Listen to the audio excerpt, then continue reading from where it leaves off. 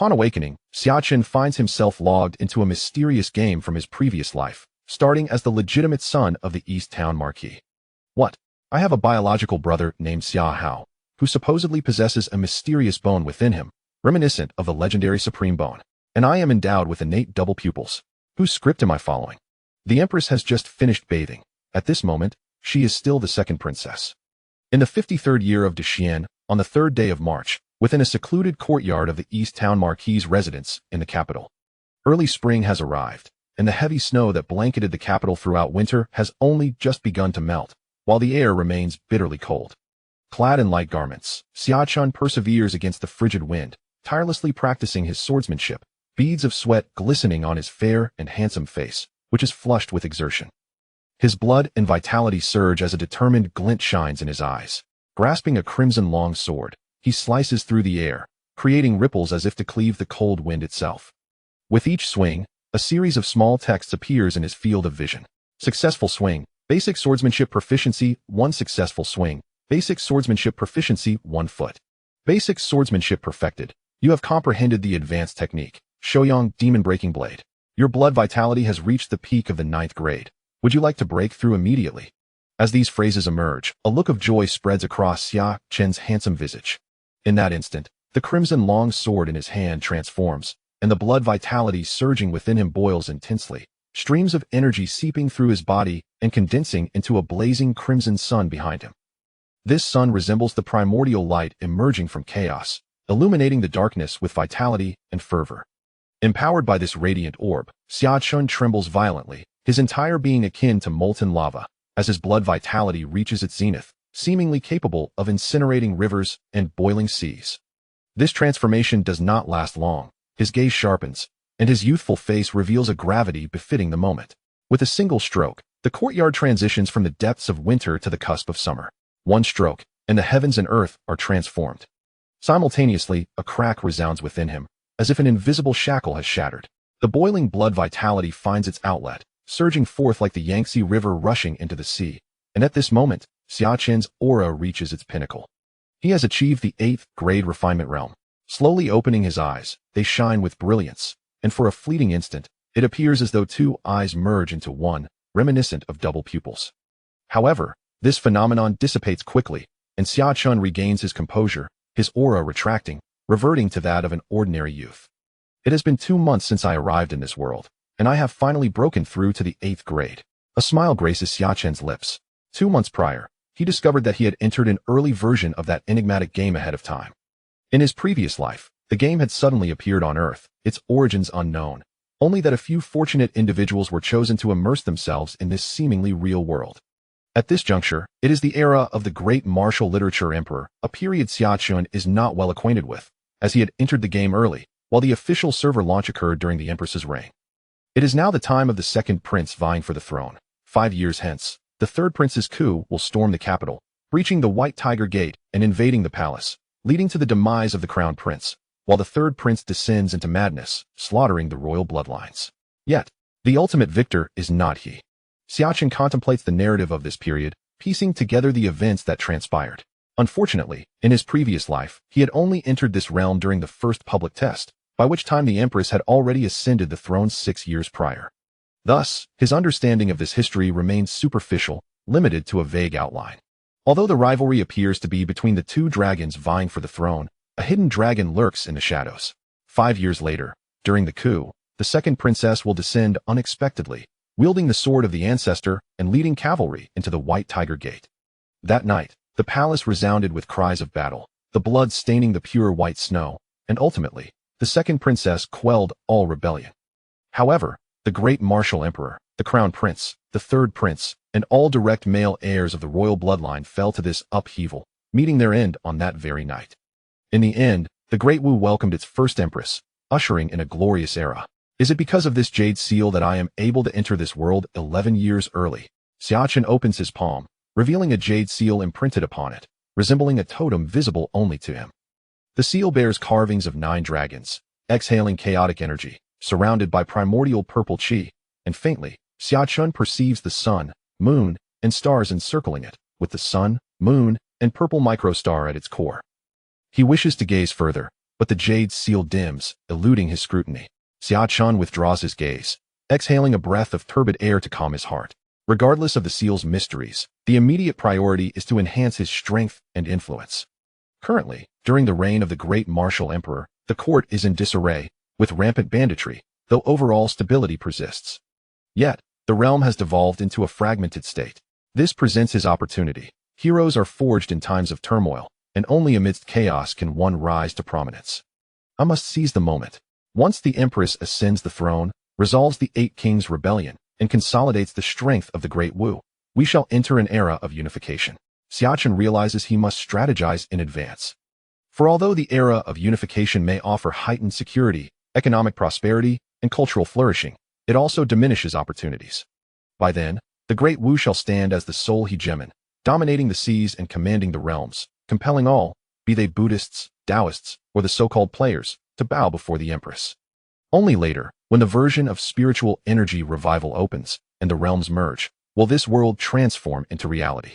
The ceiling of martial power shall rise, the Empress shall vanish, the Great Wu will fragment, and the celestial dynasty's contention version shall commence, heralding new opportunities. As Xia Chen ponders, he fills a basin with water and, grasping a towel, begins to wipe the sweat-drenched body. In this life, his starting circumstances are quite favorable, being born into the East Town Marquis' residence. The Great Wu has flourished for 800 years. 637 years ago, the Spirit Emperor favored eunuchs and relied heavily on external relatives, leading to the outbreak of the feudal lord's rebellion and the fall of the capital.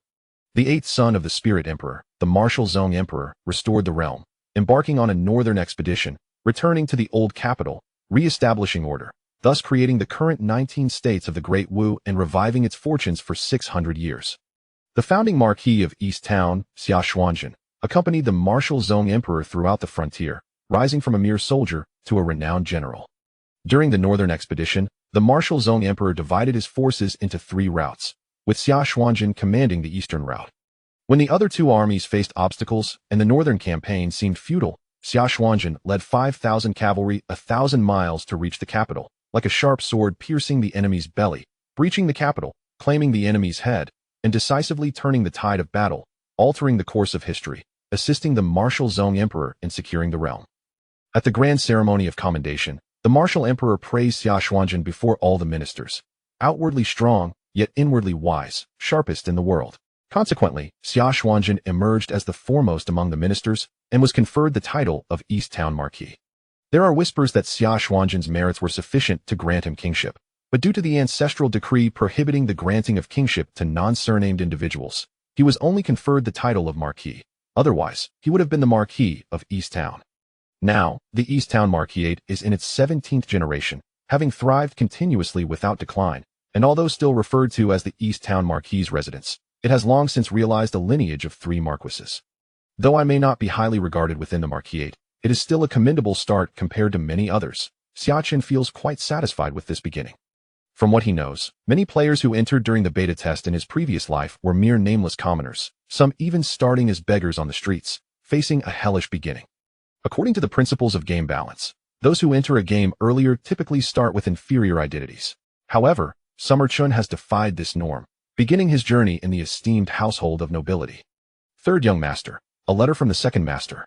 At that moment, a hurried figure rushed in, a young servant clad in blue, panting heavily, his cheeks flushed, uncertain whether it was from the biting cold or the fatigue of his brisk run. Chapter 2. The Princess in the Small Courtyard. The grand locust tree unfurled its tender buds, basking in the radiance of spring, emanating vitality and brilliance. Master, there is a letter from the second master for you. Xia Chen's face bore a hint of delight. At long last, the second master had remembered his son. If memory serves, the last correspondence had arrived 3 years prior. Xia Chen received the letter from Xia Chen's hands with an air of calm, devoid of joy or sorrow. He merely expressed mild astonishment. Has something occurred in the outside world? For 3 years, there had been no letters exchanged. This sudden communication led Xia Chen to suspect that matters were far from simple. Indeed, the young master is perceptive, Xia Chen exclaimed with fervor. There is great news. The second master has vanquished a third-grade unparalleled demon in the eastern wilderness, reportedly a sovereign of the eastern mountain range. Following this victory, the host of demons has retreated 100 miles, and the calamity in the eastern wilderness has been eradicated, significantly enhancing the prestige of our martial kingdom. Summer Qian, still youthful at just 16, 1 year younger than Summer Chun, was brimming with excitement, as if he himself had struck down the formidable demon. It was widely believed that within a year or two, the Eastern Wilderness might be fully pacified, allowing the second master and second madam to return home. The anticipation coursed through young Summer Qian. After 14 long years, the young master would finally reunite with his family. However, upon hearing this news, Summer Qian's gaze remained devoid of elation. He had inherited all the memories of the previous Summer Qian, which was unlike the mere recollections of a game login. He felt as if he were intrinsically connected to the essence of Summer Qian, as if he had been born anew just 2 months prior with the awakening of his past life's memories. In his mind, the words spoken by the young servant Summer Qian conjured the image of the second master, Duke Xia Yuan, Summer Qian's biological father. In the recesses of Summer Qian's childhood memories, he recalled how, prior to the age of 3, his father, Xia Yuan, had showered him with affection and care. However, after the martial examination revealed him to be a waste, Xia Yuan fell into a profound silence, yet his gaze remained resolute. Though my son is a waste, as my firstborn, I shall seek great fortune to alter his fate. The day after uttering this vow, the Eastern Wilderness was beset by a surge of demonic crises, and Xia Yuan was appointed as the commander of demon suppression, leading an army of 100,000 into the Eastern realm. Summer Qian's mother, Su Xiaoxue, a formidable sorceress, accompanied him on the campaign. Young Summer Qian, though unaware of the gravity of the situation, yearned to follow his parents into the Eastern Wilderness. Yet, he was met with stern refusals, as they deemed the region too perilous. Thus, at the tender age of 3, he was left alone in the Duke's residence. And that departure marked a span of 14 years. In the first 3 months, letters frequently arrived at the residence of the Duke of Eastern Town, bringing with them the blood of demon beasts to aid in Summer Qian's physical refinement. However, after 5 months, the correspondence dwindled. The young Summer Qian assumed that it was due to the chaos wrought by the great demons in the Eastern Wilderness, where the battlefield was ever shifting, consuming time and energy, leaving little room for letters. A year later, it was through the lips of a servant from the Duke of Eastern Town that Summer Qian learned of the impending addition to the direct bloodline of the family. Upon inquiry, he discovered that he had a younger brother. Su Xiaoxue, having accompanied Xia Yuan into battle, had conceived once more within the first month of their expedition. After the arrival of his younger brother, correspondence from the Eastern Wilderness dwindled from once a month to merely twice a year, and after turning 6, it reduced to a solitary letter. Moreover, the deliveries of medicinal essences ceased entirely. Xia Chen steadfastly believed that the battlefield in the Eastern Wilderness was perilous, teeming with formidable beasts, and that his father, as a commanding general, could not spare any thought for him. It was only later that he learned from the lips of a servant from the Marquis' residence that his brother, born amidst the turmoil of the Eastern Wilderness and raised alongside their parents, had been identified as possessing an extraordinary constitution, hailed as a prodigy of unparalleled talent. It then dawned on Xia Chen that he had been cast aside. Now, Xia Chen had grown accustomed to a life of unrestrained freedom, even if he remained somewhat inconspicuous within the Marquis' household. Unlike the melodramatic narratives found in television dramas, where treacherous servants would belittle their masters, his experience was far more benign. His uncle and aunt treated him with great kindness, regarding him as their own son. However, with the return of his parents and the introduction of his yet unseen brother, Xia Hao, blessed with extraordinary talent and a unique bone within him, would his life still retain its current sense of liberty? Especially since Xia Chen was aware that this bone was the fabled supreme bone. Though not as remarkable as his innate double pupils, it was destined to radiate brilliance in the future revival of spiritual energy. After 14 years apart, even the household servants were privy to information regarding the Eastern Wilderness before he was, rendering Xia Chen, despite their blood ties, akin to a stranger. You may leave now, and please inform the kitchen to double the portion for lunch today. Xia Chen smiled and nodded at Xia Qian, the young boy who had been with him since the age of 4, sharing 12 years of seasons together. Xia Qian, albeit a branch of the family, was still a relative, having descended from a lineage that diverged over 2 centuries ago, resulting in a somewhat diluted bloodline. Nevertheless, he retained the Xia surname, which allowed him to be nurtured within the Marquis' residence and accompany the direct heir, Xia Chen. Nodding in understanding, Xia Qian was aware that his master had been diligently studying and training in martial arts, leading to a significant increase in his appetite. Yet, he was still taken aback at the prospect of doubling the portions. Would that not mean one person consuming over 20 servings? As Xia Chen departed, Xia Chen slowly lowered his gaze to the letter in his hand, aged and marked with a Qilin pattern. After a moment of silence, he drew his crimson blade and lightly grazed it across his fingertip, allowing a drop of warm, crimson blood to fall. Instantly, the Qilin pattern on the envelope seemed to respond, erupting in radiant light, accompanied by the faint echo of a Qilin's roar. This phenomenon lasted but a breath or two before the brilliance receded, restoring tranquility. Xia Chen recognized this as the handiwork of his mother, Su Xiaoxue. Though the revival of spiritual energy had not yet commenced, martial prowess was already present. A single warrior could contend with 100,000 troops, and one sword could cleave through mighty rivers. Yet, those who reached such levels were exceedingly rare in the world. The majority, despite their strength, still dwelled within the realm of ordinary mortals, with a rudimentary classification system dividing them into warriors and sorcerers. In his previous life, Xia Chen merely regarded this realm as an enigmatic and intriguing game, simplistically categorizing its inhabitants into warriors and mages. However, beyond these classifications, there existed demons. And Su Xiaoxue was a formidable sorceress. This letter was exclusively intended for Xia Chen, requiring his blood to unlock its contents, a spell designed to prevent outsiders from intercepting or prying into its secrets, a form of magic beyond the grasp of mere brutish warriors. Upon opening the envelope, Xia Chen found fine rice paper, exquisitely soft to the touch, yet it bore only a few terse words. Your father anticipates your return within 6 months to 2 years. Furthermore, the Emperor has arranged a marriage for you with the second princess. As my son, you are to conduct yourself with utmost propriety and uphold the dignity of our noble house. The brevity of the message struck Xia Chen deeply. The initial part of the letter did not surprise him. The grand victory in the eastern wilderness had altered the balance of power. All beings, whether warriors, sorcerers, or demons, were ranked within the 9 tiers of prowess. A third-tier demon was a rarity, and slaying such a formidable creature signified that the prolonged conflict in the eastern wilderness, which had lasted 14 years, was finally drawing to a close. Moreover, Xia Chen had just informed him of this development. What truly constricted Xia Chen's pupils was the latter part of the letter. He was to marry the second princess, or perhaps the future empress herself. In the courtyard, a spring breeze carried a hint of chill, leaving Xia Chen's heart restless. The empress represented the most potent force within the great unification narrative, a figure who commanded respect across the realms, compelling all to submit and consolidating the world's fortunes to establish a legacy enduring through the ages. With the power of the great unification, she erected temples and, with grand ambition, made solemn vows to the heavens, transforming the great martial dynasty into a dynasty of fortune, where destiny reigned supreme within its borders. In this order, only subjects of the great martial dynasty thrived, while outsiders faced sluggish cultivation. Those holding positions of power within the dynasty could harness varying degrees of royal fortune to expedite their training. Exceptional talents from across the world were ensnared in this web of fate. This state of affairs persisted until the phase of spiritual energy revival and celestial integration.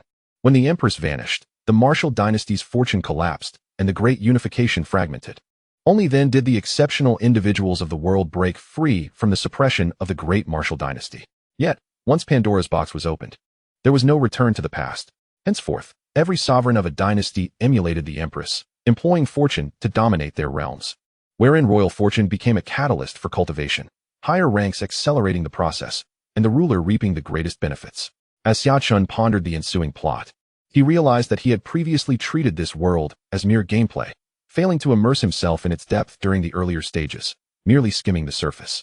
However, with the advent of the celestial integration version, this world transformed into the primary reality, and everything became palpable. Players no longer possessed immortality. It dawned upon him that he had never heard of the Empress having a fiancé. Shaking his head, Xia Chen endeavored to recall the intricate narrative, attempting to deduce the current predicament through the unfolding events. Yet regrettably, by the time he entered this world, it was already the early stages of the great unification version, and no one knew what the Empress, during the era of the literary emperor, had endured while still in her second royal daughter's guise. During the era of unification, the Zhendong Marquis continued to shine brilliantly, radiating resplendent light. Exceptional individuals emerged in droves. My younger brother, Xia Hao, possessed the legendary Supreme Bone, showcasing extraordinary talent. During the reign of the Empress, he became a pillar of the empire, serving as the sharpest spear in the expansion of the Great Wu, achieving remarkable military feats. The Empress, with her grand vision, broke with tradition and conferred upon my brother the title of King of Zhendong.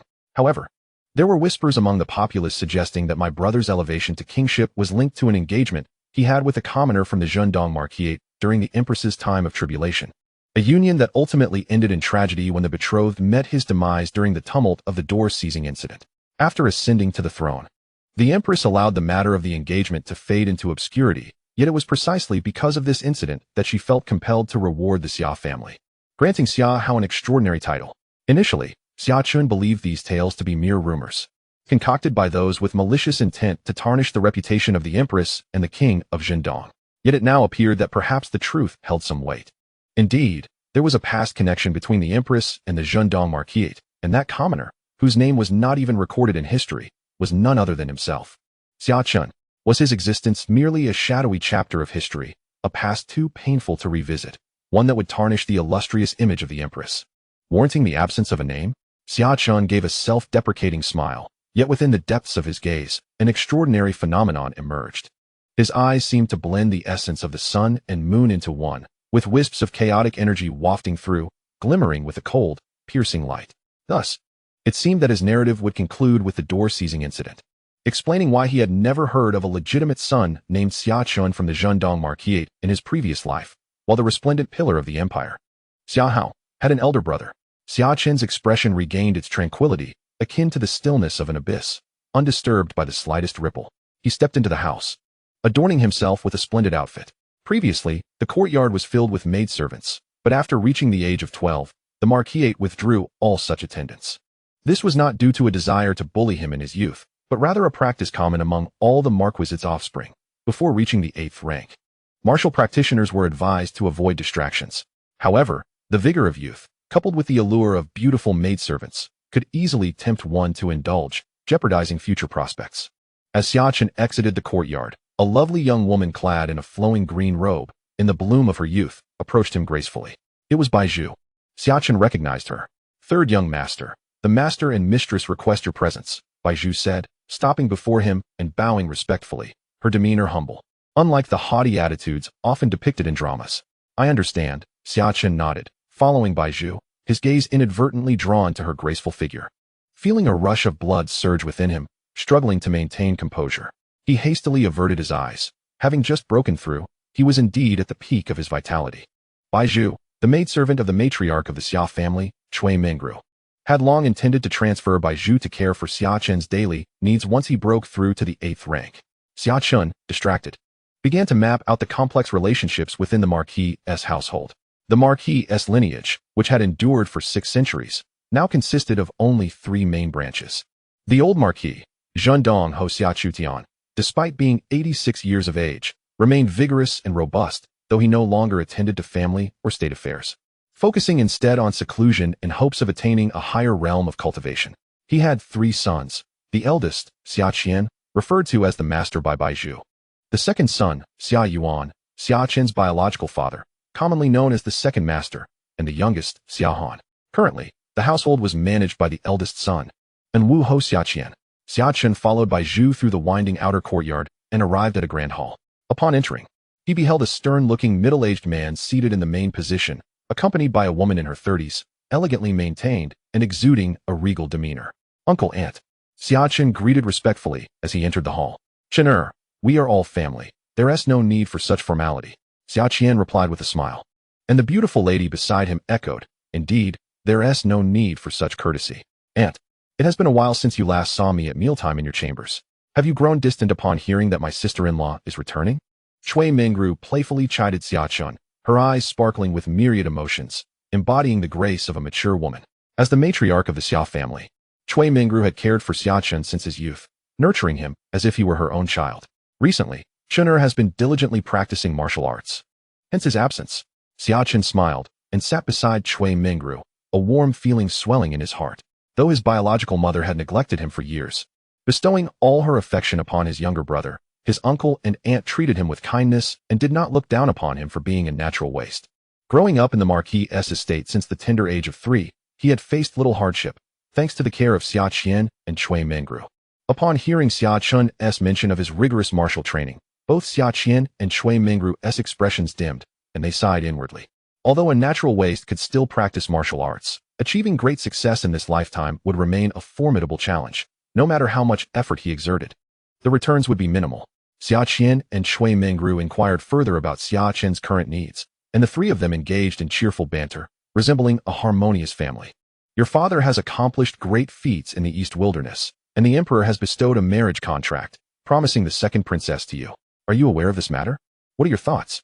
After the pleasantries, Xia Chen broached the main topic. I have just learned of this. Xia Chen nodded, his expression turning serious. Is there any room for negotiation on this matter? He was reluctant to marry a princess. For outsiders, such a union would be a significant honor. Yet for both the Marquis's household and Xia Chen himself, it would merely be a gilding of the lily, potentially confining him. Especially since she was destined to become the future empress. Marrying her posed an even greater peril. Who could say how he had perished in his past life? Chapter 4. The Imperial Edict. The illustrious House of Hou has endured for 6 centuries. Thanks to the continuous emergence of exceptional talents and formidable generals capable of commanding vast armies.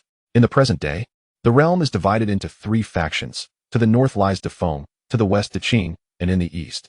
The great demons roam freely across the unending mountains, while the south is plagued by the thriving southern barbarians and their sorcery. The world is far from tranquil. With such external threats looming, the House of Hou finds itself in a position where it need not constantly curry favor with the emperor for imperial grace. On the contrary, it is the royal family that frequently seeks to cultivate ties with the House of Hou, bestowing rewards during festivals and occasions. The recent engagement of a royal daughter serves as the most evident signal of this relationship. Yet, Xia Chen has never been one to dwell in the shadows of others. Should he truly forge a matrimonial bond with the future empress, the upheaval of the door 5 years hence would render him somewhat constrained. Do you not wish to wed the princess? Cui Mingru inquired softly, her gaze shimmering with maturity and grace. I do not, Xia Chen replied with unwavering resolve, exhibiting no trace of hesitation. At this juncture, there is no turning back. The imperial edict has likely already departed from the palace gates, and will soon reach the House of Hou. Xia Chen sighed and shook his head. This matter had long since been deliberated and settled, and today was merely the announcement of the outcome. Xia Chen remained silent, fully aware that many decisions had already been made, and given his current standing, he had no right to participate in the discussions. It was absurd and laughable that he, one of the central figures in this marriage, would only learn of it after all was said and done. Originally, this union was not intended for him. The emperor had favored his younger brother, Xia Hao. However, upon the envoy's arrival in the eastern wilderness, Xia Hao had politely declined, leading to the shift in the primary participant of this union to himself. Observing Xia Chen's silence, Cui Mingru pondered briefly before revealing the rivalry underlying this matrimonial arrangement. Xia Chen inquired further and learned that the engagement was initially meant for his brother, Xia Hao. Their parents had decisively refused, citing that Xia Hao was still too young and should focus on martial studies and military strategy, rather than becoming distracted by matters of marriage. They subsequently submitted a petition, articulating that Xia Chen, as the legitimate eldest son and of an age similar to that of the second princess, was the more suitable candidate. Upon receiving this correspondence, Emperor Wen remained silent for 3 days before today, when the decree finally emerged from the palace, granting approval for this betrothal as requested by Xia Yuan. Cui Mingru observed Xia Chen's calm demeanor with a twinge of sympathy. For an ordinary individual, becoming a prince consort would be akin to ascending to great heights. However, for those of their esteemed lineage, it represented a form of constraint. 6 centuries prior, the Ling Emperor had favored eunuchs and relied heavily on the power of the imperial relatives, resulting in chaos among the lords and nearly leading to the downfall of the dynasty. Had it not been for the resurgence of Emperor Wuzong, the realm would have long since changed its surname. After securing the throne, Emperor Wuzong reflected on past lessons and decreed that henceforth, imperial relatives should not interfere in governance or hold significant positions. Although he did not entirely eradicate their influence, the power of the imperial relatives was greatly diminished. A century ago, Emperor Suzong began to reinstate the imperial relatives in a bid to balance the political landscape. Today, while the circumstances facing the imperial relatives have improved significantly compared to the past, they remain bound by numerous restrictions. The title of duke is indeed a form of external kinship. This is precisely why, when faced with the emperor's decree to betroth the princess to his younger son, Xia Yuan would rather offend the emperor than consent to this union. Marrying the princess would spell a bleak future. Xia Chen's eyes reflected a certain melancholy. His nephew was already burdened with a troubled fate. However, the emperor's will was insurmountable, and a marriage alliance was imperative. Since Xia Yuan and his wife were unwilling to see their younger son take on this role, it fell upon the elder son to assume the responsibility.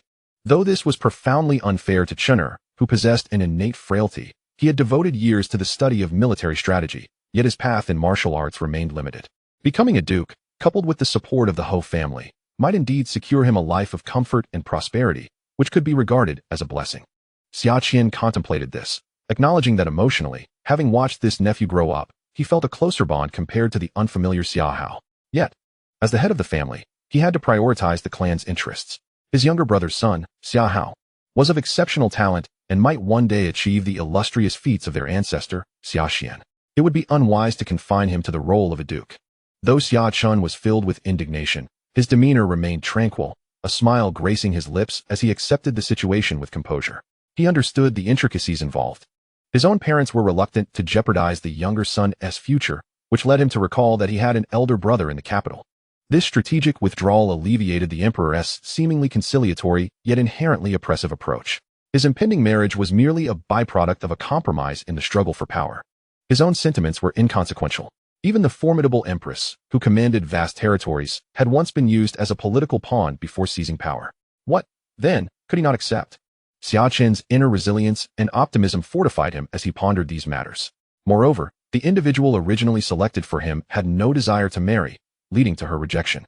It was no wonder that this chapter of history during the reign of Emperor Wen was shrouded in secrecy. The inability to control one's own destiny was indeed disheartening. As Xia Chen ruminated, he sighed internally, unsure if his final thoughts were directed at the Empress or himself. At that moment, his resolve to seize power solidified further. In the front hall, Green Pearl entered with a sense of urgency, yet she maintained her grace and composure. Master, Madam, visitors from the palace have arrived. Led personally by eunuch Yi, and they come with great pomp. Xia Chen and Chui Mengru exchanged knowing glances, aware of the purpose of this visit. Chenner, come with us to welcome the emissaries. Xia Chen rose silently, following behind them to meet his fate. Outside the gates of the Hou residence, Xia Chen encountered the esteemed eunuch Yi, described by Green Pearl. Yi, with his silver hair, possessed the countenance of youthful vitality and a rosy complexion. Though a eunuch, he exuded an aura that commanded respect, leaving no room for underestimation. Known as Yi Wuzhing, he had served 3 generations of emperors and had navigated the perilous shifts of power with remarkable poise. Even during the reign of the Empress, he remained a steadfast guardian of the imperial palace, his strength immeasurable, for the royal lineage and the loyal servants of the emperor. The thought spontaneously flashed through Xia Chen's mind.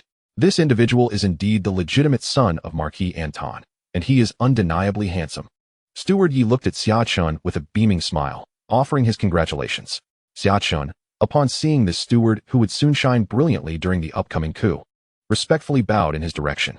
This surprised Steward Yi momentarily, but he quickly regained his composure and nodded back at Xia Chen, forming a favorable first impression of the young man. Although Xia Chen is the protagonist, many subsequent events do not significantly involve him. He merely needs to make an appearance. After welcoming Steward Yi into the Marquis, followed by bathing and changing clothes, Steward Yi proclaimed the imperial edict. Xia Chen received the edict, and thus the marriage was officially confirmed. The entire procedure left Xia Chen feeling dazed, as the formalities required by the sacred edict were numerous and intricate. Generally, what is referred to as an imperial edict is mostly conveyed through spoken words and concise meanings, devoid of such cumbersome rituals. However, this occasion involved the betrothal of a princess, which naturally required a grand display from both the Marquis and the palace to signify the importance attributed to both parties. The entire process consumed the afternoon, and as Xia Chen held the scroll adorned with dragon patterns, crafted from an unknown material, he felt as though he were ensnared in a dream. He truly had become the fiancé of the Empress. Yet could he survive the coup and successfully ascend to the role of emperor consort? During the coup, Xia Chen had perished on the spot. Was that truly mere coincidence? Contemplating these thoughts, he gazed at his uncle and aunt walking ahead. No longer hesitating, he quickened his pace to join them. Uncle, I have broken through to the 8th rank of body refinement. I wish to seek a position to serve the nation, Xia Chen declared emphatically, taking a deep breath. Chapter 5. The Sword That Breaks Demons. Within the Marquis, the cobblestone path wound sinuously, resembling a flowing ribbon weaving through a sea of blooming flowers. Spring had barely arrived, yet some notable blossoms could no longer contain their splendor, competing for beauty. A gentle breeze swept by, dispersing a rich and intoxicating fragrance that was truly refreshing. Xia Chen and Chui Menglu abruptly halted, turning to look at Xia Chen, their astonishment evident in their voices. You have broken through to the 8th rank? If it were anyone else, they would hardly raise an eyebrow at such a breakthrough. The 8th rank, while commendable, especially given that Xia Chen was merely 17, could be regarded as prodigious in the outside world. Yet, within the Marquis, where countless talents thrived, and aside from a few exceptional science, even among the collateral branches, several remarkable young talents had emerged. The 8th rank, therefore, was not particularly astounding. However, the fact that Xia Chen had achieved this breakthrough was indeed remarkable, particularly for Xia Chen and his wife, who were well aware of Xia Chen's innate talents. Over the years, despite Xia Chen's biological parents failing to send rare herbs and treasures from the eastern wasteland, Xia Chen had provided him with many valuable resources to refine his flesh and enhance his physique. Yet, even with the extensive resources of the Marquis, it had only enabled Xia Chen to progress from being unranked to the 9th rank of body refinement. This left Xia Chen reflecting on the adage regarding the limitations of martial potential. Now, has Xia Chen truly ascended to the 8th tier? Recently, he has felt a stirring within his heart, and during his practice, a moment of enlightenment struck him, allowing him to glean insights from the foundational sword techniques, leading to an unnoticeable breakthrough in his realm. Xia Chen spoke truthfully, albeit omitting certain critical details. At this juncture, there is no need for excessive concealment or modesty. He must swiftly acquire the resources of the Marquis to rise to prominence. Demonstrate it for me. Upon hearing this, Xia Chen's expression turned solemn, filled with a mix of doubt and intrigue. Achieving enlightenment through basic sword techniques? The foundational sword techniques of their Marquis are far from ordinary. They have been honed over 6 centuries, drawing inspiration from the royal family's most formidable 9th-tier sword techniques, ultimately resulting in this style. Perfectly suited for the 9th-tier body refinement realm, it is deemed most effective for tempering the physique, hence its designation as foundational sword techniques. This foundational sword technique has reached a point of no further improvement, and even he, in his youth, had learned this very technique. Yet now, Xia Chen claims to have discerned new elements within it. In his younger days, Xia Chen, too, was ambitious, eager to contribute to his family by enhancing this technique. But even at his current level, he has not attempted any modifications. Not only he, but Xia Chen's biological father, Xia Yuan, and even their father, the true master of the Marquis, Duke Xia Chutian, have not succeeded in this endeavor. Retrieve the sword. Xia Chen instructed his attendant. Use mine. Without hesitation, Xia Chen drew a long, pitch-black blade emanating a chilling radiance from his side. At the moment this blade was unsheathed, Xia Chen felt as though he witnessed a dark serpent leaping from the abyss, its cold scales seemingly capable of consuming one's very soul. This vision flashed by, and the long, dark blade soon returned to calm. Xia Chen understood that the previous scene was no mere illusion. This was a divine weapon, born from the essence of a 3rd-tier great demon, with the soul of a formidable beast sealed within its blade. It is one of the treasures of the Marquis. Xia Chen gripped the long blade with both hands, yet even then, he felt a weighty heaviness. This dark blade, though it had subdued its extraordinary aura, remained extraordinarily heavy. Had he still only been at the 9th-tier realm, he would have struggled merely to lift it, let alone wield it effectively. This long blade itself serves as a trial, testing his level of mastery. Seeing Xia Chen stabilize himself with the long blade, Xia Chen nodded in approval. This young man has indeed broken through to the 8th tier. With this thought, Xia Chen felt a surge of anticipation regarding Xia Chen's moment of enlightenment. With the dark blade firmly in hand, Xia Chen's eyes ignited with fervent brilliance. His very flesh and blood seemed to boil with intensity, and strands of vital energy coursed through his being, as a radiant orb of sunlight manifested behind him. The energy in the sky began to shift ever so slightly. At that moment, a radiant light blossomed in Cui Mengru's eyes. Born into the prestigious Cui family, she was attuned to the mystical arts and possessed a profound sensitivity to the energies of the universe. An intense yang energy was absorbed by Xia Chen and ultimately infused into the obsidian long blade resting in his palm, the Shouyang demon-slaying blade. With a thunderous roar, Xia Chen stood in the garden, facing an imaginary army of thousands and countless demons, his back turned to the onlookers, brandishing his sword toward the abyss. His aura had reached its zenith. His entire being was ablaze with vitality, his spirit at its peak. As he struck, the heavens and the earth shifted in hue. Xia Chen observed a blazing sun flash momentarily in his palm as he caught the dazzling blade light with a single hand. Although his skin remained unbroken, he could not conceal his joy, his tranquility shattered. Have you truly refined the foundational sword technique? Though his tone was inquisitive, Xia Chen was already convinced. What he had just witnessed, though vastly different from the rudimentary sword technique, held an intrinsic similarity. It undeniably belonged to an advanced version of the basic sword technique, harnessing the sun's essence and condensing the spirit of slaughter, driving away all evil. It served both as a means of vanquishing foes and as a method for refining flesh and blood. Cui Mengru articulated the essence of the Shouyang demon-slaying blade. To her, while its primary function was indeed to defeat enemies, the more crucial aspect was its ability to commune with the cosmos, drawing upon the sun's essence to refine one's corporeal form.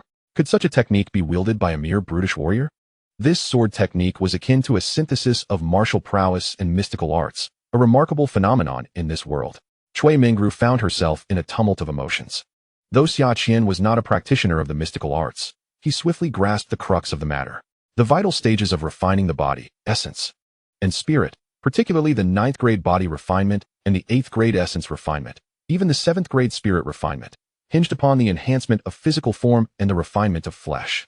While martial artists typically lack the ability to commune with cosmic energies, relying instead on arduous labor or the consumption of rare materials. This sword technique allowed for an active communion with celestial energies, facilitating the refinement of the body. It could significantly accelerate the cultivation process from the 9th to the 7th grade. Xia Chen quickly recognized the invaluable nature of this sword technique. Keep your understanding of this technique confidential, and do not disseminate it, he said solemnly, glancing at the trusted retainers and maidservants behind him. Fortunately, he could rely on these individuals, or else there would have been further bloodshed today. This sword technique is worthy of being dedicated to the family. It is entirely at uncle's discretion. Xia Chen did not hesitate. Revealing this technique was intended to secure resources for his advancement. Moreover, the family had invested considerably in him over the years, and even if he were to gift it to them, he would have no objections. Very well, Chinner. Your refinement of the sword technique is a significant contribution to the family. I shall report your merits to the Merit Tower and inform the clan elders. Additionally, you may visit the Techniques Pavilion to select another technique. Furthermore, you mentioned your desire to seek employment outside. I shall assist you in planning this endeavor. Xia Chen declared with resolute authority. The family's enduring prosperity over 6 centuries was due in no small part to its well-established meritocratic system, ensuring that no individual who made substantial contributions to the family would be overlooked. Chapter 6. Who says a woman cannot ascend to sovereignty? Statement. The Empress maintains her integrity and possesses lofty aspirations, being a connoisseur of beauty. Both her spirit and body remain pure, devoid of any male favorites, and she shall not entertain such companionship in the future. Within the Marquisate, blossoms flourished vibrantly, and Xia Chen revealed a radiant smile. He cared little for the trivialities surrounding him. His sole desire was to venture forth into the world, for only by doing so could he forge his own legacy. Though the Marquisate was splendid, it was ultimately not his to command. It was a place to draw strength from, not to place one's entire trust. Xia Chen understood this truth profoundly. The Marquisate belonged to all, not just to him. His interests did not equate to those of the Marquisate. Yet, at present, he could leverage the resources and influence of the Marquisate to secure a more favorable official position. If a shortcut were available, why toil away from the bottom? Xia Chen was never one to suffer needlessly. Accompanying Xia Chen, he proceeded to the Merit Building to meet the clan elders, to receive accolades and inscribe the essence of the Shouyang demon-slaying blade. To the east of the palace, an imposing yet subtly understated residence stood beside the main thoroughfare. The Vermilion Gate loomed majestically, with copper nails glinting with the whispers of time, flanked by formidable stone lions. The Princess Yaoang's residence. This was the abode of the second princess, who now basked in the prime of her youth. However, well before this year, she had requested the freedom to enter and exit the palace at will. Just after the recent spring festival, she had taken it upon herself to move out of the palace, an act that was undoubtedly contrary to propriety. According to protocol, even upon reaching adulthood, a princess was expected to remain within the palace until wed to her prince consort, at which point she could transfer to her own residence. No one knew what the second princess had discussed with the emperor that led to his acquiescence. But soon enough, the courtiers learned that she had been betrothed to the son of the Marquis of Dongan. At this moment, in the reception hall of the princess's abode, 3 women and 2 men sat quietly below, yet all eyes were inevitably drawn to the dragon-patterned imperial edict casually placed beside them. Seated at the head was a woman whose skin resembled fine jade, with brows like distant mountains and eyes that sparkled like stars, exuding profound tranquility. Her delicate nose was elegantly defined, and her flowing black hair cascaded like a waterfall, appearing even more lustrous in her resplendent attire. Her beauty was exquisite and unparalleled, and simply by her presence, others, regardless of gender, seemed to pale in comparison. The imperial edict lay beside her, an emblem of her status. The second princess, titled Princess Yaoang, to Xia Chen, within the Marquisate of Zhendong, she was a figure of remarkable prominence, clearly held in high regard. How could he, a mere mortal, ever be deemed worthy of such a paragon? Below, a woman spoke out, her voice tinged with indignation, shattering the stillness. What can be done?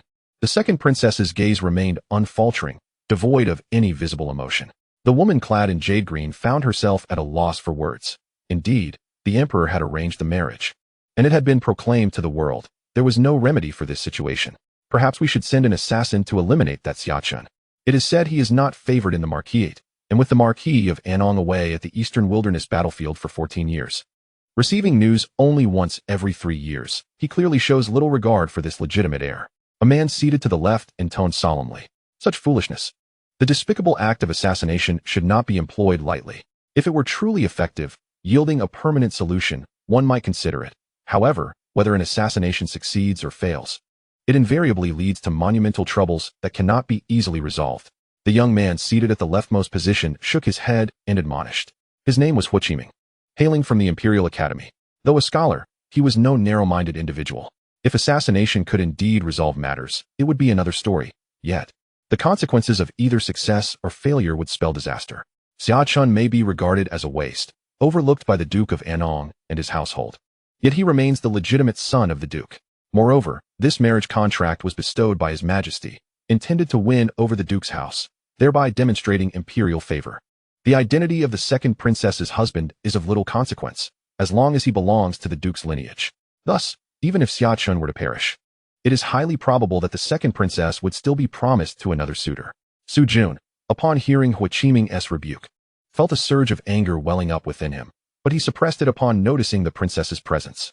Yao Guang listened intently to their exchange without interruption. Yet deep within her gaze lay a tinge of disappointment in Su Jun. Both Su Jun and Huiqiming were advisors she had recruited from the Imperial Academy this month, and it was evident that Huiqiming possessed a sharper intellect than Su Jun. Assassination is not entirely off the table, but to suggest it against the Duke's legitimate heir is quite frivolous. If all matters in this world were to be resolved through murder, how chaotic would the realm have become by now? The Duke of Jindong, while not the highest ranking in martial merit, has produced countless talents. Duke Xia Chutian has been celebrated as the military deity of the last generation. 36 years ago, during the Battle of Huaiyang between the Great Wu and the Great Feng, the conflict raged for 3 years. Ultimately, under the command of General Xia Chutian, the Great Wu's forces of 200,000 crushed the renowned General Xiao Yu of the Great Feng, storming into their territory with unrelenting momentum, halting merely 30 miles from the capital of Great Feng. Were it not for the opportunistic incursions by the Great Qing to the west and the demon hordes of the Eastern Wilderness to the east, that battle might have decimated the Great Feng entirely, or at least claimed half of its territory. This triumph catapulted the Duke of Jindong to fame across the land. Following this victory, the Duke voluntarily relinquished his military power, retreating from public life to devote himself to martial arts. This act garnered the unwavering trust of Emperor Wen, who bestowed continuous rewards upon the Duke of Jindong. The second princess understood well that the Duke's voluntary withdrawal alleviated her father's suspicions and provided an opportunity for the second generation of the Xia family to rise. The brothers Xia Chen and Xia Yuan began to shine within the military, achieving remarkable feats and emerging as leading figures among the martial offspring. 21 years prior, the eldest son of the Duke, Xia Chen, who inherited one of the 2 marquisates, distinguished himself in a battle against the southern barbarians. Following that, he emulated his father by adopting a low profile, voluntarily surrendering military command and returning to the capital to manage the Duke's household. Despite his absence from the limelight for many years, few in the world would dare to underestimate him.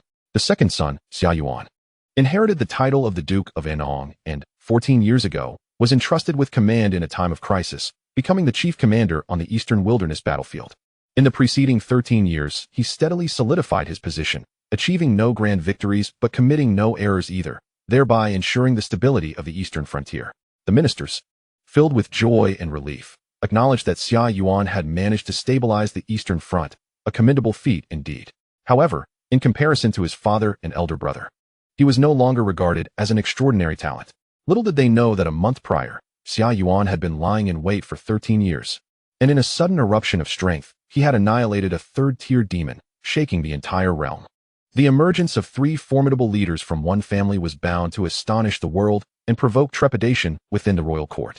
Yet, in these tumultuous times, the Great Wu dynasty was not the sole power, and it was essential to court the noble houses rather than suppress them. In light of this situation, any notion of clandestine assassination against the heir of the noble house was utterly unfeasible. Xia Chen, deemed a mere invalid, was of little concern.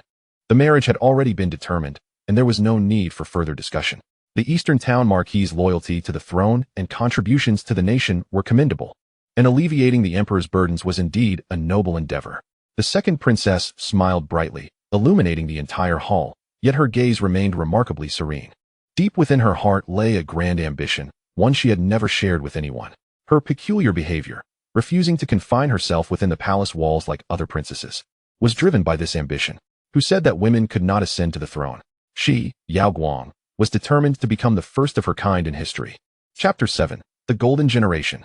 Deep within the Eastern Town Marquis estate stood an imposing 7-story ancient tower, exuding a unique aura.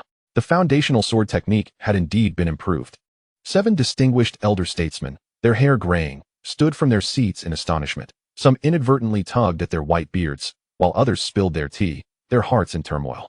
The foundational sword technique, as its name suggests, was the bedrock of martial arts, a fundamental law. A person's combat prowess and future potential were inextricably linked to this foundational law. Thus, the Marquis's foundational sword technique was a closely guarded secret, accessible only to the direct descendants of the house and exceptionally gifted disciples who had passed rigorous trials. This technique was the cornerstone of the Xia family's enduring legacy for 6 centuries. Every martial arts clan possesses its unique foundational law, all kept as closely guarded secrets to maintain a monopoly on knowledge and ensure their longevity. The Xia family's foundational law, established by their progenitor Xia Chen, had been modified by successive clan leaders and elders who believed it had reached a state of perfection, rivaling even the royal foundational techniques. Yet now, an improvement had emerged, achieved by a junior member of the family. How could they not be astonished? As they gazed at the fissure on the ground, emanating an intense aura, they recalled how Xia Chen had just demonstrated it before them. Though they feigned skepticism, their hearts had already accepted the truth. Their strong reactions stemmed from the sheer incredibility of the situation. Well, exclaimed the eldest elder, his hair flecked with gray, his voice direct and filled with laughter. Though your martial talent may be lacking, your comprehension is truly exceptional. In terms of contributions to the clan, you surpass even your father, Xia Yuan. He could not help but feel a pang of sorrow in his heart, lamenting the unfairness of fate, bestowing this child with extraordinary insight but denying him martial prowess. Otherwise, the Xia family would have produced yet another unparalleled prodigy. His name is Xia Yu, the elder brother of Xia Chutian, the Marquis of Zhendong, and the uncle of Xia Qian and Xia Yuan. In terms of lineage, he is the great-grandfather of Xia Chen. Among the 8 brothers of Xia Chutian's generation, he is the 3rd eldest. However, due to his exceptional talent and unparalleled intellect, he was chosen as the head of the Xia family, inheriting the title of Marquis. The remaining 7 brothers also held military positions in their youth. 36 years ago, the Battle of Huayang erupted between Da Wu and Da Feng, during which Xia Chutian achieved legendary status. Ultimately, he voluntarily relinquished his military power and withdrew from the army, while the other 7 brothers gradually returned their military authority to assume elder roles within the marquisate, focusing on educating the younger generation and enhancing the family's heritage. No amount of military merit can compare to your innovative methods, chimed in an elder, Xia Xian, the 5th grandfather of Xia Chen. The marquisate has enjoyed 6 centuries of glory, producing generations of talented individuals. Over 300 years ago, their ancestors were once again honored with the title of Marquis Anwu, and 173 years prior, they received the title of Marquis Anong. Thus, the Xia family boasts 3 marquises. For them, military achievements are hardly lacking.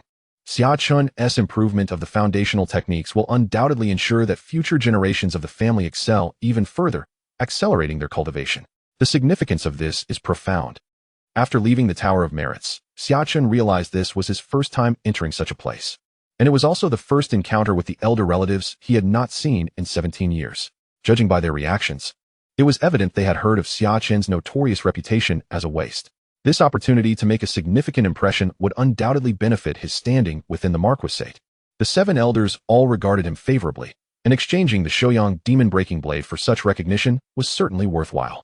Xia Chen pondered to himself.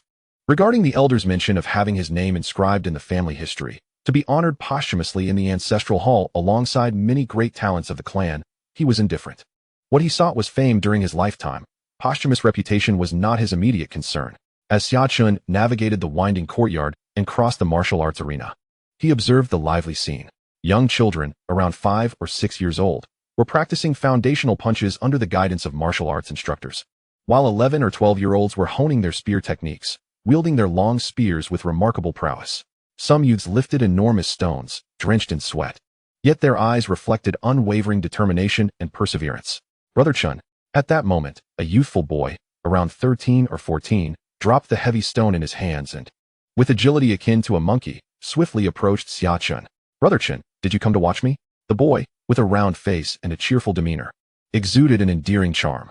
His name was Xia Wen, the son of Xia Chen's third uncle, Xia Hao. Although Xia Hao hailed from a family of military merit, he favored the literary path over the martial. He named his son Xia Wen, harboring great expectations for him to be a scholar. Yet, Xia Wen, from a young age, showed a preference for martial arts over academics, demonstrating extraordinary talent in the field of combat, while his scholarly pursuits were rather lackluster. Due to Xia Chen's own lack of aptitude in martial arts, Xia Hao took him under his wing, instilling in him the principles of reading and nurturing a righteous spirit, guiding him along the Confucian path of cultivation to cultivate virtue and articulate wisdom. Before the age of 10, Xia Chen often dined at his uncle's courtyard, where he naturally became familiar with and built good relations with his uncle's children. I came to Qinggong Building to select a martial arts technique and thought to stop by and see you, Xia Chen said with a smile.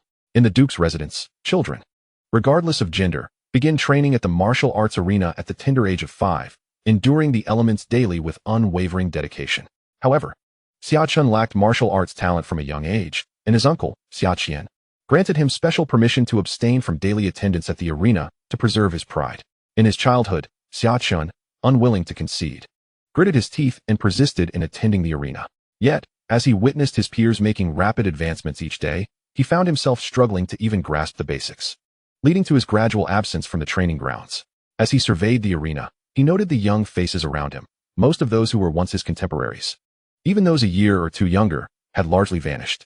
Xia Chen knew that most had already advanced to the 8th tier of the refinement realm, beginning their military training, a tradition within the Duke's household where age is secondary to cultivation level.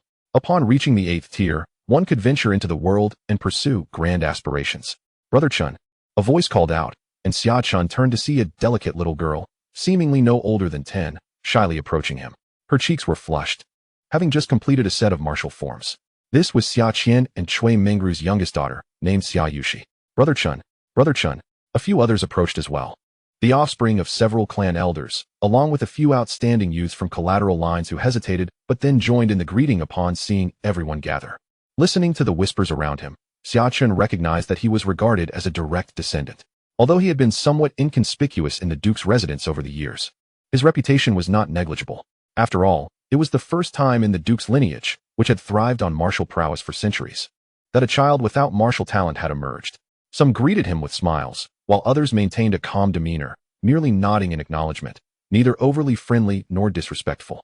Yet, no one dared to mock him. They were all still young, but most were quite mature for their age, possessing considerable emotional intelligence.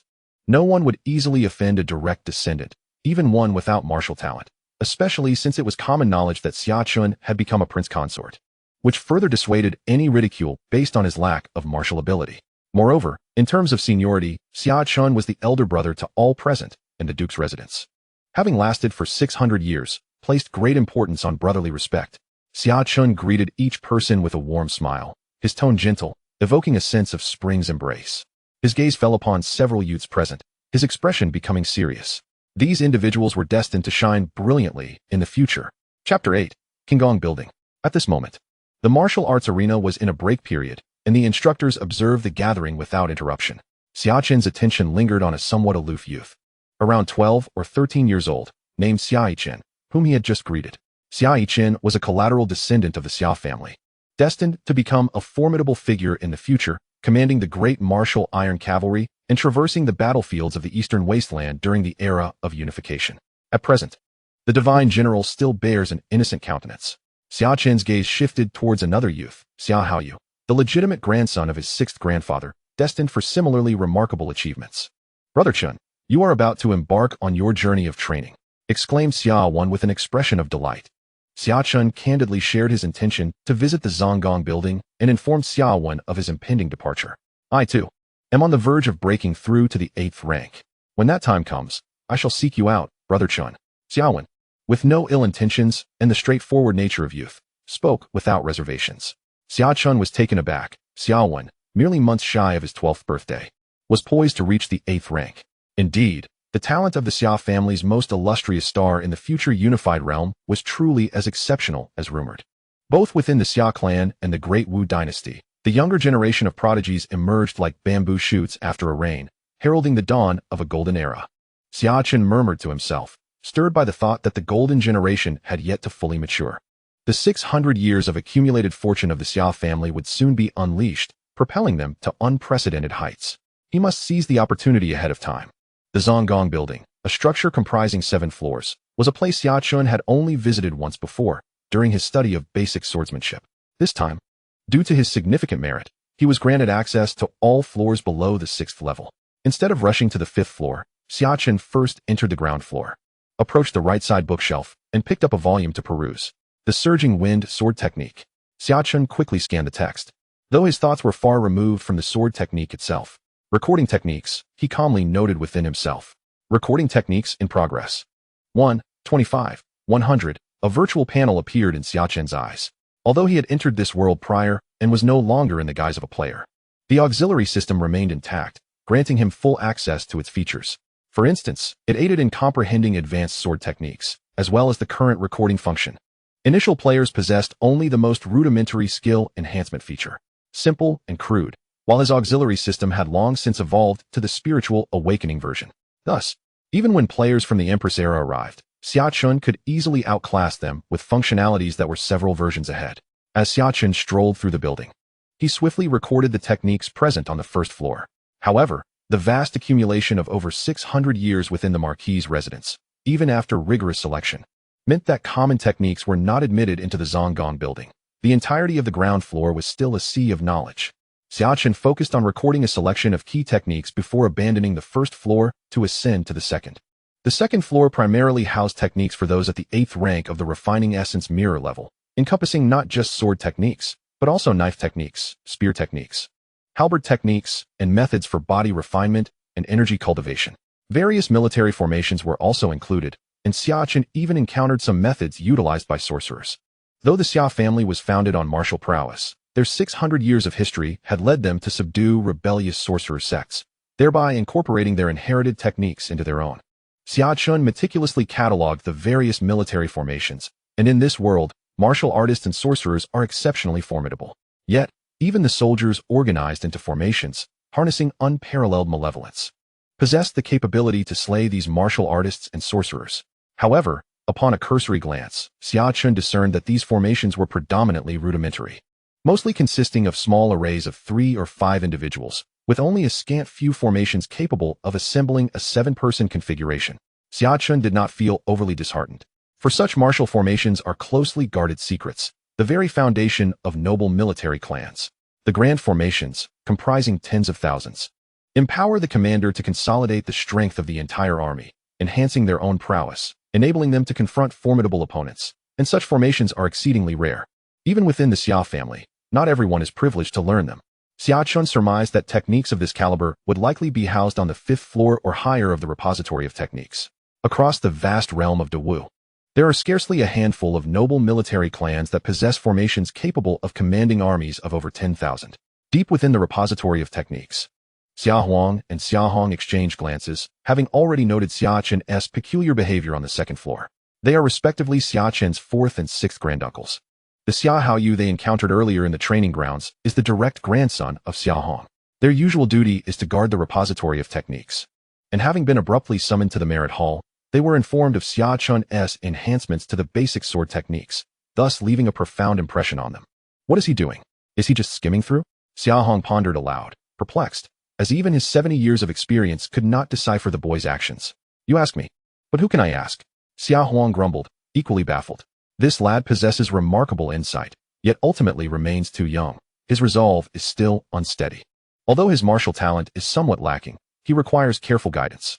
Should he develop a restless spirit due to this, it could severely limit his future achievements. Xia Hong scrutinized Xia Chen for a while longer before shaking his head, offering his critique. A martial artist must possess unwavering determination, without hesitation, advancing with the force of a landslide. Yet Xia Chen, with a wavering mind, barely perused the techniques before hastily setting them aside. Such disposition is detrimental to achieving greatness. Alas, it is a pity. No wonder Xia Yuan neglects this child, pouring all his attention into his younger son, Xia Hao. Xia Hong sighed in agreement, withdrawing his gaze. Choosing not to dwell further on the matter, Oblivious to the scrutiny of others and their subsequent evaluations of his actions, Xia Chen remained undeterred. Even if he were aware, it would not have affected him in the slightest. Externally calm, internally he was filled with elation as he beheld a series of perfect scores on the system panel. A smile inevitably gracing his lips. This time, he intended to empty the vast repository of techniques in the Marquis' estate. After gauging the passage of time, he noted that an hour had elapsed, swiftly cataloging several unique techniques on the second floor before ascending to the third. The offerings on the third floor were noticeably fewer than those on the first two, yet their quality was markedly superior. And Xia Chen even encountered some Taoist and Buddhist techniques, which were specially placed within a designated area. Xia Chen was taken aback to discover that even such profound techniques resided within the Duke's manor. As the Buddhist and Taoist schools flourished during the era of spiritual awakening, their practices were far from ordinary. Some seemingly mundane scriptures would, in that epoch, reveal the resplendent truths of martial arts. Individuals derived the Arhat breathing technique from the Arhat Sutra, while others envisioned the celestial diagram of peace from the Taiping Sutra, thus stepping into the realm of the extraordinary. Xia Chen placed great significance on the scriptures from these two schools, promptly cataloging them. Chapter 9. The Crimson Sun Body Refinement Technique. He meticulously recorded every layer, from the third to the fourth, leaving none untouched.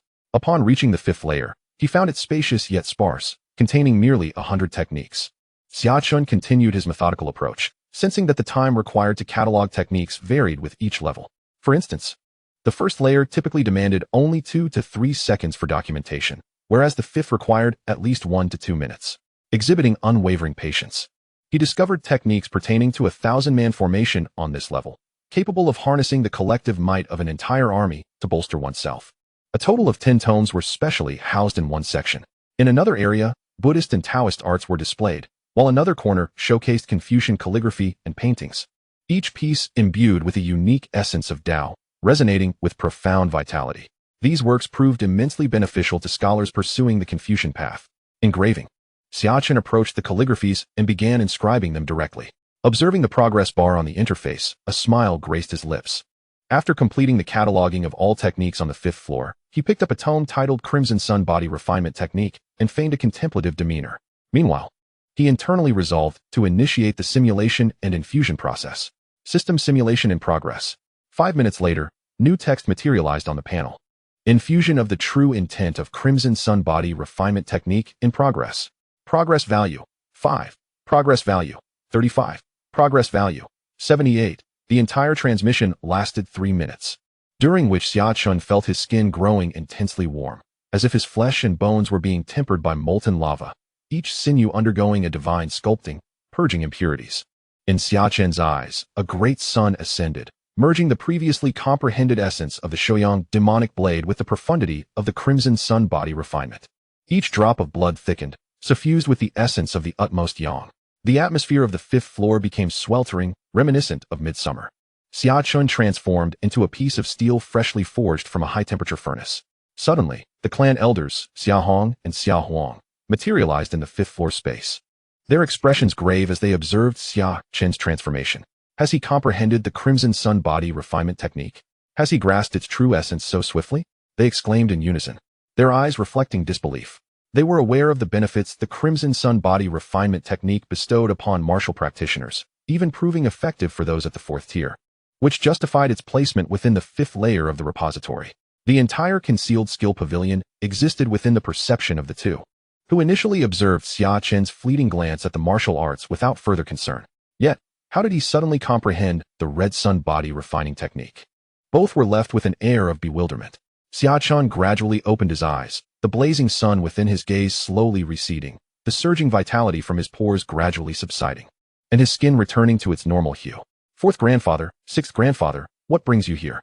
Xia Chen feigned curiosity, well aware that such a significant place as the concealed skill pavilion would undoubtedly have guardians. How did you grasp the Red Sun Body Refining Technique so quickly? Xia Hong, with an impatient demeanor, was the first to inquire. I don't know. I was just watching, and suddenly I felt something. Xia Chen scratched his head, appearing adorably foolish. His innocent expression reminiscent of an evolved version of Xia Wen. Xia Hong, taken aback, was momentarily rendered speechless. You don't know? You just felt something? Is it truly that simple? Xia Huang remained silent, stepping forward to grasp Xia Chen's hand, a surge of true energy flowing into Xia Chen's body for examination. He harbored suspicions about his grandson. However, as he traversed Xia Chen's meridians, he found no issues. Rather, he sensed that Xia Chen's physique was remarkably robust, with an exceptionally deep foundation. Although his bone structure was ordinary and ill-suited for martial arts, his innate potential was profound. Xia Huang, with a face full of questions, found the situation peculiar. With so many martial arts, why did you choose this one? Moreover, what were you doing earlier? Xia Hong voiced his confusion, as Xia Chen's previous actions were utterly perplexing. I heard that ancient sages comprehended myriad texts and synthesized the essence of countless schools to create astonishing techniques. Thus I, in my folly, wished to emulate the ancients, Xia Chen said, rubbing his hands together, a hint of embarrassment evident. As for why I chose this technique, I felt it bore similarities to the Shouyang demon-breaking blade I previously comprehended, and thus I was drawn to it. Xia Huang chuckled softly, then erupted into hearty laughter. You wish to emulate the sages? How amusing. He hadn't encountered such delightful notions in years, but quickly realized that such a brazen laugh might discourage the young boy. So he added with the sage's advice, you are still quite young and lack experience. Moreover, your current level is too low. To delve into the vast array of texts is premature for you. You should focus on a singular path. Even with outstanding talent, you may only choose a supplementary route. Spreading your studies too thin could prove detrimental to your understanding and mindset. Xia Chen nodded vigorously. Indeed, although your martial arts talent may be lacking, your comprehension is exceptional. Perhaps a remarkable achievement awaits you in the future. Xia Hong encouraged him. Yes. After conversing a while longer, Xia Chen received patient guidance on various cultivation matters from his elders before taking his leave. Watching Xia Chen's departing figure from the concealed skill pavilion, Xia Hong sighed. What a pity for this child. His understanding is nothing short of prodigious, yet he possesses a wasted physique. How unfair fate can be. Why was this child not guided along the path of Confucianism? Was it not said that he once followed the esteemed Xia Han in his youth? Why was he not allowed to continue on this journey? With such remarkable insight, if he were to embrace the teachings of Confucianism and cultivate an aura of righteousness, perhaps the Xia family could produce a great scholar. Xia Huang lamented, his heart heavy with regret, for such a promising future had been squandered. For 6 centuries, the Xia family had predominantly been composed of crude warriors, often looked down upon and suppressed by literati in the court. If Xia Chen were to become a distinguished scholar, it could herald the emergence of an intellectual lineage for the Xia family, achieving a balance of yin and yang. Xia Hong remained silent, but eventually spoke softly. It is said that years ago, the second elder brother sent a letter from the Eastern Wilderness battlefield to the third elder brother, stating that his child should practice martial arts. Even if deemed a waste of talent, he should wield a sword on the battlefield rather than a brush. Within the Kangong Tower, an extended silence prevailed. After a long while, a voice finally broke the stillness. Alas, the second elder brother, Xia Yuan, was indeed a fine man and a commendable general, endowed with exceptional intellect and talent. He never brought shame to our Marquis. Yet, in the realm of fatherhood, he fell somewhat short. Xia Huang shook his head, recalling the attitude Xia Yuan had towards Xia Chen, and sighed deeply. Chapter 10, Official Position. Upon returning to his courtyard, night had already enveloped the earth. The bright moon hung high, casting silvery beams that danced delicately upon Xia Chen's fingertips, like ethereal sprites.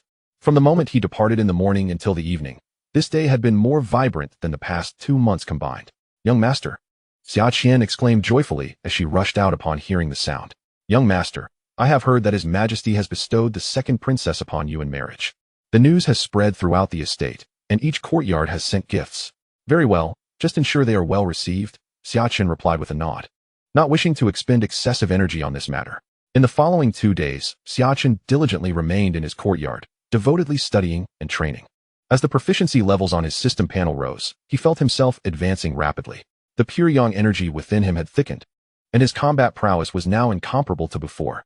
He wielded the Shouyang breaking demon blade to draw upon the extreme yang energy of the heavens and earth, specifically refining his flesh and blood. Simultaneously, he practiced the Qiyang body forging technique to cultivate his internal energy and strengthen his bones.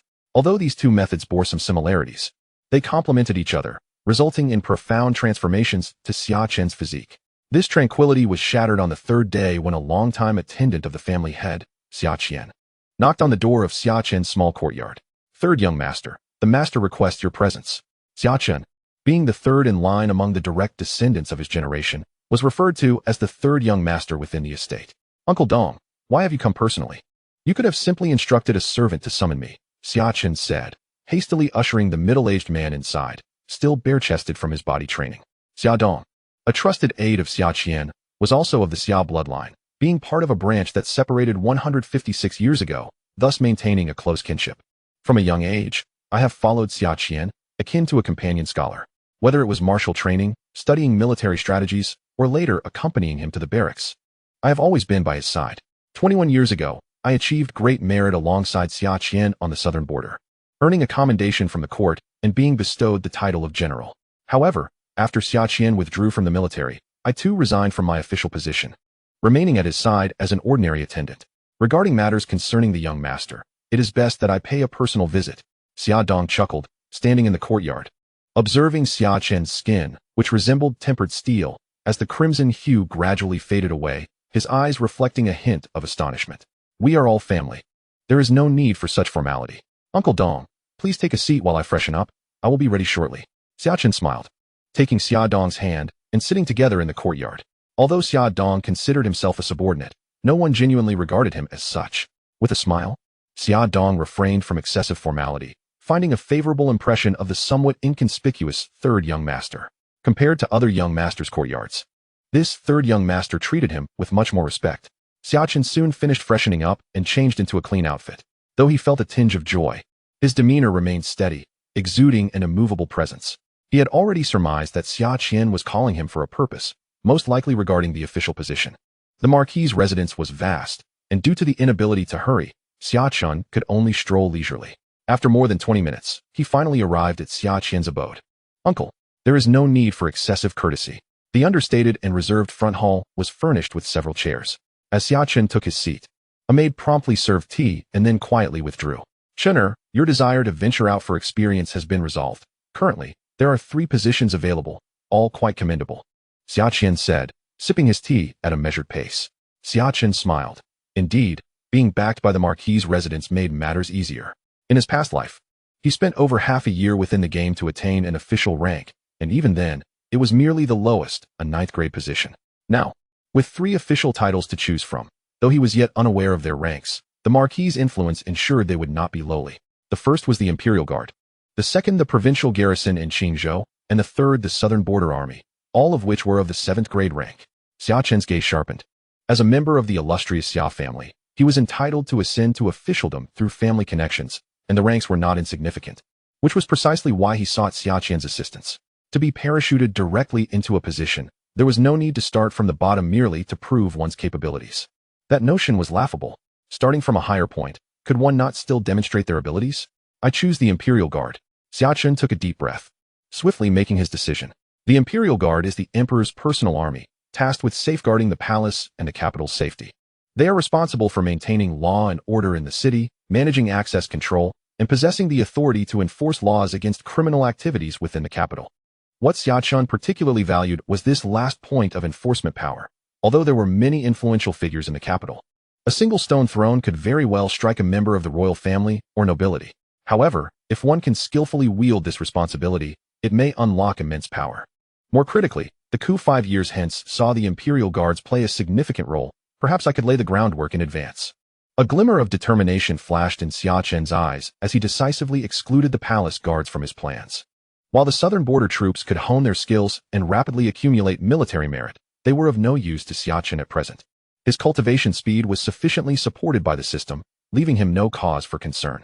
Although military merit is valuable for swift promotion, Xia Chen believed that remaining in the political center of the capital might present even greater opportunities. Are you certain? Xia Chen inquired earnestly. Uncle, I am certain. It's the Imperial Guards, the Feathered Forest. Xia Chen responded without the slightest hesitation. Very well, await my news, Xia Chen said with a smile and a wave of his hand. Xia Chen turned to leave, a smile gracing his face, his spirits buoyed. 2 months had passed. Was he finally breaking free from the novice village? Capital, here I come. In his previous life, although his initial identity was merely that of an ordinary commoner, he swiftly experienced the splendor of the capital. Yet this time, despite his esteemed initial status, the Marquis's household imposed numerous restrictions, forbidding him from leaving the residence until he reached the 8th rank. Speaking of which, why do I still retain memories of the myriad philosophies and classic texts from the world of my previous life? Xia Chen suddenly recalled a crucial point. While players from his former world descended into this realm, they could remember their loved ones from their daily lives. But all cultural knowledge, ideologies, and classic literature were entirely obscured. Upon entering this world, they could not recall anything as though it were forbidden. It was not until the heavenly fusion version was activated that such constraints were lifted. Xia Chen speculated that this was likely tied to the supreme principles and truths, with certain scriptures and philosophies not permitted to manifest prematurely. Have I become the one overlooked? Xia Chen took a deep breath and glanced at his hand, where only he could perceive the ethereal figure of the nine-dragon imperial seal. What is your origin? Not only have you facilitated my early entrance into this realm, but you have also preserved my auxiliary system and lifted the restrictions upon me. Xia Chen murmured. As he posed this inquiry, the seal emitted a faint, mystical light, as if on the verge of awakening, almost as though it sought to respond. Chapter 11. The Celestial Court. Upon witnessing this anomaly, Xia Chen's pupils constricted. For the past 2 months, he had endeavored to awaken the seal, yet it had shown no sign of response. Today, however, threads of luminous energy began to diffuse. Xia Chen quickened his pace, traversing the vast Marquis' estate until he reached his chamber, where he closed the door behind him. He felt an intense heat in his palm, as if something were striving to emerge from his very flesh. Xia Chen could distinctly sense a connection with the seal, as though they were interlinked, sharing a common origin. Wisps of chaotic energy permeated the seal, and in a moment of clarity, Xia Chen appeared to witness the intertwining of principles and truths. As the chains of order shot forth, the mysterious runes materialized on the surface of the jade seal, revealing countless beings prostrating themselves upon the ground, engulfed in celestial flames. At the heart of a vast expanse spanning billions of miles stood an imposing altar constructed from 5-colored chaotic stones, a site of an ancient and enigmatic ritual. Summer Chun was enveloped by the reverberating sound of this sacrificial rite, a call that seemed to echo through the heavens. Was it summoning me? He felt a wave of dizziness, the sound resonating painfully in his ears, and a shiver cascaded down his spine. In that moment, the once ethereal jade seal began to transform into a tangible reality, as if it were to descend from some unknown realm into this world. Unable to resist, Summer Chen approached the jade seal, which floated in the room, emanating wisps of purple aura. In the next instant, he vanished from the room, drawn into the jade seal. Outside, the tranquility was unbroken. Not a soul in the illustrious Eastern town Marquis had the slightest inkling of his disappearance. Quickly regaining his composure, Summer Chen surveyed his surroundings and realized he had entered a strange new world. This realm was frozen in time, steeped in a profound silence. Only in his immediate vicinity was there a flicker of life, a semblance of the ordinary. He discovered himself standing atop a grand altar adorned with 5 colors, where various items lay displayed. Among them was an ancient ferocious beast, its size dwarfing mountains, still dripping with fresh blood as if it had just been slain. There also lay a piece of chaotic jade, exuding an aura of primordial chaos, alongside a golden phoenix egg. Was that truly an egg of a phoenix?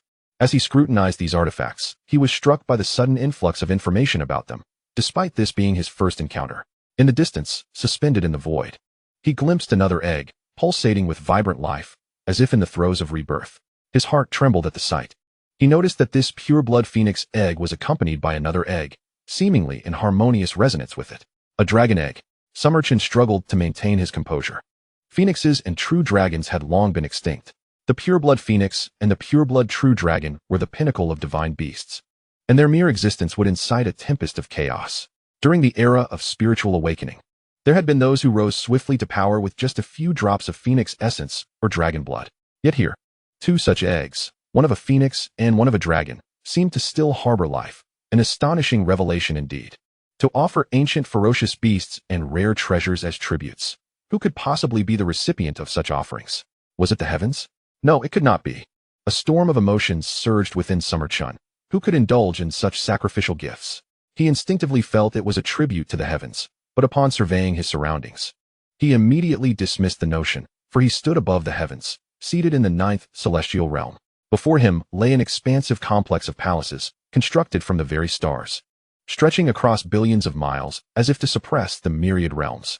In that moment, Summer Chen felt as though he had transformed into a deity of this land. With the entire world within his sight, comprehending the circumstances surrounding him, he had acquired some form of authority. He yearned to draw closer to the offerings. Yet as he approached, an invisible barrier seemed to impede his progress. Despite numerous attempts, he ultimately conceded. It appeared that all access remained firmly shut to him. Was it that he had not earned the recognition of this place, or were the conditions for unlocking such privileges insufficient? Xia Chen muttered to himself, pondering, yet soon ceased to be troubled, continuing to survey this enigmatic realm. Was this the heavenly court? A place of unparalleled might, ruling over the myriad heavens. Yet seemingly defeated for some reason, everything encased in ice. Xia Chen beheld the celestial soldiers and generals, frozen in the distance, and the names inscribed upon the palatial structures. Lingxiao Palace, Ministry of War, Medicine Hall, Hanlin Academy, the Schools of 100 Scholars, Demon-Slaying Platform, Deification Platform, Pavilion of Hidden Merits, and the Pool of Transcendence, an array of departments teeming with individuals exuding a terrifying aura, yet all these palaces lay encased in frost. Their lives appeared to have dimmed. Yet within each, there resided a gem pulsating with a unique Tao rhythm, imbued with the essence of universal principles. As Xia Chen was peering intently, a resonant roar akin to a dragon's echoed in his ears. His pupils constricted sharply as he witnessed a golden divine dragon surging forth from the Xixiao Palace. Spanning realms unknown, the dragon was elusive, its head not visible from its tail, yet it seemed to be in a most dire state. Exceptionally weak, its golden light dimmed, as if it were on the brink of vanishing entirely from this world. The Dragon of Fortune. Suddenly, the origin of this dragon flashed in Xia Chen's mind. The dragon's eyes sparkled with intelligence, and upon noticing Xia Chen, its gaze radiated profound joy. In the blink of an eye, it appeared above Xia Chen's head, and before he could react, it plunged directly into his forehead, merging with him as one. Xia Chen felt as though his very body would explode. A tremendous energy surged within him, shattering his meridians in an instant. Yet soon, this energy bore an immense vitality, and what was once a fading corporeal form of Xia Chen began to rapidly regenerate. Destruction and vitality intertwined, each opposing yet unifying with the other. Xia Chen's body transformed into a vessel, now maintaining an extraordinary balance. At the same time, his eyes underwent a profound transformation. The previously subtle dual pupils began to manifest fully, his black golden irises seemingly evolving. Within the luminous eye sockets emerged two distinct pupils, one yin and the other yang, as if the sun and moon were merging, with a haze of purple gold energy enveloping them, while the Dragon of Fortune flashed by, merging with his gaze. The dual pupils, a phenomenon of ancient lore, were exclusive to the sages and emperors of yore. It was said that those possessing such eyes bore the supreme fate, destined to ascend as rulers of the heavens, provided they did not perish prematurely. Now, the dual pupils within Xia Chen began to awaken. The duration of this transformation was indeterminate, but when Xia Chen regained consciousness, he found his physique had been forged as if from adamantine, and he began to feel a distinct change within himself. The golden divine dragon was the manifestation of the fortune of this shattered heavenly court. Yet it had now entered his being. Xia Chen's expression turned grave. The dynasty of fortune could consolidate the world's fortunes, appointing divine officials who could cultivate through the dynasty's auspices. This was also the fundamental reason behind the forthcoming heavenly dynasty strife. In this world of turmoil, the contention was fundamentally for the power of fortune. Only the sovereign of a dynasty is worthy of bearing the nation's fateful golden dragon. Yet it appears that I have somehow absorbed this very essence.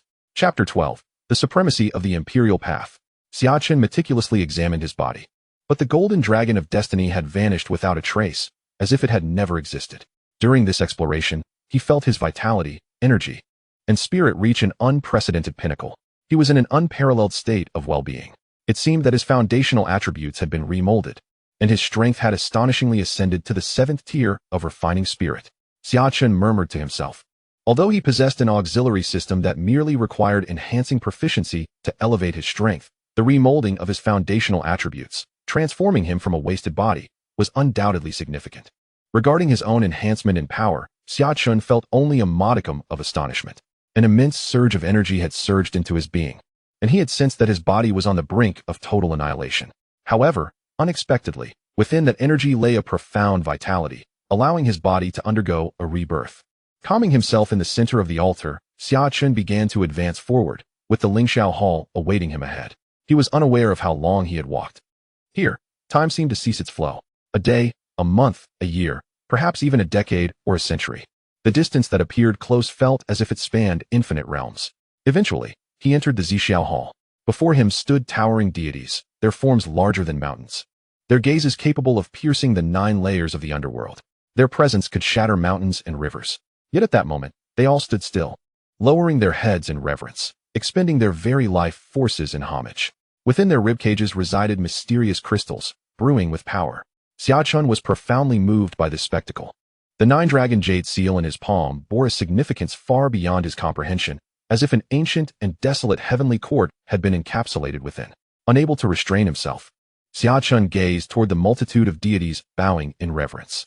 There stood a magnificent figure, surrounded by celestial stars, with 9 true dragons resembling ornate decorations, suspended upon his arms. This figure stood serenely, yet an imperial aura radiated from him. The imperial path reigned supreme. All paths yield in submission. His dual pupils. Xia Chen's heart trembled as he beheld this moment. As his gaze fell upon the emperor, the endless chaos that had obscured the emperor's visage began to dissipate. Instantly captivated by the man's eyes, Xia Chen realized they were naturally dual-pupiled.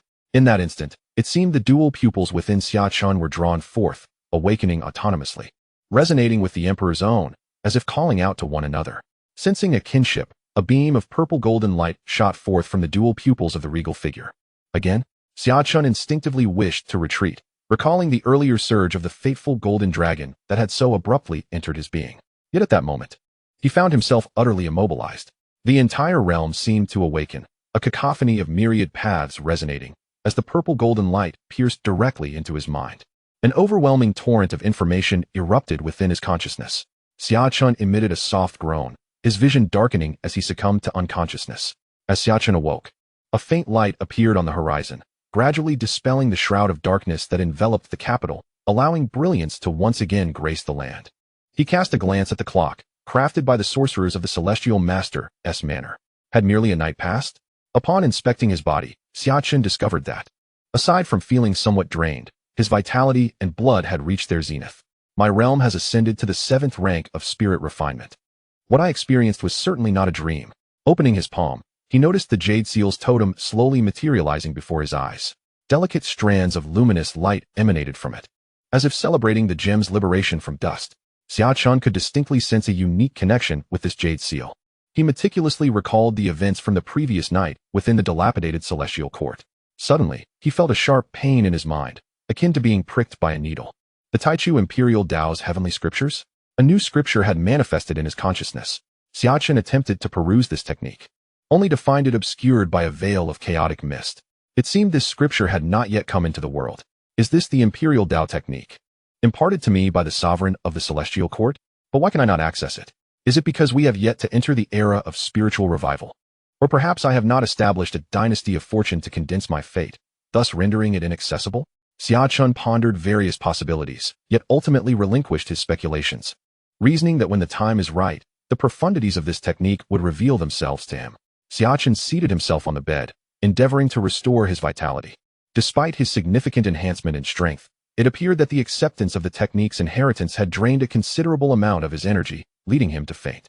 He surmised that this may have been due to his own inadequacies. Both his physique and spirit could not bear such power, let alone practice it.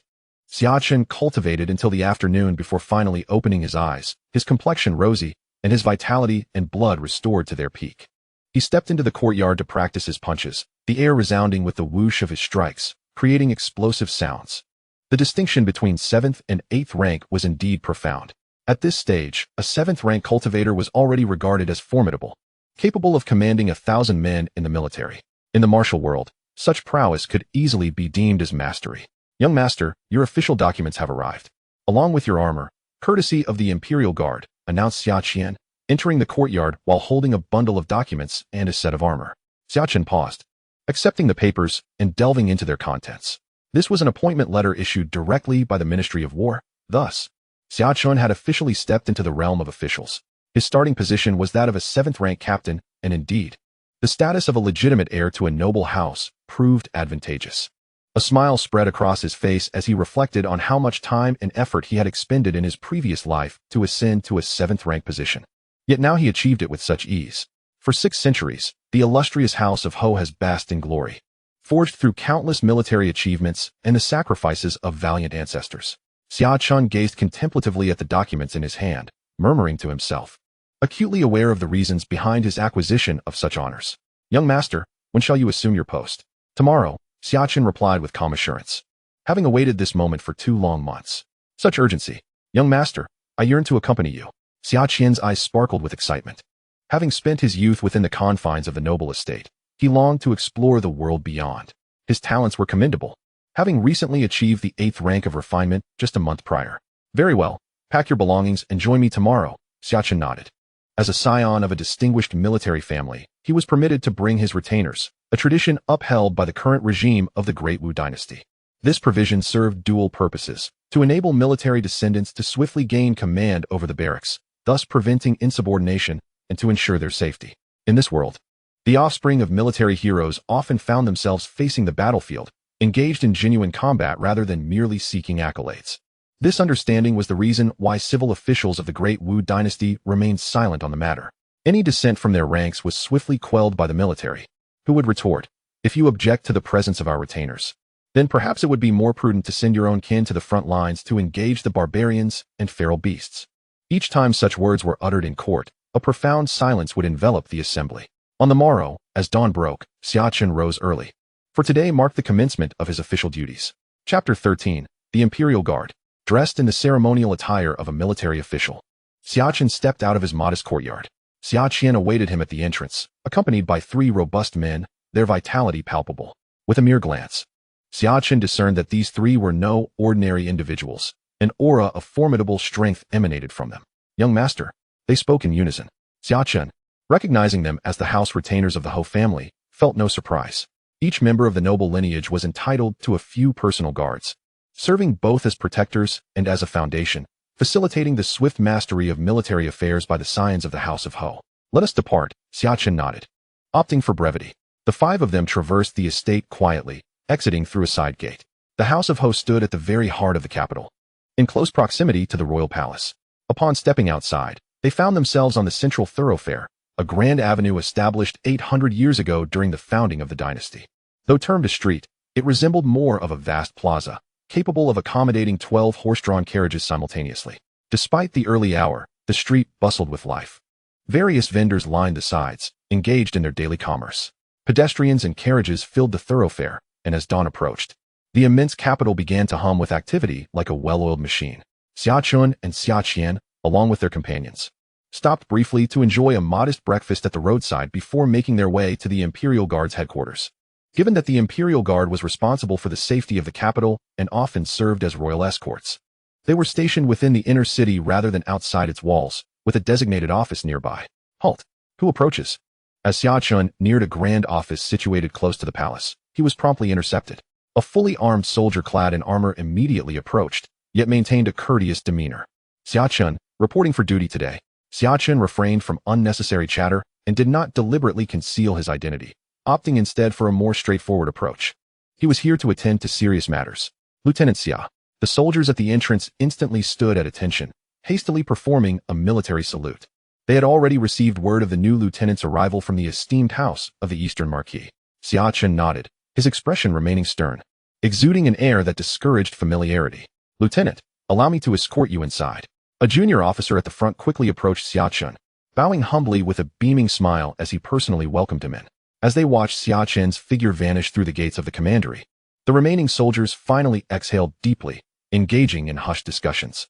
"My goodness, when has our leader ever been so affable?" His smile has even creased his face. Their elite guard, the Yulin Wei, had stringent selection standards, predominantly comprised of hereditary nobles, merit-based descendants, or exceptionally valiant individuals from various military camps. Furthermore, as the Imperial Guard, they possessed a certain confidence. Ordinarily, they would not exhibit such subservience even to a general, let alone a lieutenant. However, this situation was distinctly different. Of course, consider who he is. Despite being known as somewhat ineffectual in the capital, his status is undeniable. The arrival of this lieutenant was a matter of speculation. Whether it was a boon or a bane remained to be seen. Haha, within our Yulin Wei, there are hidden talents aplenty, and the reputation of the young nobles is well known. This is merely another member of the Marquis' lineage. We shall observe the unfolding drama.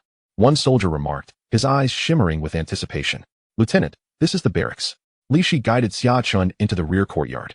Though it was the back, it revealed a vast expanse akin to a military encampment. At that moment, a squad was engaged in drills in the courtyard. "Where are my troops?" Xia Chen inquired calmly, as he was unfamiliar with the surroundings and required a guide.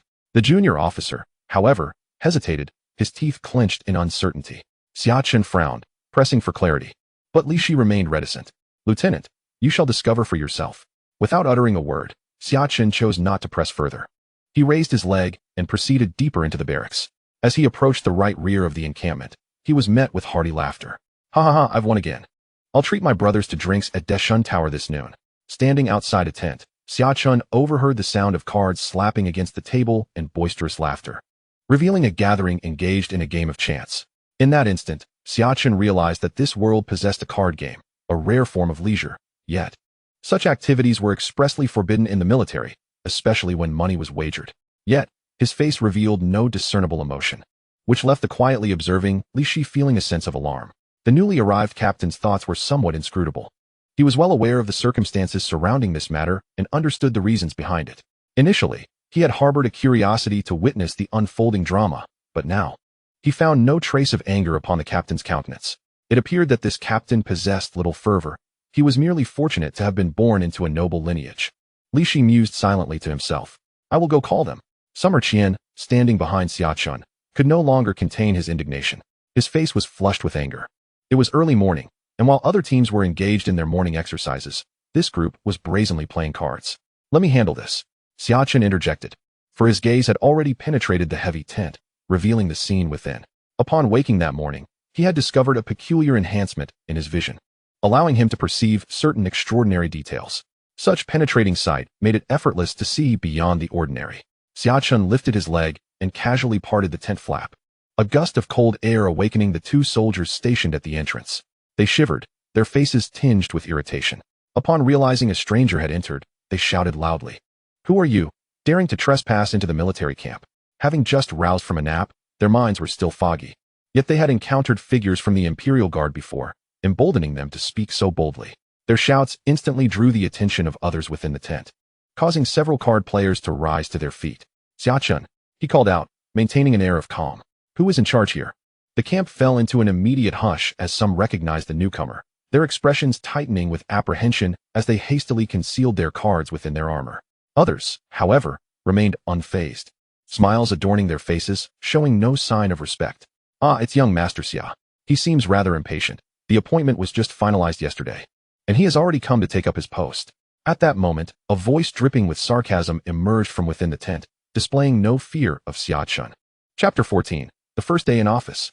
Within the tent, a robust young man rose to his feet, nonchalantly flicking the card in his hand with a grin as he regarded Xia Chen, his expression not one of fear, but rather of provocation. Zhao Yu, commander of the Feather Forest Army, third son of the Marquis of Jinwu, and a direct subordinate of Xia Chen. Xia Chen had already familiarized himself with the backgrounds of several of his officers, having received their profiles from the Marquis' residence the previous day, which notably highlighted Zhao Yu. Xia Chen understood the source of Zhao Yu's animosity. It stemmed from the fact that Xia Chen had usurped his position. Had Xia Chen not been appointed as captain, it was a foregone conclusion that Zhao Yu, due to his lineage as the son of the Marquis, would have assumed the role without question. Zhao Yu had previously boasted to his subordinates that once the military appointments were finalized, he would treat everyone to a feast. Only 3 days had passed, yet the situation had undergone a complete transformation. Xia Chen had arrived unexpectedly, which naturally incited Zhao Yu's resentment. Since yesterday, he had taken the lead in provoking trouble, rallying others to forego their training in favor of leisure within the barracks. His aim was to establish dominance over Xia Chen, whom he believed would take several more days to assume command. However, to his astonishment, Xia Chen arrived at the military camp on only the second day. Zhao Yu glared at him with fire in his eyes. The military uniform he wore ought to have been his, yet it now adorned the notorious waist that was Xia Chen. Did he not understand the severity of leading games of chance within the military? Xia Chen disregarded Zhao Yu's fiery gaze and directly questioned him. Yes, he was an airborne soldier, but how could Zhao Yu possibly consider himself superior? Was it not true that Zhao Yu had also been parachuted directly into a senior position within the elite troops? Everyone resented privileges, lamenting their own lack thereof. His family's privileges had been earned through generations of sacrifice and bloodshed. For 6 centuries, the Xia family had offered lives for the nation. This was merely a case of the Zhao family falling short compared to the Xia family, resulting in Zhao Yu's envy and his subsequent elevation to this position. At present, there were no tasks at hand. They were merely indulging in leisure during their downtime. Does young Master Xia have any objections? Zhao Yu retorted, his expression still dismissive. During work, we adhere to our ranks. Xia Chen narrowed his eyes, fixated on Zhao Yu. Moreover, I am addressing you. His voice remained calm, yet inexplicably, Zhao Yu felt an overwhelming sense of pressure, a sensation he had only experienced in the presence of his father or prominent figures within the court. This flush of humiliation washed over Zhao Yu, as he found himself intimidated by this so-called waste from the Xia family. The young officer has just taken office and wishes to assert his authority over me? Zhao Yu's eyes glinted with malice. His family had already cautioned him to behave himself for a few days and avoid trouble, yet his obstinacy prevailed. They were all scions of noble houses. Although Xia Chen was the legitimate heir, Zhao Yu had two older brothers, and he was well aware that Xia Chen was not held in high regard at the Duke of Zhendong's residence. The Duke of Endong had shown indifference toward this firstborn son. This fact had long since circulated throughout the capital. Furthermore, Xia Chen was infamous for being a waste, bringing shame to their illustrious lineage of military merit. Hence, Zhao Yu believed his status was not inferior to Xia Chen's, resolutely determined to confront him, disregarding his family's counsel. I shall not grant him any face in public, diminishing his authority. Once this precedent is set, others will have a model to follow. And how can he maintain his standing in the elite troops thereafter? Zhao Yu's intention was simple, to trample Xia Chen's dignity into the ground on his first day in command. Outside the military tents, many soldiers had gathered, eavesdropping intently. From the moment Xia Chen entered the camp, they had anticipated a spectacle. The crowd outside swelled, with all those not engaged in training flocking to witness the unfolding drama. Meanwhile, at the center of the camp, two middle-aged men were sipping tea. Should we intervene? Let us pretend to be oblivious to the matter of tea, as the conflict between the two nobles of the Marquis' household does not warrant our intervention. Yet, it must be noted that Xia Chen is, after all, the legitimate son of the Marquis of the East and a prince consort. We, as the Emperor's personal army, cannot allow Zhao Yu's antics to escalate without consequence. The situation could become quite dire. A general, with a square face, took a sip of tea and expressed his concerns. Do not rush, precisely because of his unique status. We ought to refrain from meddling. Today marks the first day of his appointment. If he cannot even manage his subordinates, it may lead to disappointment among certain factions. The general, adorned in the attire of a civil officer yet possessing a fierce demeanor, spoke solemnly. General, are you suggesting that someone is closely observing Xia Chen?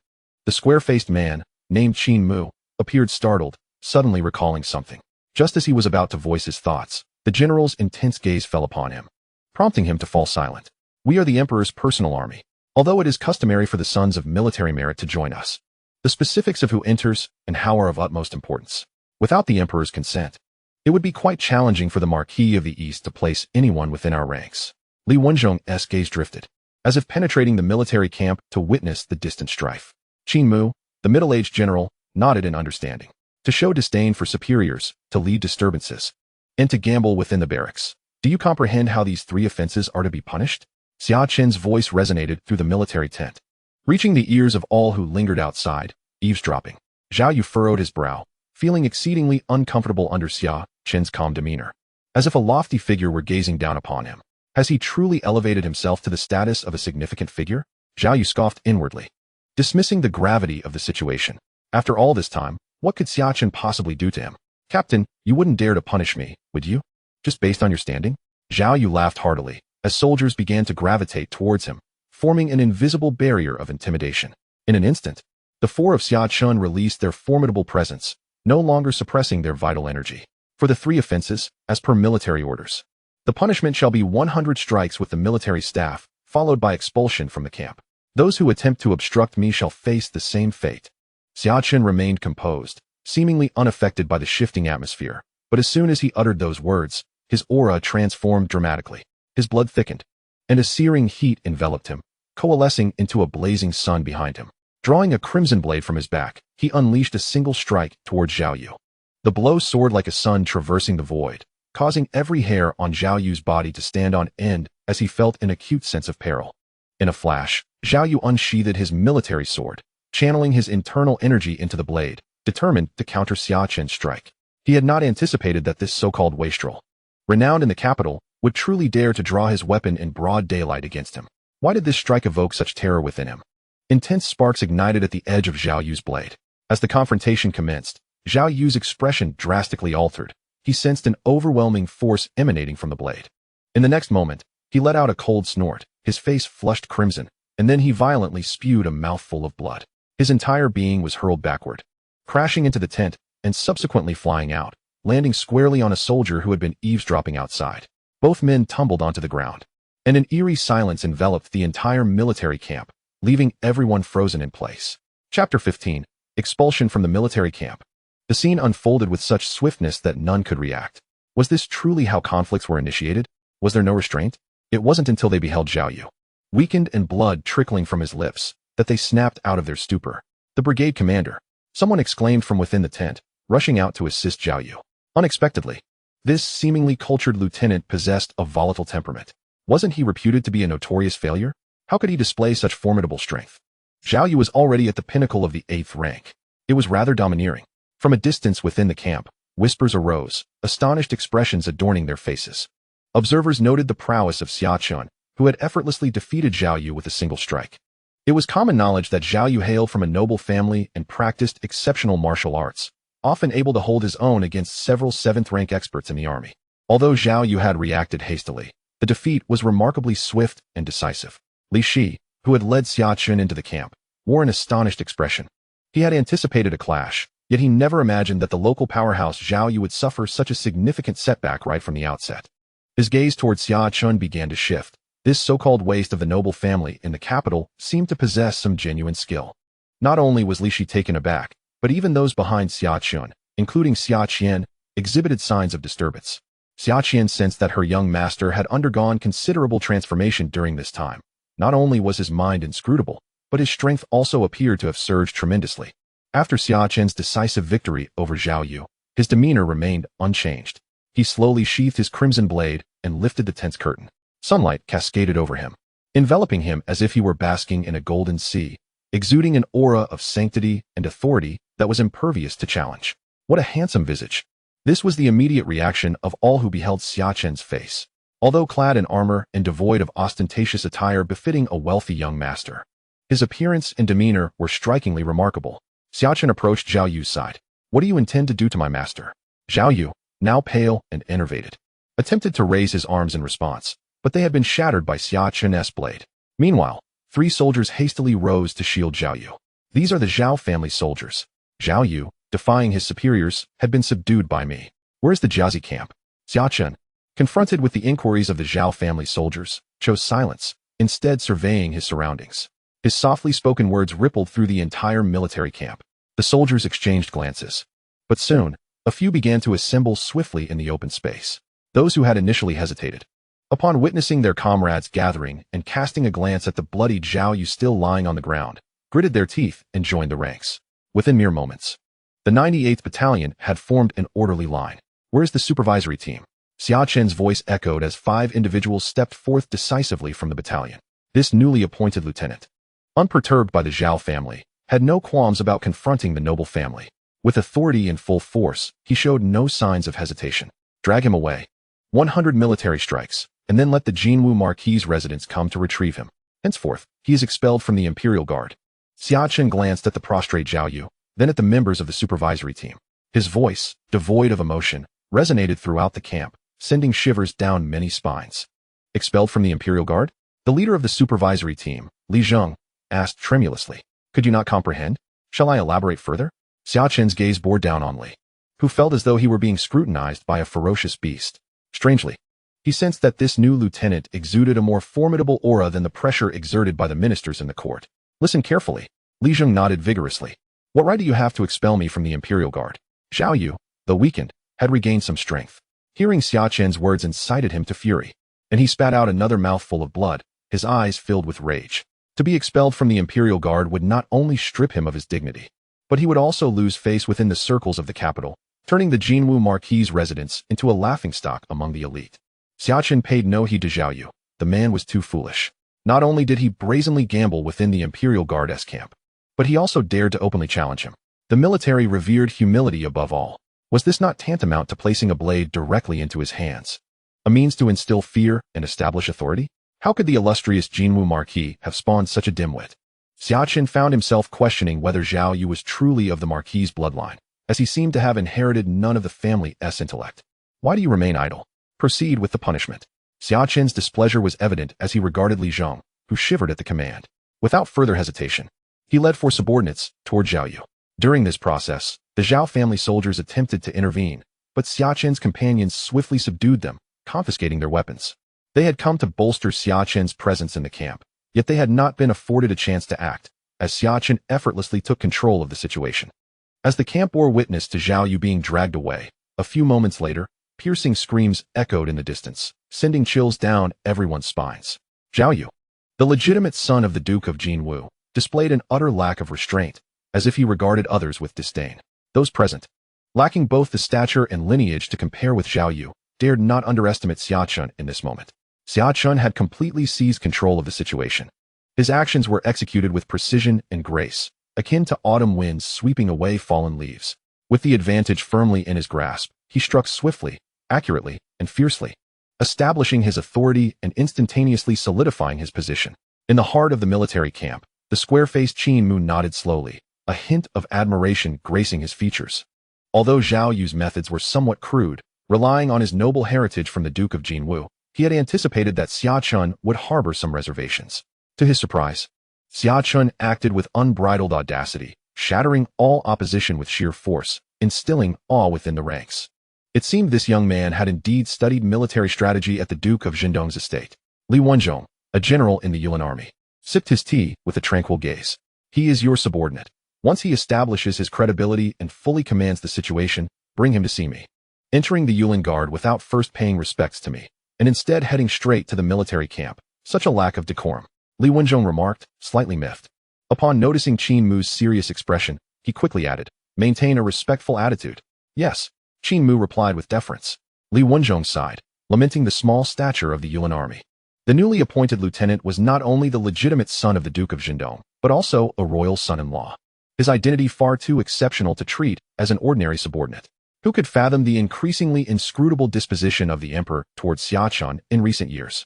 Should he be assigned to the imperial guards, it could very well be part of a grander scheme, for the sage's gaze might be fixated upon this very place. Chapter 16. The Advantages of Being a Prince Consort. Following closely behind Qin Mu, Xia Chen traversed the military camp, making his way to the tent of the lieutenant general. The Yulin Guard is a segment of the imperial guards, comprising a contingent of 3,000 troops, with the highest commander being the lieutenant general, a fourth-rank official. Beneath the lieutenant general are 3 captains, each overseeing 1,000 imperial guards, and Qin Mu serves as one of these captains, Xia Chen's immediate superior. Below the captains are the lieutenants, who command 2 battalions, totaling 200 men. Further down the hierarchy are the battalion leaders, who oversee a single battalion. The previous battalion, known as the Armor Battalion, was under Zhao Yu's command, and those engaged in card games within the military tent were indeed members of the Armor Battalion. To Xia Chen's surprise, while he was already acquainted with Qin Mu, the latter's demeanor was notably courteous, despite his superior status. Xia Chen contemplated the reason for this. Captain, may I inquire why the lieutenant general has summoned me? He whispered as he approached Qin Mu.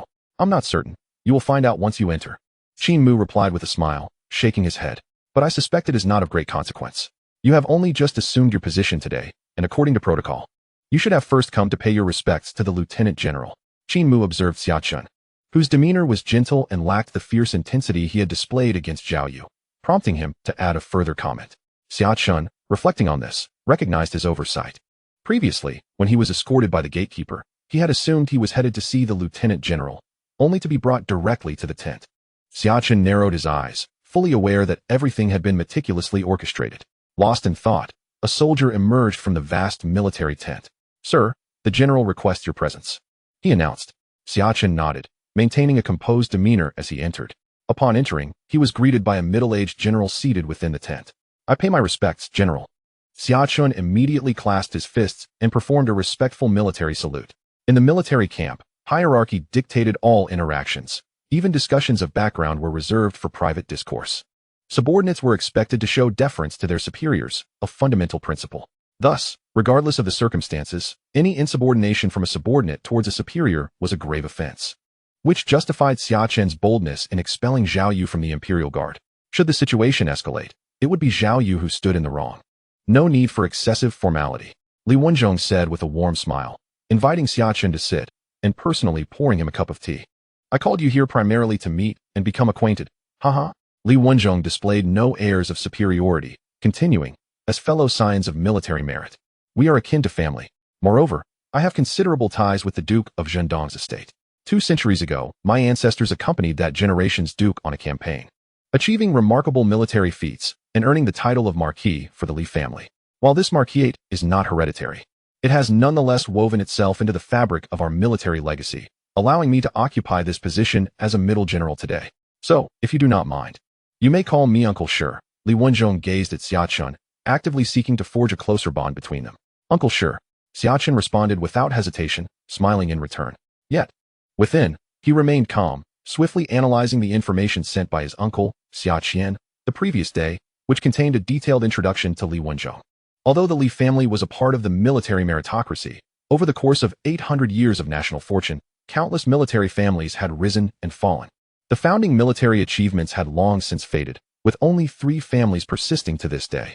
The Emperor Wu Zong, who reclaimed the nation's territories, could rightly be called the founder, rewarding numerous loyal subjects for their contributions. However, only 6 families have endured through the ages, while the rest have long since declined. Presently, the backbone of the military meritocracy consists largely of families that have gained nobility through military service in the past 1 or 2 centuries, with the Li family being among them. Yet, the Marquis of the Li family had long since vanished. Since the generation of Li Wenzhong's father, the family began to decline. The fate of the Li family was expected to follow the common trajectory of many military families, a gradual descent into obscurity. However, just as the Li family seemed destined for oblivion, a remarkable resurgence occurred with Li Wenzhong's meteoric rise, ascending rapidly through the ranks of the Imperial Guard to become a middle general, commanding the Feather Forest Guard. This revitalization breathed new life into the Li family, restoring its stature within the military meritocracy. He is a man of the emperor. Though the information from Xia Chen did not explicitly state this, Xia Chen quickly deduced this conclusion. The rapid ascent within the Imperial Guard suggests only one possibility. He has garnered the emperor's favor. Otherwise, the pivotal position of the commander of the Feathered Forest Army could not be casually entrusted to anyone. The warmth of their demeanor towards me indicates that my status as a prince consort is not as dismal as I had presumed, particularly within the Imperial Guard, where this identity proves exceedingly advantageous. Xia Chen swiftly discerned the reason behind the favorable attitudes of both Qin Mu and Li Wenzhong towards him. While his lineage from the Duke of Eastern Town played a role, the fundamental reason was likely his status as a prince consort. If the royal family is likened to a household, the Imperial Guard clearly represents the household's retainers, and as a prince consort, he is, in essence, a semi-master. Until the higher-ups clarify their stance on him, the subordinates would naturally refrain from showing any disrespect. Reflecting on this, Xia Chen's demeanor became increasingly composed. He maintained a respectful yet assertive posture before Li Wenzhong, engaging in amiable conversation over tea, their rapport deepening as they exchanged titles of uncle and virtuous nephew with growing familiarity. Upon exiting Li Wenzhong's tent, a smile graced Xia Chen's face. This beginning surpassed his expectations. The authority he could potentially wield within the Imperial Guard might indeed exceed his initial assumptions. Returning to his military encampment, Xia Chen hurriedly approached. Young master, General Li did not trouble you, did he? In the military, we should refer to ranks. Refrain from calling me young master henceforth, Xia Chen replied, waving his hand dismissively. No, my conversation with General Li was quite pleasant. He succinctly relayed the situation to Xia Chen and their 3 accompanying guards, named Xia Hui, Xia Shao, and Xia Kong. All were seasoned veterans of the battlefield, with Xia Hui having attained the formidable 7th rank in the spirit refinement realm. In a military context, he could undoubtedly serve as a lieutenant or even a captain. As the 4 conversed, a voice called out from outside the tent. Lieutenant, my subordinate Qian Nan requests an audience. Xia Chen welcomed Qian Nan, another leader in his battalion. Upon entering, Qian Nan saluted respectfully and pledged his loyalty. Evidently aware of Zhao Yu's unfortunate fate, truth be told, a cold sweat had already begun to bead on his brow. Yesterday, Zhao Yu had approached him, suggesting they team up to instill some fear in the newly appointed lieutenant. Fortunately, Qian Nan had been out on patrol that morning, thus avoiding a dire confrontation that could have led to his expulsion from the Imperial Guard. At that moment, he felt immensely grateful. Chapter 17, Duke Jinwu. Inside the military tent, Xia Chen scrutinized Qian Nan, remaining silent for a prolonged moment, which caused beads of sweat to form on Qian Nan's forehead. Just as he felt his heart racing with trepidation, a calm voice broke the tension. You may rise. Thank you, my lord. Qian Nan exhaled a sigh of relief, the oppressive atmosphere dissipating. What had felt like an eternity was merely a fleeting instant.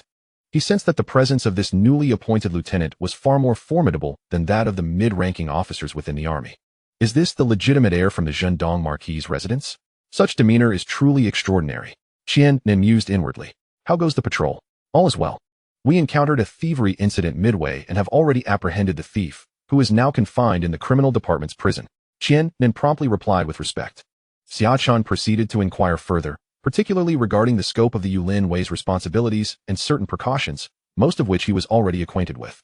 He sought clarification on specific details. The capital has been somewhat unstable of late, with spies from Deqing beginning to surface. Our Yulin Wei has been commanded to assist the lantern bearers in swiftly identifying these infiltrators. Qian then brought up a matter that piqued Xia Chen's interest.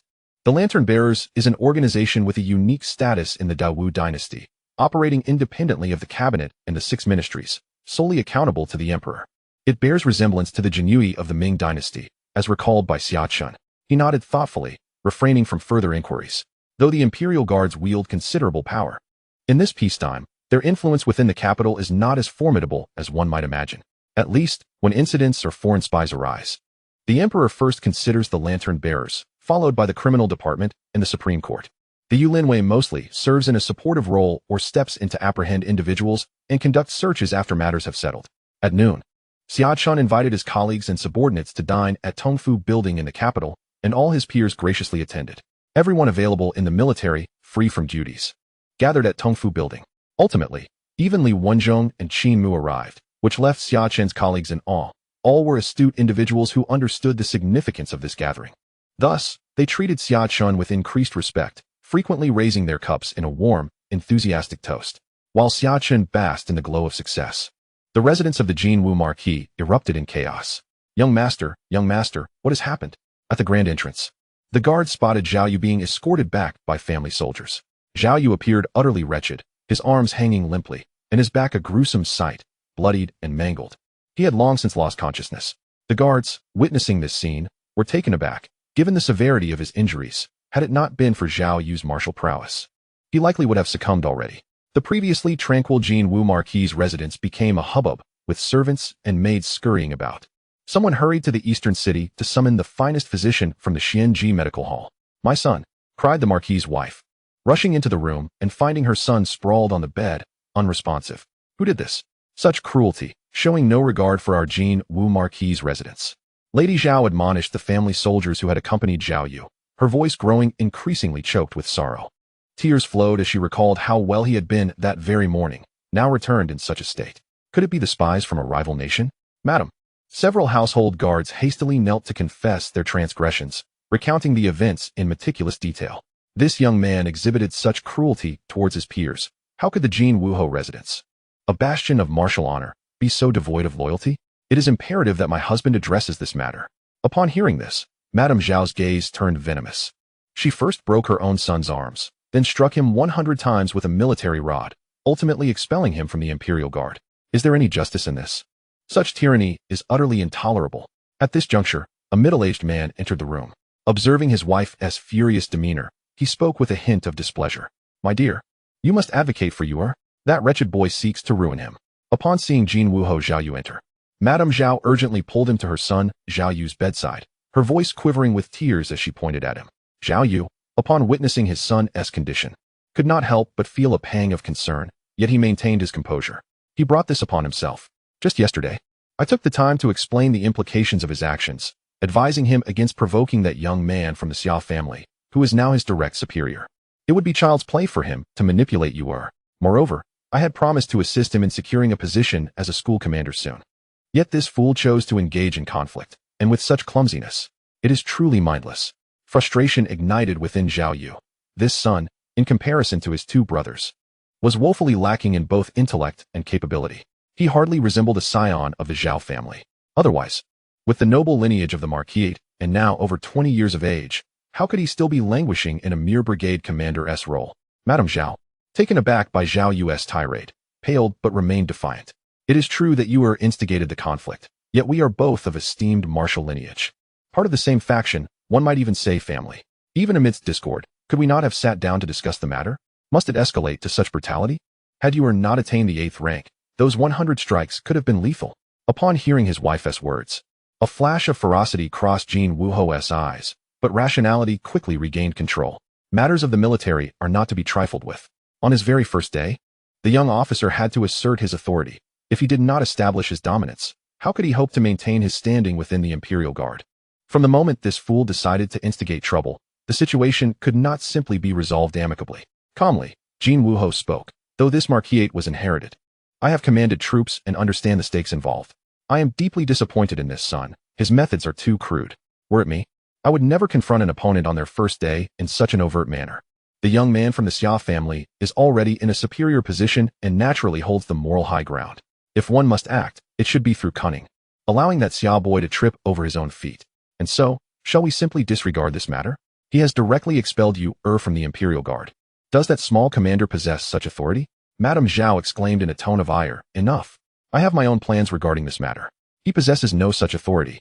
Yet your son, in his folly, has allowed himself to be ensnared by accusations. Should this be reported upwards, the outcome would be no different. For now, maintain a low profile and refrain from sending anyone to target him.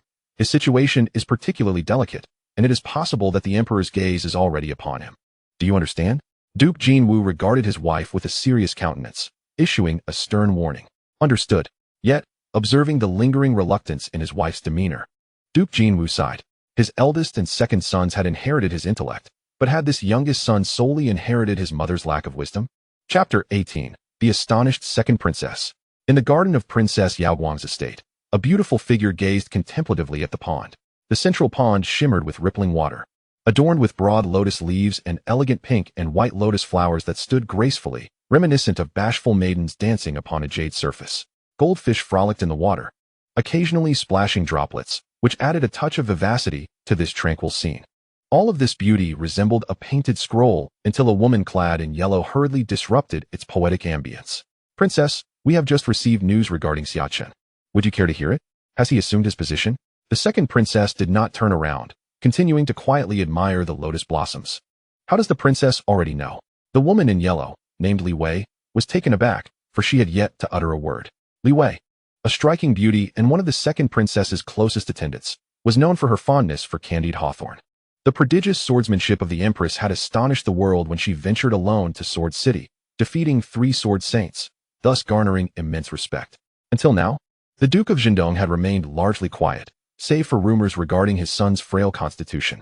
Recently, however, the Duke's residents had been actively seeking a position for him, rumored to be within the Imperial Guards, which seemed to be the matter at hand. The second princess, her tone as frosty as ever, remarked, "This matter is not difficult to deduce. A moment's thought makes it clear. Truly impressive, princess." Li Wei genuinely admired her mistress's insight, pondering how she had failed to connect the dots herself. You should learn more from Ziyue and read extensively. Many wise principles are contained within books. The second princess shook her head, reflecting that while her attendant was admirable in many ways, her intellect could use refinement. Reading is rather tiresome for me. Ziyue enjoys it, but I prefer the delights of food. How wonderful it is.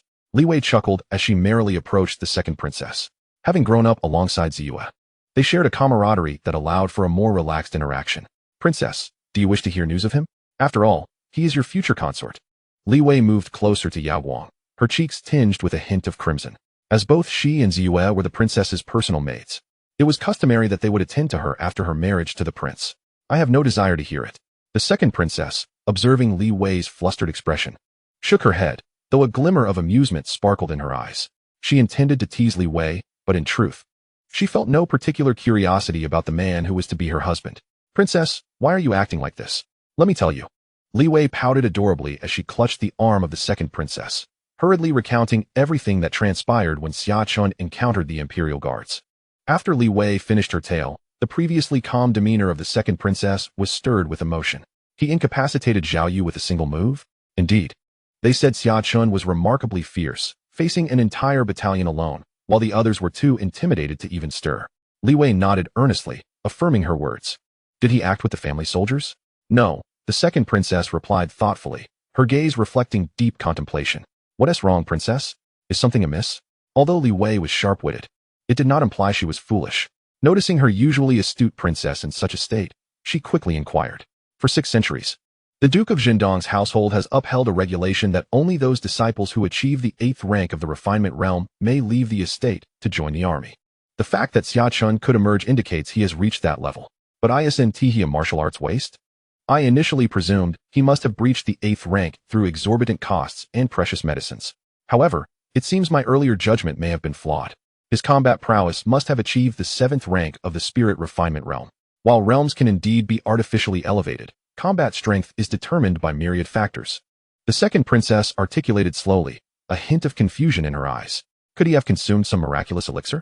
Li Wei's eyes sparkled with intrigue. Such elixirs do not exist in this world. Xia family, have you been concealing something? The second princess furrowed her brow, suddenly recalling that the rumors surrounding Xia Chen's supposed Wei status had all originated from the Xia family, yet no one from the outside had ever interacted with him. This suggests that the information may have been intentionally disseminated by the Xia family, but to what end? To obscure a seemingly ordinary genius?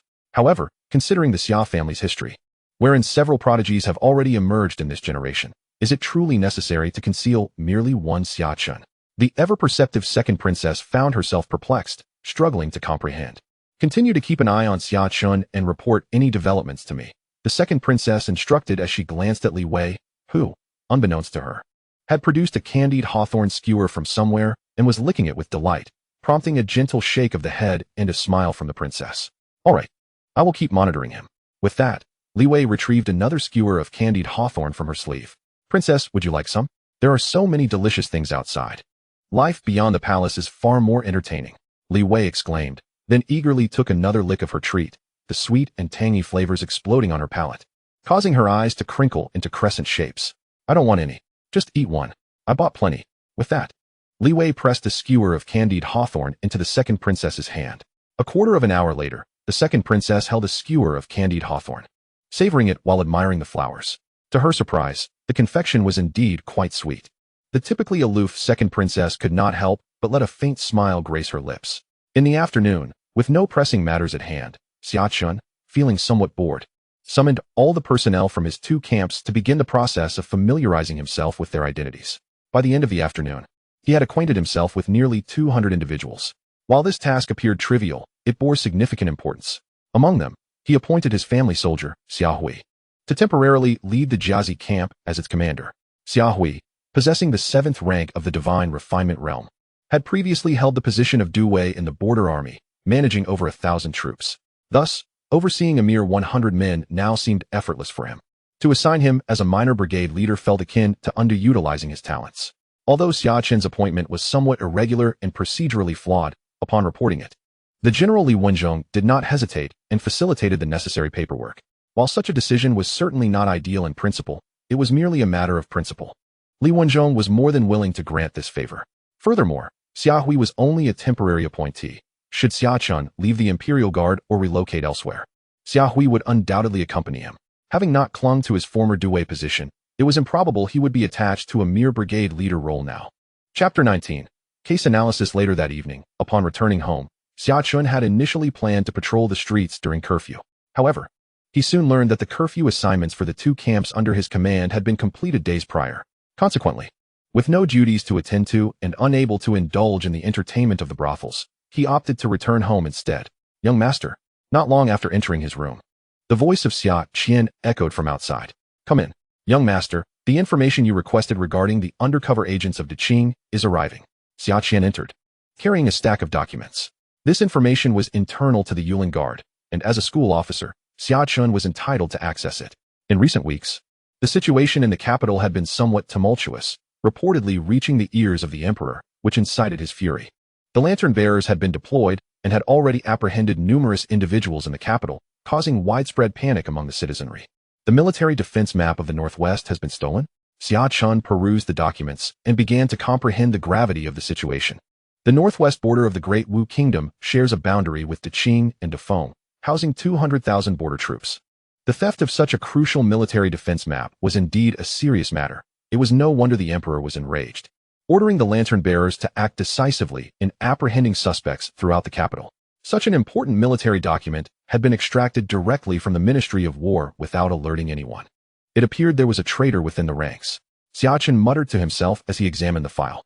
Over the past several decades, Great Wu and Deqing had been embroiled in continuous conflict. However, aside from the significant Battle of Huaiyang with Defeng 36 years ago, there had been no large-scale warfare, merely minor border skirmishes. Now, with the military defense map stolen, this clearly had the potential to incite major upheaval. 36 years had passed since Defeng's last significant conflict. It was reasonable to presume they had regained their strength. Since the Battle of Huaiyang, Deqing and Defeng had grown increasingly close, seemingly forming a coalition against Great Wu. With these thoughts in mind, Xia Chen continued to delve deeper into the documents. The dossier revealed that a minor official from the Ministry of War had illicitly obtained the military defense map, and subsequently handed it over to a blacksmith located in the western city. Upon receiving this intelligence, the lantern-bearer ventured to the residences of both the official and the blacksmith, only to discover that they had already taken their own lives. Thus, the trail of information abruptly ceased. Days turned into a week, and it was evident that the military defense map had likely been disseminated elsewhere, suggesting significant upheaval in the northwestern territories. Xia Chen pondered deeply. Regardless of whether the covert agents of Deqing could be apprehended, the military defense map was undoubtedly lost, possibly having already been transmitted back to the capital of Deqing. It was evident that at least one intermediary existed between the minor official and the blacksmith. Yet this intermediary was conspicuously absent from the dossier. Was this an oversight or a deliberate concealment? Xia Chen quickly discerned an anomaly within the documents. The minor official's ability to access the Ministry of War and pilfer the military defense map could not have been accomplished by him alone. Furthermore, Xia Chen noted that the minor official resided in the inner city of the northern district, while the blacksmith lived on the outskirts of the western city, with a direct distance exceeding 20 miles between them. It was utterly implausible for the minor official to have personally delivered the military defense map to the blacksmith. During the night, both the inner and outer cities were under curfew. Without a special pass, no one could traverse the streets, and the military defense map had been lost during the night. Lying in bed, Xia Chen contemplated these matters. The only individuals permitted to move freely at night were the imperial guards and the lantern bearers, indicating that both parties were suspects and, alarmingly, that both might have been infiltrated. As Xia Chen untangled the threads of this mystery, he considered numerous possibilities, yet the information at his disposal was painfully limited. He could only glean these insights from the dossier, and he suspected that it was far from complete. The lantern bearers must have access to more information, given their professionalism in both case handling and investigation. Regrettably, he lacked the authority to retrieve case files from the lantern bearers, even if he were to request them directly. The Yulin guards were merely seen as enforcers in the eyes of the lantern bearers. It was a well-recognized fact that the Yulin guards were not adept at investigation, and they seldom concerned themselves with such matters. Typically, they awaited the outcomes of inquiries conducted by the significant figures, only to be summoned later for arrests or raids. Consequently, whether from the lantern bearers, the Ministry of Justice, or the Supreme Court, many matters were seldom communicated to the Yulin guards. With these thoughts swirling in his mind, Xia Chen gradually succumbed to slumber. The following day, Xia Chen arrived early at the Yulin guards' headquarters. "Good morning, Chief." Upon entering the courtyard of the barracks, he spotted Li Shi, the man who had escorted him the previous day. Li Shi approached with an exuberant smile, bouncing with enthusiasm as he raised a bag in his hand. "Chief, would you care for some steamed buns? I specifically bought these from the renowned Quen Buli bun shop. Their buns are the finest in the entire capital. Do try them." Xia Chen regarded Li Shi, whose face was creased with smiles. Despite being in his 20s, he appeared to be in his 40s, his eyes slightly squinted. "Yesterday, this fellow headed straight for the military encampment. It remains uncertain whether he intends to deceive him or merely seeks to enjoy the spectacle. Boss, truly delectable. The flavor is unparalleled. These dog-ignoring buns are incredibly hard to procure, requiring advance reservations." Li Shi appeared oblivious to Xia Chen's shifting emotions, maintaining a cheerful demeanor. The buns in his hands were nearly thrust into Xia Chen's grasp, exuding the enthusiasm of a devoted hound. Xia Chen cast a sidelong glance at him, and then at the buns he held, which indeed emanated a tantalizing aroma. Why on earth are these fine buns named dog-ignoring? The title is rather unappealing. Dogs are our loyal companions and would never betray us. If they did, they might easily end up as fillings for meat buns. Xia Chen inspected the bun in his palm. It was certainly stuffed generously with meat and thin on the dough, and the taste was commendable. No wonder some dignitaries in the capital are fond of this establishment, he mused casually as he savored his treat. Upon hearing Xia Chen's remark, Li Shi's expression subtly shifted. Realizing that his ruse from yesterday had been discerned by this officer, the officer had swiftly dealt with the son of the Duke of Jin upon his arrival, indicating he was not one to be trifled with. If he were to hold a grudge, life could become quite difficult. "The buns are excellent. Make sure to bring me one each day." Just as Li Shi's heart raced with anxiety, Xia Chen's voice reached his ears. He looked up to find Xia Chen had already moved away. Suddenly, realization dawned, and a smile spread across Li Shi's face as he breathed a sigh of relief. "All right, boss. I shall bring you breakfast every day," Li Shi exclaimed with excitement. Xia Chen had initially been poised to step into the military tent, but halted abruptly, wearing an expression of bewilderment. What does he mean by bringing breakfast daily? One might think he is courting me. Xia Chen glanced at the delectable bun he was enjoying. Indeed, the name dog-ignoring is rather unfortunate. Chapter 20. Leisure and Entertainment Activities. Noon. Li Shi rushed over once more, his smile radiant. his face adorned with charming creases. Boss, after the evening assembly, I invite you to a delightful place. Li Shi leaned closer to Xia Chen, speaking in a conspiratorial tone, wearing a rather mischievous grin. He displayed considerable audacity. Despite being merely a minor officer, several ranks below Xia Chen, he addressed him as boss to foster familiarity and closeness. Xia Chen regarded him with a peculiar expression, wondering if this fellow intended to lead him to a brothel or a place to listen to music. Entertainment options in this world are scarce, and nighttime activities are even fewer, generally limited to drinking, listening to music, and engaging with young ladies, followed by deeper interactions. Consequently, the industry of intimate exchanges thrives in this realm. However, brothels are considered high-end establishments within this industry, akin to upscale clubs, where the women are undeniably beautiful. However, the cost of indulgence is exceedingly high. To spend a night, there would require the expenditure of at least half a year's income for an ordinary family. And that is merely for the most basic experience. If one desires to engage with a courtesan of exceptional beauty, mere currency will not suffice. In such circumstances, the brothels naturally flourish, albeit at a slightly lower tier than the high-end establishments. Yet, their affordability and value make them accessible to the common folk, thus rendering them ever more popular. To speak candidly, Xia Chen harbored a deep yearning for these venues. Although he considered himself a paragon of virtue, one must also partake in the joys of life. Embracing this philosophy, Xia Chen readily acquiesced to Li Shi's invitation. With no pressing engagements that evening, he decided to accompany the young man, intrigued by his mysterious demeanor. Xia Chen clapped Li Shi on the shoulder, declaring that the lad had a promising future. Li Shi departed from Xia Chen's military tent, beaming with excitement as he set about arranging the evening's activities. The perks of leadership are indeed plentiful. Entertainment and relaxation are expertly organized, sparing one the burden of counting coins or worrying about arrangements. However, one might ponder whether this constitutes an unconventional indulgence. Surely, the parameters should be broader. Xia Chen mused, driven by a profound scholarly curiosity, eager to witness the cultural collision of two worlds that night. As night fell, the day had passed without significant events. In the afternoon, Xia Chen had accompanied his subordinates on a stroll through the bustling streets of the capital, a spectacle that left his companion, Xia Chen, utterly dazzled. Along the way, they passed the Princess Yao Guang's residence, where two grand lions, weathered by time, stood sentinel before the gates. After a brief glance, Xia Chen diverted his gaze, refraining from further scrutiny. Moreover, Xia Chen familiarized himself with the locations of several brothels, not for his own pleasure, but as an upstanding gentleman, a paragon of virtue. That evening, accompanied by Li Shi and stealthily followed by Xia Chen, the virtuous young gentleman slipped away from the Yulin Guard's office and ventured into a narrow alley. The route felt increasingly amiss, diverging sharply from the locations he had studied during the day. "Hey, Chief, it's delightful here. Music and dance await," Li Shi exclaimed, his grin spreading wider. "I know you hail from the distinguished house of the Eastern Marquis, where strict rules prevail. Before reaching the 8th rank, one cannot venture out freely and must diligently cultivate within the confines of the estate, let alone spend the night outside.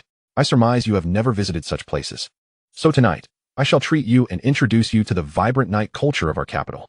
Before Xia Chen could respond, Xia Chen, blushing in the rear, remarked, "Why doesn't the young master return to the Marquis's residence tonight?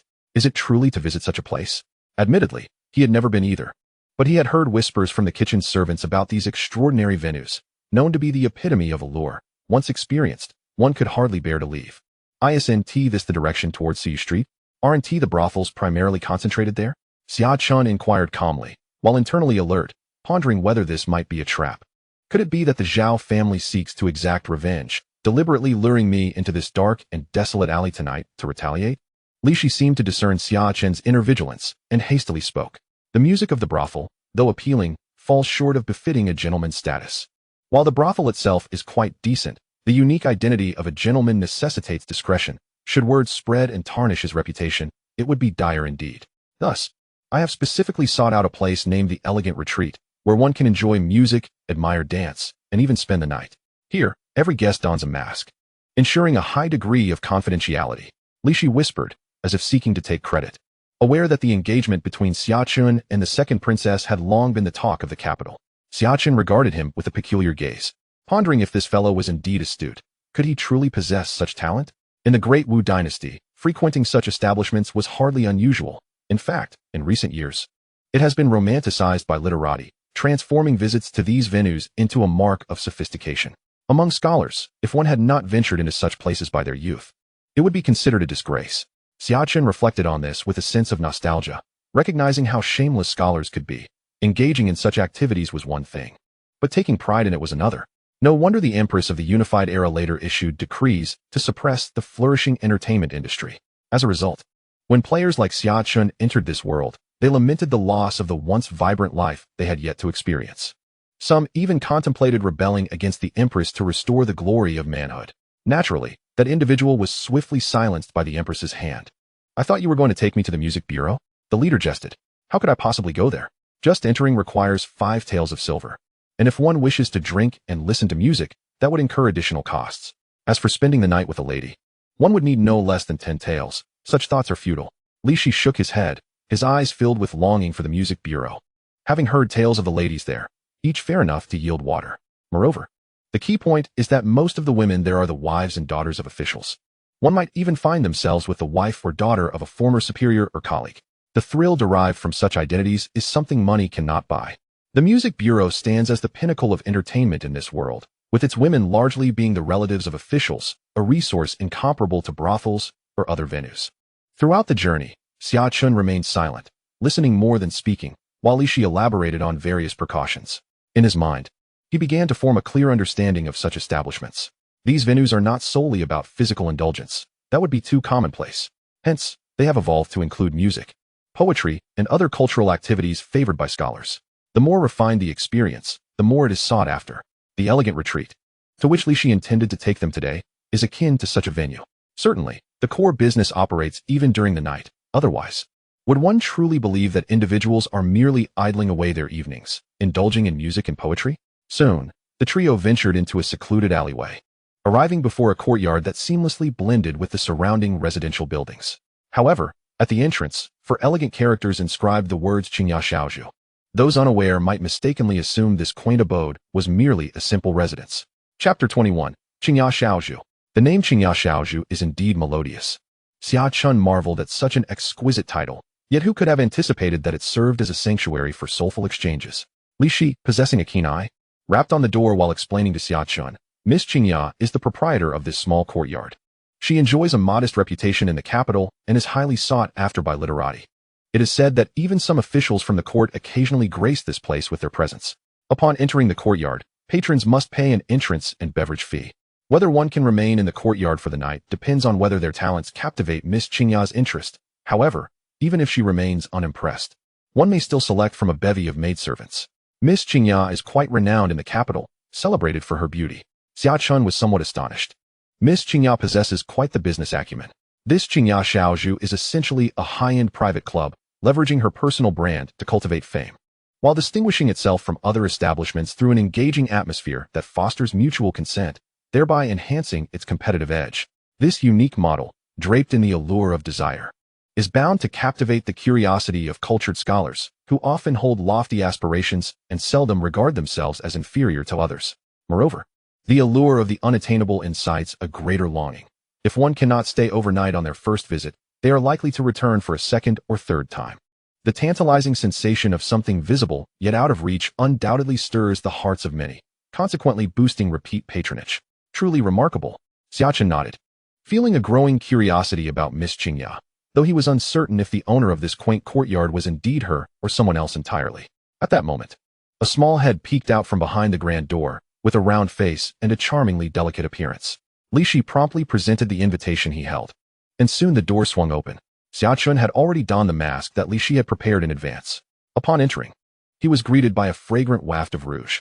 The round-faced maid led the trio into the courtyard, which was already bustling with a gathering of approximately 20 to 30 individuals, all adorned in the garb of scholars.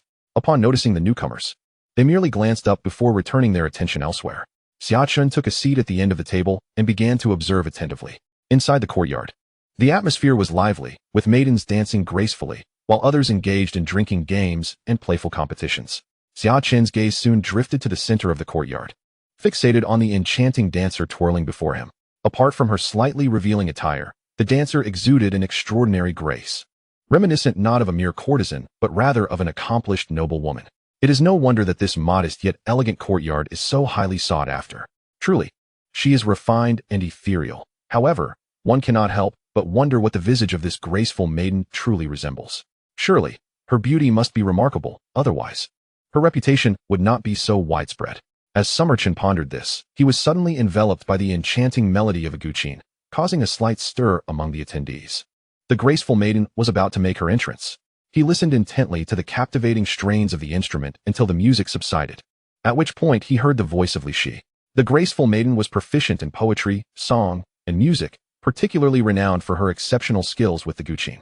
Some praised that her playing was on par with the finest performers of the guild.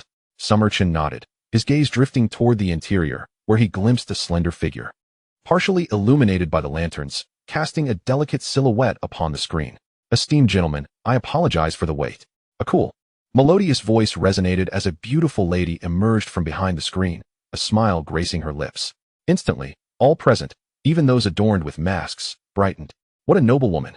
Upon witnessing the true visage of this graceful maiden, Xia Chen could not suppress a smile. Was this an intentional play on contrasts? How intriguing! Dear graceful maiden, you jest. We have merely come to indulge in wine, and the night has only just begun. It is hardly a long wait, exclaimed a gentleman seated in the front row, resplendently attired and gazing at the maiden with fervent eyes. Indeed, a lovely beauty is always worth the wait, chimed in another rotund gentleman. The graceful maiden chuckled softly, delicately concealing half of her face with a handkerchief, exuding a shy allure that made onlookers yearn to embrace and cherish her. Upon her arrival, she eclipsed all the courtesans in the courtyard, rendering them somewhat overshadowed, as all guests' attention became singularly fixated on her. The atmosphere within the courtyard soared to new heights. The earlier tranquility dissipated, and guests began to vie for her smile, eager to capture her attention and secure their place as the evening's favored companion. The graceful maiden surveyed the assembly, her gaze sweeping over each masked face. When her eyes lingered upon Xia Chen, it seemed as though she sought to penetrate the veil of his disguise to discern his true identity. The crowd, captivated by her presence, naturally noted this subtle detail. And soon all eyes began to scrutinize Xia Chen. This meticulous examination tightened his heart. Although masked, he sat nonchalantly sipping his drink, his aura undeniably striking. Some individuals are simply destined to be the focal point of attention. Could he possibly be of noble lineage? Speculations arose among the crowd, yet there was no panic. All were mere patrons in this masquerade, and with masks concealing their identities, it was a fair contest without any need for concern. "Gentlemen, shall we commence with a round of the game of flying flowers?" With a graceful smile, Xia introduced the game of flying flower order, a pastime favored by literati, where participants take turns reciting verses containing a designated keyword, with the loser facing a penalty of drinking. It requires participants to possess a certain repertoire of poetry. Everyone nodded in agreement, clearly brimming with confidence. Xia Chen played several rounds, contributing a few lines, but refrained from drawing too much attention to himself, thus remaining somewhat inconspicuous amidst the gathering. Although the Hou family was a renowned military lineage, they had always emphasized the importance of education for their offspring. While not requiring mastery, a foundational knowledge was certainly expected. As time leisurely passed, various games unfolded, flowing wine along the winding stream, passing the flower while beating the drum, and even a poetry competition towards the end. The courtyard, neither too large nor too small, was filled with a vibrant atmosphere. Xia Chen couldn't help but nod in approval. Xia was indeed a talent, skillfully orchestrating the entire process and elevating the ambience to a crescendo. Throughout the proceedings, a few scholars distinctly stood out, presenting verses that, even to Xia Chen, were of commendable quality. "Ladies and gentlemen, I find myself somewhat fatigued. I shall take my leave to rest. May you all enjoy yourselves." Xia rose gracefully and offered a courteous bow, her demeanor exuding elegance and warmth, reminiscent of a refined lady of high standing.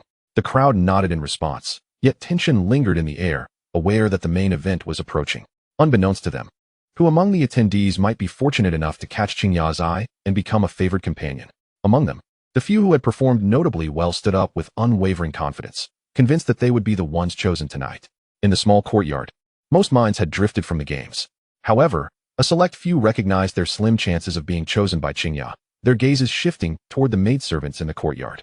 "Boss, shall we select a maidservant or head back tonight?" Li Shi whispered, as the hour neared the curfew. The trio had not distinguished themselves, and Xia had not lingered over them, prompting Li Shi's inquiry. Xia Chen, blushing in the back, felt out of place, being his first visit to such a venue, and thus appeared quite awkward. "Let us wait a little longer," Xia Chen calmly replied. Li Shi pondered this, choosing not to press further. Logically, Xia Chen should be as inexperienced as they were, Yet he exhibited an air of ease, as if well acquainted with the scene, displaying a composure that belied his novice status. Within the room, behind the screen, steam rose, enveloping the air in a mist. A graceful figure slipped into the wooden tub, warm water embracing her delicate, fair skin, while petals of various flowers floated upon the surface, releasing a fragrant aroma. Xingya's exquisite shoulders and collarbone, akin to jade, were exposed to the air, her damp hair cascading around her. Her beautifully refined face bore a hint of melancholy, an expression that only deepened her allure, presenting a stark contrast to her earlier radiant demeanor. In this moment, she emanated a purity reminiscent of a celestial being from the heavens. If at this moment, Xia Chen were to behold Xingya in such a guise, he would undoubtedly exclaim, "What a woman of multifaceted charm, perfectly suited for role-playing." One can only imagine how exhilarating it would be. At this juncture, a maid, elegantly attired, approached Xingya, pouring her water while inquiring, "Miss, will you be retaining anyone for the night?" Xingya's abode did offer overnight accommodations, yet she did not entertain guests every evening. Perhaps once or twice a week at most. Nonetheless, this rarity only heightened her allure. There was even a wealthy patron who once proffered 1,000 taels of silver for a single night with her, only to be declined, consequently amplifying her reputation. Upon hearing this, Xingya furrowed her brow, suddenly struck by an idea, her eyes gleaming with unexpected brilliance. "Invite that gentleman wearing the white mask, whose demeanor is extraordinary, to stay the night." The maid paused, somewhat perplexed. His performance this evening was rather unremarkable, especially compared to several other gentlemen who had shone brightly. Retaining him might incite dissatisfaction among the others, tarnishing the esteemed reputation of our Xingya's abode. "We shall keep him for tonight. Perhaps he may aid us in resolving the troubles we have encountered these past few days." A subtle smile graced Xingya's lips, revealing a breathtakingly beautiful expression. "Is this individual of a peculiar standing?" The maid's countenance brightened at the query. Though she possessed striking beauty herself, she felt overshadowed by Xingya's presence. "He is none other than Xia Chen, the legitimate heir of the Duke of Zhendong, who recently became betrothed to the second princess of Dewu. Currently, he serves as a lieutenant in the Imperial Guard and is said to have expelled the son of the Jinwu Marquis from the guard just yesterday. He has likely secured his position within the ranks." Xingya's smile took on a sweetness, her charm ever-changing. The maid, Xiao Lian, was taken aback, for she knew her mistress possessed unique eyes capable of seeing through the mask's concealment. "Very well, I shall invite him in." Without hesitation, Xiao Lian gracefully exited the room. With a sigh, Xingya rose from the bath, her flawless form resembling a work of art, fully exposed to the air. Crystal-clear droplets cascaded down her delicate skin, glistening under the light, a sight that would undoubtedly stir one's blood, though lamentably, no one was present to witness this scene. Outside in the courtyard, at that moment, as Xia Chen and his companions quietly enjoyed their drinks and the dance, a young man donning a white mask approached them. "My father, Li Gang, is an official in the Ministry of Revenue. I noticed your remarkable demeanor from afar. Yet it appears this is your first visit to Xingya's abode." The young man smiled and quickly added, "I am Li Kuei, courtesy named Shan." He presented himself in the fashion of a scholar, bowing respectfully to Xia Chen before unfurling his folding fan with an air of confidence. Upon hearing the name Li Kuei, Xia Chen's lips twitched slightly. Could this masked figure be a burly man with a bushy beard who would address him as brother upon speaking? "Do you have a brother?" Xia Chen could not resist asking. "What do you mean by that, sir?" "I am the only child in my family." As Li Kuei spoke, he fanned himself with a handheld fan, seemingly attempting to display his distinctive demeanor. "Oh, out of curiosity, I am Yang Shi, without a courtesy name. Simply call me by my name." Xia Chen threw out a quip, but upon seeing no one grasp the jest, he felt a sense of ennui and spoke earnestly. He opened with a pseudonym, as when one traverses the world, particularly for leisure, one must naturally adopt a new name. How could one possibly use their true name? "So, it turns out he is young Master Yang." Li Kuei bowed again, yet his mind raced as he pondered which family in the capital bore the surname Yang, one with which he had no acquaintance. However, after much deliberation, he could not pinpoint the family in question. Noticing that Xia Chen had no intention of revealing his lineage, he refrained from probing further. Could he be a scion of the esteemed Yang Gulao? Suddenly, Li Kuei recalled Yang Yin and Yang Gulao from the cabinet and felt a surge of excitement, yet he deemed it improbable. For Yang Gulao was known for his strict upbringing, and he had never heard of any offspring of the Yang family frequenting such establishments. Unaware of Li Kuei's musings regarding his background, Xia Chen would remain indifferent even if he did know. After all, he was merely a sixth-rank official, a minor figure in the capital, and thus had little reason to care. Li Kuei observed Xia Chen's lukewarm demeanor, uncertain of his background. Yet he surmised that the young man must hail from a respectable family, for such an air of refinement could not be feigned. He initiated conversation once more. Brother Yang, it seems unlikely that we can persuade the graceful maiden to stay overnight. Why not divert our path to Suyu Street? It is bustling there. And I know of a brothel where the maidens are exceptionally beautiful. Let us go there for some drinks and stay the night. I shall treat, Li Kuei declared, thumping his chest with a hearty and boisterous demeanor. As the saying goes, a man's 4 great bonds of friendship are forged through shared experiences, studying together, bearing arms together, dividing spoils, and visiting courtesans together. Li Kuei prided himself on his discerning eye, rarely misjudging, and perhaps this Yang she hailed from a prestigious family in the capital. For there were several prominent families with the surname Yang.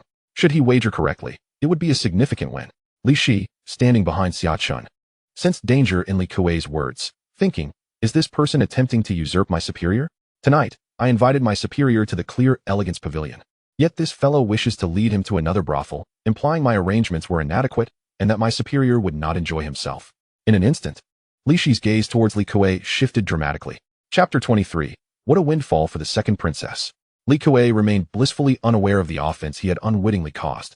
Just as Li Kuei felt a surge of confidence, a lady emerged from within. Miss Xiaolian. The group, initially prepared to retreat, suddenly brightened at the sight. Although they could not entice the graceful maiden to stay, spending the night with Miss Xiaolian would be splendid. Li Kuei's eyes sparkled. He gazed dreamily at Xiaolian. For her beauty rivaled that of the top courtesans in any brothel. If he could spend the night with her, then his evening would not have been in vain. As Li Kuei pondered these thoughts, he observed Miss Xiaolian greeting the crowd and making her way directly towards him. His heart raced with excitement. Had he been chosen? Could it be that this enchanting Miss Xiaolian had discerned his exceptional demeanor, perhaps learned of his father's esteemed position in the Ministry of Revenue, and intended to keep him by her side for the night's revelry? As he indulged in these fanciful notions, his peripheral vision caught Miss Xiaolian gliding past him to approach Yang Shi, whom he had intended to befriend. Esteemed sir, my lady requests your presence, Miss Xiaolian declared with a melodious voice, bowing gracefully to Xia Chen. Instantly, her pristine white attire clung to her form, accentuating her graceful figure and revealing her voluptuous curves. The onlookers collectively held their breath, captivated by the sight, their gazes aflame with ardor. Yet, amidst their astonishment, confusion reigned. What was this? The elegant lady had chosen to retain him, and it was this individual? While some among them recognized Xia Chen.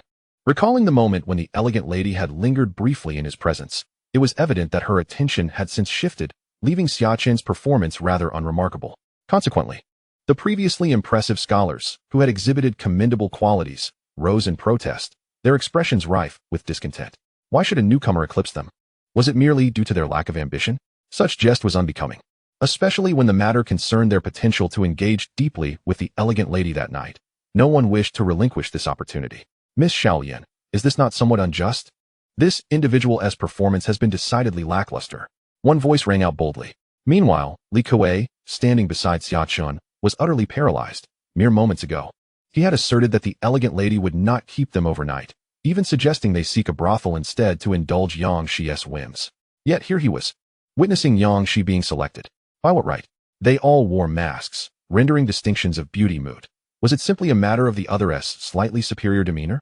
Observing the growing unrest among the assembled crowd, which threatened to spiral out of control, Miss Xiaolian inhaled deeply and smiled once more.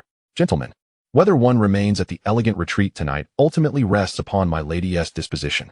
She has made her choice, and I must kindly ask you to return another day. With that, she turned her gaze to Xia Chen. Esteemed sir, please proceed. You may take your leave. Xia Chen rose, addressing his companions, Xia Qian and Li Shi. Just as Xia Qian was about to voice an objection, Li Shi, beaming with enthusiasm, interjected, All right, chief, but do rise early tomorrow. There's a task awaiting us in the camp, likely involving the lantern bearers seeking our assistance. He whispered conspiratorially to Xia Chen, giving him a knowing look. Xia Chen paid little heed to Li Shi's comments as he followed Miss Xiaolian. However, as he passed by the still-dazed Li Kuei, the latter seized Xia Chen's arm, his eyes gleaming with curiosity. Brother Yang, is there a secret to your fortune? How is it that you captured the attention of the elegant lady? Li Kuei paused momentarily, ultimately refraining from uttering the words taking the back door. He too yearned to discover the allure of entering through the back door of the graceful maiden. Xia Chen pondered briefly, then gently patted Li Kuei on the shoulder, whispering, Perhaps it is my unparalleled charm that sets me apart. With those words, Xia Chen departed without a trace of hesitation, leaving the others with an enigmatic silhouette. The rest. especially those who had previously displayed commendable behavior, wore anxious expressions, fearful that Xia Chen might truly gain access to the maideness back door. They were tempted to follow. But at that moment, two burly figures emerged from the shadows, blocking their path. The scholars glanced at the imposing stature of the men, then silently retreated to their seats, feigning indifference to the unfolding events. Scholars must possess the ability to endure and adapt. As Xia Chen entered the room, he discovered an unexpected expanse. The courtyard was remarkably vast.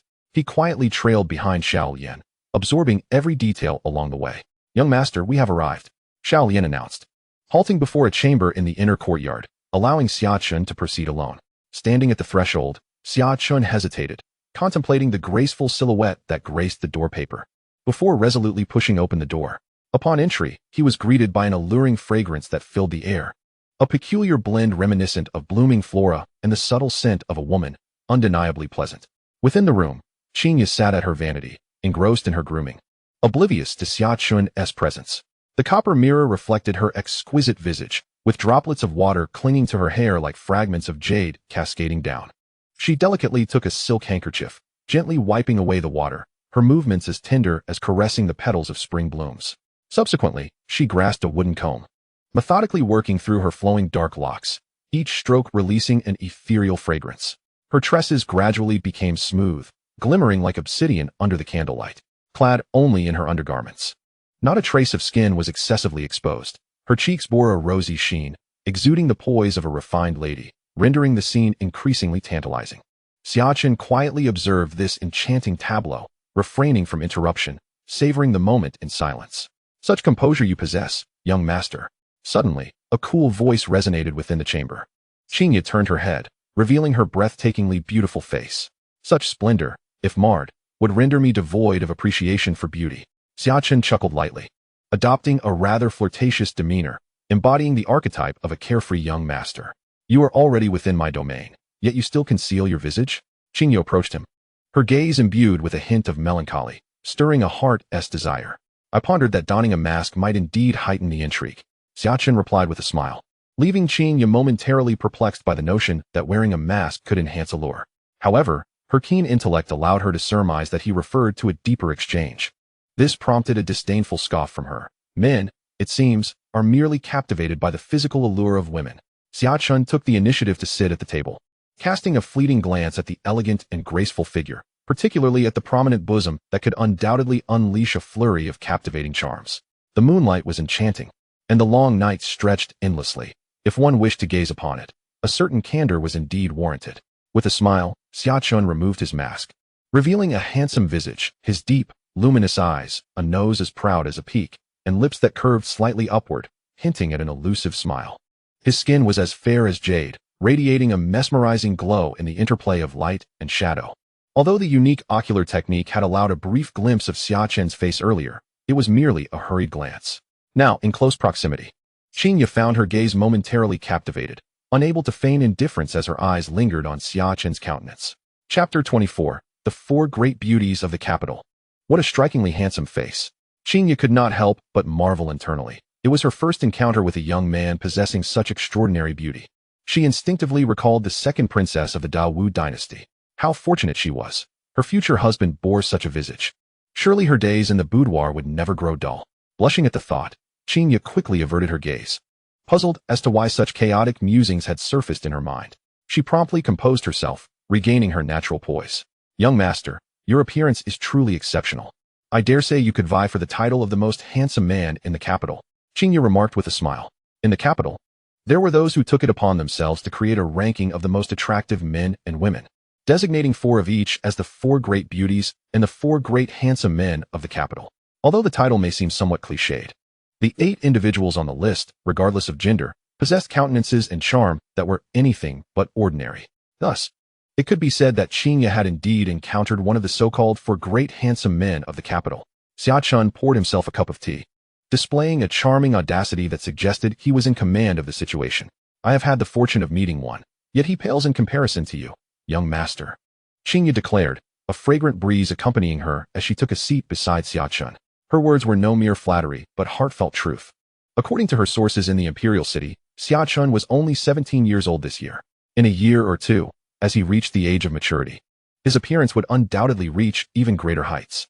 Upon hearing this, Xia Chen could not help but chuckle. Goodness, am I destined to become the male counterpart of Yang Guifei? He mused. Beauty that is innate cannot be concealed. Nurtured in a secluded chamber, who would recognize it? Will my emergence from the estate cause a stir in the world? This poetic line suddenly flashed in his mind, reflecting on his 17 years spent largely within the confines of the Marquis, where few knew of his existence.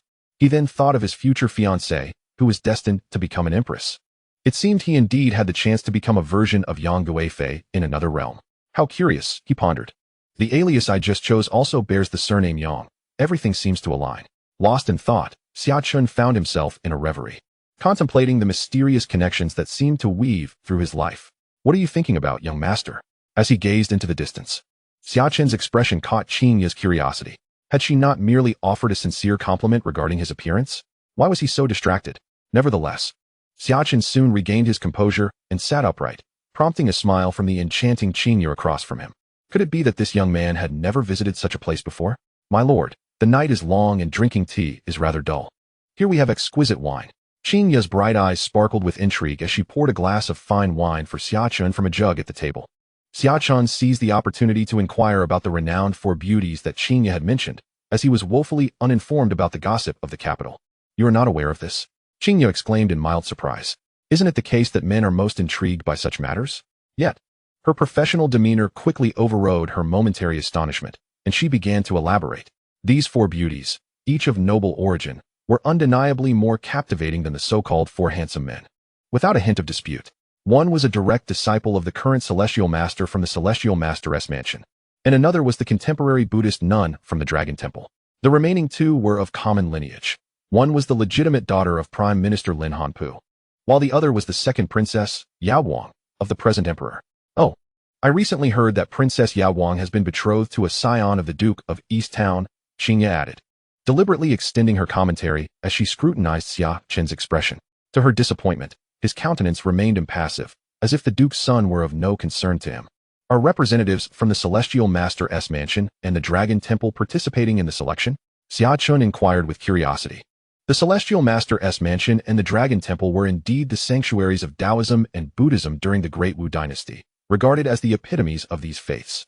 The Celestial Master and the Abbot of the Dragon Temple were both esteemed figures of their time, yet neither engaged in worldly affairs.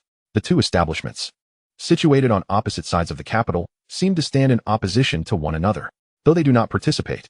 There are those who take the liberty of promoting these two. Xinya spoke softly, her tone imbued with the charm of Jiangnan.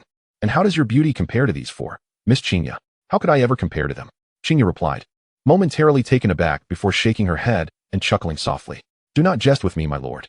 In terms of status, appearance, and demeanor, I am leagues apart from them and unworthy of comparison. She uttered these words with gentle self-mockery, then gradually rose to her feet. My lord, it is late. Do you truly wish to engage in a lengthy discussion with me at this table tonight? Xinya seemed reluctant to delve further into the matter. She gracefully approached the bed, raised her delicate foot, and stepped onto the mattress. In an instant, her demeanor transformed from that of an elegant noblewoman to that of the most alluring enchantress.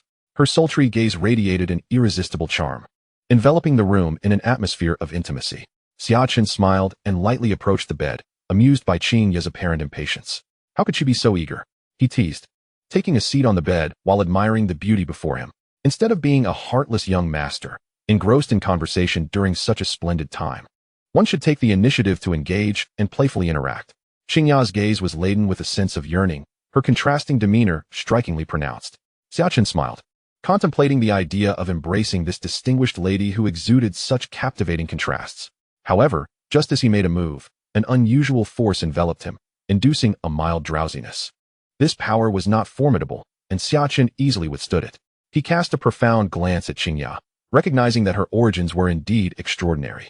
A smile crept upon his lips as he pondered her intentions, wondering if tonight was a carefully orchestrated scheme aimed specifically at him. These thoughts flitted through his mind, and in the next moment, he feigned weakness, collapsing onto the bed and sinking into a deep slumber. Bah! Truly, not a single man is virtuous, just engaged. Yet he hastens to such places.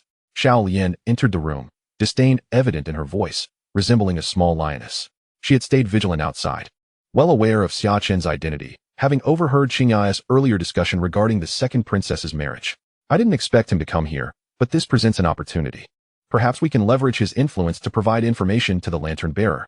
Their recent investigations have been excessively aggressive, and we have suffered significant losses in the dark web of the capital. If this continues, we may face dire consequences. Xia sighed, glancing at the now slumbering Xia Chen as she gracefully descended from the bed, her previous allure having entirely dissipated, replaced by an air of cold elegance. Xiao Lian exclaimed with anger, those treacherous subjects of the Great Feng. Had we not intervened, they would have long been obliterated by the Great Wu. Now, having regained their strength, they dare to deceive us, stealing military defense maps and laying the blame on us. Xiao Lian voiced her indignation, aware that many of their people had recently been captured. Although primarily peripheral members, this trend could soon lead to their own downfall.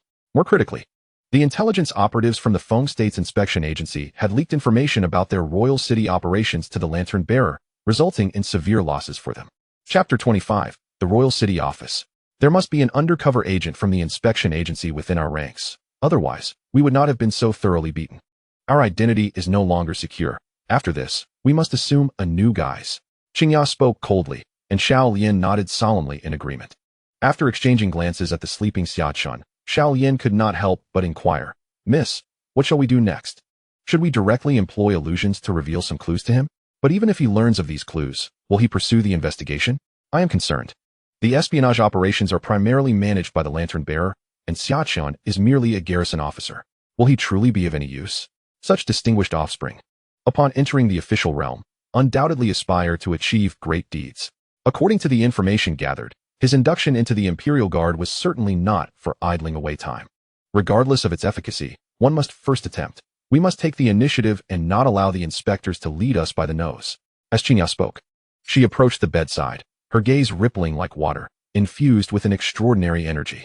I will first draw him into a dream, subtly influencing him within that realm, prompting him to visit the Spring Blossom Pavilion tomorrow, where he will uncover certain clues, believing himself to be exceptionally astute for noticing these details, unaware that he has become a mere instrument in our hands. A faint smile graced Xia's lips. Were it not for the necessity of gathering intelligence under this guise, she would never allow such a detestable man into her chamber, let alone permit him to touch her. No matter who it is, upon entering her room, they would inevitably be ensnared in her dream, a dream so vivid it could easily be mistaken for reality, capable of even swaying one's thoughts and perceptions. Xia was enveloped in a lustrous glow, particularly in her eyes, where a scintillating light flickered, as two ethereal butterflies emerged from her gaze, drifting into Xia Chen's being. Yet, upon entry, Xia's expression shifted. Within her line of sight appeared a pair of eyes gazing down upon her, lofty and devoid of emotion, akin to a deity. This pair bore 4 pupils, seemingly embodying the essence of the Tao and the ultimate truth of existence. Transformed into a butterfly, Xia felt her soul quiver, frozen in place. In the next moment, the 2 azure butterflies that had infiltrated Xia Chen's consciousness shattered, rendering everything an illusion. Xia opened her eyes, her complexion pale, terror lurking within her gaze as she instinctively sought to retreat. However, her delicate, jade-like arm was firmly grasped by a large hand, an immense force emanating from it, causing her to lose her balance and fall onto the bed. By the time Xia regained her composure, she found herself nestled in Xia Chen's embrace, who regarded her with a bemused expression. Faintly, she perceived that within his eyes, 2 pupils had fused into one, profound as a black hole capable of consuming the very essence of the heart. Release, my lady. This sudden turn of events unfolded too swiftly. When Xiao Lian finally reacted, she discovered that her lady's neck was being gripped by someone. Yet, she was deeply perplexed, for had not Xia Chen already succumbed to the illusion and fallen into slumber? In the embrace of beauty, the touch warm and gentle, one would expect an atmosphere thick with intimacy. However, the 2 upon the bed seemed disinterested in pursuing further dialogue. It was unexpected that the renowned Xia was indeed a formidable sorceress, forcibly drawing others into her illusions. One could only wonder if she possessed the ability to kill within dreams. Xia Chen, intrigued, inquired, gently lifting Xia's smooth, white chin as if teasing a virtuous maiden, elevating her exquisitely perfect visage, and gazing into her eyes that still shimmered with an ethereal blue light, reminiscent of sapphires. The 2 bodies were closely intertwined, mere inches apart, their breaths gently caressing each other's cheeks. In an instant, Xia's delicate skin bristled, a shiver coursing through her as goosebumps arose, her cheeks flushing as if she had indulged excessively in drink. Little Lian, observing that Xia Chen paid her no heed and instead was becoming overly familiar with her mistress, felt a surge of urgency. Her aura erupted, vitality surging like a torrent, her body taut as a small beast ready to pounce at any moment. A sorcerer and a 7th-tier martial artist, yet this humble abode of Xia concealed remarkable depths. Xia Chen remained unfazed, his fingers boldly gliding over Xia's flawless face, igniting a heat that spread across her porcelain skin, leaving her flushed. She felt as if his fingers possessed an enchanting power, an experience unlike any she had ever encountered. You were not completely unconscious. You heard our conversation, she stammered. Impossible. You drank the tea and wine laced with my sedatives. In Xia Chen's embrace, Xia struggled to regain her composure, realizing the situation was slipping from her control. Fear gripped her as she worried that Xia Chen might truly compromise her dignity, and she hastily attempted to divert his attention. This evening, in her meticulous preparations, she had added an extra layer of precaution, incorporating a colorless sedative developed by the Royal City's department, alongside her eye techniques. Yet it had proven ineffective against this man. I suppose I possess a robust constitution. Perhaps your dosage was insufficient, Xia Chen remarked casually.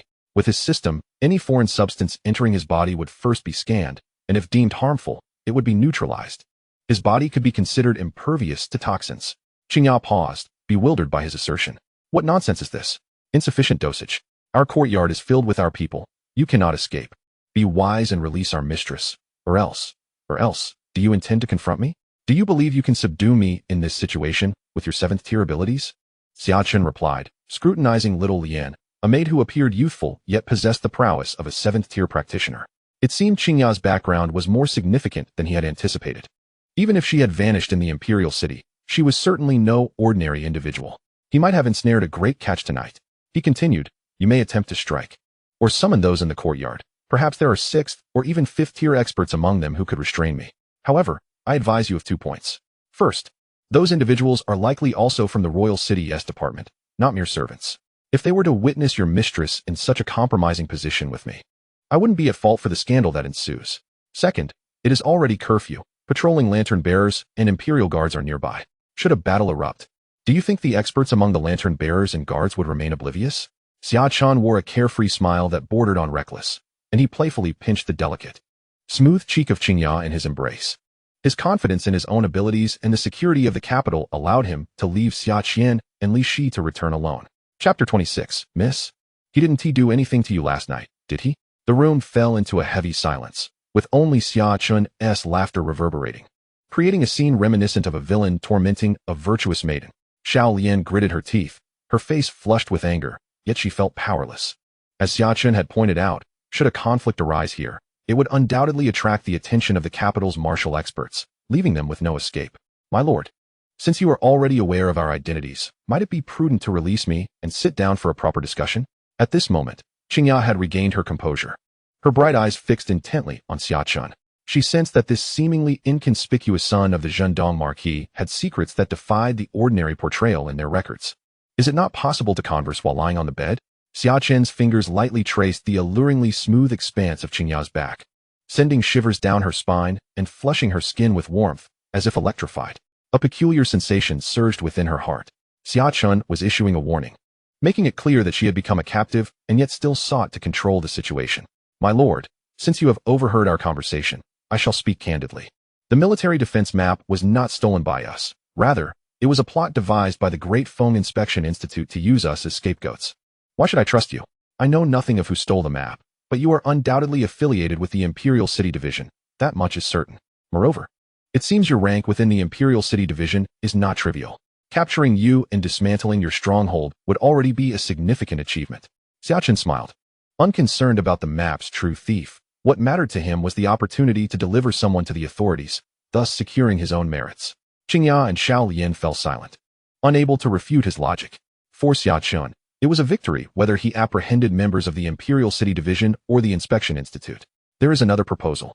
The Great Feng Inspection Institute has agents within your Imperial City Division. Surely, you must have made similar arrangements. Why not provide me with information regarding the distribution of Inspection Institute members in the capital, along with evidence proving the military defense map was not pilfered by your faction? In exchange, I shall release you. Suddenly, Xia Chen's voice echoed once more, and in that moment, Xia and Xiao Lian, who had been engulfed in darkness from Xia Chen's earlier remarks, felt a spark of hope ignite within them, their emotions soaring like a roller coaster. Xia cast a deep gaze at the young man who was so close that she could almost feel his breath. This youth was not only striking in appearance, but harbored ambitions that far surpassed those of his peers. The brilliance in Xia Chen's eyes flickered. Capturing the Imperial City Division was indeed a remarkable achievement, yet it fell short of his aspirations. If the military defense map was not stolen by the division, the lantern bearers would inevitably uncover this truth as their investigation progressed, thereby diminishing the significance of Xia Chen's accomplishment in apprehending the division's covert operatives. However, if he could identify this issue first, and, if not entirely dismantling the network of the Great Feng Inspection Institute spies in the capital, at least inflict substantial losses upon them, it would surely draw the attention of Emperor Wen. Xia Chen pondered deeply. He was not merely satisfied with dismantling a single outpost of the Imperial City Division. He aimed to leverage this opportunity for swift promotion. Should he succeed, although it may trample upon the dignity of the lantern bearers and attract scrutiny from various quarters, the benefits would outweigh the drawbacks. Time was of the essence. With only 5 years remaining, he was still a mere 7th-rank lieutenant, thus he must rise rapidly. Why should I trust you? If I provide you with the Inspection Institute's intelligence, and you turn around to capture us, wouldn't I be utterly defeated? He questioned. I cannot offer you proof. The only thing you can rely on is my integrity. You may choose not to take the risk. Xia Chen tightened his grip on Xinya's delicate chin, compelling her autumn-like eyes to meet his gaze, his seemingly casual words laced with a domineering tone. In a moment of abstraction, a mysterious ripple seemed to emanate from Xia Chen's eyes, affecting Xinya's cognitive judgment. She was reminded of the colossal, heavenly gaze she had encountered when invading Xia Chen's consciousness earlier. For a fleeting instant, her thoughts appeared to come to a standstill. After a prolonged silence in the room, a voice finally emerged from Xinya's alluring red lips. Very well, I will provide you with the Inspection Institute's spy data. As dawn broke, sunlight poured into the room, illuminating it like a sea of gold. On the bed, Xinya slowly opened her eyes, feeling a wave of fatigue wash over her body. Her waist ached. Her legs were numb, especially around the knees, as if she had knelt for too long, covered in bruises. As her consciousness returned, memories of the previous night flooded her mind. She abruptly turned to her side and discovered a man sleeping beside her, one hand resting on her waist. Sensing her movement, his warm hand tightened possessively, drawing her delicate form into his embrace. Feeling the heat of his broad chest, her cheeks flushed crimson. She glanced down at her attire, a sense of relief washing over her as she noted that her clothes remained intact, albeit somewhat disheveled, still the same outfit from the previous night. Good morning. Xia Chen's eyes remained shut, seemingly still in slumber, yet his voice resonated through the air. Can you let go of me now? Xinya urged herself to remain calm. Although she had utilized her unique identity to gather intelligence, she had never allowed any man to touch her. She had always relied on her skills to ensnare them in illusions, remaining innocent throughout.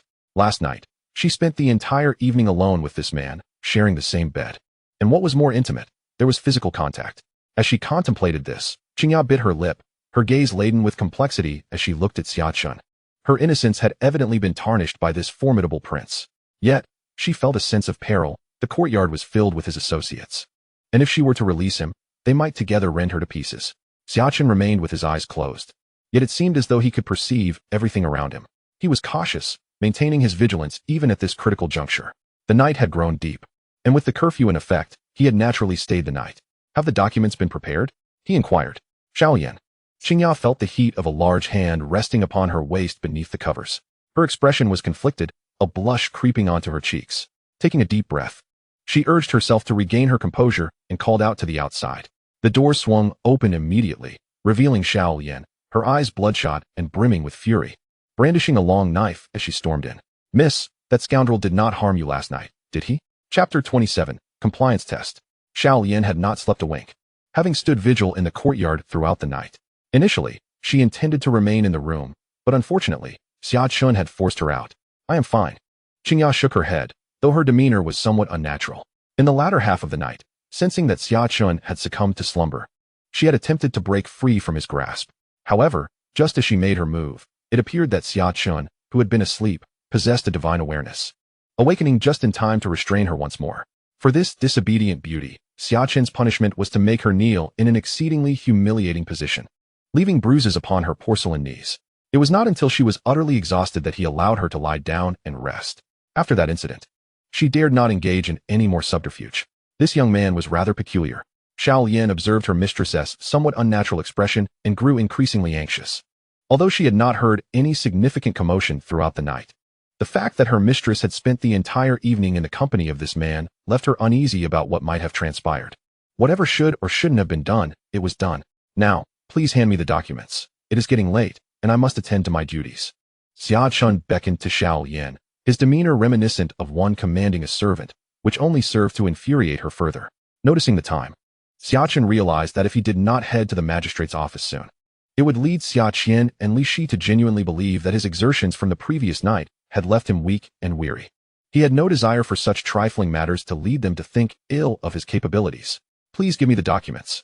Although Qingya was unaware of what Xia Chen meant by going to work, she truly wished to avoid further entanglements with him. Their previous night of contention had yielded her no advantage whatsoever. Reluctantly, Xiao Yan retreated but soon returned with a stack of documents. Handing them over to Xia Chen with evident reluctance, Xia Chen lay languidly on the bed, one hand retrieving documents while the other relaxed beside Qingya. Feeling the warmth of the hand resting on her shoulder, Qingya let out a sigh of relief. After a night of tumult, her attire had become disheveled, exposing one of her delicate shoulders, thus leaving no fabric to separate them. Although Xia Chen had released her hand and focused entirely on the documents, Qingya dared not move an inch, having witnessed the boy's uncanny abilities the previous night. She was certain he had fallen asleep, yet the moment she attempted to shift, he had anticipated her actions and seized her with remarkable precision. Such a skill was truly frightening. No wonder he had allowed her to sleep beside him despite their earlier confrontation. He seemed utterly unconcerned about potential threats in his slumber. Intriguing. It appeared that your Royal City Division had embedded numerous operatives within the Inspection Institute. Xia Chen regarded the stack of detailed documents in his hand, a smile gracing his lips. As one of the three foremost dark organizations in this world, the Emperor's Sharp Blade, the Lantern Bearers of Dawu, the Royal City Division of Deqing, and the Inspection Institute of Defome all infiltrated one another. The most intense battleground lay within the capitals of the three nations. The capital of Dawu was the domain of the Lantern Bearers, yet it concealed members of the Royal City Division and the Inspection Institute, a secret acknowledged by all ranks of officials and even the common populace. This situation arose not from the Lantern Bearers' arrogance, but from their profound understanding that even if they eradicated all members of the Royal City Division and the Inspection Institute in the capital, new operatives would swiftly arrive to take their place. Neither Deqing nor Defome would allow the political center of the capital to remain unguarded. Similarly, in the capitals of Deqing and Defome, the circumstances were akin, rife with hidden spies. This was the realm of the Lantern Bearers. Ideally, we should align with the Inspection Institute, not necessarily to assist each other, but at the very least, to avoid betrayal. Yet this time, the Inspection Institute had chosen to wield us as weapons. Thus, it was no surprise that we retaliated, Qingya remarked coldly. After perusing the documents, Xia Chen fell into silence for a moment before raising his hand, slicing his fingertip, crimson blood seeming to pulse with a strange energy. Calmly, he instructed, "Open your mouth." Qingya was taken aback, momentarily stunned, yet as a sorceress, she instinctively sensed something peculiar about the blood. She knew that some sorcerers could cast unusual spells using their own blood as a conduit. Noticing her lack of response, Xia Chen wasted no words. He grasped her face firmly and roughly pried her mouth open, thrusting his bloodied fingertip inside. Coughing as her breath hitched, Qingya covered her mouth. "What have you done?" "This is a technique of my Marquis, applicable even by martial artists. Your body now integrates my essence. From this moment forth, wherever you go, I shall be able to sense your presence," he declared. "Thus, I sincerely hope this information is flawless. Additionally, perhaps it is time for you to adopt a different persona. If you comply, there may yet be opportunities for collaboration ahead." Xia Chen smiled, gently pinching Qingya's smooth and rosy cheek once more, like a devil. Rising from the bed, "The hour was growing late. Attend to my ablutions and attire, if you please." Xia Chen treated this place as his domain, unabashedly commanding. His tone sweet, yet decidedly authoritative. Lying on the bed, Qingya pressed her lips together, her gaze complex, yet she eventually rose to tend to Xia Chen's hair. It was her inaugural experience in serving another, and the various techniques felt utterly foreign. The entire process was fraught with difficulty. Nevertheless, Xia Chen exhibited remarkable patience, never once contemplating a change of attendants. The entire affair resembled a form of taming. Were a player to appear at that moment and witness the scene, they would comprehend that Xia Chen was engaged in a practice known in their realm as a compliance test. Xia Chen walked into the government office with a refreshed demeanor. "Young master." Xia Chen had been waiting inside, and upon seeing Xia Chen, he hastened over. "Boss, how was last night?" Meanwhile, Li Shi also spotted Xia Chen, his gaze flickering before he too approached, a knowing smile gracing his face. What else could it be but delightful? Xia Chen clapped Li Shi on the shoulder. a smile illuminating his countenance. As long as the boss is comfortable. Li Shi chuckled foolishly in response. Have all the brothers arrived at the office?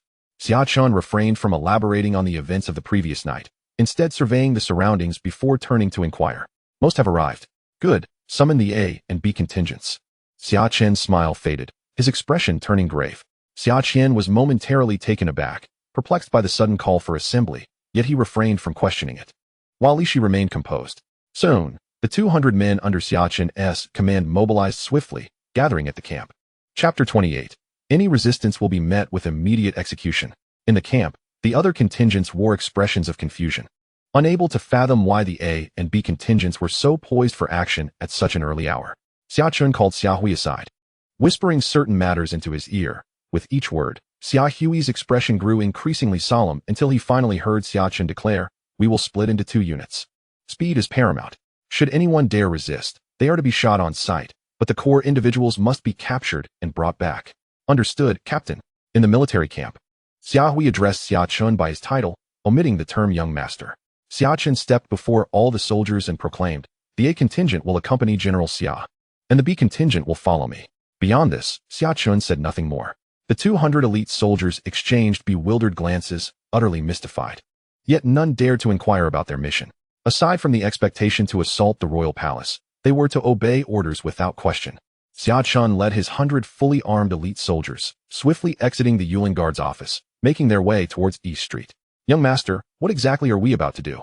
It was only at this moment that Xia Chen quietly approached Xia Chen, inquiring in a hushed tone. "No need to ask too much. You will find out soon enough."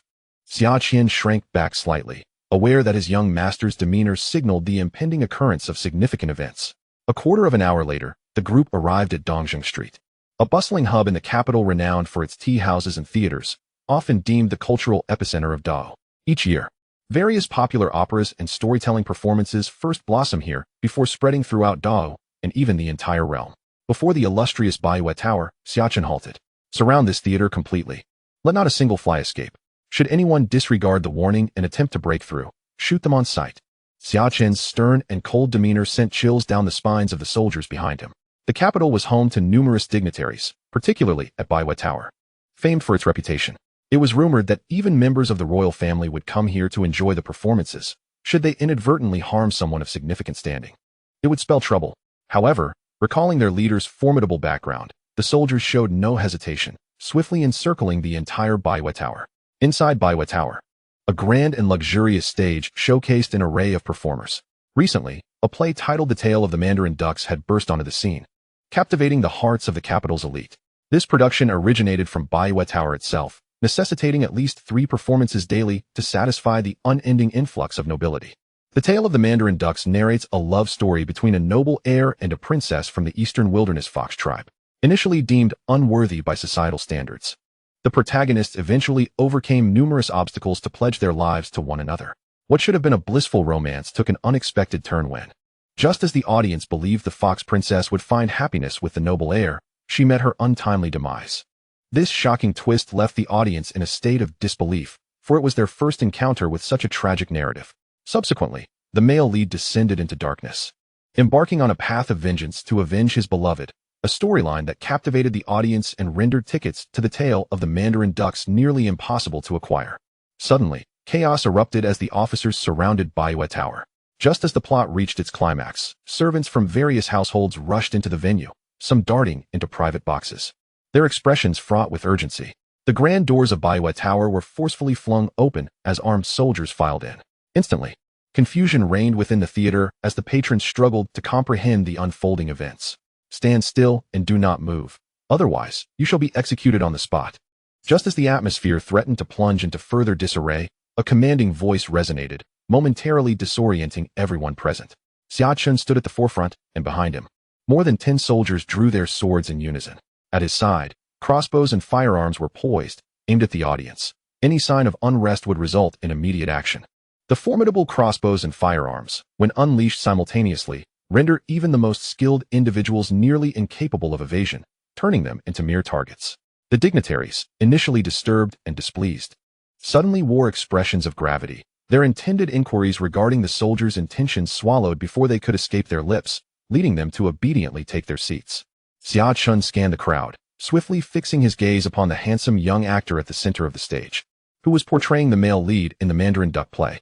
At that moment, the actor was also observing Xia Chen, their eyes locking in an unspoken exchange. How strikingly handsome. But is that all? This thought emanated from the stage performer upon glimpsing Xia Chen, while Xia Chen, armed with information from Qingya, noted that this actor was indeed a beautiful man, recently catapulted to fame with the new production of the Mandarin duck play, garnering considerable admiration from the elite women of the capital. Yet, upon closer inspection, Xia Chen deemed him merely average. Take him, Xia Chen commanded coldly, pointing decisively at the actor. Instantly, 5 imperial guards unsheathed their long swords, moving with the swiftness of a tiger among sheep, heading straight for the performer. The actor's expression turned grave. He had sensed something amiss the moment the soldiers entered, and now their direct assault made it evident that he was their target. This was no mere coincidence. They were coming for him. Behind the actor, a martial character, without a moment's hesitation, positioned themselves in front of him, launching hidden weapons from their palms.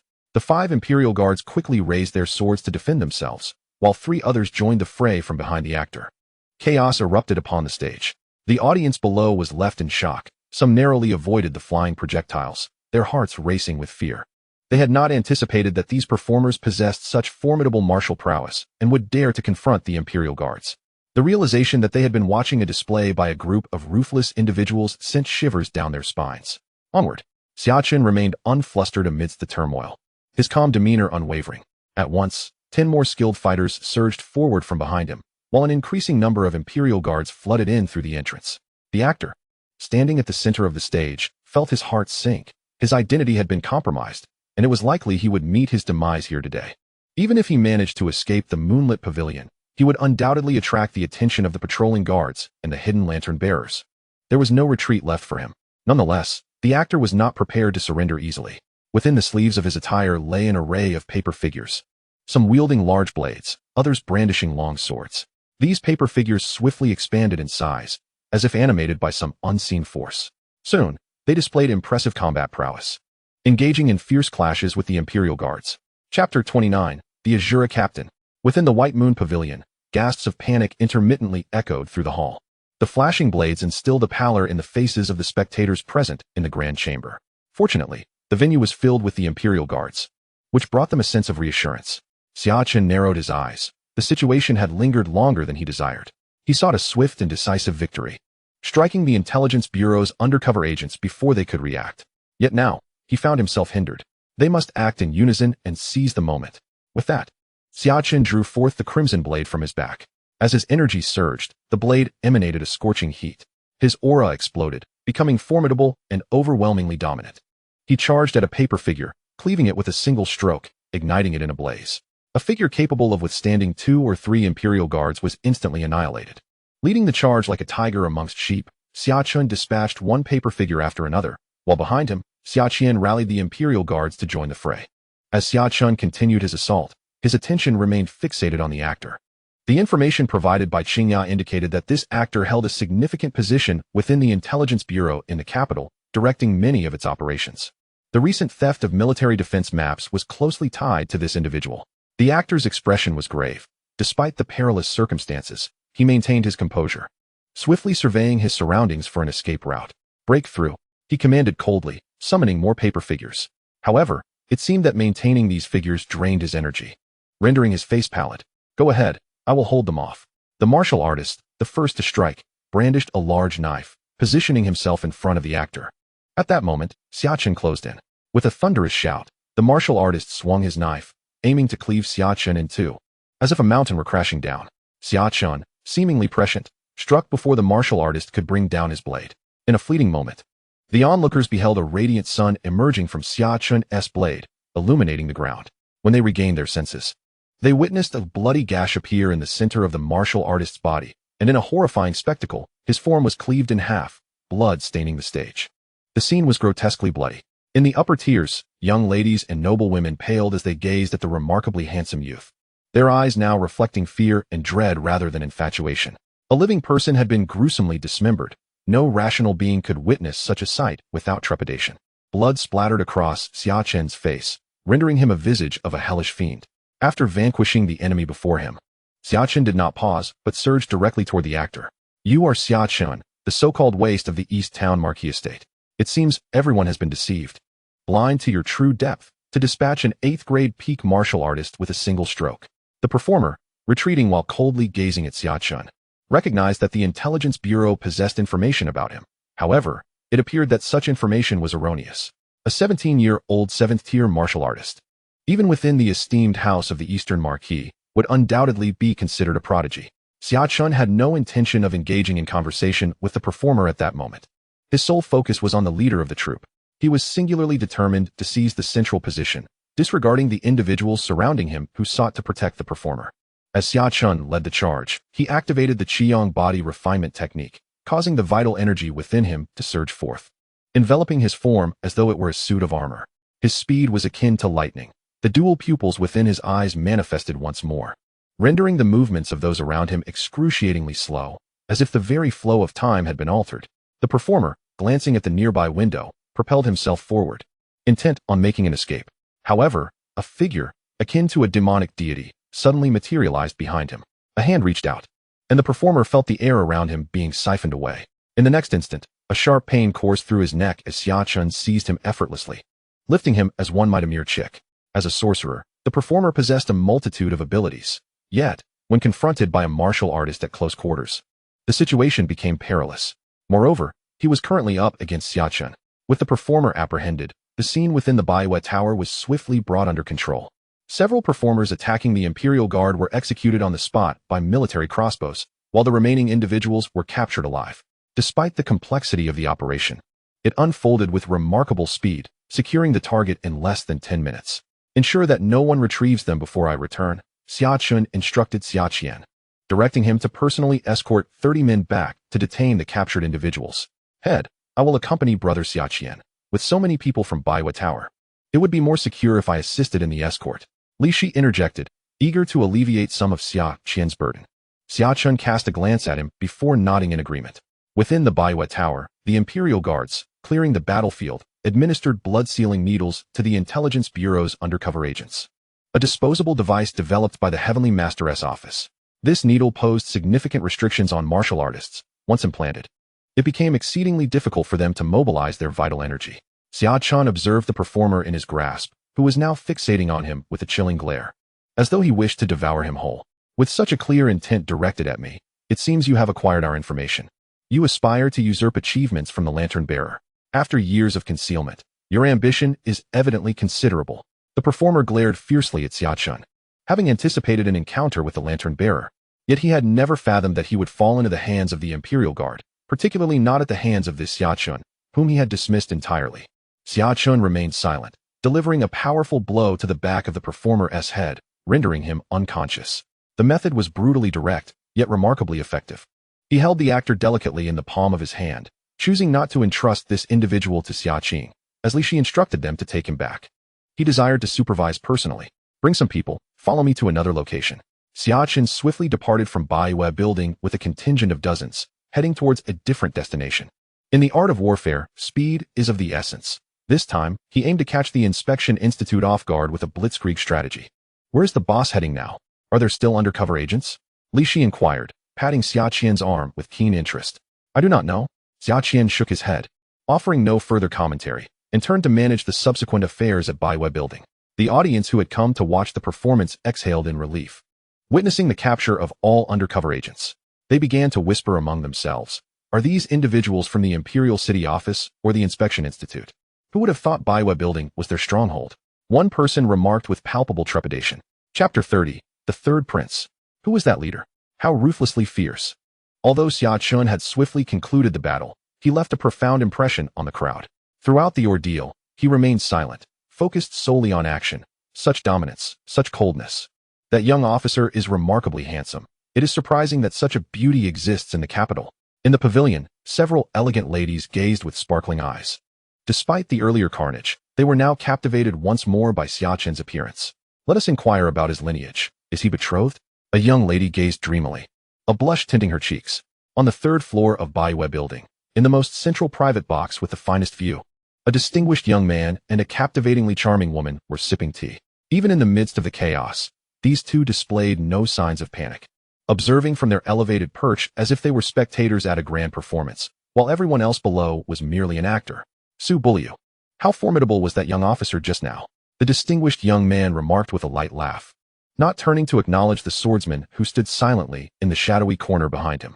This individual exhibited an unparalleled mastery of energy and blood force. With a single stroke, all his strength coalesced at the blade's tip, and he had already grasped the essence of sword intent, radiating with a vigor so potent that few in the 7th rank could rival him. Beyond this, he discerned little else. Uncertain whether the swordsman concealed further prowess, Su Buliu, appearing to be around 27 or 28, observed with a glint in his eyes, offering an assessment of Xia Chen. Should you both be in the same realm, victory might be within reach. The distinguished young man, intrigued by Su Buliu's words, responded with curiosity. One must engage to know. Oh, you are the renowned genius swordsman of the capital. Even you lack absolute confidence in victory. The young man expressed his surprise. I am currently at the pinnacle of the 5th rank, poised to ascend to the 4th.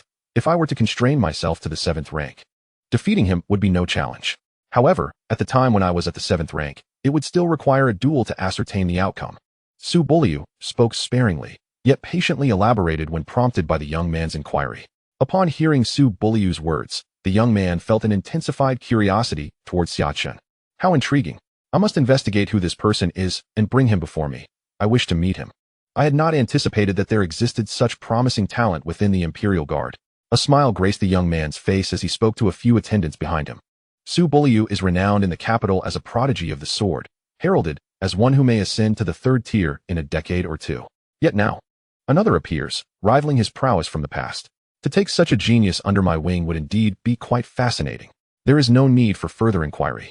If my assumptions are correct, this individual should be somewhat connected to us.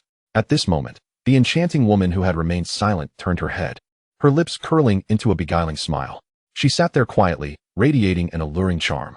She appeared to be in her 30s, clad in simple attire, yet emanating an undeniable sense of nobility. Ah, my aunt knows this person's identity. The young man was taken aback. But recalling his aunt's restless ambition and her involvement in court affairs as a woman, it was no surprise that she had gathered many informants. He must be the legitimate eldest son of the Marquis of Anong, recently betrothed to Yaoguang. My sources have reported that he possesses striking beauty, rivaling the so-called 4 great handsome men of the capital. Upon seeing him today, he surpasses even them in elegance. The beautiful woman smiled, reminiscing about Xia Chen's visage, her eyes glimmering with springtime allure. Princess Pingyang, mature and captivating, was fervently passionate about power, having remained unmarried throughout her life, yearning for love, yet unwilling to settle for less. My niece is indeed fortunate. Princess Pingyang sighed. She was the youngest sister of Emperor Wen, raised by him, though not of the same bloodline. Over the past 50 years since Emperor Wen ascended, he had treated this sister as his daughter. Growing up, Princess Pingyang exhibited a keen interest in politics, and crucially, Emperor Wen neither obstructed nor opposed her involvement, tacitly allowing her to engage in governance. Hence, Princess Pingyang held a unique position within the royal family. At this moment, the 3rd prince was even more astonished. Who would have thought that the seemingly inconsequential Imperial Guard lieutenant he wished to recruit would have such connections? Surely, my aunt's information must be accurate. Yet, if I recall correctly, Xia Chen was notorious for being a wastrel. The Marquis of Anong had neglected him for years. Why then has he become so formidable now? Recently, the Xia family arranged for him to hold a position as a lieutenant in the Yulin Guards, matching his identity and appearance. It must be him. As for his cultivation, it is indeed rather astonishing. Princess Pingyang pondered, resting her delicate chin on her hand, lost in thought. Xia Chen, unaware, was racing towards another location, a stronghold that happened to be an inn.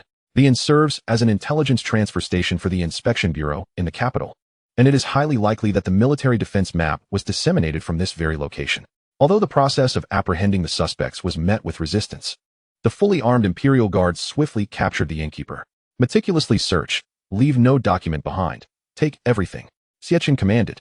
He then promptly led his men to the next destination, a northern street orphanage known as the Good Nurture Hall.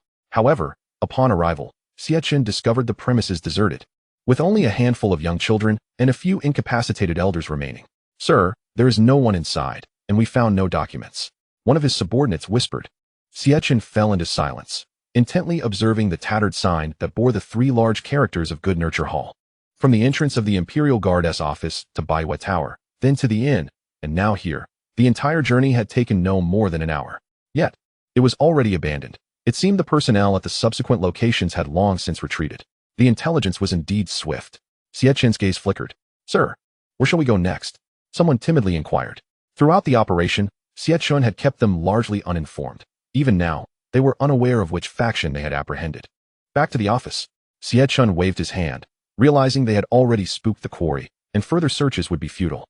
Upon returning to the Imperial Guard's office, Xia Chen encountered Qin Mu standing at the entrance. As Qin Mu saw Xia Chen approach, he hurried forward. I arrived at the office early this morning and heard you took 200 men out. What is happening? Why have you brought back so many? Qin Mu was still bewildered.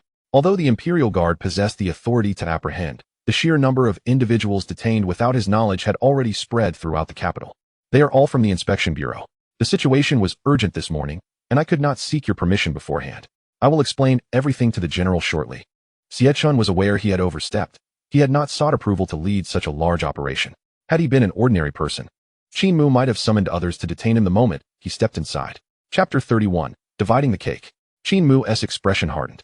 Unable to voice the reprimand he had intended, Xia Chen pulled Qin Mu aside and whispered, Sir, I understand the procedure was not followed correctly, but rest assured. Once the Lieutenant General learns of this matter, he will be overjoyed. Not only will he not blame you, but perhaps you could even ascend the ranks due to this achievement.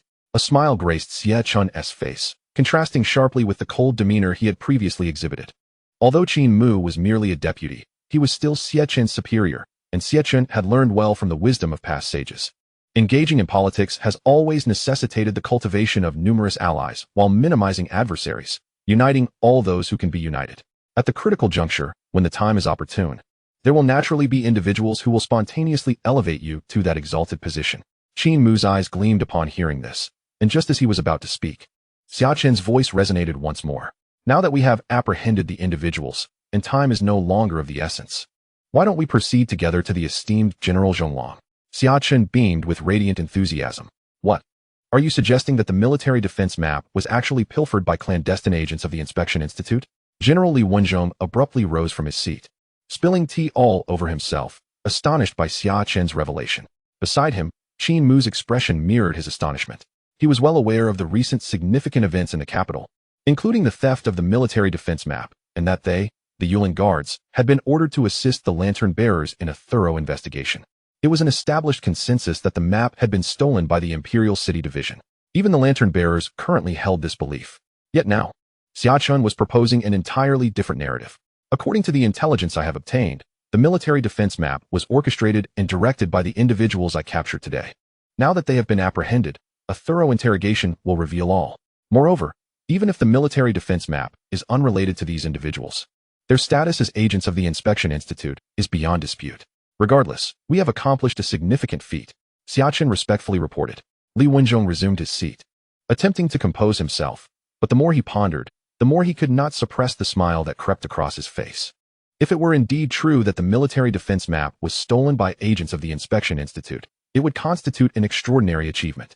Conversely, even if Xia Chen had erred, as long as the apprehended individuals were indeed agents, it would still be a commendable success, leaving no room for regret. However, there was a concern. This incident might offend the lantern bearers. It was uncertain whether the esteemed general could withstand the pressure from that quarter.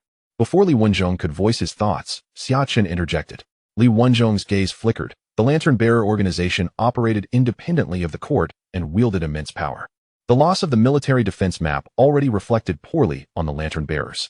If it were indeed stolen by the Inspection Institute, it would signify a grave dereliction of duty on their part.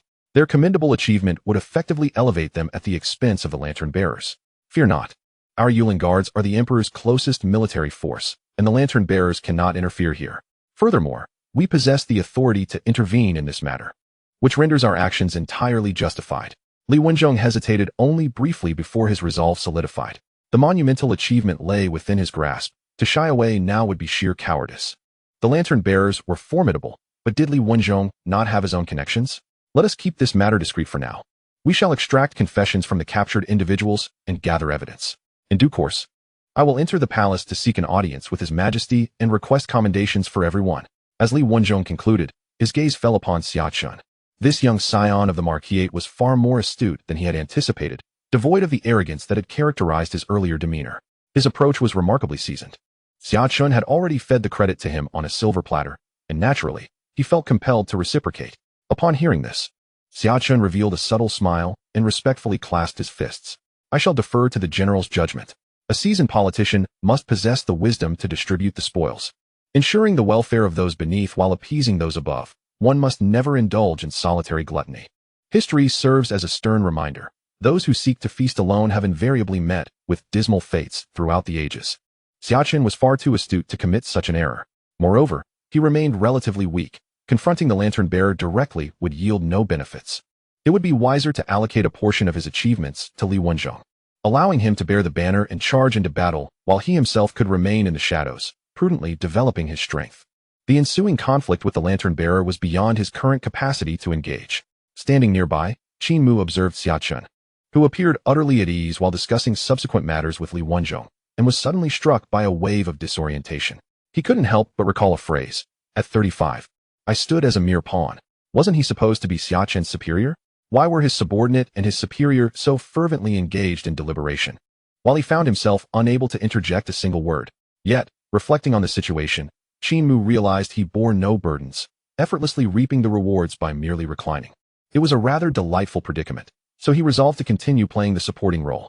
Upon emerging from Li Wenzhong's military tent, Xia Chen encountered Xia Hui, who had arrived with his men.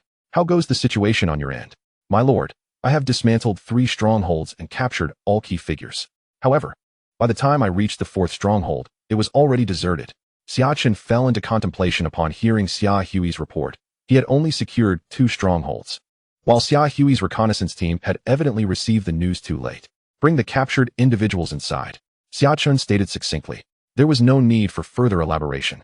The most crucial actors had been apprehended, making the endeavor far from fruitless. As noon approached, the atmosphere among the soldiers of the Feather Forest Army shifted palpably, as if a wave of tension had swept from the top down. Even the previously reclusive Major General, who had been enjoying tea within his own ranks, made several trips out, personally inspecting the small prisons at the far end of the Feather Forest Guard's offices.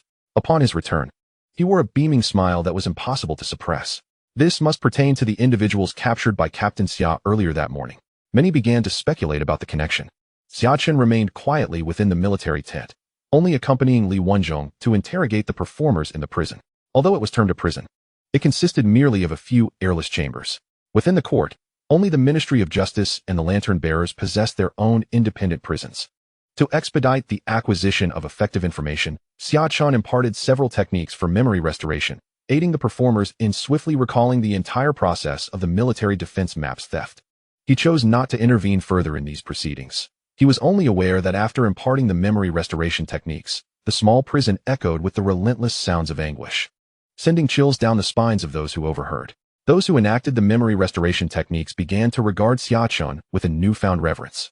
The newly appointed officer is undoubtedly a formidable figure, capable of devising such grotesque punishments. Even the most rigorously trained spies would likely falter under such duress. Chapter 32. The Importance of Swift Action. Afternoon. The lantern-bearers have arrived. Neither Xia Chen nor Li Wenzhong were particularly surprised.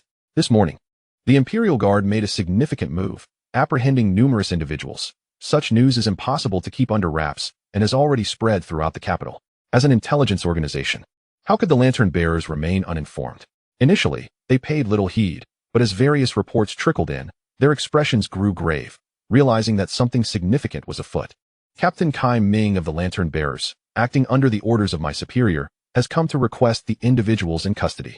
Kai Ming, accompanied by a dozen associates, presented his badge with a courteous tone, yet a resolute attitude, insisting on the release of the detainees. Captain Kai, you must be mistaken. This is the Imperial Guard. What individuals do you seek here? Qin Mu, personally leading a contingent, intercepted Kai Ming at the entrance, regarding him with a puzzled expression. Lieutenant Qin, do not feign ignorance. This morning, it was reported that the Imperial Guard launched an operation and apprehended a group of spies. The matter of spies has always been under the purview of the lantern-bearers, while the Imperial Guard oversees the safety of the city.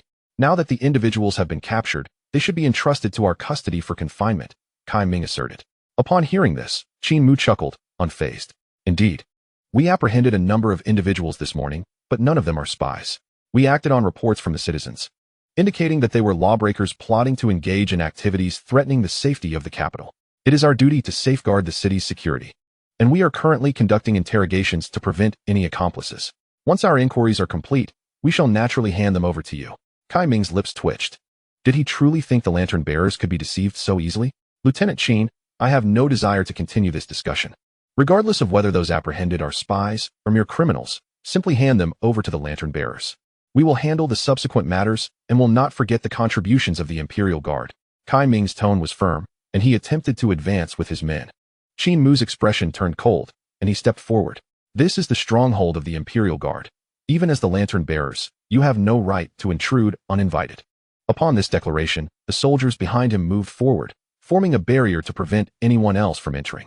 Kai Ming's face turned ashen as he regarded the resolute Qin Mu, his expression fluctuating until, after several breaths, he regained his composure and replied coldly, "Very well, I shall report this matter to my superior. Your Imperial Guard does not possess the authority to detain prisoners. We lantern bearers will hold you accountable for this." With that sharp retort, Kai Ming turned and led his group away, recognizing that they were adamant about not releasing the detainees. He knew he could not force his way in, especially since it was evident that someone behind the scenes was benefiting from this situation. Otherwise, how could a mere lieutenant exhibit such audacity? Lord Xinhu, what shall we do next? What else can be done? I shall return to report to the commander. As a mere Xinhu, I cannot overturn the situation on their territory.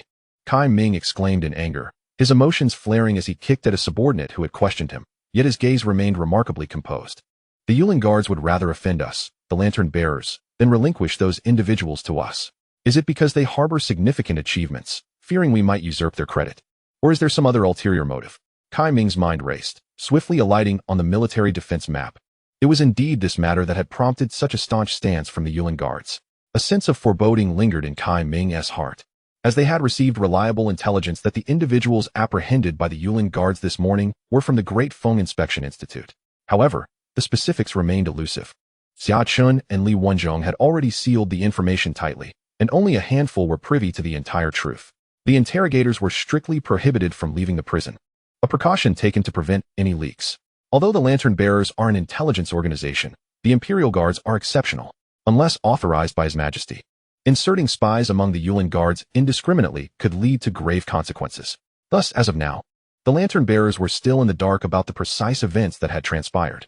When Kai Ming presented his conjectures, they were met with immediate attention. A fully operational lantern bearer force is a formidable entity, particularly when driven by a specific objective. That evening, the lantern bearers, acting on Xia Chen's morning maneuvers, apprehended a group from the Inspection Institute who had received advance warning and vacated their stronghold. Under severe interrogation, they finally unraveled the intricate details. In the dead of night. What? The military defense map was pilfered by individuals from the Inspection Institute? Commander Lu Li of the Lantern Bearers spoke in a deep, somber tone, his gaze fixed intently on the subordinate reporting to him. The subordinate quivered as he spoke. The examination results indicate thus. Lu Li sank back into his seat, inhaling deeply as he recognized the gravity of the situation. They, the Lantern Bearers, had committed such a fundamental error after days of investigation, misidentifying the target. What would His Majesty think if he were to learn of this? Would he doubt Lu Li's capability to carry out his duties? No wonder, after several days of inquiry, no crucial results had emerged. They had veered off course, making it nearly impossible to achieve a successful outcome. Bring Shen Fong to me. How could he mismanage such a situation? Lu Li seethed in anger but quickly regained his composure. Fetch my attire. I must go out. It was already late at night. He had settled into his home, having been roused from slumber, his beautiful concubine disturbed from his embrace. Now, with sleep entirely eluding him, he needed to rush to the Yulin Guards and retrieve those key figures while also conferring with Li Wenzhong. This matter must be reframed from a failure on their part to a joint discovery of the clues by both the Lantern Bearers and the Yulin Guards, leading to a thorough investigation that would ultimately capture the individuals from the Inspection Institute. In doing so, not only would they avert blame, but they might also earn merit. As he donned his attire and stepped into the foyer, he was met with the hurried entrance of his steward. "Master, there are visitors from the palace." Upon hearing this, Lu Li's expression shifted, realizing that it was already too late. The Imperial Guards had made their move. Xia Chen, feeling rejuvenated from a restful night's sleep, rose from his bed. The previous night, he had stayed late at the Yulinwei headquarters, ensuring that all evidence confirming the theft of military defense maps by the inspection court was thoroughly prepared before he departed. He understood that the subsequent developments were of little concern to him. The intricate power plays of those involved were beyond his current grasp. In the courtyard, Xia Chen practiced a set of martial arts, just as he was preparing to head to the office to clock in. "Third young master, A household soldier appeared outside his courtyard. The master requests your presence. He has matters to discuss with you. Very well. Xia Chen nodded, redirecting his steps from west to east, towards the inner courtyard. He anticipated inquiries regarding the military defense maps. Both he and Li Wenzhong believed that swift action was imperative. They aimed to resolve the matter before any parties could react. Thus, Li Wenzhong had ventured into the palace the previous night to finalize the arrangements. Chapter 33, The Emperor. Mingda Courtyard. This was the residence of Xia Chen, exuding the charm of spring with its vibrant floral displays. The courtyard, steeped in history, had been home to generations of family heads for over 4 centuries, bearing the marks of time in every corner. Elder brother. Upon arriving, Xia Chen spotted a young man emerging from the courtyard, handsome and in his early 20s. Xia Chen, the young man, named Xia Chen, was the second son of Xia Chen and had swiftly risen to the rank of captain in the imperial guards, establishing himself as one of the leading figures among the youthful elite of the military. Xia Chen nodded at Xia Chen, his thoughts drifting back to the words his father, Xia Chen, had just imparted. His gaze towards Xia Chen subtly altered. It was the first time the imperial guards had seized credit for such an achievement, with the pivotal figure being none other than his third brother standing before him. Please, go inside. Father is waiting for you. The two exchanged no further pleasantries. Xia Chen nodded and turned to depart. Xia Chen, unfazed, recognized his elder brother's typically indifferent demeanor, which held no malice. They had shared a cordial relationship in their youth.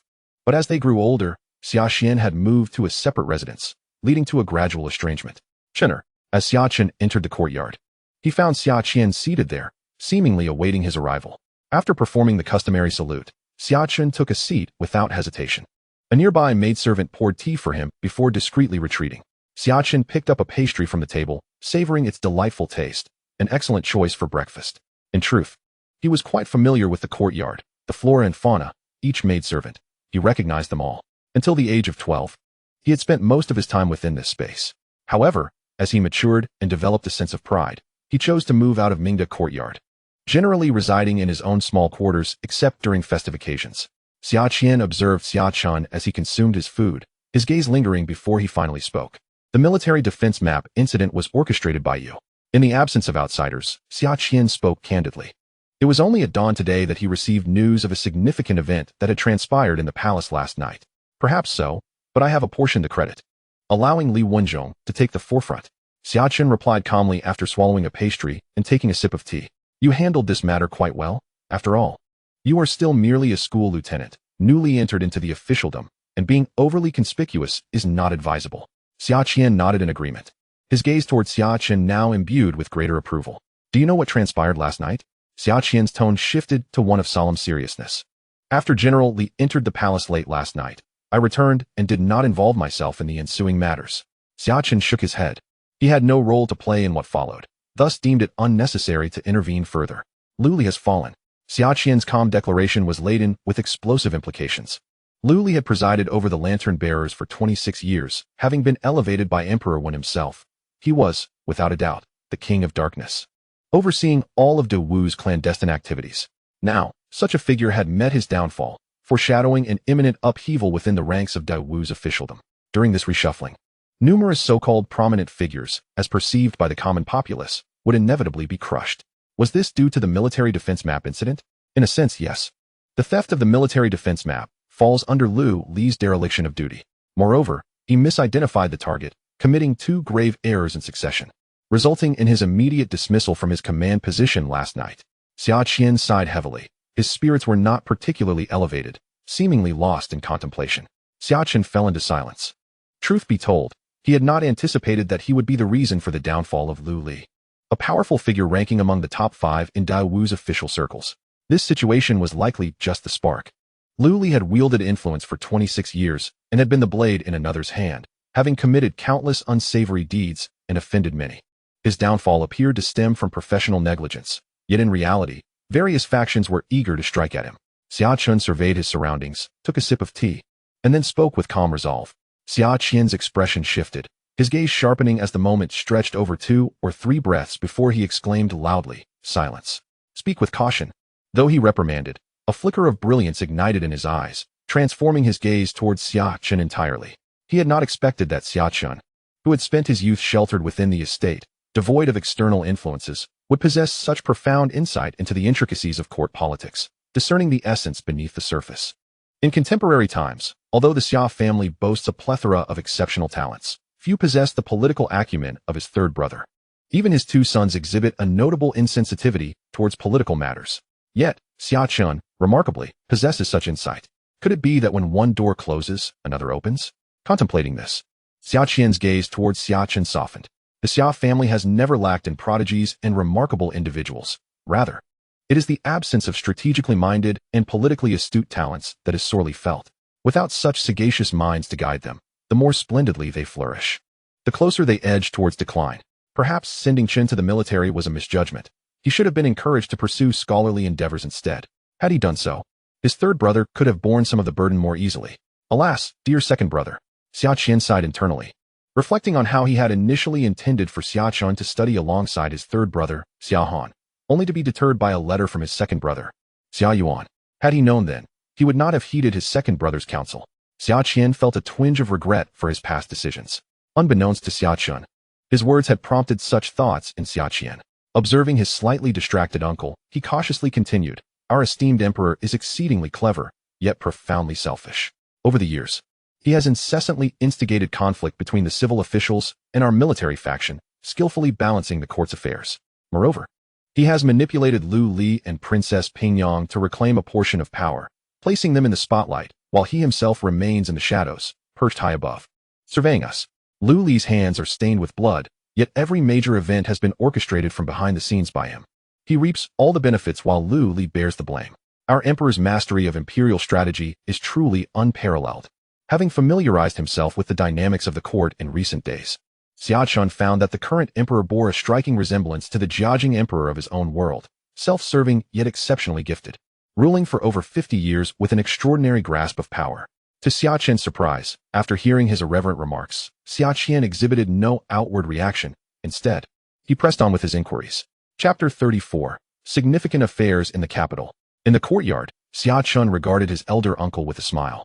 As everything unfolded just as he had surmised, the illustrious Hou residence, with its 600 years of glory, could not have sustained its brilliance through mere loyalty to the emperor alone amidst the relentless power shifts over 6 centuries. The patriotism of the East Town Marquis lineage may not be in question, but loyalty to the emperor is a matter worthy of discussion. For many years, both the old East Town Marquis and Xia Chen have remained discreetly within the confines of the Marquis, avoiding the outside world, primarily due to the suspicions of Emperor Wen. For the safety of the Marquis and the prospects of the next generation, they have had no choice but to act thus. Meanwhile, during this period, Xia Chen's adoptive father, Xia Yuan, has achieved remarkable feats in the eastern wilderness. Before long, he may return to the capital, and the outcome is all too evident, relinquishing military power and turning a blind eye to court affairs. Perhaps only when the flames of war reignite will there be a chance for resurgence. This reflects a certain political acumen, one that is inherently infused with emotion. How could one remain indifferent in such circumstances? The fall of Lu Li must bring great joy to the civil officials, remarked Xia Chen in a low tone. Indeed, this time, it was none other than Lord Li who took decisive action. His Majesty's abandonment of Lu Li may well be rooted in this profound rationale. Xia Chen nodded, acknowledging that although the lantern bearers were ostensibly created to balance the civil and military factions, they primarily served to suppress the civil officials. Over recent years, the influence of the civil faction has surged, evolving into a formidable power that poses a threat to imperial authority. It is commendable that you have discerned so much. For this matter, you are the catalyst. Although publicly, it appears that Li Wenzhong is at the forefront. He has consistently maintained a neutral stance and is not adept at handling cases. It is unlikely he would risk so much to claim credit from the lantern bearers. From the information I have received, you personally led a group out of the camp yesterday, apprehending individuals before reporting to Li Wenzhong, correct? Xia Chen spoke calmly, his gaze fixed on the distant scenery. Xia Chen was taken aback. He had not anticipated that Xia Chen was aware of this affair. I can surmise this. And so can others. There are no shortage of astute minds in the capital. Xia Chen gazed deeply into Xia Chen's eyes, urging him to remain low-key during this period, assuring him that he would assist in navigating certain matters. Thank you, Uncle Xia. Xia Chen replied respectfully, embodying the demeanor of a modest gentleman, which pleased Xia Chen, who nodded in approval. Go now. Xia Chen gestured for Xia Chen to depart. Wise individuals need not speak excessively. In the following days, the political landscape of the capital experienced seismic shifts. The Ministry of Justice and the Imperial Guards sprang into action, and the downfall of a prominent figure left many exhilarated. Positions above are akin to a game of musical chairs. Only when one falls can another ascend. In the unseen realm, the lantern bearers mobilized, launching a fervent campaign against the Inspection Bureau. Numerous undercover agents concealed within the capital were captured, some even executed on the spot. Meanwhile, in the remote northwestern frontier, the military began extensive mobilization, imposing martial law and preparing for war, anticipating threats from the west, namely the Kingdom of Qing and the northern realm of Dafeng. They stood poised to confront any conflict. Several representatives of the military achievement faction were summoned to the palace for military deliberations, and even the cabinet began discussions on who to deploy should a war indeed erupt in the northwestern border. Amidst this tense atmosphere of impending conflict, Marquis Anwu, Xia Chen, was summoned to the palace multiple times. Xia Chen learned through unofficial channels that His Majesty was considering appointing Xia Chen, and potentially even employing the reclusive old Marquis of Zhendong, Xia Chutian.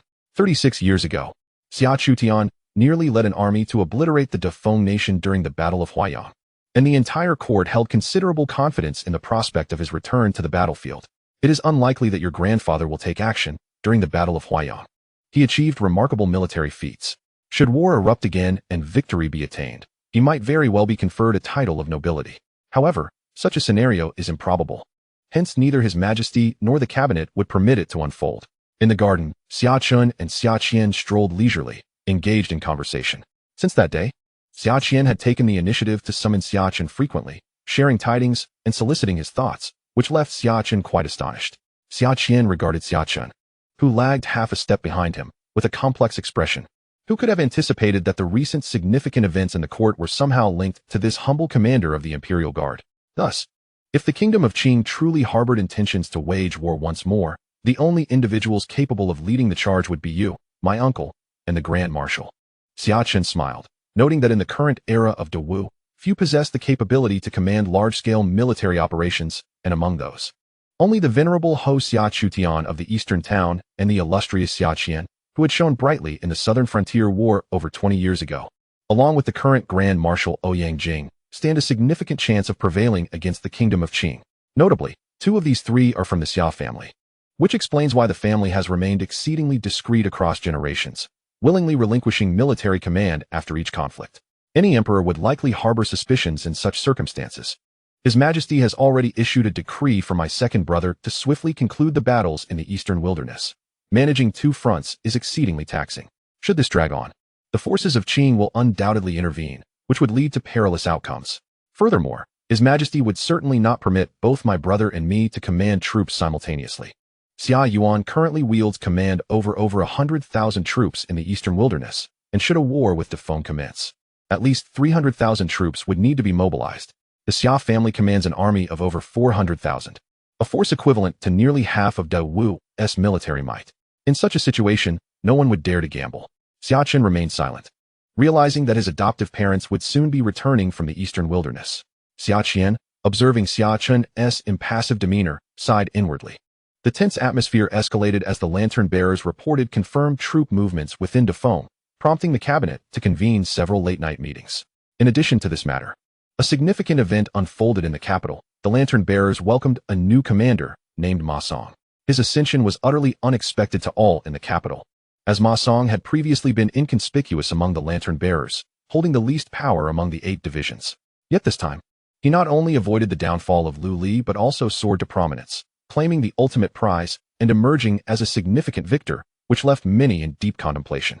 Xia Chen merely grasped some information without delving further, as his connection with the lantern bearers was minimal. He awaited promotion, as matters concerning military defense plans gradually settled. He anticipated enjoying the fruits of victory. Calculating the time, it seemed that within a day or two, he might ascend to a higher position. With this thought, a smile graced Xia Chen's face. In addition, Xia Chen was also concerned about a matter. The elegant abode was engulfed in flames on the very night following his departure, leaving nothing but ashes in its wake. All within perished, their remains entirely consumed. This tragic event left many past guests of the elegant abode heartbroken, for their goddess, the fair maiden Qinya, was lost to them forever. Chapter 35, The Shift of Power. What a pity for the fair maiden, who, at such a tender age, met an untimely end. Xia Qian, following closely behind Xia Chen, held a fried dough stick in one hand and a cup of soy milk in the other, lamenting aloud. As one of the trio who had accompanied Xia Chen to the elegant abode that fateful day, Xia Chen had seen Qin Yan and, upon hearing the news of her demise, could not help but express her regret. Xia Chen, without turning around, took a bite of the bun in his hand, the savory grease exploding on his palate. This dog-ignored bun was indeed delectable. However, to be honest, Xia Chen preferred rice noodles for breakfast. The delightful concoction of broth simmered to perfection with cooked rice noodles and a few garnishes was a culinary masterpiece. Alas, such delicacies were scarce in the capital, and Xia Chen had visited several establishments in recent days, yet none could quite capture the true flavor. Shaking his head at the thought, he swallowed the bite of bun before speaking. Each person has their own destiny. Some may have perished yet still live on, while others may be alive yet are already dead. Xia Chen scratched her head, evidently perplexed by Xia Chen's profoundly philosophical remark. A smile graced Xia Chen's lips, and he chose not to elaborate. He did not genuinely believe that Qin Yan had perished. Despite suffering a significant loss at his hands, she was undoubtedly an astute individual. Such a monumental event in the capital, leading even the powerful lantern-bearer commander, Lu Li, to fall from grace, was ignited by Xia Chen himself. This would naturally draw many eyes towards him. How had Xia Chen come to discover the hidden identities of the inspectors lurking in the capital? Although Xia Chen and his companions had been extremely discreet that day, there were many influential figures in the capital, making it likely that the elegant abode would be investigated. Qin Yan would certainly not take such a risk. Thus, a great fire obliterated her identity entirely. Bold indeed, to remain hidden within the capital. Xia Chen silently observed a small red dot on his system panel, signifying Qin Yan. That day, Xia Chen had deceived her. His blood bore no tracking capabilities, as he was merely a martial artist, not a sorcerer, with no knowledge of any mystical arts. Yet, simplicity is the essence of the great path. Xia Chen possessed a system, equipped with a mapping function, and he had thoroughly explored the vast capital over the past few days. Except for the palace. He had completed 95 of the city's map. That morning, Xia Chen had marked Qin Yan within the system. As long as she remained within the confines of his system's map, there would be no escape. Currently, the map indicated that Qin Yan was situated in the western district of the capital. At this moment, Xia Chen had no intention of seeking her out. As long as she lingered in the capital, he could find her at any time. She could not evade his grasp. Thus, Xia Chen prepared to find a late-night moment to surprise Qin Yan. As soon as he entered his military tent, Qin Mu approached him with an air of mystery. "Why has the captain come personally?" Xia Chen smiled but did not rise. "No need for such formalities. If you don't mind, just call me Lao Qin." The wrinkles on Lao Qin's face deepened with a grin, completely shedding the stern demeanor he had when they first met. He took a seat beside Xia Chen and poured himself a cup of tea. Clearly, their relationship had grown significantly closer after recent events. "After this, you might find yourself promoted to the rank of captain. We would then be equals." Qin Mu sipped his tea and exhaled a deep breath, reflecting on the absurdity of a 17-year-old captain while he himself was already 35. One could only imagine the limitless prospects that lay ahead for Xia Chen. Has there been a resolution regarding the military defense map? Xia Chen immediately grasped the significance of the moment. It seemed that the dust was finally settling, and they were nearing the time to reap the rewards. Otherwise, Qin Mu would not be so exhilarated. Although military matters in the northwest had been of utmost importance lately, the officials in the court had not forgotten about the military defense map. The success of the Yulin Guard in resolving this case was indeed a significant achievement, and rewards for merit were likely to be announced soon. Qin Mu took another sip of tea, suppressing his excitement to maintain composure. "Congratulations to you." Xia Chen beamed, raising his cup in a toast to Qin Mu. "Haha, you are indeed the primary contributor to this success. The general has already reported this matter, and after this, you will at least be a captain." Qin Mu mused, acknowledging that if Xia Chen were not so young, his accomplishments in resolving the military defense map case and dismantling the dark web of the Great Feng Inspection Institute in the capital would certainly have warranted more than just a promotion to captain. In fact, a 17-year-old fifth-rank captain was a rarity in the illustrious 800-year history of the Great Wu dynasty. Xia Chen smiled, but chose not to respond further. "It's quite likely that the general will be reassigned to the Dragon Martial Guard as its commander, and I might accompany him, which could facilitate your advancement." Qin Mu continued, his spirits lifted. Although the Yulin Guard and the Dragon Martial Guard operated as separate military entities, their actual power differed greatly. The Yulin Guard was composed of merely 3,000 troops, responsible solely for maintaining order in the capital, whereas the Dragon Martial Guard boasted 6,000 elite soldiers tasked with guarding the inner palace. The Emperor's safety was directly in their hands. While the position of commander of the Dragon Martial Guard was only a third-rank official title, it wielded immense power, reporting directly to the Emperor.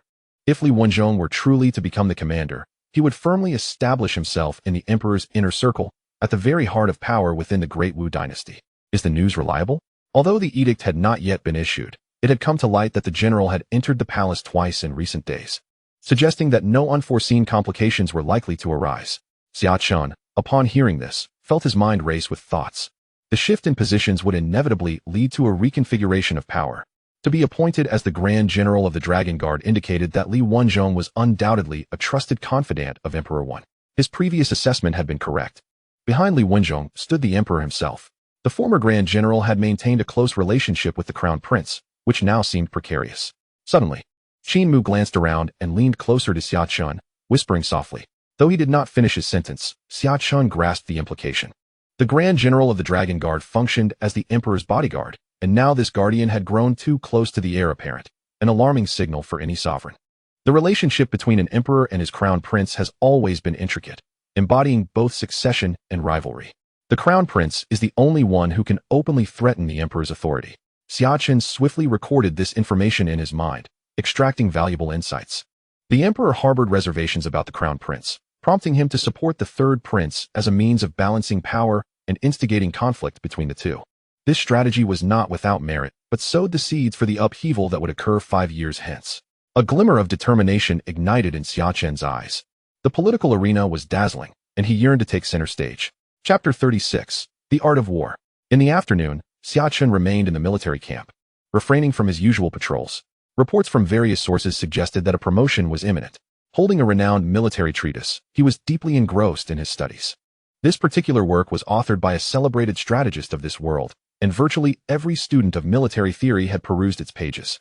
Xia Chen was not unfamiliar with its contents. Even he had to concede that some of its philosophies were profoundly insightful. At that moment, a voice called out from outside. "My lord." "Enter," Xia Chen replied, his gaze fixed upon the text. Li Shi stepped inside, his eyes falling upon Xia Chen, seated at his desk, momentarily entranced. What a striking figure, a young gentleman of unparalleled grace. At that moment, Xia Chen, holding the scroll and clad in simple attire, had shed his armor. His long, dark hair was loosely gathered, exuding an effortless charm, reminiscent of a celestial being. "What is it?" Xia Chen inquired calmly, his expression unperturbed. "Lord Zhonglong requests your presence." "It appears to be good news."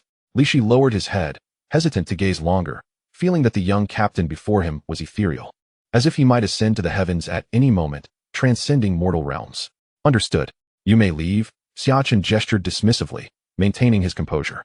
As the critical moment approached, he found himself unusually calm, free from distractions.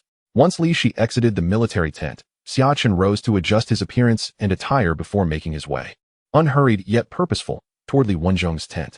As Xia Chen entered Li Wenzhong's military tent, he beheld Li Wenzhong seated at his desk, engrossed in a scroll of military strategy that happened to be the same as the one in Xia Chen's possession, titled The Nine Sons Military Strategy. The treatise states, "A commander must cultivate a tranquil heart to devise strategies and instill discipline to govern the army." Before Xia Chen could utter a word, Li Wenzhong inquired first. "As a leader, one must maintain a clear and serene mind to formulate plans and elevate the morale of the troops." Without a moment's hesitation, Xia Chen responded, "This line is the very first sentence of the Nine Sons Military Strategy.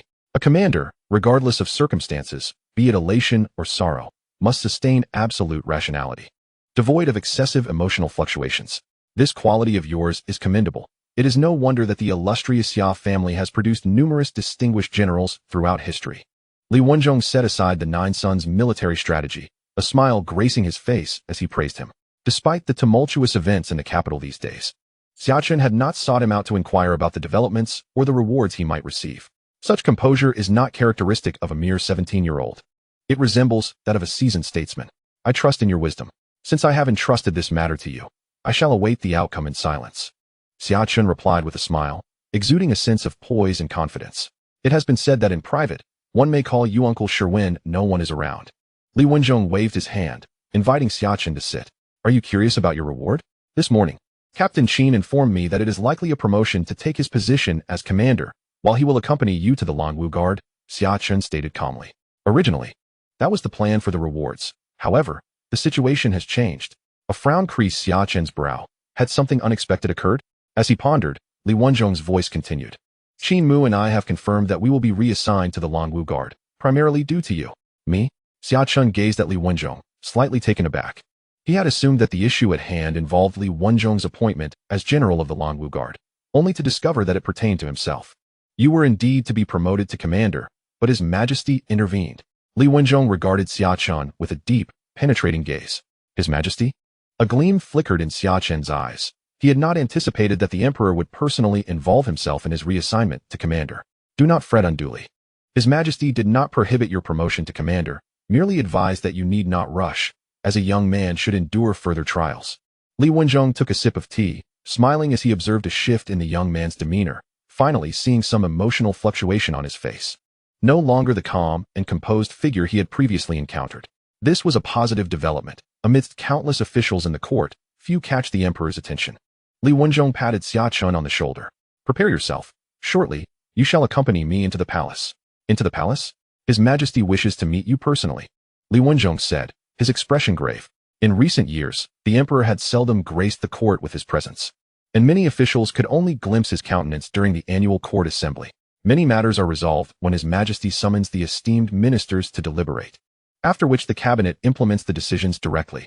However, this time, His Majesty has chosen to personally summon Xia Chen. Does this signal a message to the outside world? Or is there another purpose behind it? Li Wenzhong finds himself at a loss to decipher the imperial intent. I understand. Xia Chen takes a deep breath, striving to regain his composure. Entering the palace is inevitable. He has rendered significant service and bears the title of son-in-law. Surely, the illustrious Emperor would not dare to harm him. Half an hour later, Li Wenzhong and Xia Chen board a carriage, which slowly makes its way towards the heart of the inner city. For over 50 years, His Majesty has ruled, maintaining a distance from the fairer sex for the most part. The first 20 years were devoted to Buddhist practices, followed by another decade of Taoist pursuits, until ministers advised him on the necessity of heirs for the dynasty. Thus, the crown prince, the second princess, and the third prince were born. With the arrival of heirs, His Majesty's demeanor softened, yet in the past decade, he has grown increasingly inscrutable, leaving no one able to fathom his thoughts. Therefore, when facing the Emperor, one should refrain from harboring excessive personal opinions. Do you comprehend? Within the carriage, Li Wenzhong quietly advises, outlining the various protocols to adhere to upon entering the palace. Xia Chen nods, forming a somewhat clearer image of the illustrious Emperor in his mind. Success and failure are often intertwined. Over the past 50 years, the Great Wu Kingdom has flourished under the Emperor's leadership, achieving numerous victories in foreign wars. For instance, the Battle of Huaiyang 36 years ago nearly led to the annihilation of the Great Feng. More than 20 years ago, in the war against the southern frontier, they triumphed, pushing the borders of the Great Wu southward by several hundred miles. Now, the conflict with the Eastern Wasteland and the Demon Tribes is also nearing its conclusion. At present, the Great Wu stands as a formidable power, instilling fear in the other two nations, as well as the Eastern Demons and Southern Barbarians. However, the relentless military campaigns have led to the oppression of the common people, and domestic tensions have reached a critical point. Though the Great Wu is currently the preeminent kingdom, it teeters on the brink of collapse. Absent a powerful empress emerging in the near future, the kingdom risks disintegration amidst the political upheaval anticipated in 5 years, transitioning from prosperity to decline. Inside the carriage, Xia Chen continuously analyzes the current and future situations. Soon, the carriage halts before an imposing, towering city wall. Li Wenzhong and Xia Chen simultaneously open their eyes. The palace has arrived. Outside the city wall, elite armored soldiers stand guard. Upon sighting Li Wenzhong's carriage, 2 soldiers approach. Please disembark. The carriage cannot enter. Li Wenzhong is the first to alight, with Xia Chen following closely behind. Lordly, the soldiers salute upon recognizing Li Wenzhong. They belong to the Dragon Martial Guard, and news has already spread among them that their general may soon be replaced by the very man before them, Li Wenzhong. Very well. Conduct a search. I wish to enter the palace. Li Wenzhong nods, subsequently extending his arms. Even as the head of the cabinet, one must undergo inspection before entering the palace. This is the established protocol, and it shall not be altered for anyone. Esteemed sir, the Emperor's decree has arrived. You may proceed directly. A soldier casually conducted a brief inspection of Li Wenzhong before hastily speaking. Li Wenzhong nodded while Xia Chen followed silently, keenly observing. If he was not mistaken, the 3 characters White Tiger Gate inscribed on the city wall would eventually witness the court coup occurring 5 years hence. The third prince, leading his army, would breach the White Tiger Gate and storm into the palace, resulting in a veritable river of blood within its confines. This formidable wall loomed tall, adorned with mystical formations laid by sorcerers, and manned by crossbowmen in impenetrable armor. Unless tens of thousands of lives were sacrificed, a forceful assault would be utterly futile. Xia Chen meticulously surveyed the terrain around the White Tiger Gate. Outside the capital lay 3 major camps, totaling 50,000 men, safeguarding the city alongside the imperial guards. These 3 camps were answerable solely to the emperor's command, and under no circumstances could the 50,000 troops cross into the capital. Thus, the only way to open the White Tiger Gate was through an internal breach, requiring someone to open it from within. The third prince had undoubtedly secured the loyalty of the commander stationed at the White Tiger Gate, or perhaps this individual was already aligned with him. Xia Chen pondered. Aware that some members of the Dragon Guard had defected to the third prince's side, this was vital intelligence. As Xia Chen contemplated, Li Wenzhong followed a leading eunuch through the labyrinth of palace corridors. Disregarding further musings, Xia Chen began to admire the palace itself. The glazed tiles shimmered in the sunlight, reminiscent of stars gracing the rooftops. Intricate beams and painted rafters depicted the grandeur and legends of ages past. Lanterns swayed, casting ethereal shadows that danced through the corridors, creating a dreamlike ambience. Auspicious birds and mythical beasts perched upon the eaves, as if guarding this splendid realm, embodying royal majesty and opulence. 8 centuries of history resonated within every brick and tile, invoking a sense of reverence that deterred any thought of disrespect. Generally, you may enter with the prince. The leading eunuch beamed with a smile, displaying none of the arrogance often associated with outsiders, appearing instead as an ordinary servant. Very well, Li Wenzhong replied with a nod. Not wishing to indulge in pleasantries, after all, he was soon to be appointed the Grand General of the Dragon Guard. Aside from a few high-ranking eunuchs overseeing the 12 supervisors, he felt little need to concern himself with the rest. Thank you for your diligence, Eunuch Ma, Xia Chen said, producing a silver coin from his sleeve and placing it in Eunuch Ma's hand. Ma's eyes brightened, but he quickly regained composure, waving his hand in refusal. It is merely the duty of a servant. How could I accept silver from the prince? Eunuch Ma understood the significance of this young nobleman.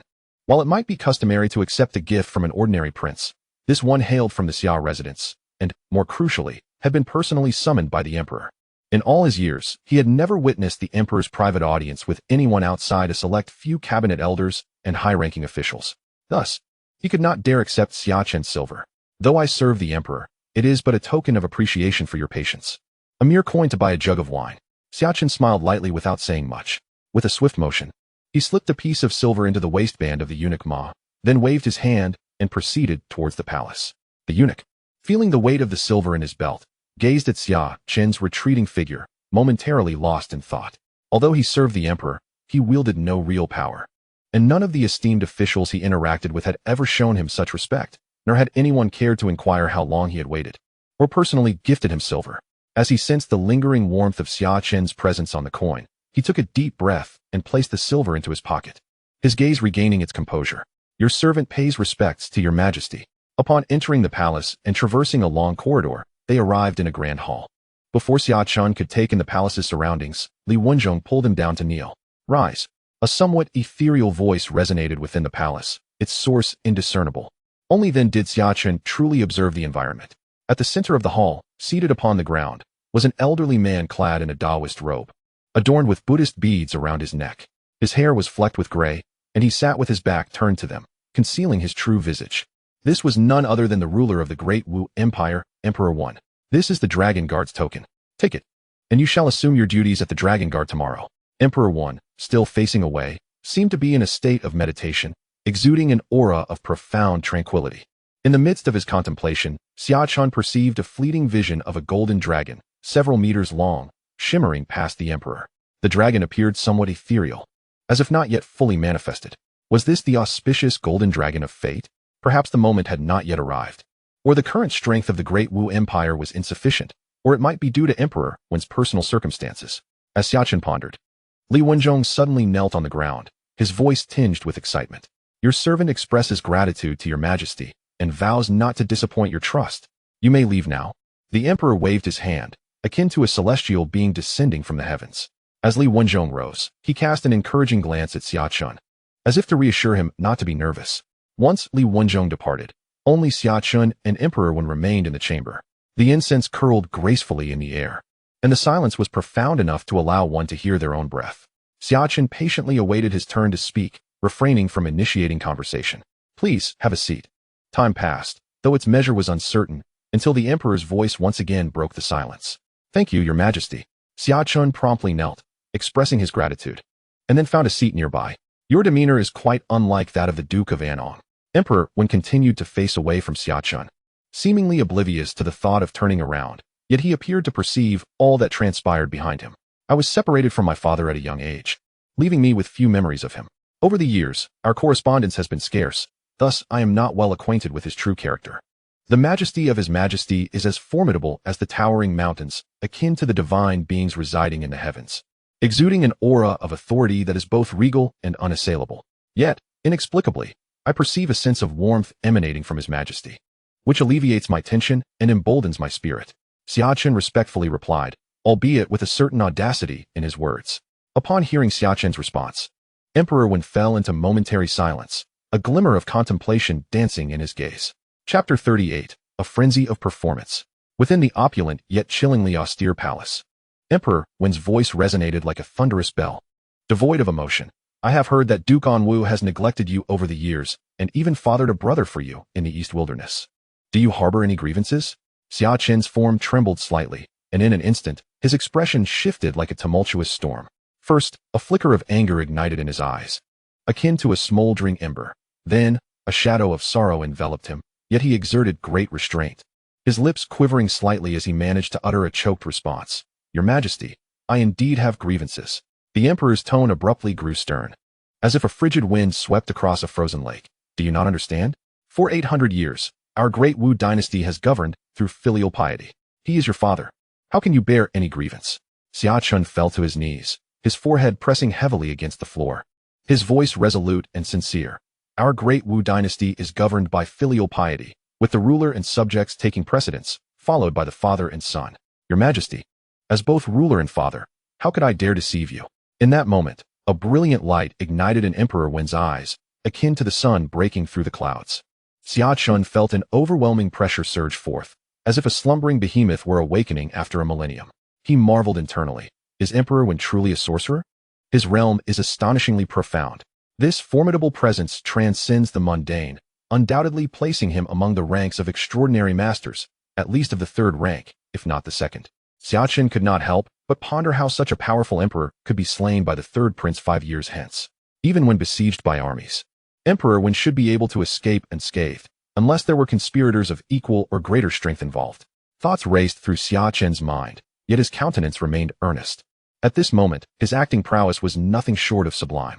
Indeed, if our great Wu dynasty had more individuals like you, who clearly understand the roles of ruler and subjects, father and son, I could certainly alleviate many of my burdens, mused Emperor Wen, turning to scrutinize the youth kneeling at his feet with a penetrating gaze. Lift your head, let me see you. At the sound of his command, Xia Chen raised his head and subtly noted that the emperor often referred to himself with I rather than the imposing I of a sovereign. You possess a handsome visage, befitting my daughter Yaguan. Emperor Wen acknowledged with a slight nod of approval. His profound gaze, youthful yet wise, radiated vitality akin to the morning sun. At such a tender age, to articulate the principles of ruler and subject, father and son, suggests you have indeed studied diligently within the Duke's residence, your knowledge surpassing many esteemed scholars in the court. Though Emperor Wen often presented himself with the demeanor of a sage, none could deny his exceptional intelligence as a ruler. Despite hearing such words for the first time, he perceptively grasped the extraordinary significance they held for the stability of political order. This discourse bears the weight of a cornerstone, fortifying the monarch's central authority, accentuating order and hierarchy, compelling all to unconditionally submit to the sovereign. The Emperor Wen, naturally, held this sentiment in high regard. Did someone impart this wisdom to you? He inquired. Your Majesty, it is my own contemplation, replied Xia Chen with unwavering clarity. Ah, how splendid. It is said that the Marquis of the Eastern Guard has a flourishing martial lineage, yet I am surprised to find within this generation such a learned scholar as yourself. Not inferior to the great Confucians. The Emperor Wen rarely displayed such a smile, causing astonishment among the maids and eunuchs stationed in the palace corners. They had served the emperor for many years and had never witnessed such a fluctuation in his demeanor, not even during audiences with the esteemed cabinet elders. Do you know why I summoned you today? The emperor shifted the topic. Your Majesty, I am unaware, replied Xia Chen, maintaining his respectful demeanor, fully aware that he had garnered a measure of the emperor's trust.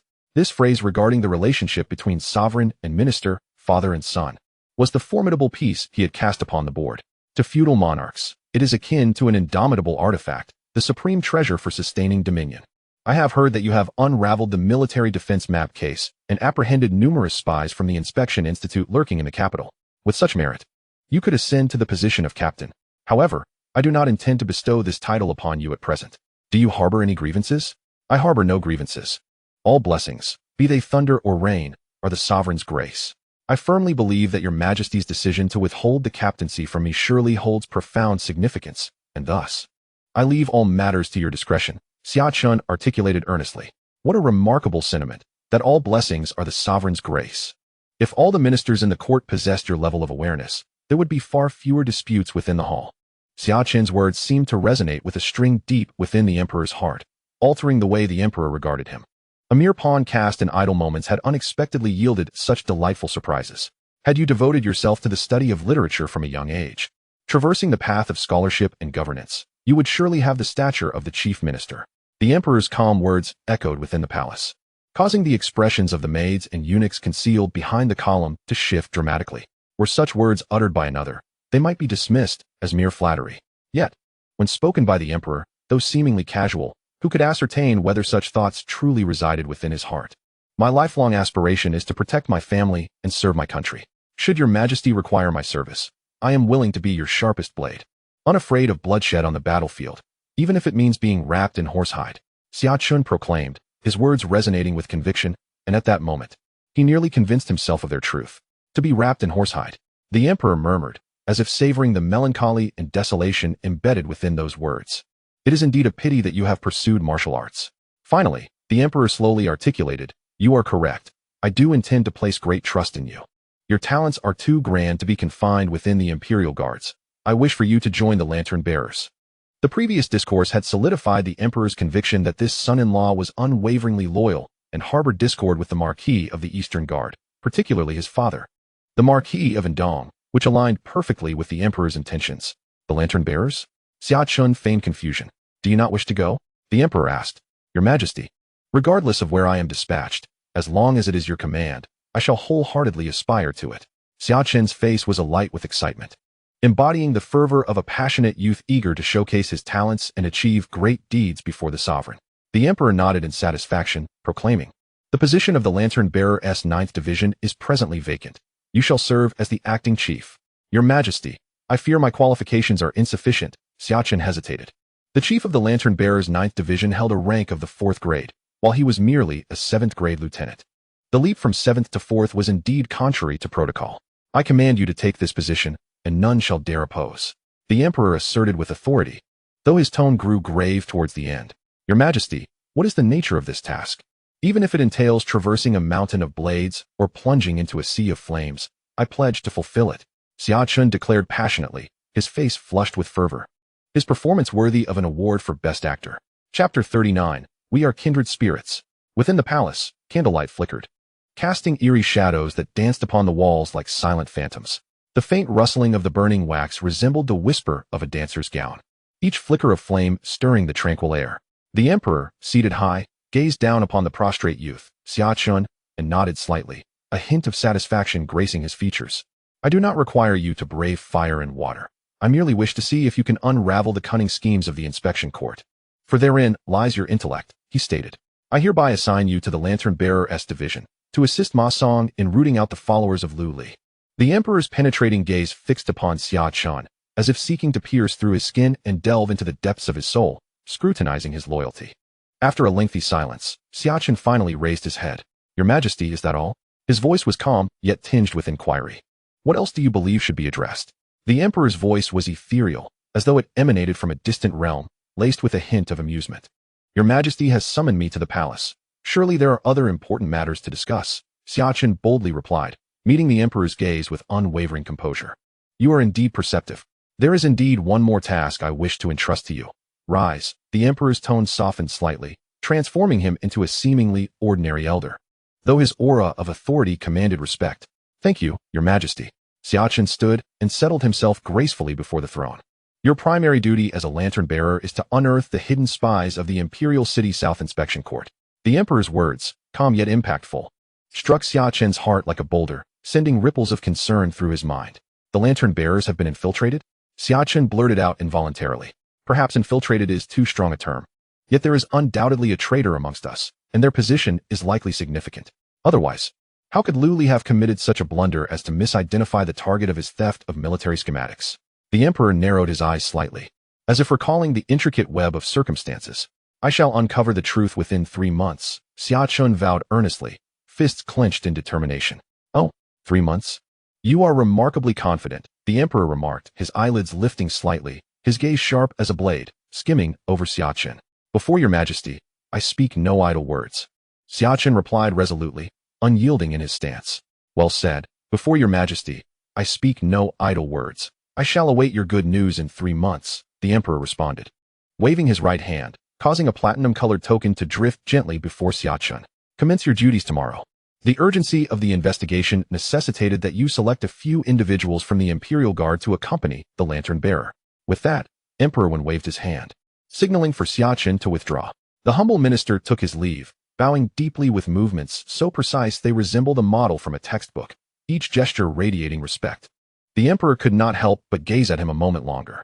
Inside the carriage, Xia Chen and Li Wenzhong sat facing one another.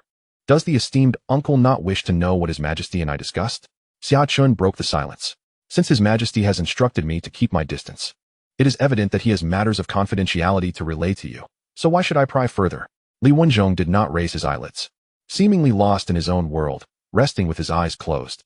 His Majesty has entrusted me with a significant responsibility, appointing me as the director of the 9 great offices under the lantern bearer.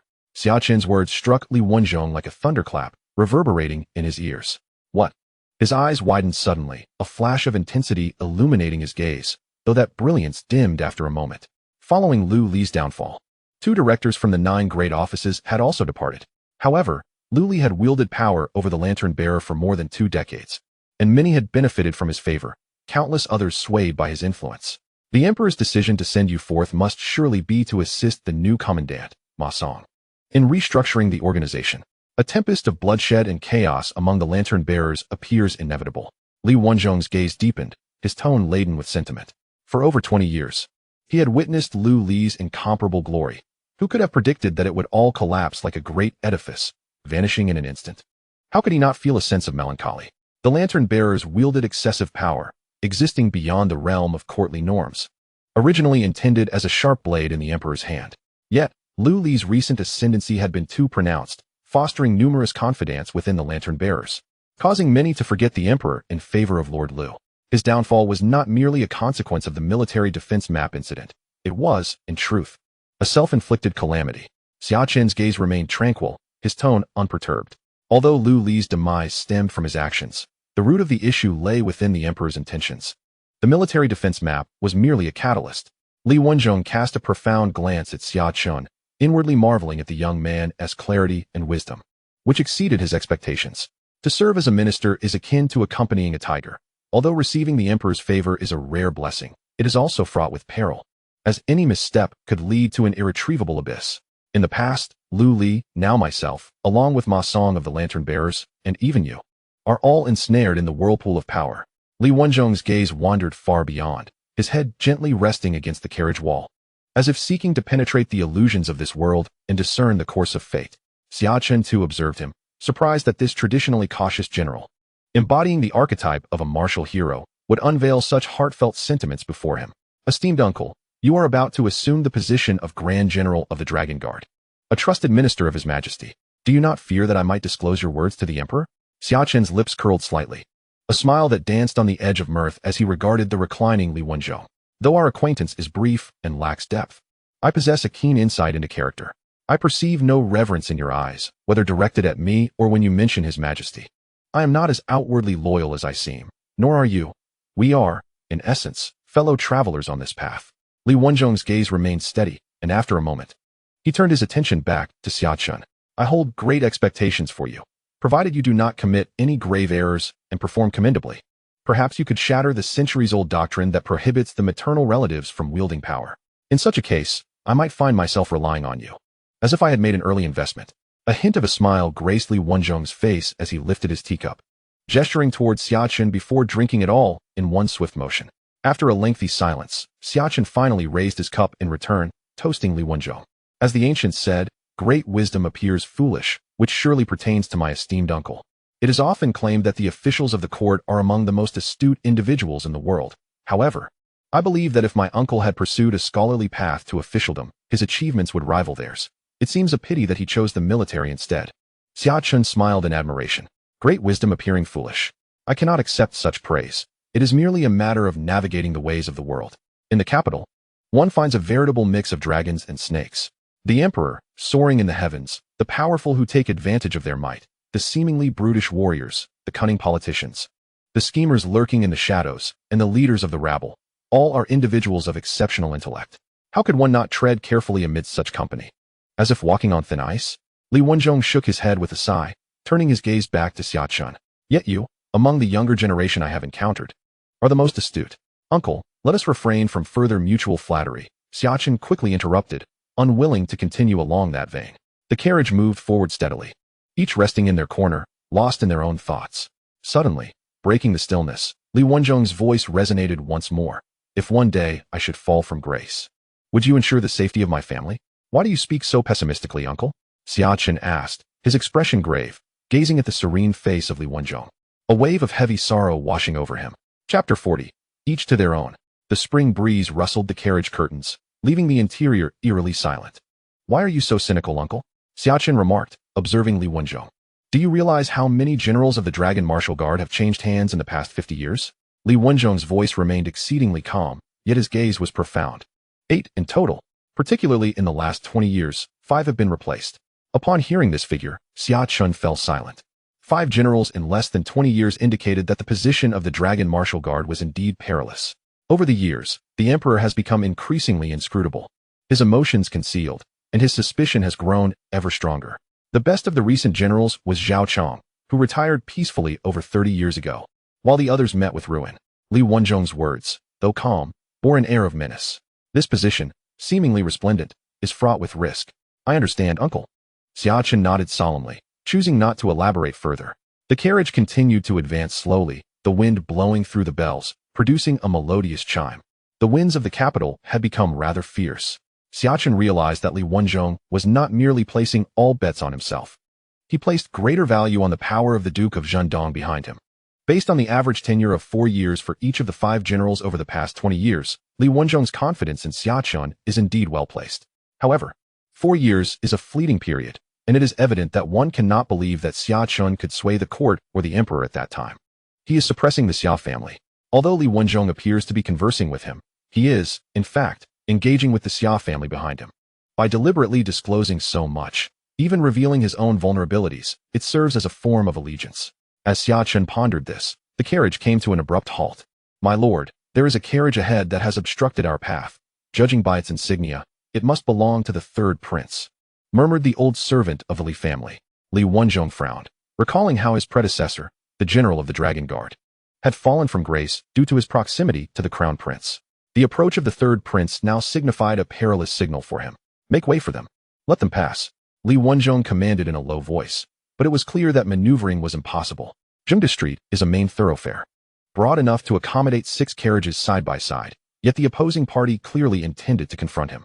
Indeed, the luxurious carriage came to a halt beside Li Wenzhong's vehicle.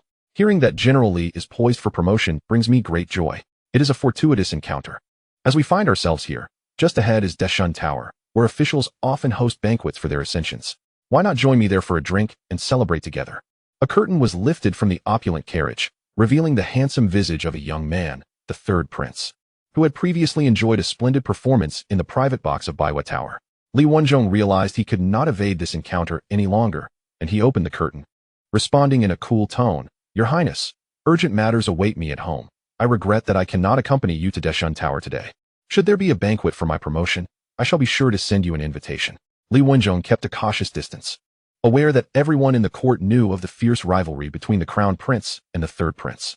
Given his sensitive position, it was unwise to entangle himself with the 3rd prince unless he truly wished to relinquish his aspirations of being the general of the Dragon Guard. At this juncture, he could only align himself with the emperor. Generally, I have long admired you. Moreover, this is an invitation on the street, not a private gathering. My father is a man of great magnanimity. He would not harbor suspicion towards you on this account. The 3rd prince exclaimed, his demeanor exuding a carefree and unrestrained spirit. Your Highness, I truly have pressing matters at home. It is simply inconvenient today. Li Wenzhong shook his head, sensing the third prince's ulterior motives. If the prince genuinely sought to cultivate a relationship, he would engage him privately rather than in public, where prying eyes would discourage any extended conversation, let alone dining together. Oh, could it be that one of your concubines is about to give birth today? The third prince inquired with curiosity and interest. Li Wenzhong's lips twitched slightly. Yet he maintained a serious demeanor as he replied, My wife is virtuous, and the Li family has long struggled with progeny. Thus, she has arranged a matchmaking event for me today to select a concubine. It is likely that by this time next year, I shall have a concubine in labor. And I will certainly invite your Highness to the celebration. Li Wenzhong, with a serious demeanor, clasped his fists and spoke earnestly. Xia Chen stood quietly by, listening to their conversation, his expression peculiar, as Li Wenzhong once again challenged his understanding. The third prince found himself momentarily at a loss, intending to put Li Wenzhong in a difficult position, only to discover that Li Wenzhong could easily hold his own, even outshining him in wit. The third prince shifted his gaze, peering into the carriage, his eyes landing on Xia Chen. To his surprise, he encountered a familiar face, Xia Chen from the Xia family. I have seen your Highness. Xia Chen greeted, clasping his fists in respect, yet he made no move to disembark from the carriage. You are my second imperial sister's husband. We are all family, so there is no need for such formality. The third prince waved his hand, exuding warmth. Xia Gongzi, we are indeed family. General Li is rather timid, and to avoid any misunderstandings, he refuses to join me for a drink. Why don't we go for a few cups together? The third prince invited Xia Chen. Indeed, we are family, so there is no need for such politeness. Just call me brother-in-law, and I shall address you as your Highness. That way, we maintain our respective titles without creating any awkwardness. Xia Chen responded with a cheerful smile, extending his hand out of the window as if wishing to grasp the third prince's hand. The third prince's lips twitched slightly. It seemed that both Li Wenzhong and Xia Chen were not adhering to conventional norms today, especially Xia Chen, who was quite unreserved, daring to suggest that he call him brother-in-law. At the age of 20, how could he possibly address a 17-year-old as such? Yet, by virtue of their familial ties, Xia Chen indeed held that title. Damn it! The third prince inwardly cursed, blaming his unreliable father for putting him at a disadvantage in terms of kinship. He gazed at Xia Chen, whose head was protruding from the window, taking in the young man's handsome visage, further fueling his silent resentment. Not only was this individual taking advantage of him, but he was also far more attractive. The third prince begrudgingly acknowledged his jealousy, suppressing his discomfort. He maintained a somewhat stiff smile while looking at the youthful face of Xia Chen. Brother-in-law, your Highness. Xia Chen replied with a radiant smile and a respectful salute.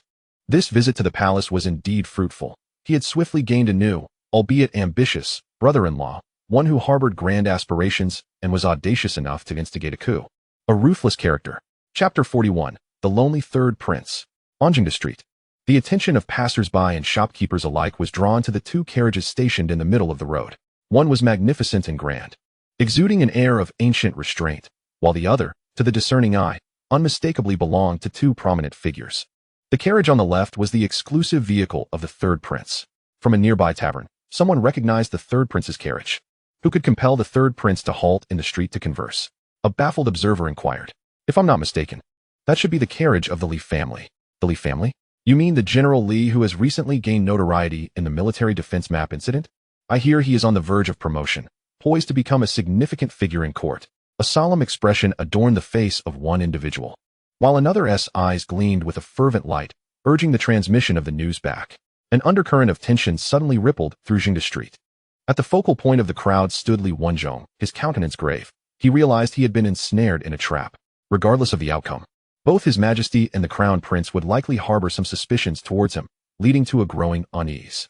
Even before assuming his position, he found himself at a disadvantage. Your Highness, I have matters to attend to at home, though I assure you there are no concubines expecting nor any plans for matchmaking. My loyalty to your sister is unwavering. Rest assured on that front. We shall gather again when the opportunity allows. Summer Chen jested, clasping his hands in a mock salute before drawing the curtains. The carriage began to move slowly, leaving the third prince's carriage stationed in the heart of Jingde Street. The audacity of Li Wenzhong and Summer Chen was astonishing, showing no regard for the prince. Within the spacious carriage, a strikingly beautiful woman spoke with indignation. One is a loyal subject of His Majesty, and the other a scion of the Summer family. In terms of status, he is still my brother-in-law. I am not the crown prince. How could they possibly regard me? Inside the carriage, the third prince wore an inscrutable expression, betraying no emotion. Yet, their insolence was undeniable. Their words were nothing short of absurd, especially that Xia Chen, who dared to take advantage of the prince. The maid in yellow, a trusted confidant of the third prince, expressed her discontent. I am aware they would not accept my invitation. I came today merely to vex them. Li Wenzhong is destined not to ally with me. So I shall irritate my elder brother, the crown prince, and my father. As for Xia Chen, I genuinely wish to cultivate a rapport with him. I had previously dismissed the rumors circulating in the capital, but after witnessing his prowess at Baiwa Tower, it became clear he is a formidable warrior.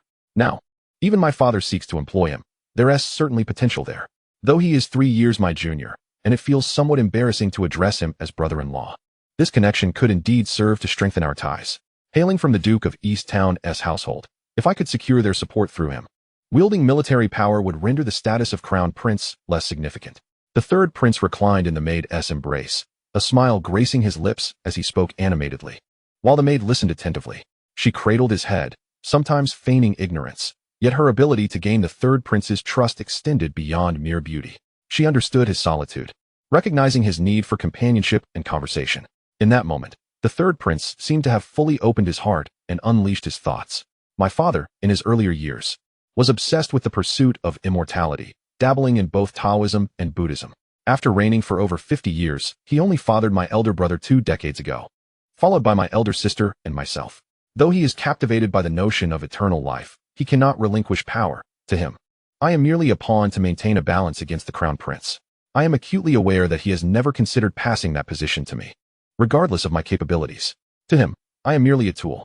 The third prince closed his eyes, his tone gentle and unassuming, as if he were not speaking of himself, rendering it impossible for anyone to perceive the sorrow hidden within his gaze. The woman in yellow regarded the handsome face of the third prince nestled in her arms, tenderly brushing her fingers across his forehead, her eyes reflecting a hint of compassion. If he wishes to use me as a mere tool, then I shall comply. If he intends to fashion me into the prince's whetstone, then so be it. I shall serve that purpose.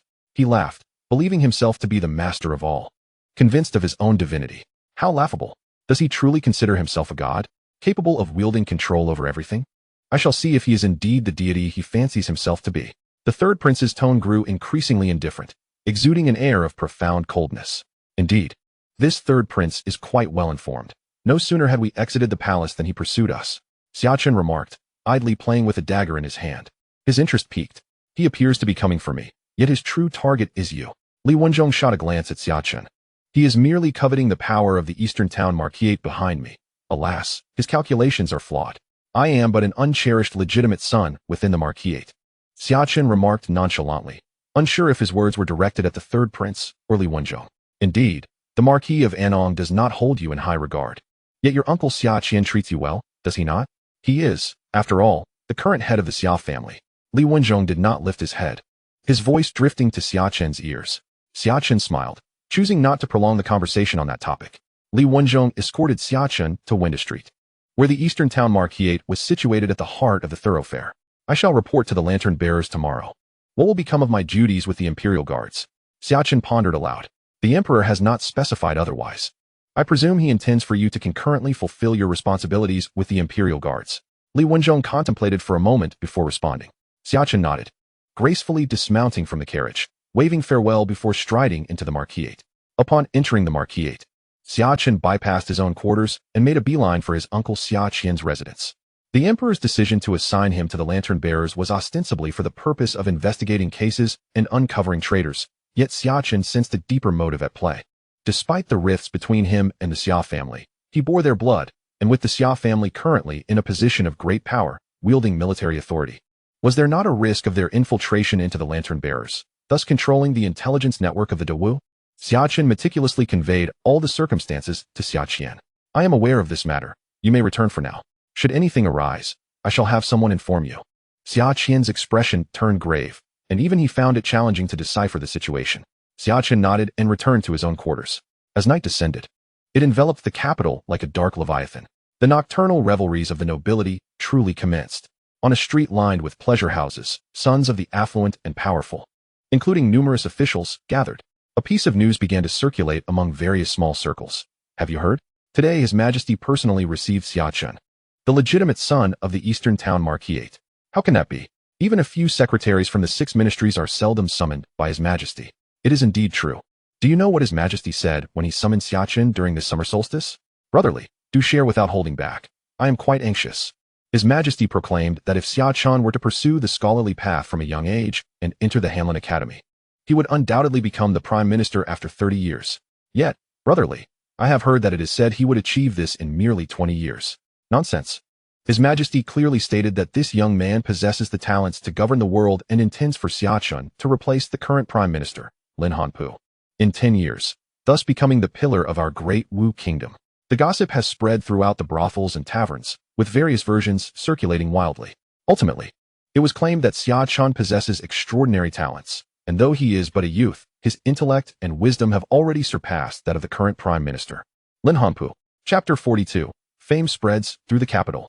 In the renowned Duan Tower, one of the most prominent brothels in the capital, several young men were seated in an elegant chamber, each accompanied by a lady. Brother Lin, shall we go teach that Xia Chen a lesson?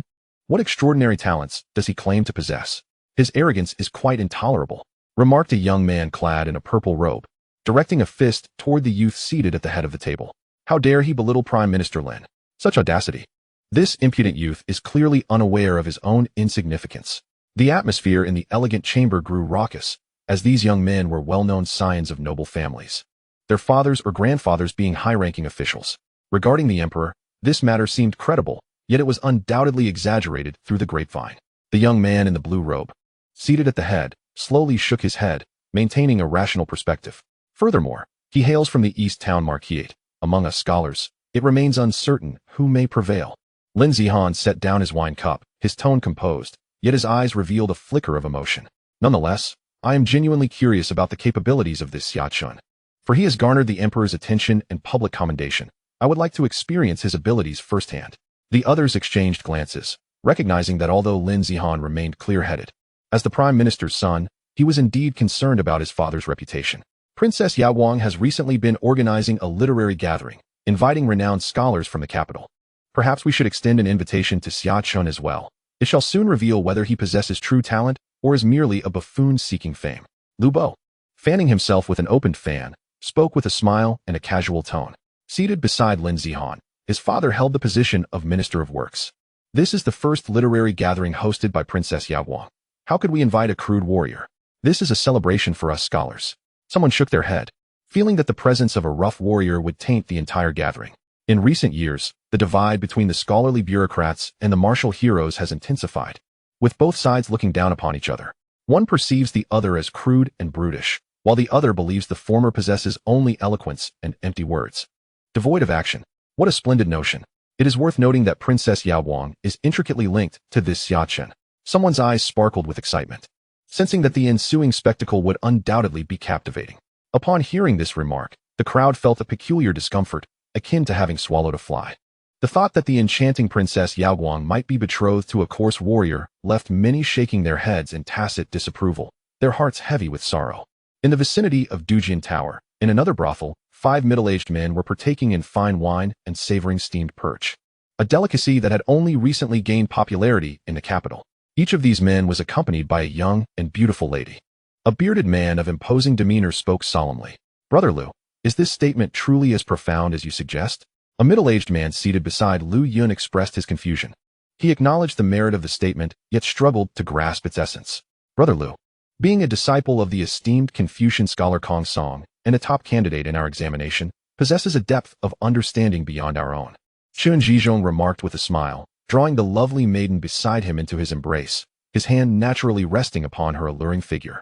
Since this evening, as I passed by the Guozijian, I overheard several young scholars discussing this very statement, though I did not initially pay it much heed. Now arriving here, I find everyone is abuzz with this topic. The events that transpired in the palace this afternoon have spread throughout the capital with remarkable speed. Do you not find this peculiar? Lu Hao did not respond immediately. Instead, he posed a question to the 4 others. Are you suggesting that someone is deliberately disseminating this information? Chun Zhizhong's eyes brightened as he suddenly grasped the crux of the matter, recalling the phrase about rulers and subjects, fathers and sons. Instantly, he seemed to seize upon the heart of the issue. Who in the capital possesses the influence to swiftly circulate the dialogue between the emperor and his ministers, making it known throughout the city? The group fell silent, their expressions grave, hesitant to continue the conversation. Only the lantern-bearer would have such capability, Lu Hao sighed. Yet he understood that this matter must have been sanctioned by His Majesty. Otherwise, how could the lantern-bearer dare to act so independently? All were astute individuals. Having passed the rigorous examinations, and naturally, they arrived at the same conclusion. A ruler must embody the essence of rulership. A minister must fulfill the role of a minister. A father must exemplify fatherhood, and a son must uphold the duties of a son. Each member of society has their own responsibilities and norms. This phrase could indeed echo through the ages. If this statement truly originated from Xia Chen, it would be nothing short of extraordinary. Lu Hao sighed deeply, understanding that with this single phrase, Xia Chen's name could be immortalized in history, recited by scholars for generations to come, even if scholars do not acknowledge it. All future monarchs would undoubtedly enshrine Xia Chen in annals of history, celebrated and exalted. The expressions of the crowd shifted dramatically. Was it truly that exaggerated? Only Chen Zhizhong managed to follow Lu Hao's line of thought, and he felt an insatiable curiosity towards Xia Chen, who hailed from the esteemed town East Marquis residence. The next day, sunlight flooded into the room. After refreshing himself, Xia Chen picked up the lantern-bearer's badge and stepped out of the town East Marquis estate. Brother Chen, are we heading directly to the lantern-bearers, or what? Xia Chen inquired eagerly from behind, her excitement palpable. Initially, she thought she would showcase her talents within the Imperial Guard, but to her surprise, she was swiftly assigned to the more thrilling lantern-bearer unit. Those enigmatic figures, who in the capital hadn't grown up listening to tales of the lantern-bearers. Since childhood, Xia Chen had heard of their omnipresence and ghostly mystique. Today, she would become one of them alongside her young master. How could she not be thrilled? Not so fast. First, we must visit the Yulin Guard and set things in order. Xia Chen replied calmly, making his way eastward. While the lantern-bearers were indeed significant, he could not overlook the Imperial Guard, which played a crucial role during the coup 5 years later. He had initially planned to lay the groundwork within the Imperial Guard, only for his plans to be upended. Just as he was beginning to make his move, Emperor Wen had transferred him to the lantern-bearer organization. This had somewhat disrupted his strategies. However, these were mere trifles. Regardless of the changes, the current situation remained firmly within his grasp. Moreover, he held a keen interest in the lantern-bearers, if memory served him right. Several extraordinary talents who would later shine brightly during the reign of the Empress were currently imprisoned within the lantern-bearers' dark cells. Xia Chen smiled. All his strategies lay within his grasp. Chapter 43, The Lantern-Bearer's Office. The Yulin Guard Office. My lord, take me with you. The lantern-bearers are unruly. You will certainly need some trusted aides. I wish to serve you. In the military tent, Li Shi knelt with clasped fists, his gaze resolute. Xia Chen regarded Li Shi with a profound look, then spoke in a serious tone. We all serve His Majesty. As subjects, we merely seek to alleviate his burdens. Rise.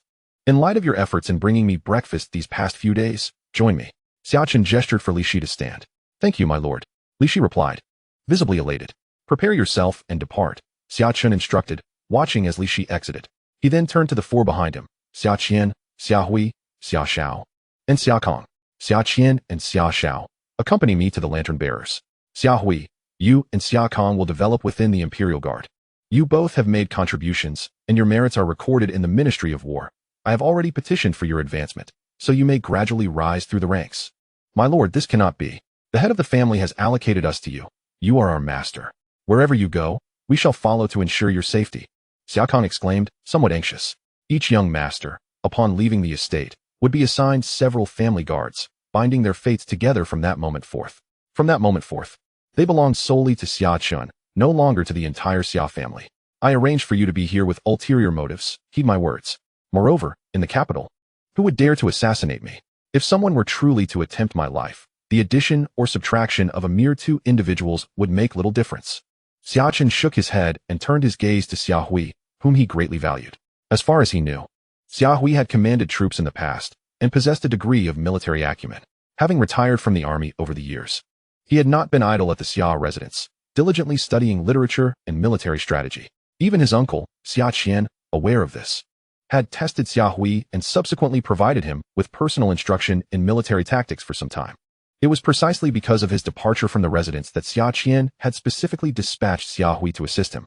In recent days, Xia Hui had exhibited commendable abilities, and Xia Chen felt that assigning him the modest role of a minor army commander, overseeing 100 men, was almost a disservice to his talents. Rest assured, my lord, I will manage the situation here with the Imperial Guard.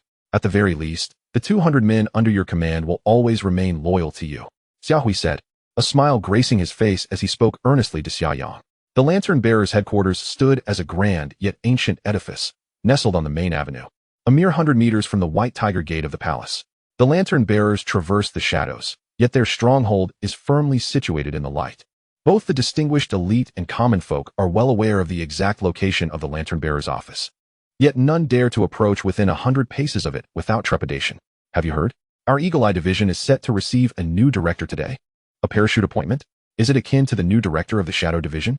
Damn, I detest these parachute officers. They all presume to be knowledgeable. Yet they are truly nothing. Sigh. Ever since Commander Lu's downfall, our lantern-bearers have been engulfed in chaos, with a sword of Damocles hanging over us, poised to fall and sever our heads at any moment. Shoo! Tread carefully. Before an office desk, one individual urgently covered their companion's mouth, glancing around with palpable tension. Are you out of your mind? Speaking such words, do you not realize the precarious state of our internal affairs? Some of the higher-ups have been purged. We small fry should refrain from meddling. Though anger flickered in his companion's eyes, reason prevailed, and he soon slumped in his seat, drained of spirit. Indeed, the power struggles of those in high places have little bearing on us insignificant figures. We ought to focus on our own duties. Li Wei sighed, recognizing that he had spoken rather indiscreetly. Do you know the background of the new director? Zhang Jiang raised an eyebrow. What concern is it of mine? I do not know him. You do know him, remember? The person we were tasked to promote in the capital yesterday afternoon? Zhang Jiang whispered in Li Wei's ear. You mean the young Lord Xia Chen from the Duke of Zhendong's household? Exactly. He is the one who has suddenly assumed the position of director in our Eagle Eye division. Zhang Jing cast a look of astonishment at Li Wei. How can it be him? If I recall correctly, he is merely 17 years old. Is he not too young for such a role? What could be done? After all, he comes from an esteemed background and is indeed the son-in-law of His Majesty, the Emperor. Our lantern-bearers are merely the Emperor's hounds. It is indisputable that His Majesty granted this position to Director Xia Chen. Zhang Jing sighed deeply, feeling the injustice of fate. Just as the two were conversing, someone hurriedly burst through the door. Brothers, quickly tidy up our desks and clean the place. Our new director is arriving soon. Xia Ping, panting, took it upon himself to sweep away bits of paper scattered on the floor. The others exchanged hesitant glances, but ultimately, under his leadership, they rose from their seats to begin the task. What good would it do to harbor resentment? What difference would it make to lament the unfairness of fate? They were but small figures. The power struggles of the influential could crush them with a mere ripple. Even if they felt discontented with this new director, many believed their own sons were older than him. Yet, the undeniable fact remained. He was now the director. They lacked the audacity to challenge him. Such is the reality. Damn, what is there to clean up? A new, inexperienced youth who hasn't even arrived, yet is already putting on airs, demanding we tidy up for him. I refuse to partake in this farce. A young man in his 20s kicked over a chair from beneath his desk, a deep scar running from his forehead to his chin, rendering his expression fearsome. As the others witnessed this young man rise, they instinctively recoiled and lowered their heads, their eyes glimmering with a sudden realization. Yes, how could they have forgotten about this troublemaker? They may be insignificant, lacking connections and status, but this young man had considerable influence. The current Empress is his aunt, and the Crown Prince is his cousin. He is genuinely a member of the royal family. I am equally displeased with him. Why does he not remain within the Imperial Guard instead of stirring up chaos among us lantern-bearers? I've heard that our Commander Lu's downfall was orchestrated by this very individual. He is the mastermind behind it all. Now, he dares to come among us lantern-bearers. Is he seeking his own demise? Another person stood up, appearing to be around 30, his expression darkening. The other's eyes lit up once more. This man was the adopted son of Lu Li, and it seemed they were indeed in for an interesting spectacle. Chapter 44. One man can break through 10,000 troops. Lu Chun, one of Lu Li's adopted sons, was also the most capable among them. Lu Li had placed him among the lantern-bearers, perhaps with the intention of grooming him as an heir. However, the will of the emperor is difficult to discern. Lu Li had served as commander for over 20 years, and if Lu Chun were to succeed him, it might very well mean that the lantern-bearers would become a family dynasty. One of the reasons for Lu Li's downfall was precisely this. The Eagle Eye Department comprises a total of 5 branches, each under the stewardship of individuals such as Lu Chun and the Duke of Yunyang, Cui Hu. At this moment, their voices resonated with the crowd, eliciting a collective response. However, some individuals, their gazes flickering, chose to remain silent, retreating slowly to the corners, concealing themselves within the throng. The clash of deities and their sorcery was of no concern to mere mortals like them. How vibrant the atmosphere was. Just as the crowd raised their arms in fervent cheer, a calm yet penetrating voice pierced through. reaching their ears despite several doors. The sudden change in expression among the crowd was palpable. Before the figure could be seen, the voice was already heard. As they turned their gazes, the door was forcefully kicked open. Xia Chen, with a youthful visage now emanating a fierce aura, entered first, wielding a long knife. Following him were Xia Chen, accompanied by Xia Hao and Li Shi. Xia Chen wore a serene smile, a folded fan in hand, exuding an air of nonchalance as if he were on a leisurely excursion. Coupled with his unparalleled beauty, he resembled a refined young noble from a chaotic world. This is the badge of the Eagle Eye Department. From this day forth, I am its director. A grin adorned Xia Chen's face as he produced a platinum badge from his belt and tossed it into the crowd with a casual flick, akin to a spoiled aristocrat. The badge landed squarely in the grasp of Li Wei, who felt a sudden stiffness as all eyes turned toward him. The weight of the badge now feeling unbearably hot in his hands. Well, is there an issue? If not, kindly return it. This was bestowed upon me by His Majesty. Xia Chen smiled, his demeanor and grace so extraordinary that it left the crowd momentarily entranced. As lantern bearers, they had encountered many prominent figures in the capital, yet they had never witnessed such poise among the younger generation. Li Wei, feeling anxious, promptly extended the badge back to Xia Chen with great reverence. Initially indifferent, even antagonistic, towards the new director, he now found himself intimidated by the youth, who appeared several years his junior, yet radiated an air of authority that left Li Wei hesitant to breathe too audibly. Could it be that some individuals are indeed born of noble lineage, elevated and untouchable? Though Xia Chen said nothing, his smile exuded a gentle warmth. Yet an involuntary dread enveloped Li Wei's heart, prompting such thoughts. This sentiment was not confined to Li Wei alone. Everyone present felt a similar unease, as if the very air around them had been siphoned away, making it difficult to breathe. The entire Eagle Eye Department fell into a hush. No one dared to raise their voices again. Even those who had been the most boisterous moments before now averted their gazes, unable to meet Xia Chen's eyes. Throughout, Xia Chen remained remarkably composed, yet his presence wielded an invisible force that left the crowd awestruck. This was an unspoken confrontation, the east wind overpowering the west. While one might possess a fine exterior, mere looks can hardly sustain one. As lantern bearers, what we seek is true ability. If you believe that connections and background grant you the right to act with impunity among us, then I advise you to return to the Imperial Guard post-haste. Yunyang Bo Chui, upon hearing a mere utterance from Xia Chen, found the spirits of those present utterly diminished. Frowning, he realized that if he did not step forward now, the tide would irrevocably turn against him. What qualifications does a mere 17-year-old boy possess? Lu Chen also rose, his voice deep and resonant. In that moment, over a dozen lantern bearers behind him stood as well, their silence speaking volumes. The atmosphere in the room grew palpably tense once more. Yunyang Bo, young master. If others were to stand and assert their positions based on their backgrounds and identities, I would have no retort. Yet for you two to do so is a farce. Xia Chen, standing at the doorway, closed his fan and pointed at Chui Hu and Lu Chen, laughing heartily as if they were inconsequential. The lantern bearers closest to him turned pale, feeling that their new superior was rather uncanny. This aura was not merely a pressure of cultivation, but a profound inner intimidation that instilled fear and trepidation in the hearts of those who dared to harbor hostility. They felt as if they were in the presence of the current emperor, an inscrutable force akin to celestial authority. Both Lu Chen and Chui, who sensed this intimidation, furrowing their brows in discomfort. Xia Chen's eyes shimmered with a unique duality, the depths of his gaze exuding a strange light, though none perceived this transformation. He was acutely aware of this peculiarity since that fateful night when he activated the Nine-Dragon Seal and entered the shattered celestial court. It remained unclear whether it was the monumental fortune of the Golden Dragon merging with him or the awakening of his dual pupils that caused this. Whenever he concentrated his energy, an inherent pressure emanated from him, instilling awe, as if he embodied the very will of heaven, representing the formidable tide alone. Moreover, Xia Chen felt that this oppressive aura could be further cultivated. Among the lantern bearers, there was no Yunyang Bo, only Master Chui. Under Xia Chen's gaze, Chui Hu trembled slightly, but upon hearing Xia Chen refer to him as Yunyang Bo, he frowned and replied solemnly, "What is so laughable about this? What have we done? On what grounds do you think we cannot speak to you?" Lu Chen's face was stern, his demeanor cold as a lurking serpent. Is it not laughable?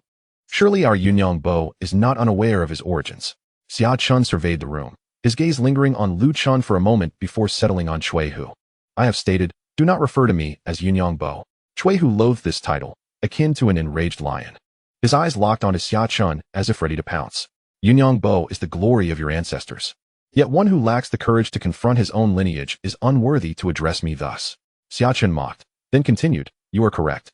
I have ascended to this position swiftly, indeed relying on my lineage and background. From the moment I entered the service, I began as a 7th-rank lieutenant, a starting point that ordinary individuals could scarcely hope to attain in a lifetime. I deeply comprehend that my achievements owe much to the blessings and protection bestowed by my ancestors. Hence, I cherish them profoundly and boldly acknowledge this fact. There is nothing amiss in this recognition. My ascent from the rank of a 7th-grade captain is a testament to the sacrifices made by countless forebears who shed their blood on the battlefield, dedicating their lives for the nation, which has afforded me this opportunity. I harbor no shame in admitting this. Indeed, I take immense pride in it. Conversely, you, who revel in the fortunes bequeathed by your ancestors, are reluctant to concede this truth, instead proclaiming that all your current successes are solely the fruits of your own labor. Do you not find this assertion ludicrous?" Xia Chen pointed at Cui Hu, speaking coldly, while Cui Hu's face flushed crimson, his eyes reddening, fists clenched, his mouth opening and closing as he instinctively sought to retort, yet found himself utterly powerless. Chapter 45, The Dark King. The hall fell into an eerie silence. At the entrance, others from different offices cautiously leaned against the wall, eager to witness the unfolding drama. Xia Chen continued his discourse, seemingly intent on shattering Cui Hu's resolve. "You hail from the illustrious Cui clan of Qinghe, inheriting the title of Duke of Yunyang, with your aunt being the current empress. From birth, you have borne these marks of privilege. Surely, you do not believe that your current standing is solely a result of personal merit. In our vast realm of Dewu, with its sprawling territories and multitude of talented individuals, countless remain unfulfilled. Were it not for these privileges, had you been an ordinary individual, not only would you not have risen to be the leader of the lantern bearers by your 20s, but you might not even have gained entry into their ranks. One must harbor gratitude towards their ancestors and possess an awareness of their own capabilities. Achievements cannot be solely attributed to individual prowess.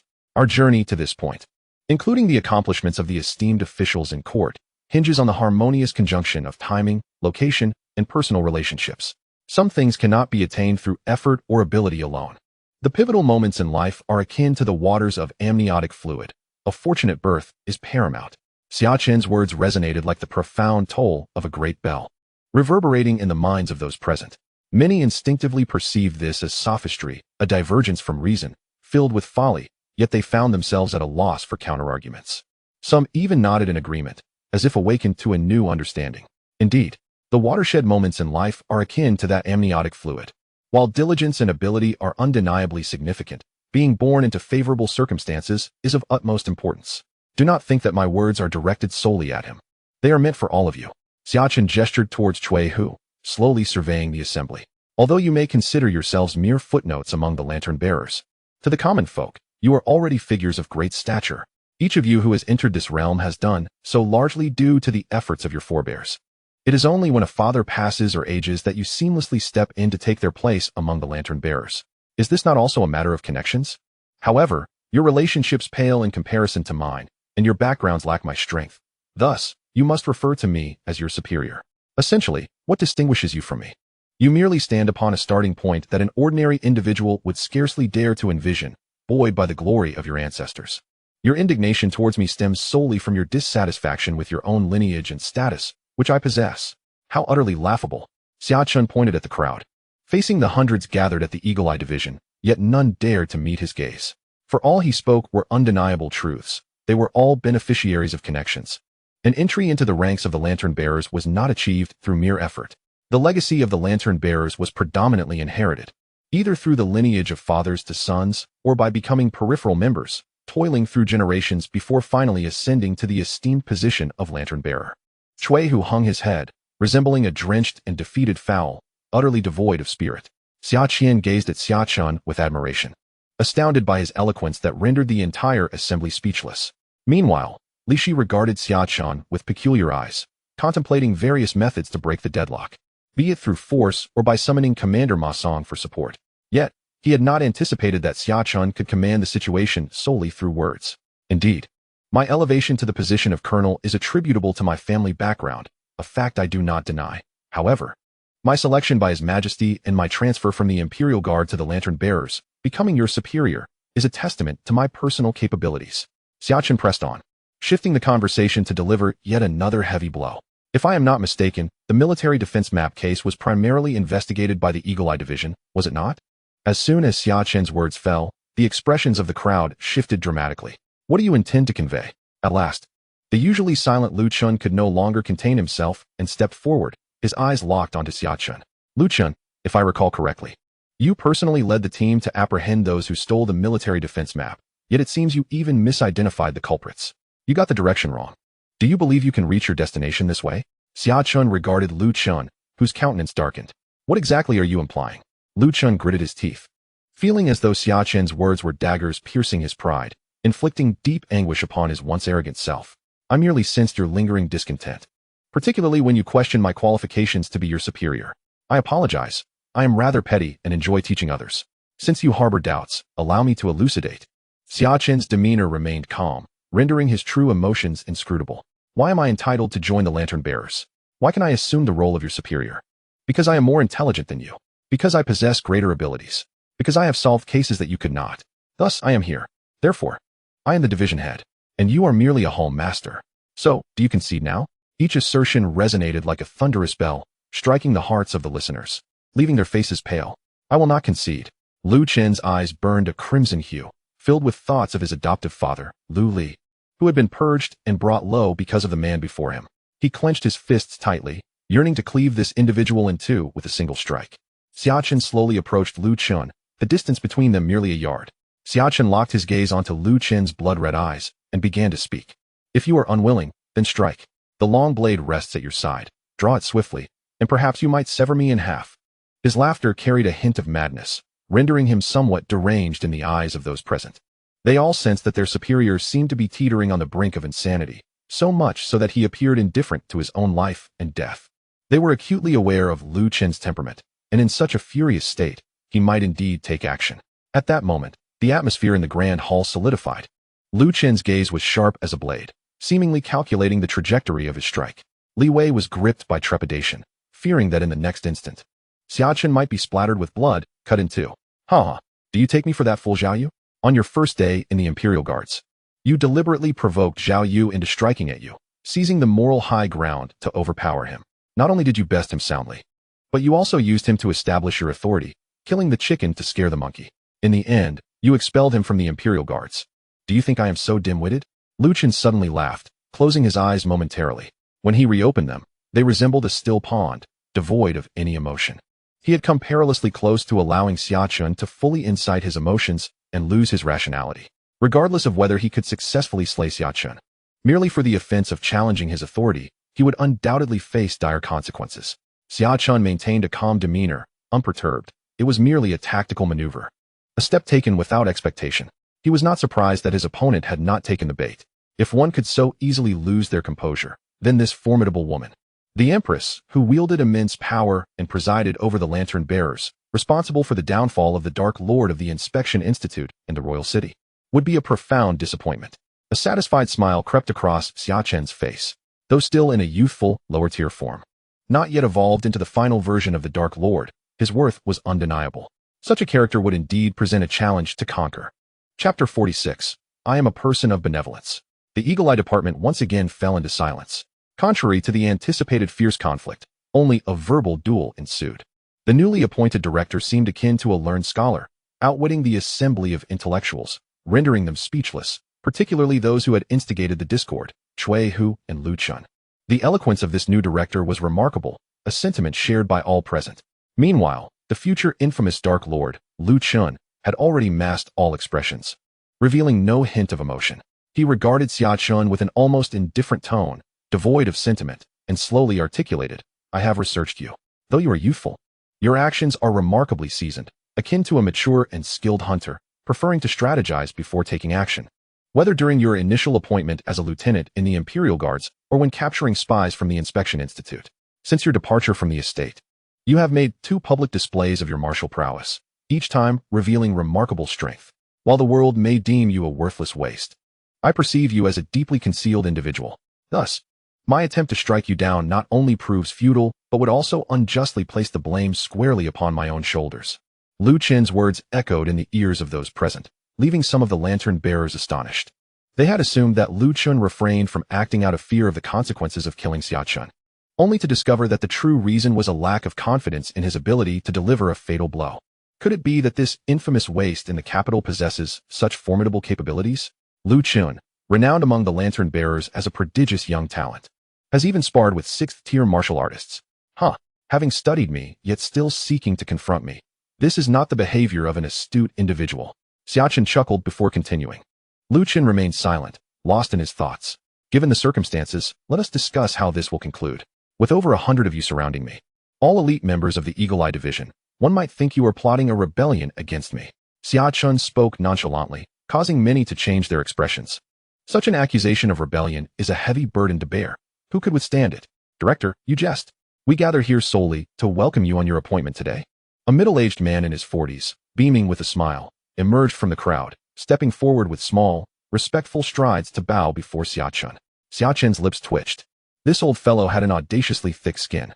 Had he not overheard their earlier raucous proclamations about uniting against his young master, he might have almost believed him. Meanwhile, the other lantern bearers brightened with recognition. Truly, this was old Zheng. It is no wonder that Master Zheng has held his position in the Eagle Eye Division for over 20 years. His words were indeed eloquent. Oh, so you have all come to welcome me. I am deeply honored, Xia Chen remarked, casting a glance at the middle-aged man with a goatee, whose face was adorned with an ingratiating smile. He recalled the man's information. Zheng Ping, one of the 5 masters of the Eagle Eye Division, had steadfastly occupied his post for over 2 decades, a testament to both fortune and misfortune. Zheng Ping, with considerable seniority among the lantern bearers, had once exhibited exceptional talent in his youth, being a contemporary of the former commander, Lu Li.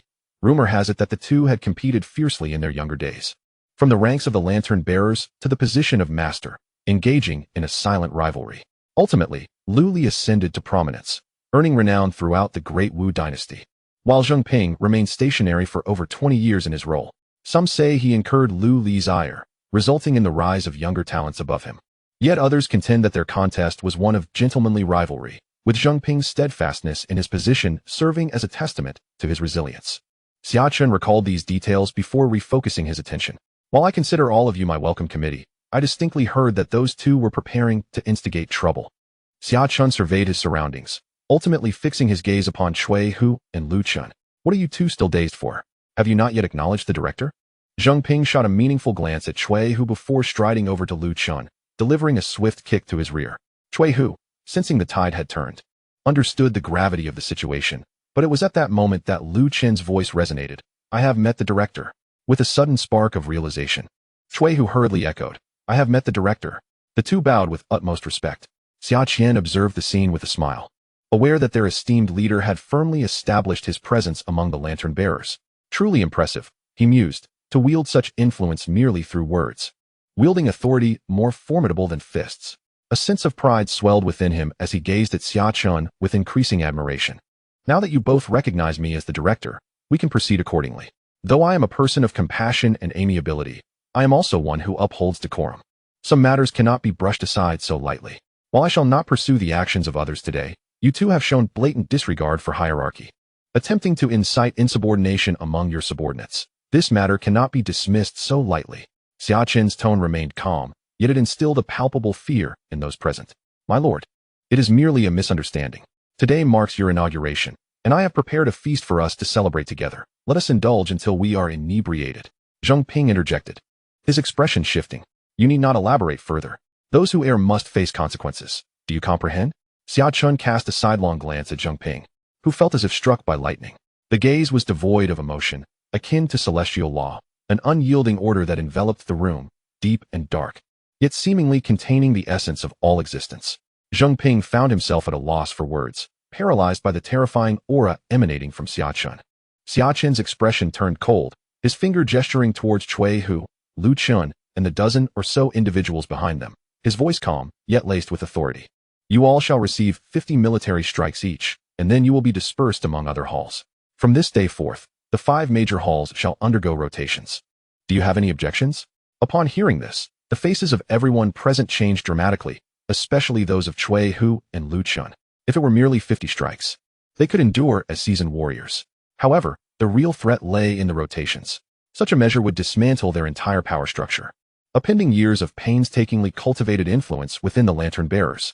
My lord, is not the notion of rotation somewhat hasty? It could indeed incite unrest. Zheng Ping could not restrain himself from speaking again.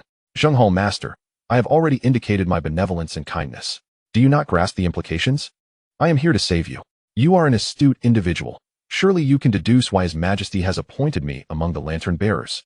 You individuals often conspire in private, forming alliances for mutual benefit. To whom does the lantern bearer truly owe allegiance? To you or to His Majesty? How did Lu Li ultimately fall from grace? Was it truly the consequence of my investigation into the military defense map? Surely, Master Zheng cannot be oblivious to this. As Xia Chen spoke, he gently patted Zheng Ping's shoulder, revealing a faint smile. I have extended my goodwill to you, yet instead of expressing gratitude, you fail to comprehend my earnest intentions, which leaves me utterly disheartened. Should you choose not to rotate, so be it. Consider this matter of rotation as if I had never mentioned it. I shall not impose my will upon you. You are free to decide your course of action, and I harbor no objections. However, I cannot guarantee what may transpire thereafter. I am known for my benevolence, and I sincerely hope that should we reach that juncture, it will not be my hand that wields the blade. If such a moment arises, I shall likely recall the warmth with which you all welcomed me today and show mercy. Xia Chen smiled, while Zheng Ping was already drenched in cold sweat, his body trembling uncontrollably, his complexion pale. Chapter 47. The Empress, perhaps you should assist me in fulfilling the duties of a wife. Xia Chen departed, walking into the office belonging to the director before all present, successfully asserting his position, leaving no one daring to obstruct him. Silence enveloped the crowd. Old Zheng, you are usually the wisest among us. Please advise us on whether we should rotate. If we do, the foundations we have built over the years will be shattered. The other two masters, Li Yu and Chen Song, gathered around Zheng Ping, seeking his counsel. I accept the rotation. Whether you choose to accept it is your own affair. Do not use me as a pawn. I am too old for such matters and merely wish to live out my remaining days in peace. After regaining his composure from Xia Chen's remarks, old Zheng glanced at the two men and then at Cui Hu and Lu Chun, shaking his head before turning to leave. Li Yu, Chen Song, Cui Hu, and Lu Chun exchanged glances. I too accept the rotation. Lu Chun spoke in a low voice, and upon finishing, he led more than 10 individuals out of the hall. Li Yu and Chen Song looked at each other, then placed their final hopes on Cui Hu. Do you not yet understand? Our internal alliances among the lantern bearers have drawn the attention of His Majesty. Commander Lu's downfall is a testament to that. Cui Hu regarded the two with a cold gaze, stating, as colleagues, I have already spoken sufficiently on this matter. However, to disrupt all of our subordinates in such a manner is excessive and tyrannical. Since time immemorial, no newly appointed officer has acted in such a manner. Li Yu frowned, realizing that dismantling his entire team could cost him dearly. Even if he were to consent, would those behind him acquiesce? Having said all this, weigh the pros and cons for yourselves and act accordingly. With that, Cui Hu turned and departed, leaving the hall with only two factions remaining. One by one, they were subdued like courtesans, forced to yield, once proud and disdainful, now rendered utterly docile by a single adversary. Chen Song raged, lamenting that those who had previously boasted so boldly were now cowering in fear before Xia Chen, who had yet to lift a finger. With merely his words, he had compelled them into submission.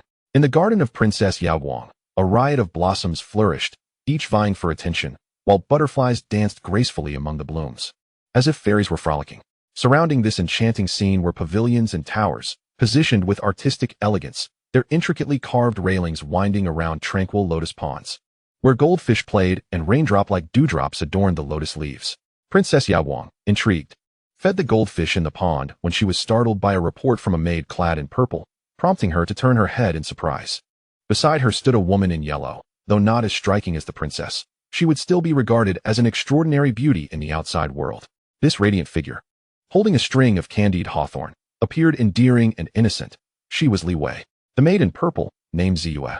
And Princess Yaoguang had long since grown accustomed to Li Wei's presence, as she and Li Wei were the princess's two most trusted attendants. Should Xia Chen be present, he would recognize Ziyue as the renowned female minister from the era of the Empress, whose influence once eclipsed even that of the Prime Minister. Ziyue recounted all that had transpired today concerning the lantern bearers. Zheng Ping, Cui Hu, and Lu Chun had all agreed to rotate duties, currently kneeling at the entrance to the prince's office, willingly reporting their request for a rotation. However, Li Yu and Chen Song could not bear such humiliation and had taken their subordinates to patrol the streets instead. Ziyue's intelligent eyes sparkled with wisdom, her long, lustrous black hair cascading like a waterfall, simply held up by a jade hairpin, with a few stray strands framing her delicate face, adding an air of gentleness. Her graceful figure was adorned in a flowing purple gown that fluttered in the breeze, resembling a bloom flourishing in the depths of the night. as she conversed with Yao Guang. Her focus was unwavering, and her intellect shone through her expressions. She was an extraordinarily captivating woman, yet standing beside Yao Guang, her brilliance was somewhat overshadowed. It appeared I had underestimated my fiancé. I had misjudged him from the very beginning. After quietly absorbing Ziyue's report, Yao Guang remained silent for a moment before speaking. Zheng Ping and the others were astute individuals. Li Yu and Chun Song were clever as well. But their confidence stemmed from their ties to the Crown Prince and the Third Prince. It seemed a significant reshuffling was imminent within the Eagle Eye department. Yao Guang's voice was cool, her crimson lips slightly parted. Your Highness, have you not always desired to extend your influence within the Lantern Bearers? With the prince assuming leadership of the Eagle Eye department, this is a prime opportunity. Moreover, as he hails from the Xia family, should we secure their support, we would gain military power, and perhaps your ascension as the first empress of the Great Wu dynasty will no longer be a mere dream. As Ziyue spoke, her eyes gleamed with fervor. Even the Crown Prince and the Third Prince could only extend their hands to the rank of Lantern Bearers. If they could secure the support of the Prince Consort, it would grant them ears and eyes in the court. After all, he was one of the 9 ministries, wielding immeasurable power, which would significantly aid their endeavors. They weren't even betrothed yet, so why speak of him as the Prince Consort? Yao Guang turned her head away, presenting a delicate profile to the two. Her eyes sparkled with unspoken thoughts. If that Xia Chen were to meet the prince, he would undoubtedly be captivated by his beauty. I refuse to believe that any man could resist such a lure. Li Wei chuckled, wrapping her arm around Yao Guang. The three had grown up together.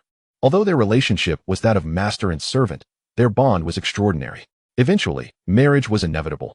He would indeed become the true Prince Consort. Ziyue laughed alongside them.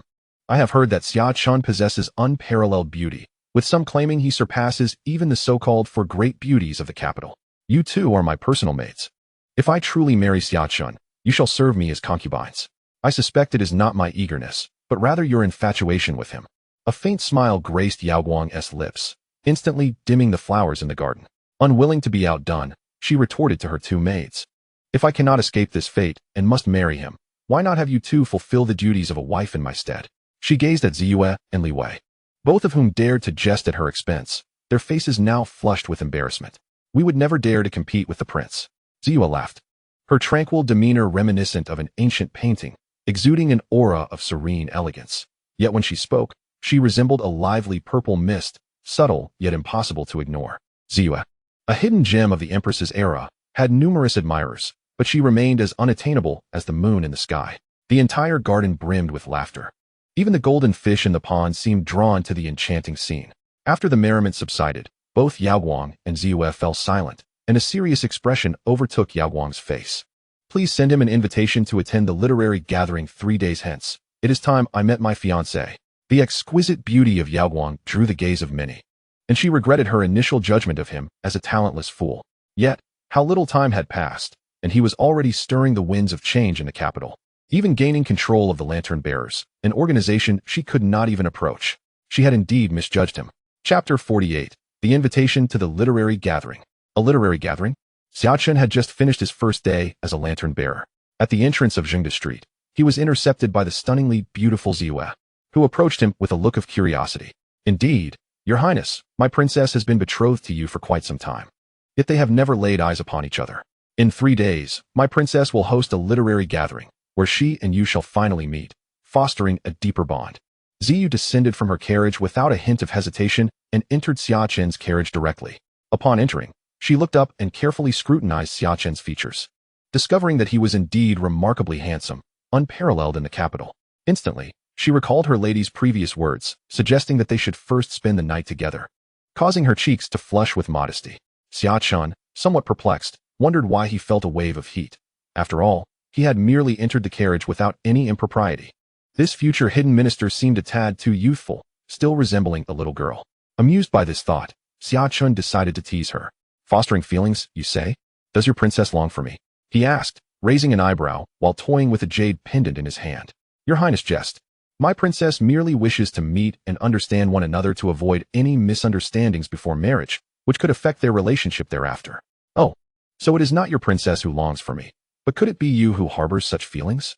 Xia Chen retorted playfully, causing Ziyue's face to flush from her cheeks to her ears, overwhelmed by warmth. Your Highness, please refrain from jesting. Ziyue bit her lip, feeling her thoughts scatter upon entering the carriage, unable to maintain her composure. I assumed you entered my carriage to gauge the feelings on behalf of your princess. As Yao Guang's personal maid, you will also serve in her bedchamber. As I understand, when a royal bride is wed, a maid is sent to test the prince's capabilities. Surely, that role won't fall upon you? Xia Chen said lightly, while Ziyu across from him was already blushing profusely. Finding her embarrassment amusing, Xia Chen considered the stark contrast between her present bashfulness and her future dignified demeanor in court, where no one dared to speak loudly in her presence. Yet here she was, rendered speechless by his teasing, a delightful irony. Please, Your Highness, take this seriously. The reason for my presence in your carriage is due to the throngs of people outside. Though I am a woman, I am the princess's maid and thus also a servant to you, so there is no need for excessive formality. As for who will evaluate your suitability, that is a decision for the princess to make. Ziyu regained her composure, her flushed cheeks now a charming shade of pink, as she earnestly replied.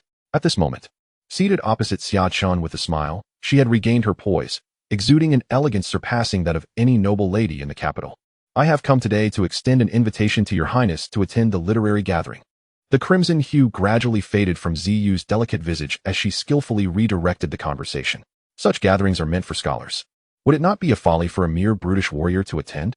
If your royal princess truly wishes to meet me, let us find a secluded spot, or perhaps go directly to the princess's residence, where we can close the door and engage in a meaningful discussion. There is no need to attend such a public gathering as the literary assembly. Xia Chen smiled at Ziyu. Nowadays, who in the capital does not know that the prince consort has been praised by his majesty himself, deemed to possess talents that rival the likes of Lin? The prime minister? Should he choose the path of a scholar, a ministerial position is surely within his grasp. Upon hearing this, Xia Chen raised an eyebrow. He had learned of this matter earlier that morning and suspected that the lantern bearers were likely acting on Emperor Wen's orders to stir the pot. The emperor intended to elevate him. The greater Xia Chen's fame, the more widely his astonishing theories on the relationship between sovereign and subject, father and son, would spread.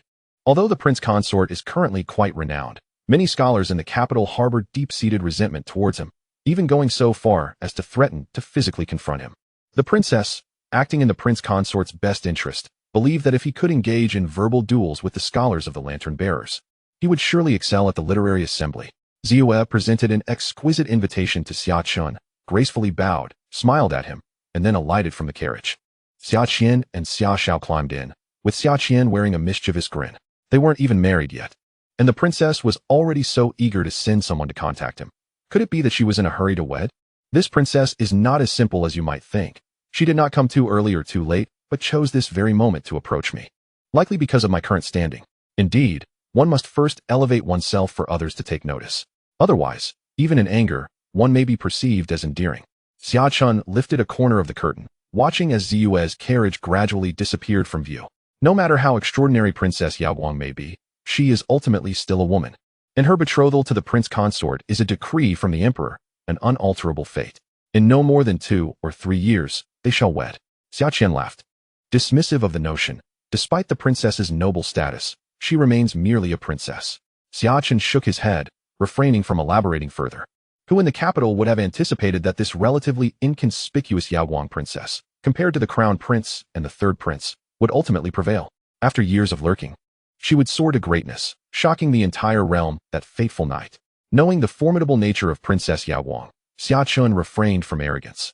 Her reaching out to him was certainly not due to his own merit, but rather because he currently held sway over the Eagle Eye department. Intelligence systems are crucial to any organization, and he who controls them gains the upper hand. Upon returning to the residence of the Earl of Jindong, Xia Chen did not head to his quarters immediately, but first visited Xia Chen's dwelling. He recounted in detail all that had transpired at the Lantern Bearers that day. Your control was commendable. You showcased your authority while balancing firmness with gentleness, avoiding any backlash from the assembly. You have firmly established your footing.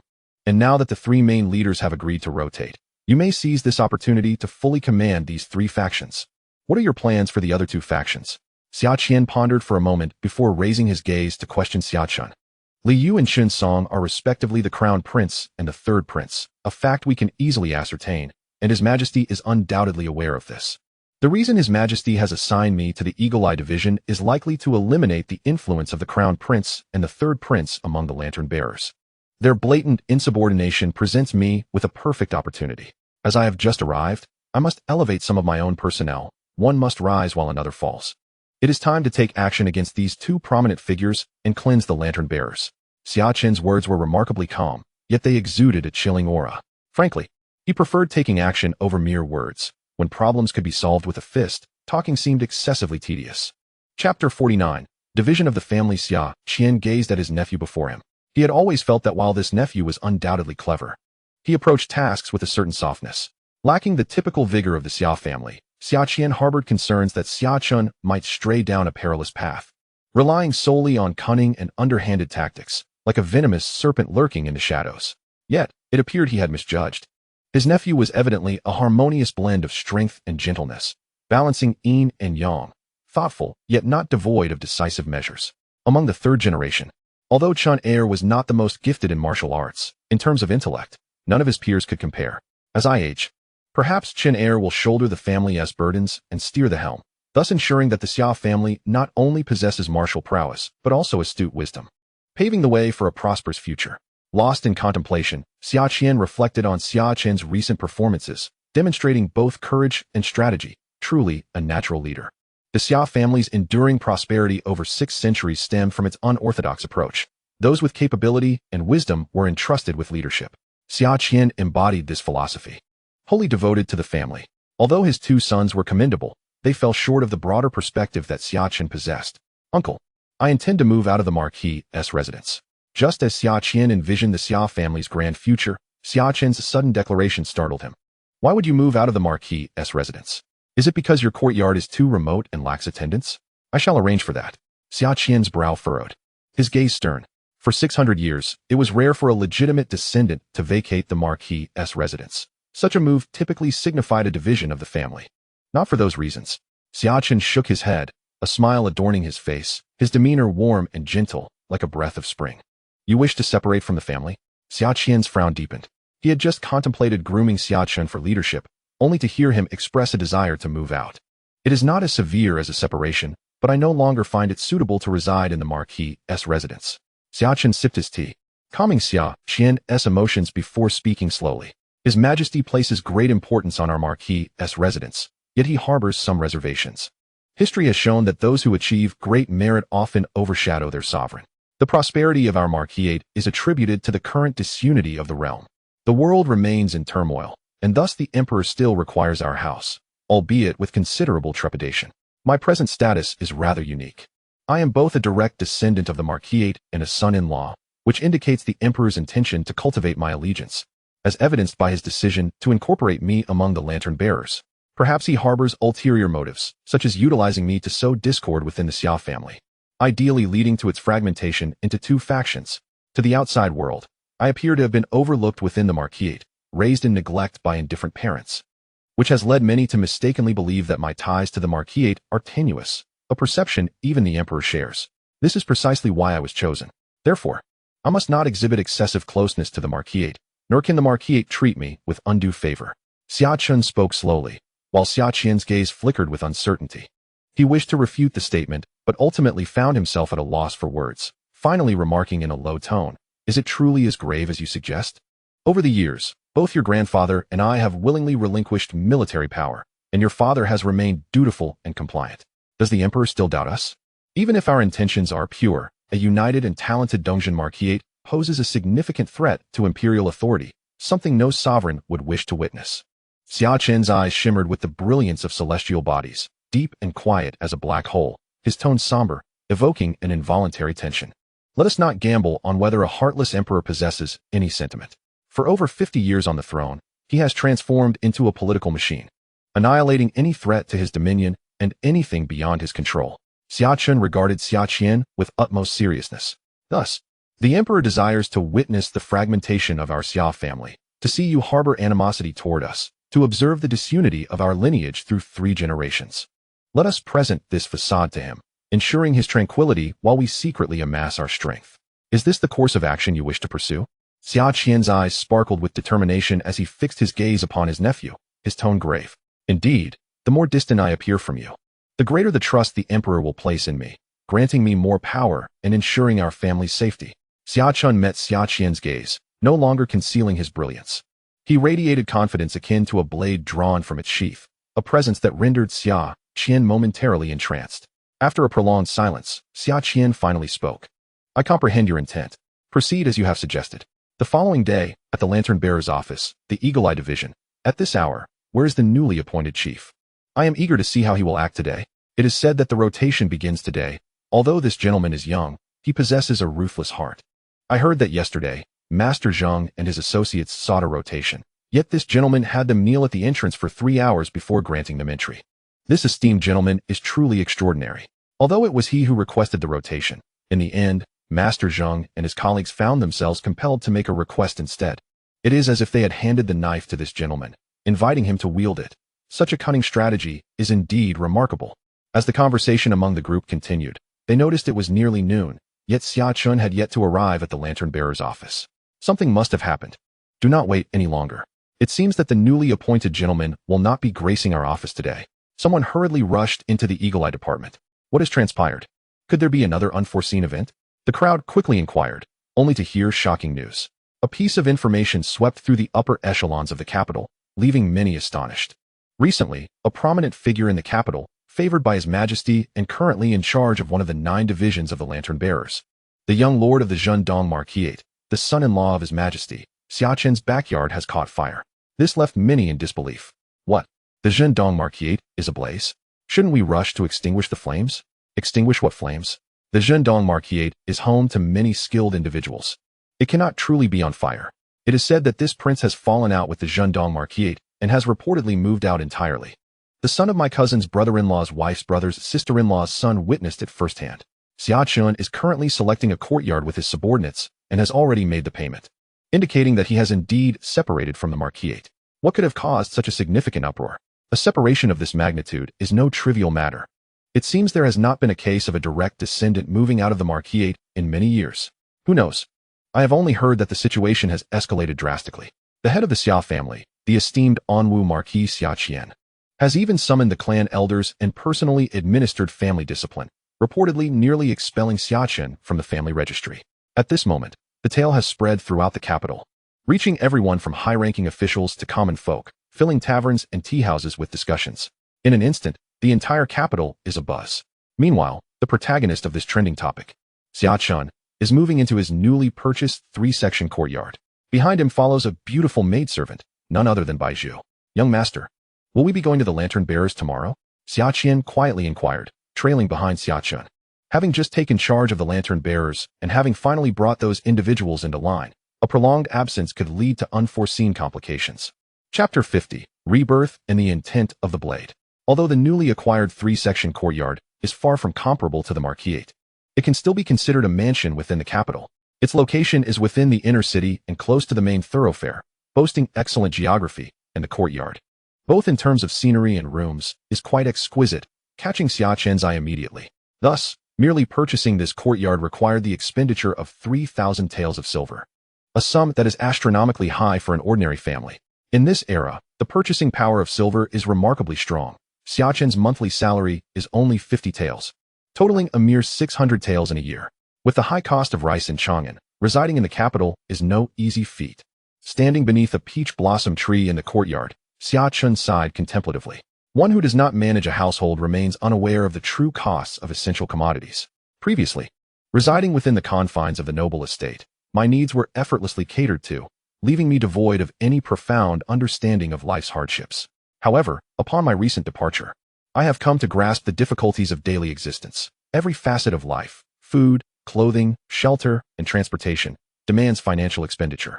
Over the past decade, the gifts bestowed upon me by my elders during festive occasions have merely accumulated to a little over 2,000 taels. Had it not been for Cui Mengru's tearful insistence last night, as she learned of my intention to leave the estate, forcing into my hands 3,000 taels, I might not have even possessed enough to procure this dwelling. Young master, a gentle and melodious voice resonated, as a demure maid emerged from within. Indeed, Bihua has now become a part of my life. She had previously served as Cui Mengru's maid, originally intended to assist me upon my advancement to the 8th rank. Yet, my recent preoccupation with official duties and discomfort with sharing my quarters had delayed this arrangement. Upon learning of my imminent departure from the estate, Cui Mengru, tearfully, insisted that I take Bihua with me to tend to my needs. As I beheld my aunt, whose eyes glistened with sorrow, I felt a warmth envelop my heart. Although my biological parents are indifferent towards me, my uncle and aunt have genuinely treated me as their own. What do you think of this courtyard? I inquired of Bihua, who appeared somewhat bashful, unable to meet my gaze. The mistress had assigned her to my quarters as a maid, though her true role was to warm my bed. In affluent households, young masters of a certain age are typically provided with several bed warmers, who remain by their side until marriage. Once wed, these maidens seamlessly transition into concubines. Thus, it can be said that from this moment forth, she truly belongs to me. I still possess over 2,000 taels, I continued, and henceforth, I entrust you with the management of our household affairs. In the coming days, please take a group to the Western market to procure some maids and servants. Their youth is of no consequence, but they must come from reputable families. I presented a substantial stack of silver notes to Bihua, yet she hesitated. Fear evident in her eyes. Young master, I am merely a maid. How can I oversee household matters? Such responsibilities should rightly belong to the mistress, the princess, she protested. Who knows when the wedding will occur? Shall we linger in anticipation of her arrival? We have just moved out, and everything must be newly arranged. By the time she arrives, our plans may be rendered obsolete, I asserted, gently grasping Bihua's delicate hand, firmly placing the notes into her palm. Currently, you are the only woman in the household. If you do not manage it, shall I entrust it to Xia Chen? It is settled then. All matters within this residence shall henceforth be your purview. I lack the inclination to oversee domestic affairs. I smiled, while Bihua kept her gaze lowered, shyly avoiding my eyes. As she felt the warmth of my hand enveloping hers, a dreamy expression graced her features, reminiscent of a flower poised to bloom in the tender embrace of spring.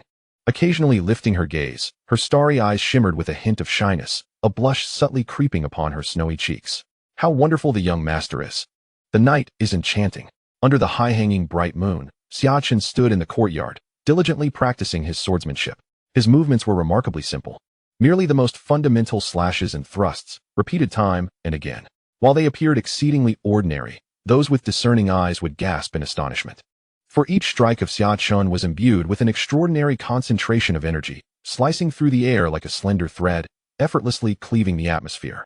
Such finesse eluded the perception of those with lesser insight. Xia Chen's gaze was intensely focused, regardless of the day's burdens, upon returning to his courtyard. He would tirelessly execute 10,000 cuts each day. This unwavering perseverance and diligent effort naturally yielded astonishing rewards. Within his field of vision, small characters continuously emerged on his system panel. Proficiency 10, Proficiency 10, Proficiency 10, Sword Skill Experience, 9830100000. As time progressed, the young man persisted in his repetitive motions, unyielding in his dedication. Before long, a chime resonated in the air. Your sword technique has reached perfection. You are about to comprehend a first-level sword intent. Would you like to accept? Accept. You have comprehended the pure yang sword intent. Sword intent level, first level. Required experience for second-level sword intent, 30,000. First level sword intent, 030,000. Xia Chen, now oblivious to the small characters on the system panel, felt as though he had been transported into a peculiar realm.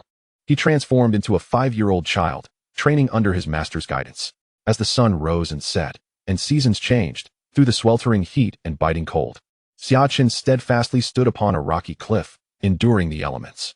By the age of 8, he had achieved minor proficiency in his sword technique. By 11, he attained great mastery, and by 18, he reached perfection. Upon perfecting his swordsmanship, Xia Chen bid farewell to his master and descended the mountain to experience the world. He journeyed eastward, learning from various masters of swordplay, confronting bandits and rebellious armies along the way, engaging in fierce battles. At 20, he enlisted in the military, starting as a lowly soldier, honing his sword intent amidst a sea of corpses and blood. At 22, feeling a calling, he withdrew from the military and continued his journey eastward until he beheld the vast ocean. Gazing at the sea from the cliffs, Xia Chen perched upon the rocks, repeating the fundamental sword movements, just as he had in his youth atop the mountain. That year, he lived as a fisherman, observing the ebb and flow of the tides, the grand sun rising and setting. He gradually tempered the sharpness and murderous intent cultivated amidst the bloodshed of the military, as if washed clean by the sea, his former self fading into the ordinary existence of a simple fisherman. Eventually, Xia Chen laid down his sword, relinquishing his obsession with practice, embracing the natural flow of life, and truly becoming a fisherman. However, this fisherman harbored a peculiar passion. Each day, he delighted in perching upon the rocks to gaze at the sun, remaining there for an entire day. On an ordinary afternoon, as the sun descended in the west, it vanished beneath the horizon, consumed by the vast sea. Suddenly, after a day of languor atop the rocks, Xia Chen's countenance transformed with a smile, his eyes igniting with brilliance, akin to a great sun gradually ascending, dispelling the darkness of dawn. He grasped the spear resting beside him and casually swept it across the surface of the sea. This stroke was named Dawn's Break. Xia Chen's voice was remarkably soft, almost a whisper, yet resonated with a righteous and pure yang energy, captivating the hearts of those who heard it. As if a divine being declared to the mortal realm. In an instant, the ocean, which had gradually succumbed to darkness, erupted in radiance. Fishermen aboard returning vessels widened their eyes in astonishment. What did they witness? Another great sun rose slowly, illuminating the world anew.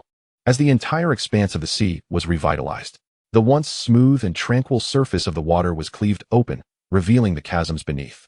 This entire spectacle unfolded over the span of 5 or 6 breaths, and ultimately, the immense and boundless ocean surged back. Yet the area where the sea had parted retained the essence of pure yang energy. Just a single stroke, and how terrifying it was. Chapter 51. A unique system and the realm of 6th-tier martial artists. Xia Chen opened his eyes, where a great sun gradually retracted, transforming back into a singular orb, merging the dual pupils into one, indistinguishable from an ordinary person. Tides, the great sun, the essence of the blade. Xia Chen murmured to himself, raising his gaze to the high-hanging moon, time seemingly having passed in an instant, yet he felt as though he had genuinely traversed over 20 years of vicissitudes. Everything experienced in that world felt strikingly real, particularly his insights gained from practicing the blade. As the clarity began to fade, only pure understanding remained. Xia Chen furrowed his brow. The memories of that world in his mind began to blur. He recalled many events, but could not distinctly remember what transpired. Save for the vivid recollection of his blade training. It appeared that my system had undergone a mutation, significantly diverging from the player systems of my former life. The player systems of the past could indeed accumulate experience points, and then comprehend the essence of blades, fists, and swords, but it was a direct impartation. Yet this time, Xia Chen felt as if he had genuinely lived an entire life, commencing his blade training at the tender age of 5, ultimately attaining enlightenment in the East Sea at the age of 23. This was an experience unprecedented in his past life. Despite the memories of that world becoming hazy, the sensations remained profoundly authentic, as if nothing was fabricated. You have successfully comprehended the pure yang blade intent in the small world, observing the great ocean to grasp the true meaning of tides, creating your own blade technique. Dawn's Break. Outstanding performance. Reward, 1 small returning elixir. Host, Xia Chen. Age, 17 years. Realm, Pinnacle of 7th tier. Martial arts techniques. Red Sun Body Forging Method. Shouyang Breaking Demon Blade. Dawn's Break. The system panel revealed a myriad of intricate characters, and Xia Chen scrutinized the information before him. This enlightenment had yielded remarkable gains. The last time he entered the 9-Dragon Seal and absorbed the transformative essence of the auspicious Golden Dragon had been monumental. The most evident change was in his cultivation speed, which had escalated dramatically. Previously, whether in practicing sword techniques or in enhancing his proficiency and experience, his progress had been a mere incremental 11. However, since that pivotal moment, he now achieved a staggering 1010. His efficiency had surged tenfold. Furthermore, his innate talent had undergone a profound metamorphosis, once considered a martial arts wastrel. Post the auspicious dragon's refinement, his constitution had ascended to that of a superior caliber. Even without reliance on the system, his self-cultivation now marked him as a prodigy. To his astonishment, he had also acquired a medicinal pill. A surge of joy filled Xia Chen's heart. In his previous life, he had engaged in discussions on player forums, where he learned that while every player possessed a system, they were generally rudimentary, with no reports of systems yielding equipment or reward items. It appeared that his system was indeed exceptional. Could it be that his reincarnation into this world was not solely due to the 9-Dragon Seal, but rather because of this unique system? His gaze flickered with uncertainty as he found himself pondering this revelation. Previously, he had believed that the jade 9-Dragon Seal in his palm was the sole catalyst, but now the anomaly of the system had sown seeds of doubt within him. Shaking his head, he resolved to ponder this no further. The unknown may reveal itself in due time. He retrieved the small medicinal pill radiating a faint, fragrant aura from the system space. Though it was of inferior grade, it promised to spare him 3 months of arduous cultivation. In this world, while medicinal pills existed, they were scarce, predominantly limited to healing elixirs, with few capable of directly enhancing cultivation speed. With this thought, Xia Chen's eyes sparkled with excitement. Should he manage to obtain the formula for this small medicinal pill, it would provide tremendous assistance in the future development of his own power. This was merely an inferior grade. He envisioned the possibilities should he acquire pills of medium or superior quality. In a moment of resolve, he consumed the small medicinal pill. Instantly, a surge of intense energy erupted within his throat, coursing through his limbs and bones. His blood began to boil, and his heart pounded vigorously, akin to the relentless beat of a drum, reverberating through the courtyard. It was difficult to fathom that such a powerful rhythm emanated from a single heart. At this juncture, it was still early March. The chill of winter had just begun to wane, and the air could hardly be described as warm. The peach tree in the courtyard had only just begun to sprout tender buds, adorned with flower buds yet to bloom. As Xia Chen sat cross-legged, breathing rhythmically, the temperature in the courtyard began to rise. Baizhu, who had been tidying up Summer's room, noticed the unusual occurrence outside. She hurriedly pushed open the window and was immediately greeted by a scene she would never forget. Summer was seated beneath the peach blossom tree, and behind him, an extraordinary vision materialized, a boundless ocean stretching infinitely, waves surging with magnificent power, intimidating yet awe-inspiring. This was Baizhu's first encounter with the sea. She had often heard tales of its vastness within the manor, but today, she beheld its reality. At that moment, a great sun slowly rose from the horizon, illuminating the world as if heralding dawn, enveloping Baizhu in a warmth that felt monumental. The sun ascended to its zenith above the sea, transforming into a blazing orb. Instantly, the entire courtyard radiated brilliance, and the flowers bloomed. The peach blossom tree erupted into a breathtaking display of blossoms, enchanting Baizhu utterly. Was this a miracle? How extraordinary Summer was. As Summer opened his eyes, they sparkled with a flash of lightning. His gaze had grown increasingly enigmatic. He had officially entered the 6th rank of martial artists. At that moment, Summer felt an inexhaustible surge of power, his enhancement that night surpassed anything he had experienced before, growing tenfold. Although at this stage, unless one reached the 3rd rank or higher, rank did not define everything. Being at the 6th rank in the capital was still regarded as a formidable prowess. In the martial world, reaching the 5th rank allowed one to establish a sect, illustrating the worth of the 6th rank. Baizhu, regaining her composure, rushed out from the room. Let us keep tonight's events to ourselves. This is a secret between us. Summer flashed her a radiant smile. Baizhu gazed at his exquisite face, her heart racing. Rest assured, young master, I understand and will not speak of this outside. Even if a princess were to marry into our family, it will remain our secret. Baizhu blushed, whispering, and added with a shy smile. Chapter 52. Why, brother, how is it that you are so handsome? As night fell, Baizhu prepared warm water for Summer and stood by the wooden tub. Young master, may I wash you? There was a glimmer of anticipation in her lively eyes. After a moment of contemplation, Summer nodded. Baizhu was now his personal maid, and in this world, he was essentially an indigenous, with no need to impose modern morals upon himself. One should not attempt to oppose the world unless one possesses the power to change it. Being unconventional serves little purpose.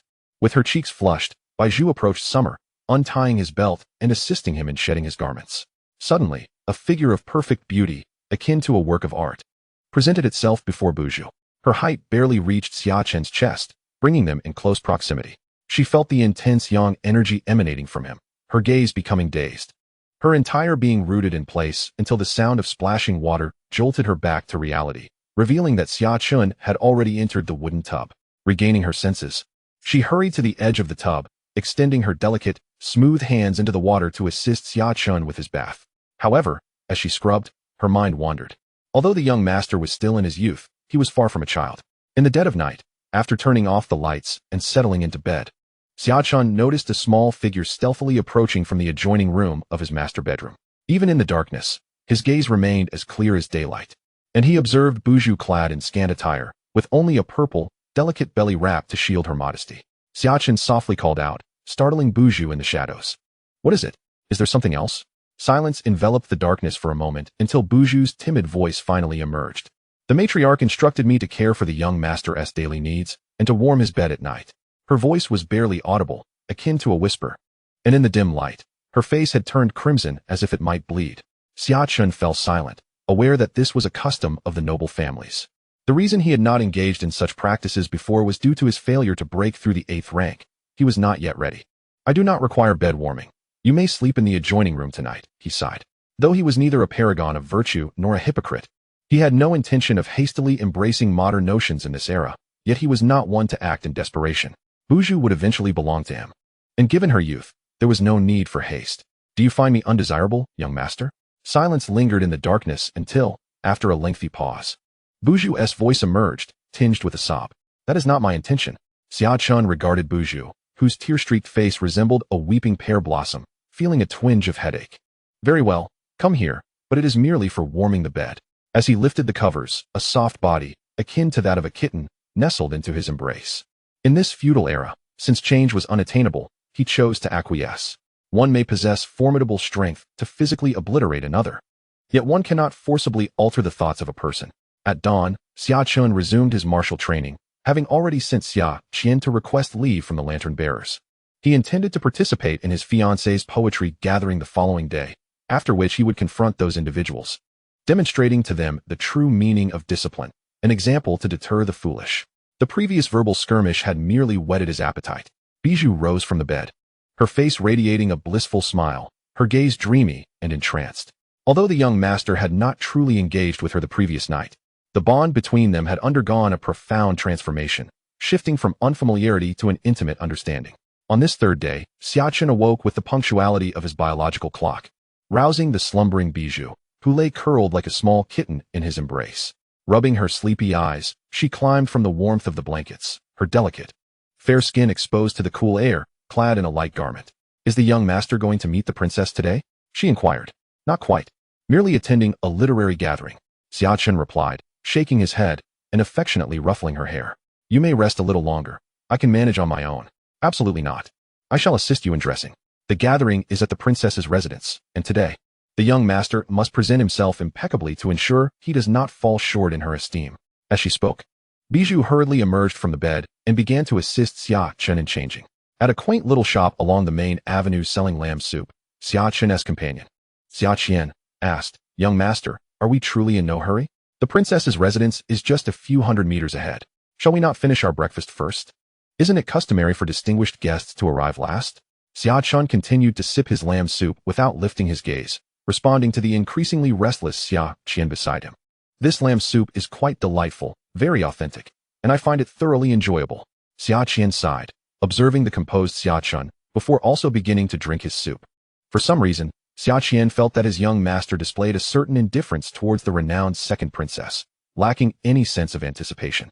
Yet, it was evident that Xia Chen treated all individuals with utmost courtesy, even beggars in the city, displaying a grace that was beyond reproach. This baffled Xia Chen. Let us be off. After leisurely finishing his soup, Xia Chen finally rose and beckoned Xia Chen to follow. Owner, how much do I owe you? Young master. It is on the house. The proprietor approached cautiously, head bowed, a broad smile on his face. Although he did not recognize Xia Chen, the young man's striking appearance and demeanor bespoke of nobility. He dared not charge for the meal, given his modest establishment lacked any influential backing. Here, take this. My young master always pays for his meals. Without hesitation, Xia Chen produced a piece of silver from his pocket and placed it on the table, leaving the owner with a view of his towering figure as they departed. Which family's young master is this? Such refinement. I have never encountered anyone like him. Oldly murmured to himself, his gaze lost in thought, utterly unaware that this was the very person recently discussed throughout the city, the celebrated son-in-law, Xia Chen. At the Princess Yaoguang's residence, a myriad of carriages and palanquins were stationed, and the entrance bustled with activity. Scholars in scholarly robes and young nobles adorned in splendid attire presented their invitations, all wearing cheerful expressions as they entered the princess's abode. Behold, that woman is extraordinarily beautiful. It is my first encounter with such a captivating beauty. Which noble family does she belong to? Her grace is simply unparalleled. The lady in purple holds significant esteem. She is a personal attendant to Princess Yaoguang. Is that so? She is merely a maid? This maid surpasses the daughters of other households in both beauty and poise, truly befitting her association with Princess Yaoguang. As the crowd gathered before the princess's residence, they beheld the striking figure of the maid in purple, leading to a flurry of whispers. Some audacious young gentleman attempted to approach her, only to be met with her icy rejection. Is this Miss Xiyue awaiting someone? Who could command such attention from her, waiting so patiently at the entrance? Could it be that Princess Pingyang is visiting today? Or perhaps the crown prince or the third prince? Only such distinguished figures could warrant Princess Yaoguang sending her personal maid to await them at the door. The crowd murmured quietly, and suddenly, the previously composed Xiyue's eyes sparkled with excitement. Following her gaze, everyone turned to see a gentleman approaching. This man possessed brows like ink strokes, elegantly arched, and his eyes, long and profound, sparkled with a hidden brilliance, as if they harbored boundless emotions and wisdom. His complexion was fair as snow, and his visage resembled that of a jade crown. Clad in a flowing blue robe, he stood tall as a pine tree. exuding an aura of warmth and grace, as if he walked among mortals yet bore the presence of a celestial being, captivating all who beheld him. Xia, upon seeing the meticulously adorned Xia Chen, was momentarily entranced, unable to divert her gaze. The crowd looked on with envy at Xia Chen. "Brother, how can you be so handsome? How are we to compete?" They exchanged glances, feeling an overwhelming sense of inadequacy. The literary gathering had yet to commence, and they already felt outmatched. They had all made an effort to present themselves well, yet the disparity among them was striking. Their hearts ached, and it deepened when they witnessed the enchanting Xia willingly approach this gentleman. "Greetings, Prince Consort." At the entrance of the princess's residence, all present were taken aback by this spectacle. Their goddess, Xia, displayed such reverence before the gentleman. "What is this? You are merely a bit more handsome than the rest. We are all men of stature, and while you may possess a modicum of charm, we are still individuals." They were gathered to partake in a literary meeting. Why should he receive such preferential treatment? The crowd simmered with indignation and resentment. "What brings you here?" Xia Chen inquired, bewildered, as he regarded Xia. "I am here specifically to welcome the prince consort. This is the princess's residence. Of course, the prince consort cannot be treated as an ordinary guest," Xia replied respectfully, standing beside Xia Chen. Today, he indeed appeared far more dashing than on the day he was clad in the lantern-bearer's uniform within the carriage.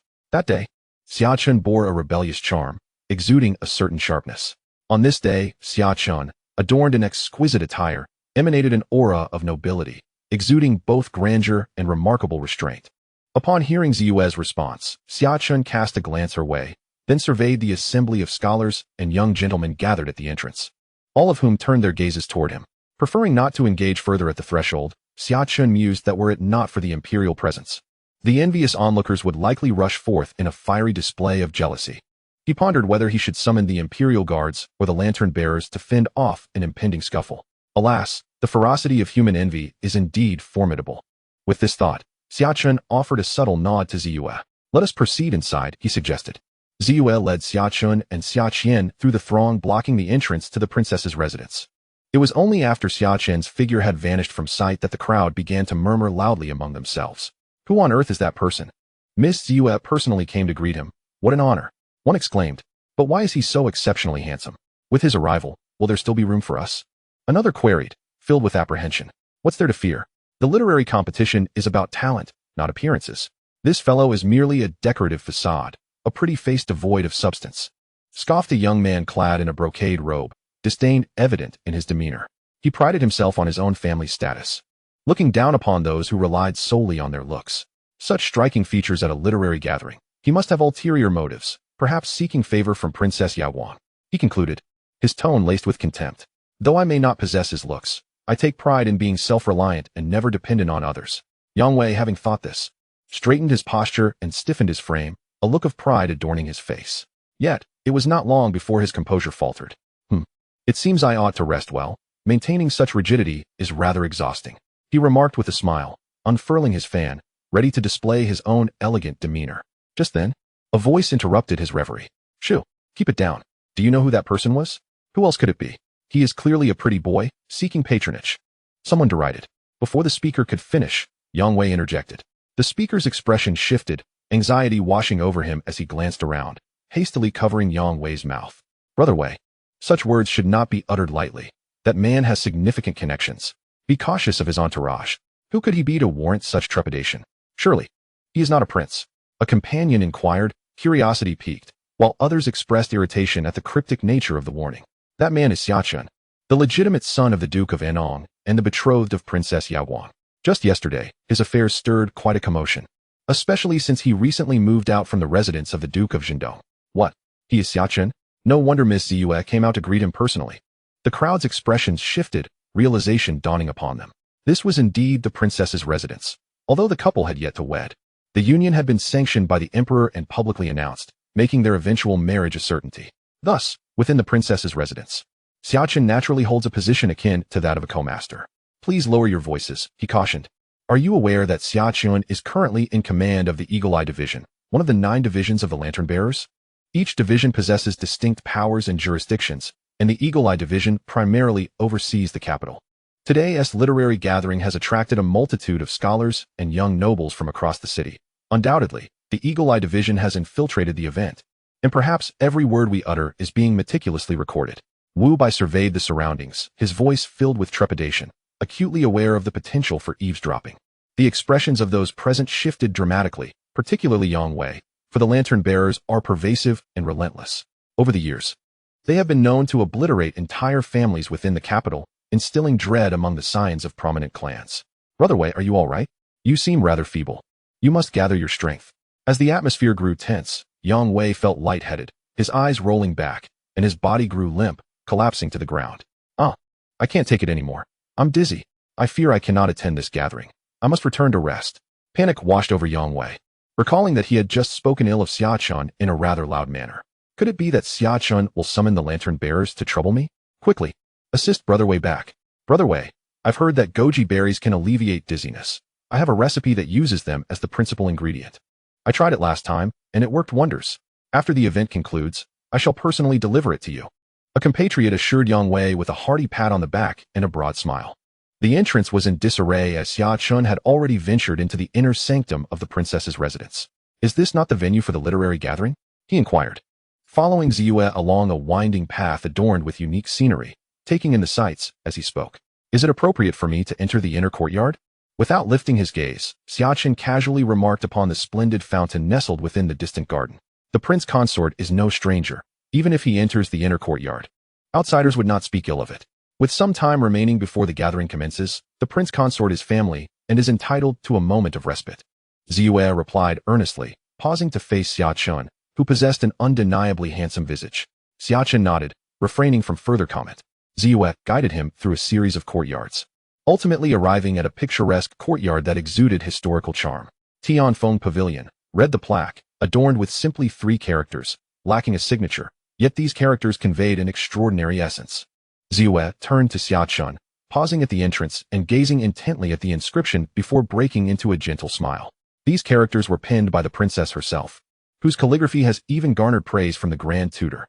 Xia Chen nodded in acknowledgement. Indeed, the script was exquisite. Yet his pause was not merely for the calligraphy, but for the significance of the name Tianfeng. Upon ascending the throne, Yao Guang adopted the era named Tianfeng. Now, with the 3 characters of Tianfeng before him, it is evident that Yao Guang has long aspired to greatness, harboring lofty ambitions.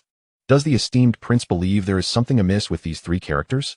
Xia, exceptionally perceptive, discerned an unusual emotion in Xia Chen's expression. The characters themselves are splendid, yet Tianfeng may be overly grand. The phoenix, capable of soaring to the heavens, already embodies a desire for high aspirations and a yearning to ascend, which may reveal too much brilliance. Xia Chen's gaze and tone were remarkably calm as he offered his subtle critique, yet this very tranquility caused Xia's eyes to flicker. The prince jested, remarking that it is merely an ordinary name for a courtyard. Xia smiled gracefully, quickly concealing the peculiarity in her gaze. Haha, I merely spoke offhandedly. But if it were up to me to name it, I believe 2 simple characters would suffice. Oh, does the prince have a more fitting name? Xia's gaze, fixed on Xia Chen standing at the entrance of the courtyard, reflected her intrigue. Even someone as wise as she found it difficult to discern whether Xia Chen's words were casual or laden with meaning. The morning sunlight gently bathed Xia Chen, illuminating half of his exquisite visage, making him appear as though he were a deity, radiant and resplendent. Let us call it Yaozi, Xia Chen suggested with a brilliant smile, radiating warmth and charm, akin to the gentle breeze of spring. After uttering this phrase, he stepped forward into the courtyard, no longer glancing at the 3 characters inscribed on the plaque. Yaozi? Xia echoed the name at the entrance, momentarily puzzled. Yet she sensed a profound and sacred essence in those 2 characters, as if they were imbued with significant meaning. The more she repeated them, the more she felt they were rich in resonance, though she struggled to grasp their essence. In this world devoid of tales like Yaozi and the Queen Mother, she was destined to remain oblivious to the significance those 2 characters held. When Xia regained her composure, she noticed that Xia Chen had already taken the initiative to push open the door and enter the hall. Prince, wait for me, Xia called, lifting her skirts and gracefully running, her movements still remarkably elegant. Upon entering, she found Xia Chen seated comfortably in the hall. The prince has arrived. The princess is currently bathing and will require a moment longer. The imperial kitchen has prepared breakfast for both the princess and the prince, and it will be ready shortly. Xia led Xia Chen into an exquisite dining area and then spoke with a smile. Xia Chen raised an eyebrow, pondering if he was about to meet the future empress so soon. Was she so eager? Would they share breakfast together? Their relationship had grown so intimate that one might mistakenly believe they were already an old married couple. Chapter 54, Princess Yaoguang. Xia Chen sat quietly on a chair, as warm light flickered across the gilded beams above.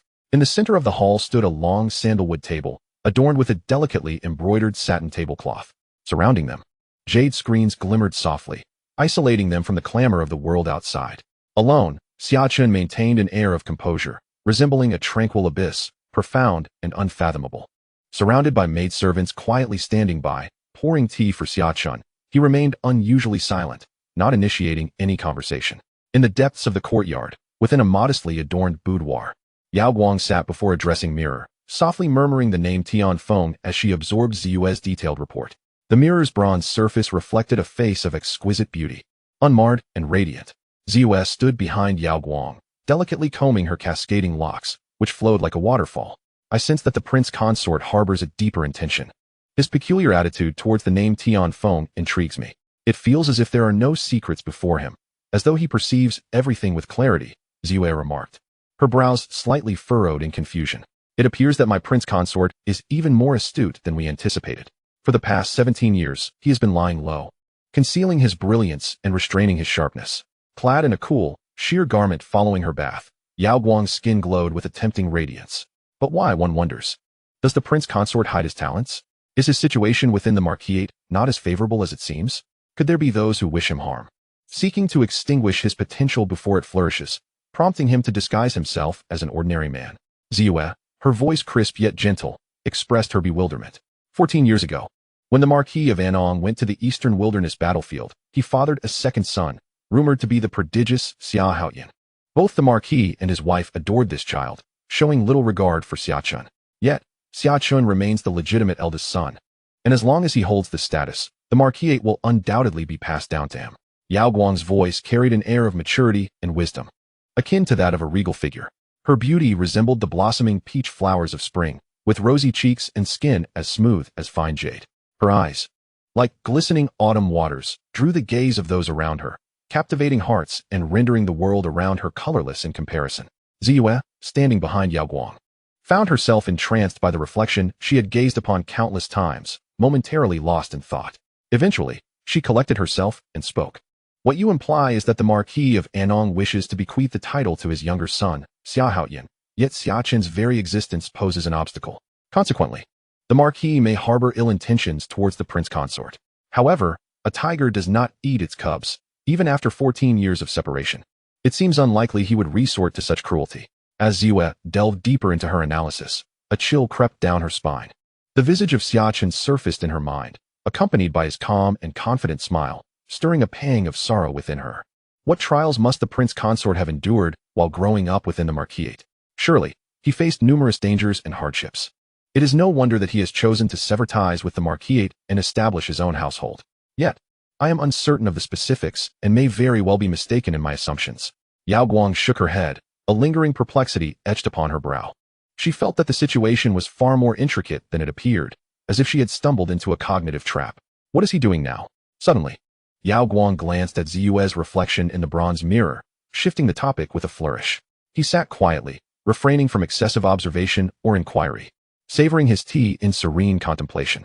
His patience was commendable.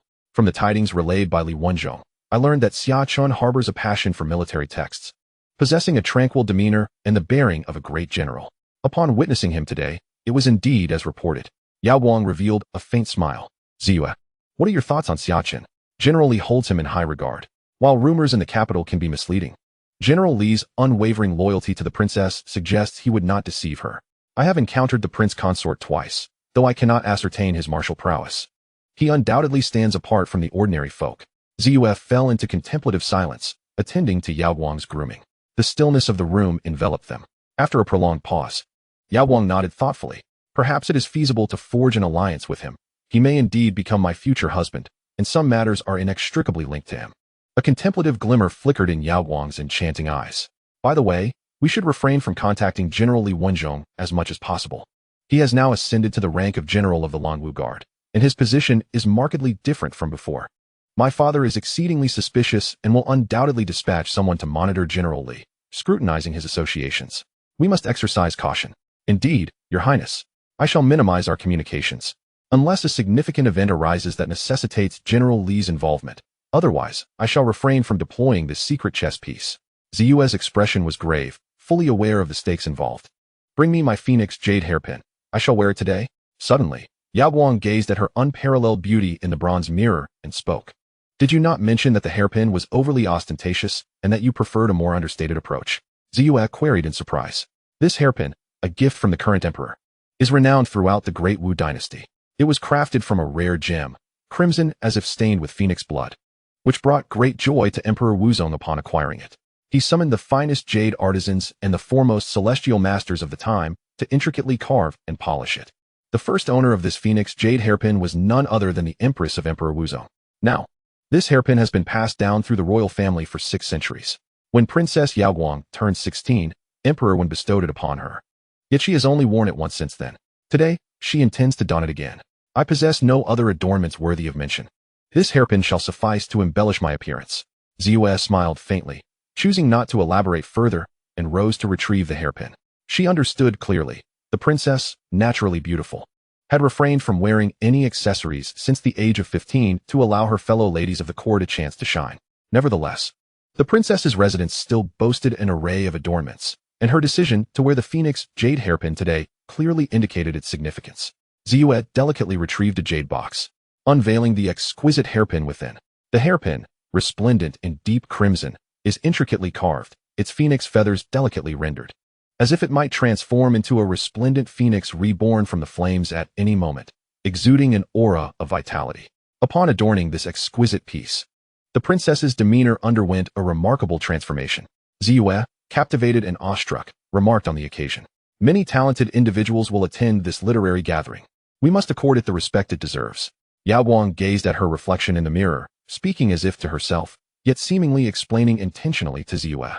I believe it is worn specifically for the purpose of meeting the prince consort. Upon hearing this, Ziyue playfully teased Yaoguang, their close relationship allowing for such candor. A faint blush crept to Yaoguang's ears, but she quickly masked it, her gaze returning to tranquility. Nonsense. You should hurry and check on Xia Chen. After such a long wait, I wouldn't want him to feel neglected. I shall come at once. With a gentle push, Yaoguang urged Ziyue forward, who, with a smile in her eyes, gradually exited the room. Chapter 55. The first meeting with the Empress. Xia Chen remained composed, waiting quietly. At last, he beheld Ziyue approaching, draped in flowing purple garments.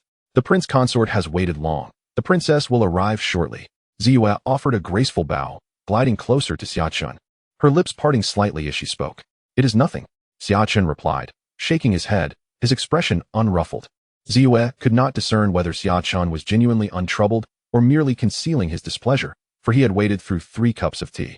The princess has only just completed her preparations. She took extra time to present herself for the prince consort's company, and I kindly ask for your understanding. To prevent any misinterpretation of the princess's intentions, Ziyue felt compelled to clarify. Xia Chen smiled gently and shook his head. Lady Ziyue, you are overly concerned. I have no pressing matters at this moment, and waiting a little longer poses no issue. He remained indifferent to such trivialities, whether it was an attempt to assert dominance or genuine concern for appearances. Yet, beneath his calm exterior lay a persistent unease. Since entering the princess's residence, he had remained vigilant and cautious. The tales of his past life weighed heavily upon him. The second princess concealed her depths, a fact that was rather unsettling. The crown prince and the third prince had clashed violently, with the latter going so far as to instigate a rebellion, the coup de grace, to secure his position in a desperate bid for survival. Meanwhile, the second princess maintained a low profile, emerging only at the final moment of the coup to restore order with swift, precise, and ruthless action. Xia Chen found her enigmatic nature even more daunting. For despite the massacre of the royal bloodline during the coup, there remained the 8th prince, whose lineage, though distant, still held claims to the throne. Convention dictated that, in such circumstances, a member of the royal family would typically be chosen to succeed, perpetuating the lineage. Yet, to his astonishment, both the scholarly faction and the military aristocracy chose to support the ascension of the second princess, a decision that was indeed chilling. Clearly, these individuals had long been ensnared by the second princess, all of them having pledged their allegiance to her. Such cunning orchestrated a grand spectacle that captivated the entire realm. Now, confronted with the reality that this formidable figure had become his betrothed, Xia Chen could not help but adopt an attitude of utmost vigilance. Although he possessed the skills of a half-hearted player and some advantages, he had never dared to underestimate the denizens of this world. Countless players in his previous life had tragically demonstrated how they fell victim to the whims of these natives. Yet, what troubled Xia Chen even more was the mystery surrounding his own demise during the coup in his past life. Was his death truly an accident? Or had the second princess inadvertently extinguished his life amidst the chaos of quelling the rebellion? Deep down, Xia Chen harbored profound doubts. Your Highness, the prince consort awaits. In a moment of reverie, the voice of Xia echoed in Xia Chen's ears. He heard the gentle sound of footsteps and turned toward the side hall, where a woman emerged from behind, breathtakingly beautiful. Xia Chen found himself momentarily entranced. She was indeed the most exquisite woman he had ever laid eyes upon. Following her was a charming and spirited girl, none other than Li Wei. Greetings, Your Highness. In the fleeting moment of his days, Xia Chen promptly rose and bowed respectfully. Regardless of his speculations, whether accurate or not, he understood that he must adhere to the formalities. Yao Guang scrutinized the young man before her, her beautiful eyes reflecting a myriad of emotions. He was undeniably the most remarkable individual she had encountered, his appearance impeccable. There is no need for excessive formalities. Please rise. Yao Guang urged, her voice adopting a calm and composed tone, though an unperceived hint of a smile graced her lips. Li Wei, standing behind Yao Guang, regarded Xia Chen with curious eyes. Noticing her gaze, Xia Chen nodded in acknowledgement before averting his attention. Please, take a seat. Yao Guang gestured for Xia Chen to sit opposite her. Soon, a procession of maidservants entered, presenting an array of exquisitely crafted delicacies. Each portion was small, yet remarkably refined. A feast for the senses. Are you hungry? Yao Guang inquired, her gaze fixed on the handsome youth before her. Not particularly, Xia Chen replied calmly, nodding slightly. A silence enveloped the room as Yao Guang lowered her gaze to the table laden with dishes, contemplating how to break the stillness. Although she was usually eloquent and astute, today she found herself at a loss for words. The young man before her, her fiancé, differed somewhat from her expectations. According to the intelligence reports, Xia Chen was described as gentle and refined, humble and courteous, exuding an air of nobility and always wearing a smile. Yet, upon meeting him today, while he was indeed polite, he struck her as rather subdued, even somewhat distant. This perplexed Yao Guang, prompting a slight frown. What could be the reason for this discrepancy? Had she misjudged him? A woman's intuition is often remarkably accurate. Despite Xia Chen's belief that he was presenting himself well, respectful and courteous, Yao Guang sensed a subtle difference. Two individuals sat at the dining table, an uncomfortable silence enveloping them. Xia furrowed her brow. Although the prince consort was typically outgoing and articulate, his current demeanor was anything but. He did not appear anxious, yet his coldness was perplexing. It was said that the prince consort possessed remarkable literary talent, even earning the admiration of the emperor. Had he prepared for today's literary gathering? As the intellectual advisor to Yao Guang, Xia felt compelled to dispel the somber atmosphere. The princess and the prince consort were meeting for the first time. It was essential that they develop an affinity without the encounter becoming overly awkward, leading to discomfort for both parties. Indeed, as Xia spoke, the oppressive mood was instantly alleviated. I am merely a martial man, here today to witness the spectacle and to observe the youthful talents of our great Wu. Xia Chen responded with a smile, realizing in that fleeting moment his own misjudgment. He had approached the encounter with preconceived notions, wary of the possibility of meeting his demise at the hands of the second princess. However, nothing had yet transpired, and he had only recently become engaged to her. Regarding his younger brother, the future pillar of the Great Wu, Prince Xia Hao had only just turned 13. Rumors had circulated in a past life that the Empress intended to choose Xia Hao, yet this was clearly mere gossip. The Empress had reigned for decades, exerting her dominance over the realm. No force remained that could contend with her. If she were truly interested in Xia Hao, they would have likely already been united. From Xia Chen's understanding, the Empress had always been solitary, as if her only focus was the Tao, ultimately selecting a young child from the royal family as her heir. Moreover, during the early days of the spiritual awakening era, the Empress had mysteriously vanished. Whispers suggested that Prince Xia Hao had played a role in her disappearance, a claim not without foundation, as the disintegration of the Great Wu had ultimately benefited him the most. While it was tempting to draw conclusions based on the outcomes, one could easily fall into the trap of preconceived biases. Xia Chen had awakened to the realization that, regardless of the truth behind this historical enigma, he was presently swept up in the current of events, and it was imperative to engage fully with the experience. As for the eventual outcome, whether it could be altered, he was determined to fight valiantly, undeterred by the arduous challenges ahead. With this thought in mind, Xia Chen bestowed a radiant smile upon Yao Guang. Chapter 56, Phoenix Claw. In the room, The atmosphere noticeably lightened. Yao Guang and Ziyue exchanged puzzled glances, unsure of the reasons behind Xia Chen's abrupt shift in demeanor. It was their first encounter with the princess's regal presence, causing him some trepidation.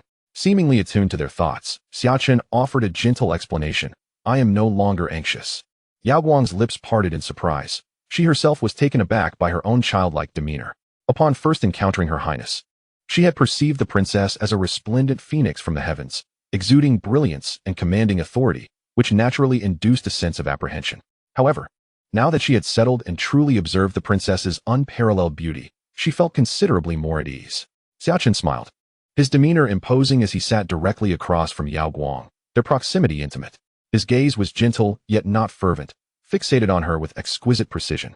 Initially meeting his eyes, Yao Guang now averted her gaze, feeling an unfamiliar discomfort, a sensation she had never experienced before. My princess is undoubtedly the most beautiful in the world, Li Wei suddenly interjected, addressing Xia Chen with utmost seriousness. While my princess is indeed the fairest, the notion of her reigning supreme is somewhat exaggerated. Ziyu laughed from beside them, sensing that the prince's remark about overwhelming the realm was not merely flattery, but rather a sincere sentiment, akin to his earlier preoccupation with the term phoenix. With aspirations as lofty as a swan's, the future holds boundless possibilities, Xia Chen remarked, picking up his chopsticks and deftly grasping a piece of phoenix claw, consuming it with a smile. His words were casual, as if they were merely engaging in light-hearted banter. Yet, opposite him, Yao Guang's gaze sharpened, her attention now fixed intently on Xia Chen as he savored his breakfast. A brief silence enveloped the room, punctuated only by the elegant sounds of Xia Chen's eating. As a woman, what significance does grand ambition hold? Suddenly, Yao Guang smiled, illuminating the space like blooming spring flowers. Her beauty captivating, she began to genuinely take an interest in the man before her. If she were to dismiss him as merely whimsical, she would be woefully naive. Is Yao Guang foolish?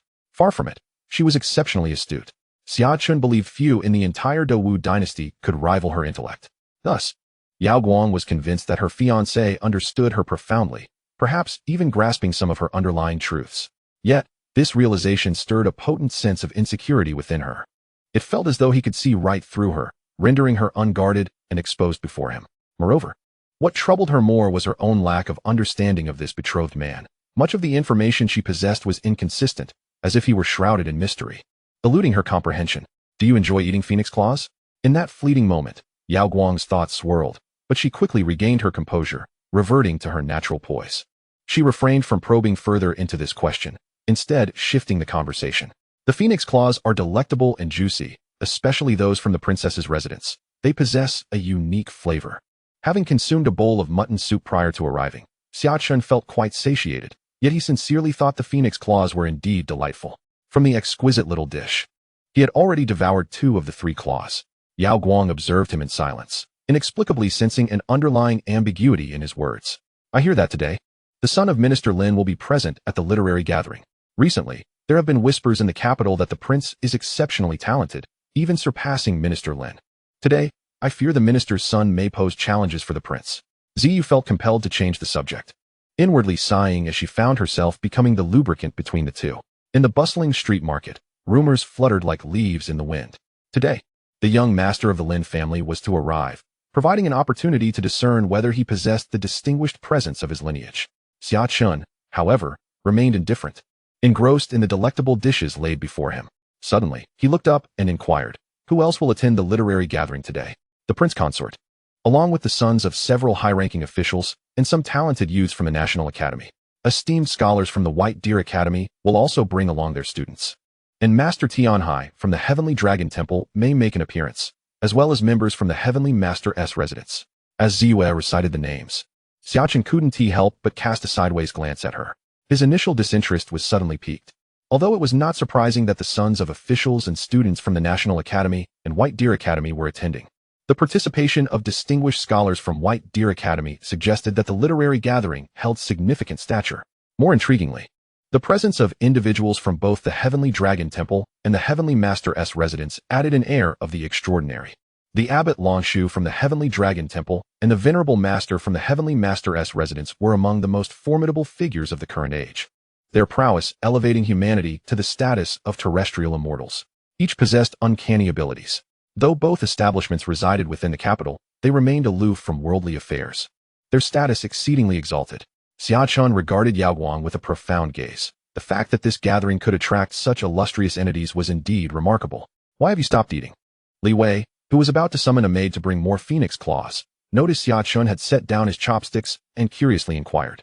This dish is so delicious that I fear indulging too much will create an addiction, and if I cannot partake daily in the future, it would be quite distressing. Xia Chen replied with a playful smile. Is that so? Li Wei's innocence shone through. If you enjoy it, you can come often. Suddenly, Yao Guang fixed her beautiful gaze upon Xia Chen and uttered a surprising remark. Xia Chen looked at Yao Guang in astonishment. Come often? Shouldn't I just move into the princess's residence? He thought, though he refrained from voicing it. Given that we are not yet wed, frequent visits to the princess's abode may invite unwarranted gossip. After a moment's hesitation, he spoke. Are you concerned about what others might say? Yao Guang met Xia Chen's gaze unwaveringly, her eyes filled with resolve. Chapter 57, Heroes of the Realm. In the room, both Ziyue and Li Wei gazed at Yao Guang in astonishment, having not anticipated such candidness from the princess. In truth, the moment Yao Guang had spoken those words, she felt a pang of regret, realizing the implication of her statement was rather ambiguous. The two were not yet betrothed, and her words seemed to extend an invitation for Xia Chen to her home, which could easily lead to misinterpretation, regardless of her intentions. With this thought, Yao Guang discreetly glanced at Xia Chen, only to find him maintaining a calm demeanor, adorned with a gentle smile, seemingly unperturbed by any misinterpretation. If the princess is unafraid, then I too shall not fear. Xia Chen beamed, exuding confidence. From that point onward, both maintained a tacit understanding, choosing not to pursue the topic further. Yao Guang gradually savored her breakfast, her delicate movements exuding an elegance that even evoked a sense of aesthetic pleasure in Xia Chen. However, she felt somewhat uneasy under Xia Chen's gaze, an unusual sensation as it was her first experience dining while being observed so intently. Unconsciously, she quickened her pace. Yet her grace remained intact. Thus, the breakfast unfolded without much turbulence. Xia Chen maintained his composure, repeatedly reminding himself not to overthink, treating the situation as a peculiar courtship. Should the princess prepare a bit? Perhaps I shall first visit the literary gathering, he remarked, observing Yao Guang as she finished and delicately wiped her vividly colored lips with a silk handkerchief. He held a keen interest in the Tianlong Temple and the Tianshi Mansion. After a moment's contemplation, Yao Guang met his gaze and responded with a cool voice. It is about time. Let us go together. Upon saying this, she rose, leaving Xia Chen momentarily perplexed about her intentions. In the past 5 years, no literary gathering of such grandeur had taken place in the capital. Princess Yao Guang had invested considerable time and effort into organizing this event, undoubtedly with intentions beyond mere amusement. She sought to attract talented individuals and gather capable subordinates through this gathering. Xia Chen was acutely aware of this, and understood that his presence alongside Yao Guang might influence her efforts to establish herself as an independent and formidable woman. Hence, he deemed it prudent to suggest he would proceed ahead. To his surprise, Yao Guang showed no reluctance regarding their relationship, and their simultaneous appearance undoubtedly conveyed a message to the public, perhaps indicating a harmonious relationship, or that both Yao Guang and Xia Chen were content with the impending marriage, hinting that they might soon wed. These thoughts flitted through Xia Chen's mind as he caught up with Yao Guang, accompanying her toward the outer courtyard. Why should he hesitate? If Yao Guang was unreserved, then he had no reason to be discreet, especially since he had no extramarital affairs to conceal. What sort of guests are arriving from the Bailu Academy? And what about the Tianshi Mansion? He inquired, walking alongside Yao Guang. While the vastness of the princess's residence allowed him the opportunity to question the attendant Ziyue, trailing behind them. The Bailu Academy is represented by the esteemed scholar Lu Tong, who has descended from the mountain with his disciples and arrived in the capital a few days ago. From the Tianlong Temple, Master Tianhai will be attending, and if all goes as expected, Daoist Xianjinzi should be coming from the Tianshi Mansion, Ziyue replied. Xia Chen nodded, enlightened by her information. Since arriving in this realm, he had familiarized himself with the notable figures of Dou in the wider world. The Bailu Academy was renowned as a prestigious Confucian and Taoist institution, boasting a legacy spanning over a millennium.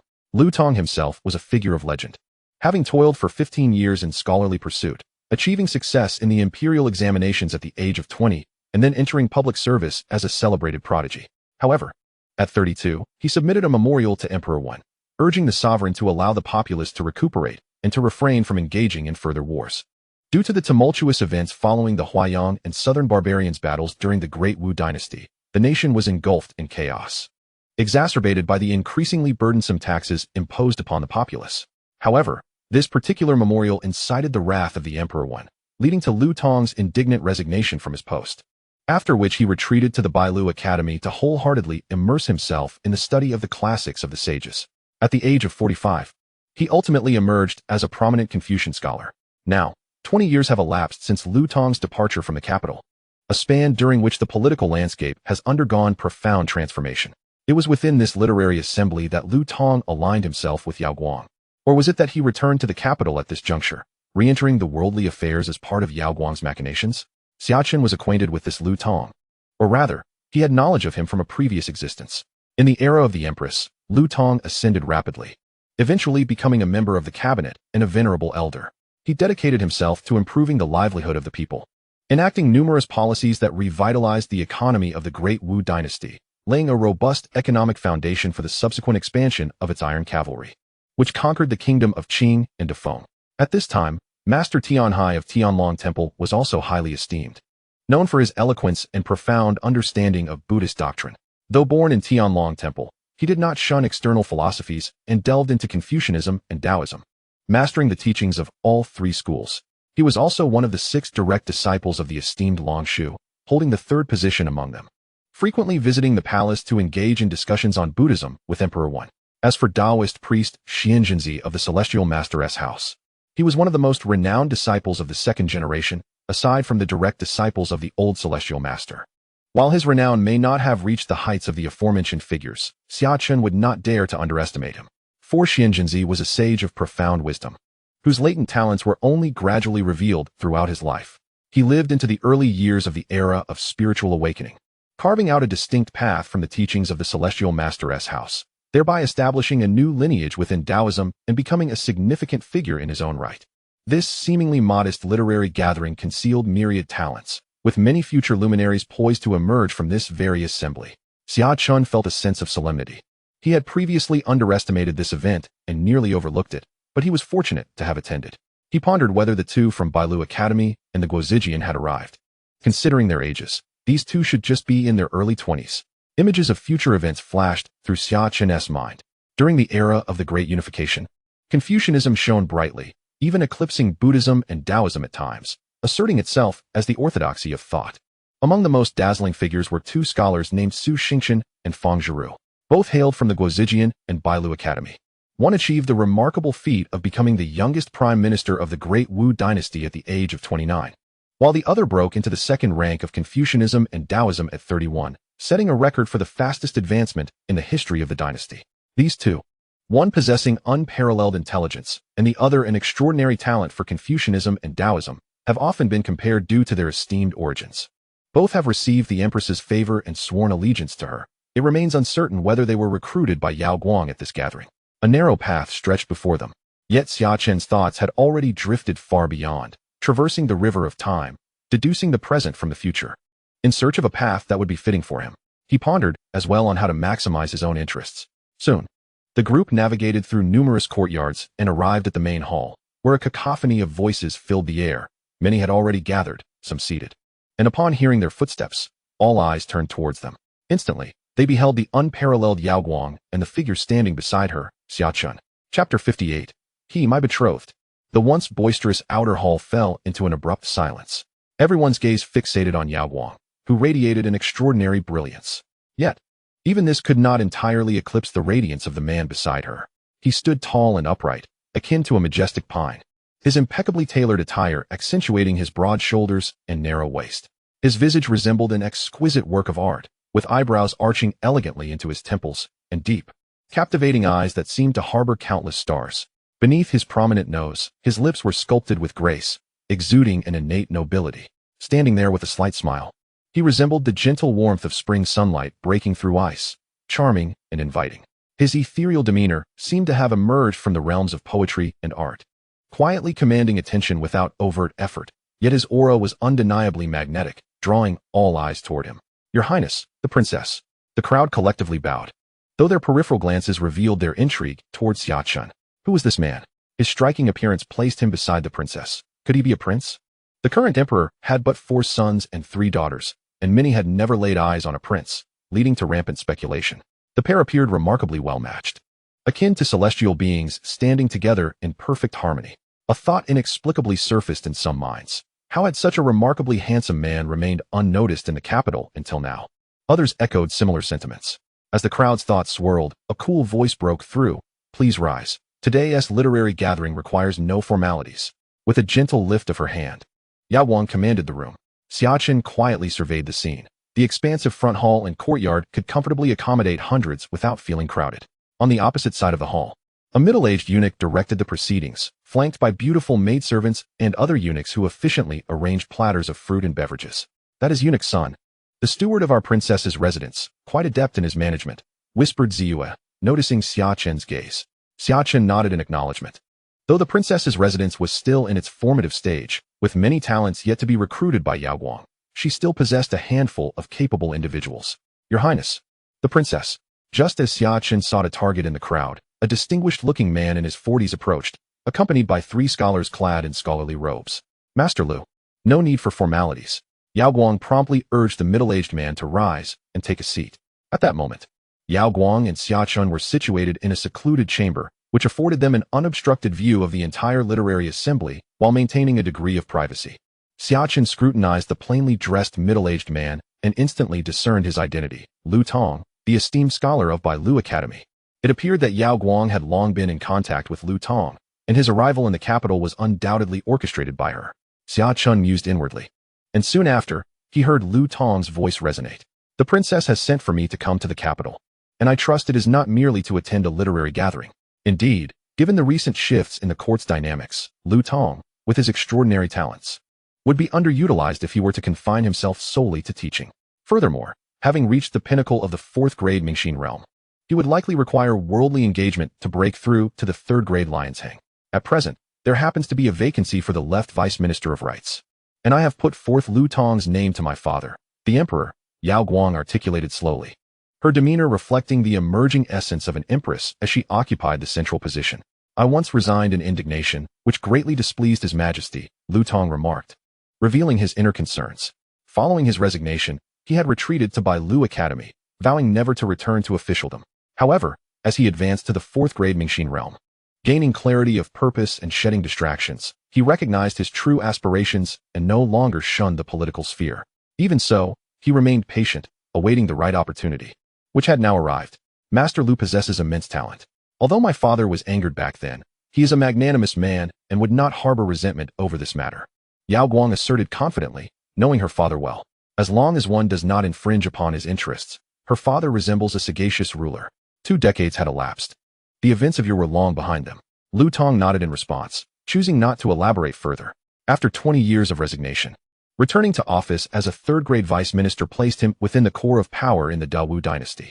He understood that had it not been for Princess Yao Guang, this position would have been difficult to attain, even for a scholar of his renown. Contemplating this, Lu Tong could not help but feel a sense of nostalgia. 20 years prior, he had resigned as merely a 5th-grade official, and now, after 2 decades of experience, he had ascended to the role of a 3rd-grade vice minister. Among their cohort, those who had navigated the political waters remained, at best, merely left vice minister of the Ministry of Revenue. The 3 young scholars behind Lu Tong beamed with joy, knowing that their teacher's rise to prominence in the court would greatly benefit them in the future, especially when they succeeded in the imperial examinations. Having connections in the court facilitated the path to officialdom. Lu Tong and Yao Guang continued their conversation without any pretense, demonstrating a commendable relationship that remained refreshingly untainted. Although Lu Tong had received favors, he did not fully align himself with Yao Guang. May I inquire about this young gentleman's identity?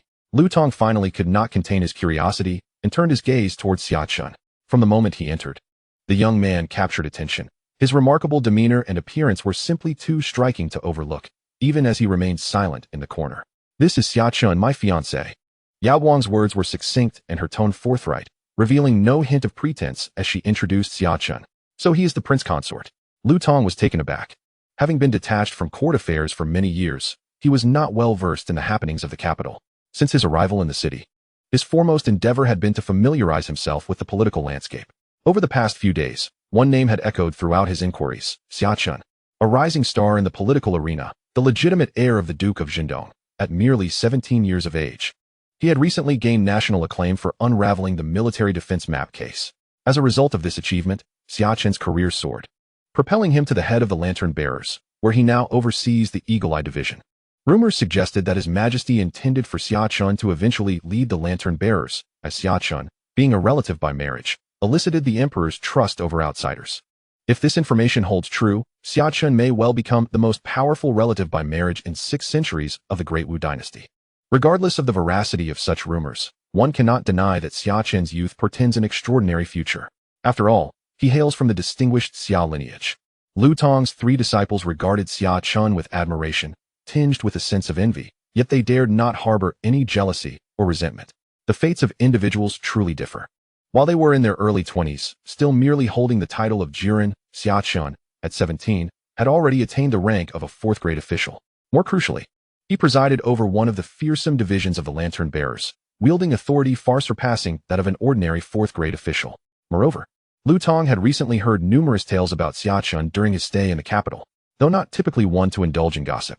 He could not escape the buzz resonating throughout the city. Even his disinterest could not shield him from the whispers. For instance, the prince consort had been praised by His Majesty, who exclaimed that Xia Chen's intellect and talents surpassed even those of the Prime Minister, Lin Hanpu, and his literary prowess rivaled that of the greatest scholars in the realm. Additionally, it was said that the prince consort had a falling out with the Xia family, becoming the first direct descendant in nearly a century to move out. Such tidbits piqued Lu Tong's curiosity. Yet he had not anticipated that this very individual would stand before him. Having encountered the prince consort, Lu Tong rose to pay his respects, and his 3 disciples quickly followed suit, recognizing that despite Xia Chen's youth, he occupied a status equivalent to that of their esteemed teacher. Strangely, upon meeting Xia Chen, they sensed an intangible aura emanating from him, subtly influencing their hearts, evoking not jealousy, but rather a desire to draw near and follow him, a realization they themselves did not comprehend. Lu Tong, you are too courteous. Xia Chen smiled gently, rising with an air of humility that endeared him to those present. Upon hearing the prince consort articulate the Confucian principle of the proper relationships between sovereign and subject, father and son, it was evident that he was well versed in Confucian teachings, as this phrase seemed to resonate deeply with the essence of Confucian philosophy. Lu Tong engaged in a brief conversation with Xia Chen, his curiosity piqued. What fascinated him most about Xia Chen was a particular aspect of his character. Modesty befits you, Prince, he remarked, a seemingly simple statement that profoundly encapsulated the relationship between Confucianism and the state, reflecting the grandeur of Confucian ideals. Lu Tong's admiration was evident, and his 3 disciples, standing behind him, were taken aback, realizing that their esteemed teacher, one of the 5 great Confucians of De Wu, held Xia Chen in such high regard. It is merely a moment of inspiration. In response to the praise, Xia Chen maintained his humility. Your Highness possesses such character at a young age. It is no wonder that His Majesty values you so highly. At your age, I was still immersed in my studies. Lu Tong gazed at the young man, whose demeanor was as gentle as jade, and could not help but feel a pang of nostalgia for the passage of time. He was growing old. If you could truly cultivate yourself and wholeheartedly pursue Confucian learning, refining the ideals in your statement, perhaps you could leave a magnificent legacy in history. Lu Tong understood the significance of this notion for the consolidation of imperial power, and if indeed this insight was born from the youth's contemplation, he saw in him the potential of a learned scholar. Though slightly older now, with dedicated study in Confucianism, Xia Chen might emerge as a revered sage in the future. Xia Chen smiled and shook his head, saying, I seek not fame, but rather to benefit the common people, ensuring their happiness. Hence, I yearn for the battlefield, to defend my homeland. Yao Guang had been silently listening, refraining from interjecting, but upon hearing Xia Chen's words, she could not help but cast a more discerning glance at him. What a pity. Lu Tong sighed, genuinely lamenting the lost potential. Had Xia Chen been under his tutelage from a young age, he might have achieved remarkable success. Yet, Lu Tong was acutely aware that given Xia Chen's current standing, he could not assume the role of his teacher. I wonder if among the students from Bailu Academy that you have brought to the capital, there is one named Feng Zhiru? Xia Chen, with a clear purpose in mind, sought to ascertain Feng Zhiru's presence without delving deeper into the topic. The prince knows him? Lu Tong shook his head, expressing disappointment. Zhiru did not accompany me to the capital. I have merely heard his name, he added. Xia Chen responded with a natural smile. Who is this Feng Zhiru? Yao Guang, perceptive and intrigued, noted the seemingly casual inquiry from Xia Chen, yet it sparked her curiosity. She was eager to gather talents, and the grand event held to celebrate the literary assembly was a testament to her efforts. Feng Zhiru is a scholar from Bailu Academy, who entered the academy a decade ago and was taken as a disciple by the headmaster. Lu Tong replied to the princess's inquiry. Oh, to be selected as a direct disciple by Master Qi is indeed indicative of great talent, Yao Guang remarked, her interest piqued.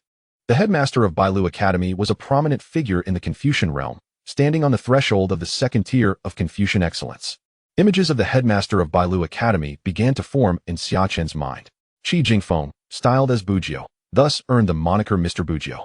Upon transcending the third rank, he proclaimed, "A gentleman does not save." This declaration reverberated throughout the realm, earning him immense renown among scholars far and wide.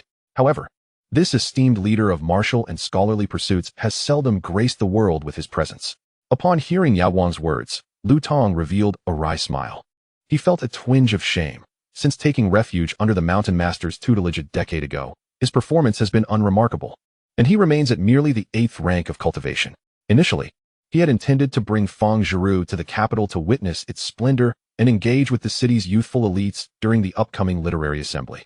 He hoped it might inspire Feng to ascend to the 7th rank, yet Feng declined, claiming he had yet to exhaust the treasures of the Baiju Academy and was unwilling to descend the mountain. Lu Tong shook his head, by virtue of seniority. Feng Zhiru was technically his junior disciple. His well-meaning intentions met with rejection, leading him to sincerely believe that the Mountain Master had misjudged Feng. Although Feng possessed commendable virtues, he seemed lacking in the innate talent required for Confucian and Taoist cultivation. Now, at just over 20, rather than languishing in the Baiju Academy, he might better pursue an official career in the capital, potentially achieving notable success and not squandering his youth. Feng wished to absorb the entirety of the Baiju Academy's collection. Even Yao Guang was taken aback by Lu Tong's remarks. The Baiju Academy boasted a millennium of history, with its extensive collection amassed over generations, surpassing even the imperial library. The notion that Feng Zhiru could hope to peruse it all was inconceivable. Yao Guang's interest in Feng Zhiru waned, yet she sensed that the matter might not be so straightforward. Mr. Qi, having recognized Feng Zhiru as a disciple, must have seen something remarkable in him.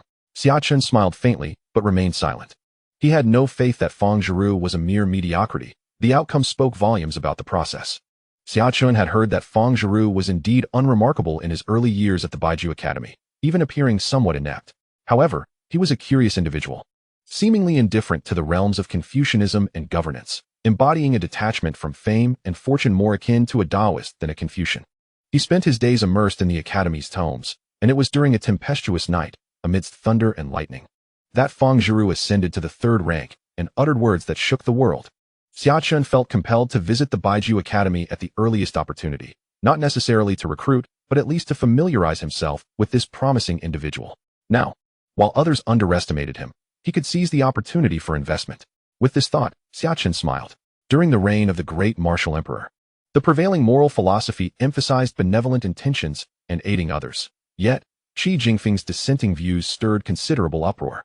In September of the 32nd year of the Dexian era, Qi Jingfeng delivered his teachings at the Baiju Academy, drawing scholars from across the realm, all eager to expel this wayward scholar from their midst. At the Wulu Academy, atop the Wisdom Stone, Qi Jingfeng addressed the gathered scholars, proclaiming, "A gentleman does not intervene." Qi elaborated, "The gentleman refrains from intervention out of respect for order and rules. He recognizes that the world operates like a complex mechanism, governed by its own principles and consequences. The gentleman prioritizes the welfare of the collective, aware of finite resources. He judiciously allocates them on a macro scale.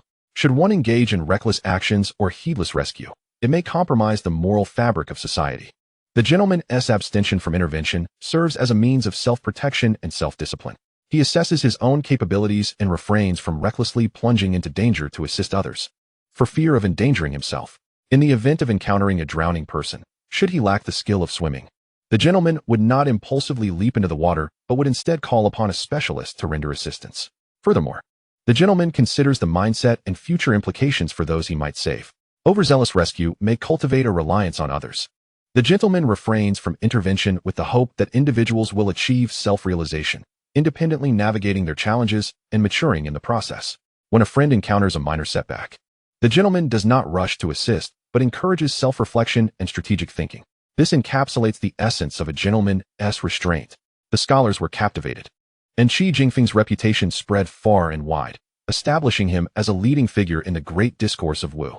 In Chapter 60, within a side hall, Xia Chen, Lu Tong, and Yao Guang engaged in conversation, with Ziyu occasionally interjecting, her insights consistently hitting the mark. much to Lu Tong's astonishment. He had not anticipated such erudition from a lady-in-waiting. Meanwhile, Li Wei remained disinterested, quietly seated to the side, savoring the pastries on the table. In the main hall, word of Xia Chen's identity had circulated. His entrance alongside Yao Guang had captivated the audience. Curiosity ensued. What? That individual is Xia Chen, the betrothed of Her Highness the Princess? The crowd was taken aback, having heard numerous rumors about Xia Chen over the past few days. A 17-year-old fourth-rank official, a rarity in the annals of the Great Wu dynasty, with such a prestigious background, achieving such a lofty position at a young age, and being engaged to Princess Yao Guang. Additionally, his striking appearance left the young talents present feeling a weight upon their hearts, sensing a formidable rival ahead. It was rumored that the renowned gentleman Jing Xian, one of the four great handsome men, would also be in attendance. He hailed from the illustrious Shao family of Jiangnan, known for their literary gatherings. One enthusiastically remarked that the Shao family was a lineage of scholarly distinction, rumored to possess royal blood from the previous dynasty. This was no mere fantasy. The Shao family had frequently intermarried with the royal family, with many queens emerging from their ranks, while their matriarchs were often princesses. Following the rise of the Great Wu, the Shao family suffered significant losses during the national conflict and retreated to Jiangnan. The Wu royalty, however, did not annihilate them entirely. Now, after 8 centuries of shifting fortunes, the royal family held dominion and bore no animosity toward the Shao family. It was said that the 4 great handsome men included Jing Xian, and with Princess Yao Guang being one of the 4 great beauties. One could only imagine the stunning sight if they were to stand together. The mere thought of such a scene compelled someone to voice their excitement. Alas, my friend, tread carefully with your words. This is the princess's residence, and young Master Xia is present. We must not weave tales in secret. Someone's expression shifted dramatically, quickly distancing themselves from the speaker, indicating their unfamiliarity. Nearby, another listener noted the comment, their expression revealing a hint of peculiarity. Ultimately, he could no longer contain himself, and spoke. In truth, I have had the fortune of encountering Master Jingxian once. His appearance is indeed remarkable, ethereal, and otherworldly. However, in both countenance and demeanor, he pales in comparison to Xia Chen. The crowd, upon hearing this, exchanged bewildered glances. After all, Master Jingxian was universally acknowledged as one of the 4 most handsome men of the Great Wu. How could anyone assert that he is inferior to Xia Chen? Just as they were about to refute this statement, the visage of Xia Chen resurfaced in their minds, plunging them into silence. That unparalleled countenance and bearing seemed beyond reproach.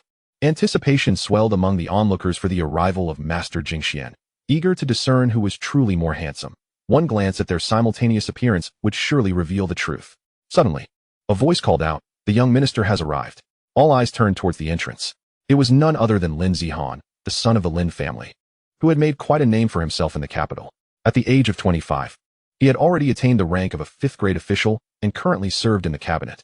Although he was not a full minister, he functioned as a clerk, assisting in the delivery of documents and the drafting of official correspondence, tasks that, while seemingly minor, placed him at the very heart of Great Wu's power structure. Many esteemed ministers had once occupied similar positions in their youth, leading some to refer to this role as a stepping stone to higher office, with the potential for significant advancement over 2 or 3 decades. Additionally, as Lin Zihan's father was the prime minister, he was affectionately dubbed the young minister. Lin Zihan, with his extraordinary demeanor, had chosen not to don official robes today. He had taken a leave of absence specifically to attend the literary gathering. Upon entering, he scanned the assembly, seemingly in search of someone. "Young master, the guests have already arrived, along with the princess and the esteemed scholar Lu Tong, in the adjoining courtyard." Someone whispered to Lin Zihan. "Scholar Lu Tong has also arrived?" Lin Zihan's gaze sharpened momentarily, but he quickly relaxed. He had been privy to discussions between his father and the Minister of Rights the previous day, where he learned of scholar Lu Tong's reinstatement as Deputy Minister of Rights, a position that served the Princess Yao Guang.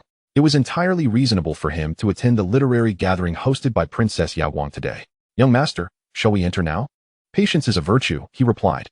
"If we enter now, onlookers will undoubtedly assume I am here solely for him, claiming that the Lin family is petty and narrow-minded. My reputation is of little concern, but my father's must remain untarnished. The banquet is about to commence, and this literary gathering is a means to forge friendships through culture. There will be ample opportunity to assess him later." Lin Zihan shook his head, exuding calmness. Though his objective today was indeed Xia Chen, he remained unhurried. He stepped aside, quietly sipping his drink, and soon found himself engaged in conversation with several young gentlemen and scholars, their discourse laced with flattery. Lin Zihan maintained his composure. welcoming all who approached, and before long, a circle of admirers had formed around him. Just as the crowd's attention became wholly captivated by Lin Zihan, a striking monk entered the princess's estate. He appeared to be around 30, with a smile gracing his face and expressive eyebrows framing his bright eyes. Though clad in a monk's robe, he exuded an air of refinement. Despite his silent demeanor, he attracted the attention of many as he walked by. It was Master Tianhai, and his presence astonished the crowd. Renowned for his early accomplishments, he was referred to as the young monk Tianhai at the tender age of 12 or 13, and now all addressed him as Master Tianhai. Frequently visiting the homes of dignitaries, he shared the teachings of Buddhism, earning considerable fame. At the age of 15, Tianhai left the capital, embarking on a journey across the world as an ascetic, begging for alms to hone his spiritual essence. No one knew his whereabouts, the flowers he beheld, or the countless miles he traversed barefoot. It was only known that he returned to Tianglong Temple at 25. After a decade of cultivation, Tianhai had forged a heart of enlightenment, his once resplendent aura now untainted by worldly dust. On that day, the entire Tianglong Temple radiated with a profound light, and the chants of sutras resonated throughout the capital. Having encountered Master Tianhai, even the many scholars present exhibited deep respect before such a Buddhist luminary. Esteemed benefactors, you honor me, Tianhai said with a smile, his bright eyes seemingly able to see through the hearts of those around him. Taoist Xianzhenzi had also arrived. As Tianhai turned his gaze, he noticed a middle-aged man in simple robes appearing behind him, holding a wine jug and carrying a long sword on his back, exuding an air of nonchalance. Upon seeing Tianhai, Xianzhenzi nodded and, disregarding the attention of the crowd, took a seat at a table in a corner of the hall. In the side hall, Xia Chen and a few others observed this scene closely. Ziyue, it is time. Please announce the commencement of the literary gathering, Yao Guang said, contemplating as the guests had nearly arrived. Chapter 61, Countenance. The gathering commenced. Yao Guang stepped out of the side hall, followed closely by Xia Chen and Lu Tong. Once outside, Xia Chen departed from Yao Guang's group with Xia Chen, making his way to a corner of the hall where he paused beside Xianzhenzi. Drinking alone is rather dull. I have little interest in the gathering. Why not share a drink? Xia Chen casually seated himself next to Xianzhenzi and raised his cup in salute to him. Hearing the voice, Xianzhenzi turned with bleary eyes. In that moment, he felt as if struck by lightning. His pupils constricted, and the drunken haze cleared from his mind. The cup slipped from his grasp, spilling wine everywhere. What had he witnessed? An endless 9-clawed, true dragon spiraled above Xia Chen's forehead, surrounded by an ethereal purple aura that radiated with brilliance. Xianzhenzi was taken aback. Upon looking again, he saw a young gentleman, resplendent as jade, smiling and raising his cup in salute. The boundless 9-clawed, true dragon vanished, and the primordial purple energy dissipated into nothingness, as if everything had merely been a figment of his imagination. Was he intoxicated? Xianzhenzi's thoughts swirled, his heart tumultuous. Xia Chen was momentarily taken aback, observing the astonished Xianzhenzi, and then glancing at the scattered wine cups. Taoist, what troubles you? Are you unwell? Who are you? Xianzhenzi steadied his mind, gazing at Xia Chen with a mix of reverence and seriousness. I am Xia Chen, he replied with a smile. Xianzhenzi scrutinized Xia Chen for a prolonged moment, examining his facial features and growing increasingly alarmed. So it is you. Though residing within the Tianshi manor, he had recently heard of Xia Chen's name. Your visage is rather peculiar. You are surely no ordinary individual. Xianzhenzi spoke earnestly. Yet a sense of unease lingered within him, for he could discern nothing. Mastering the art of face reading, he prided himself on his skills, confident even against the most adept. Over the years, having mingled with the elite, he had only found the countenance of Princess Yao Guang to be somewhat inscrutable. Yet now, he could glean nothing from Xia Chen's features. He could not perceive his past, future, or even the present. He seemed to transcend the annals of time itself. Taoist, might you elaborate? Xia Chen, intrigued, picked up a new cup and poured another drink for Xianzhenzi. Such matters cannot be divulged. The secrets of heaven must remain concealed. Xianzhenzi shook his head, accepting the cup and draining it to mask his own trepidation. His earlier observations were mere fabrications. However, beneath his veneer of confidence, an unsettling gravity weighed upon him. Moments prior, he had vaguely perceived a swirling purple aura enveloping Xia Chen, with an immense 9-clawed golden dragon, seemingly composed of a boundless force of fate, coiling above his brow. Now, he was utterly unable to discern the young man's features, which was nothing short of astonishing. If his earlier vision was not a mere illusion, then such a phenomenon suggested that Xia Chen possessed the countenance of an emperor. Yet how could this be? In the current realm of Wu, he had only witnessed such features on Emperor Wen, the crown prince, and Princess Yao Guang. When he first observed the imperial traits in Princess Yaoguang, he had been taken aback, questioning his own perceptions. He had subsequently scrutinized her closely and even consulted the old master. Although the old master had remained silent, he was certain that, despite the haziness of her visage, the imperial traits were indeed present. He had not erred in his judgment.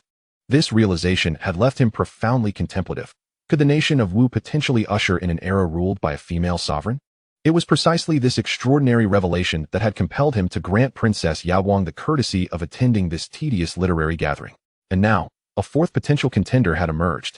The nation of Wu was robust, with the emperor as its sovereign, yet even so, the power of fate could only coalesce into a somewhat ethereal five-clawed golden dragon, measuring a mere meter in length.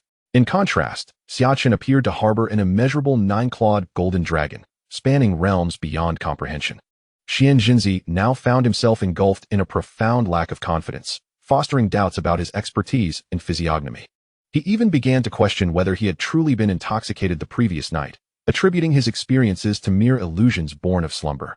Xia Chen, perplexed, wondered why Xian Jinzi seemed somewhat distracted. Could it be that he had overindulged in parchment, leaving him somewhat disoriented and unable to concentrate? After much contemplation, Xian Jinzi resolved to consult the esteemed master of heaven. Despite his self-proclaimed mastery in the art of physiognomy, he recognized that the master possessed a comprehensive understanding and the ability to unravel celestial mysteries, a realm far beyond his reach. As Xia Chen and Xian Jinzi sipped their drinks, they engaged in a lively conversation that traversed a wide array of topics, from the politics of nobility to the best street vendors offering delectable treats. Gradually, as the effects of the alcohol took hold, Xian Jinzi became more animated, playfully resting his arm around Xia Chen's shoulders, eager to share his exclusive insights. Let me tell you, at the Rouge Pavilion on Suyu Street, while Miss Lian Yu may not be the most beautiful, she is undoubtedly the most skilled in catering to one's needs. Spending a night in her company guarantees you won't wish to leave by dawn, he chuckled, shedding his previous ethereal demeanor. Xia Chen marveled at the transformation. Truly, this was a sage destined to carve out a new path, unbound by worldly concerns. Freely expressing his profound understanding of the Tao, he thought to himself that he must seize the opportunity to explore Suyu Street with him. This was a prime investment. While Xia Chen and Xian Jinzi delved into philosophical discussions, the grand hall buzzed with the fervor of a vibrant cultural gathering. Games such as drinking challenges, passing the flower, and poetry competitions flourished in a spirited atmosphere. In the center, a troupe of performers entertained the crowd with song and dance. Xia Chen cast a glance around, marveling at how each era has its own unique tavern culture. This was, in essence, no different from a bar, where losing meant drinking or showcasing one's talents through poetry. He mused that a dice game would have been delightful. Lost in his thoughts, Xia Chen had little interest in joining the games, finding contentment in his discourse with Xian Jinzi. Despite being somewhat secluded, many eyes in the room were drawn to him, for his striking appearance was hard to ignore. Even in a corner, particularly notable was the Taoist beside him, Xian Jinzi, whose reputation, though not widespread, was recognized by some as a true practitioner emerging from the masteress abode. Suddenly, the gathering fell into a brief silence, soon shattered by gasps of astonishment. Young Master Jingxian has arrived. At the entrance stood a remarkably handsome young man, followed by a youthful attendant, with a charming smile gracing his lips. Jingxian paused at the threshold, unfurling his fan with an air of distinction. He refrained from advancing further, relishing the anticipation of admiration from the crowd.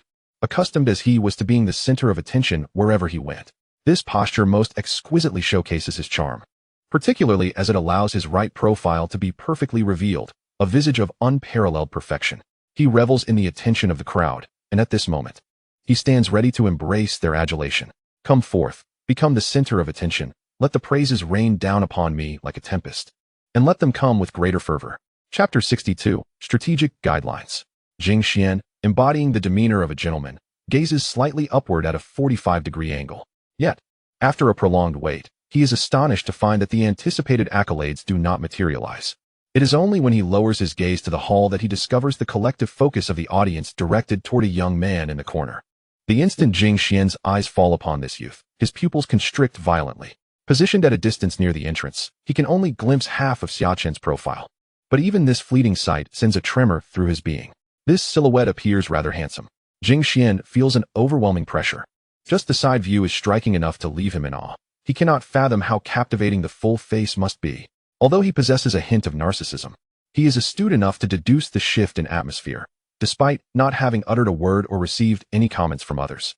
It is undoubtedly linked to the young man with the striking half-profile. The crowd is comparing his allure to that of the other. Though he has yet to see the full face, the reactions of those around him suggest that he is on the losing end. Jing Xian mutters to himself, recognizing that. While no words have been spoken, the gazes of the crowd reveal everything. Silently, he folds his fan and feigns nonchalance, maintaining a natural smile as he strides into the hall with poise. Greetings to all. Jing Xian addresses the assembly with a bow, his demeanor impeccable. At last, the crowd regains their composure, and they are now unequivocally certain. Jing Xian has been bested. Xia Chen is indeed strikingly unparalleled. For reasons unknown, the pressure upon them diminishes considerably. If even the famed Jing Xian, one of the four great beauties, cannot surpass Xia Chen, then perhaps they too can accept the reality of being outshone. Who is this individual? When did such a figure emerge in the capital? Jing Xian spots Lin Zihan among the throng, and the crowd parts to grant him passage. He approaches Lin Zihan, whispering a query. Lin Zihan, with an impassive expression, slowly responds. The individual is named Xia Chen, the prince consort. Xia Chen. A subtle change flickers across Jing Xian's countenance. He has come for two reasons, one for the literary gathering, and the other for Princess Yaoguang. He is aware that Princess Yaoguang is already betrothed, yet 3 years ago, he had the fortune of beholding her at a banquet, an encounter that left an indelible impression. Despite Xia Chen's rising fame in the capital, Jing Xian does not believe that Yaoguang would be drawn to a noble scion born of a military family. Does Xia Chen comprehend the intricacies of court politics? Is he versed in Confucianism? Does he possess knowledge of Buddhist scriptures or Taoist texts? He is but a rough-hewn warrior. Yaoguang is a person of extraordinary talent and elegance. How could he possibly take notice of Xia Chen? He possesses both intellect and beauty, which emboldened him to attend today with confidence. However, at present, Jing Xian felt an immense pressure. His most assured asset, his appearance, had been utterly overshadowed by Xia Chen.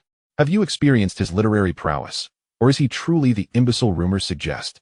Jing Xian is a cautious individual, having already faltered in outward appearance. He cannot afford to be outdone in inner talent. He had been drinking with Taoist Xianzhen, deliberately abstaining from such games. Lin Zihan remained composed and unhurried. A glance from Jing Xian revealed that Lin Zihan's purpose for attending the literary gathering today was indeed to confront Xia Chen. Having passed the imperial examination 6 years prior, he now holds the esteemed rank of a 5th-grade official. With both intellect and background at his disposal, he has no need to rely on literary gatherings for fame. Secluded in the corner, he appeared to be aware of his own limitations. That phrase about the roles of sovereign and subjects was likely merely borrowed, coincidentally winning the emperor's favor. Jing Xian's confidence grew stronger amidst these thoughts. There was no rush. The literary gathering had only just commenced. Lin Zihan, steadfast as ever, is none other than the little cabinet elder. Although the title carries a hint of flattery, none could deny his genuine abilities. Many say he bears a striking resemblance to his father, Lin Hanpu, and may one day share the cabinet with him, creating a remarkable tale of a dual cabinet legacy. Hence, he would not recklessly offend a favored minister of the emperor, especially within the confines of the princess's residence, where Xia Chen is the future husband of the princess. Regardless of whether Princess Yaoguang harbors feelings for Xia Chen, striking him would be akin to striking the princess herself. Endowed with extraordinary gifts, Lin Zihan has entered the court and the cabinet, receiving meticulous guidance from his father for 6 years. Thus, despite his youth, his perspective has already evolved. The jealousy and rivalry displayed by Jing Xian and his companions seemed to him like mere child's play. Observing Lin Zihan's calm demeanor, Jing Xian too felt a sense of tranquility, settling down to savor his wine. Soon, he found himself unable to resist the allure of the games the others were playing and joined in, igniting a spirited atmosphere among the attendees. As time passed, the literary gathering unfolded with great grandeur, attracting nearly all the distinguished scholars from the capital, particularly those from the Imperial Academy, who occupied a significant portion of the venue. Some were still seeking their scholarly titles, yet most had already achieved the status of Jinshi. With the triennial imperial examination approaching, this was the perfect time to bolster one's reputation. Consequently, the overall caliber of the gathering was exceedingly high.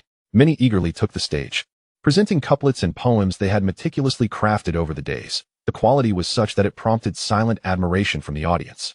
Some even composed poetry on the spot, earning resounding applause from the crowd. The entire event reached a fevered pitch of excitement. The literary gathering commenced with a period of free activity, where attendees formed groups to engage in games, and the losers would indulge in drinking and reciting poetry. As the event progressed, it transitioned into a phase of creative expression, allowing individuals to showcase their talents, whether it be through poetry, prose, or musical performances, all presented on stage. This was a splendid opportunity for recognition, prompting many to queue for their turn.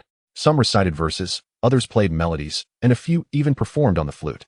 Throughout this, Xia Chen remained immersed in his drinks, showing little interest in garnering fame through such means.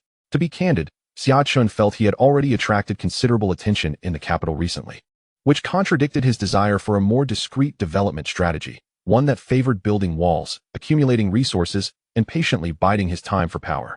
He had always maintained a clear perspective, never believing that an early appearance would grant him the liberty to act recklessly. This world was fraught with depth, a lesson learned by many players in his past life at great cost.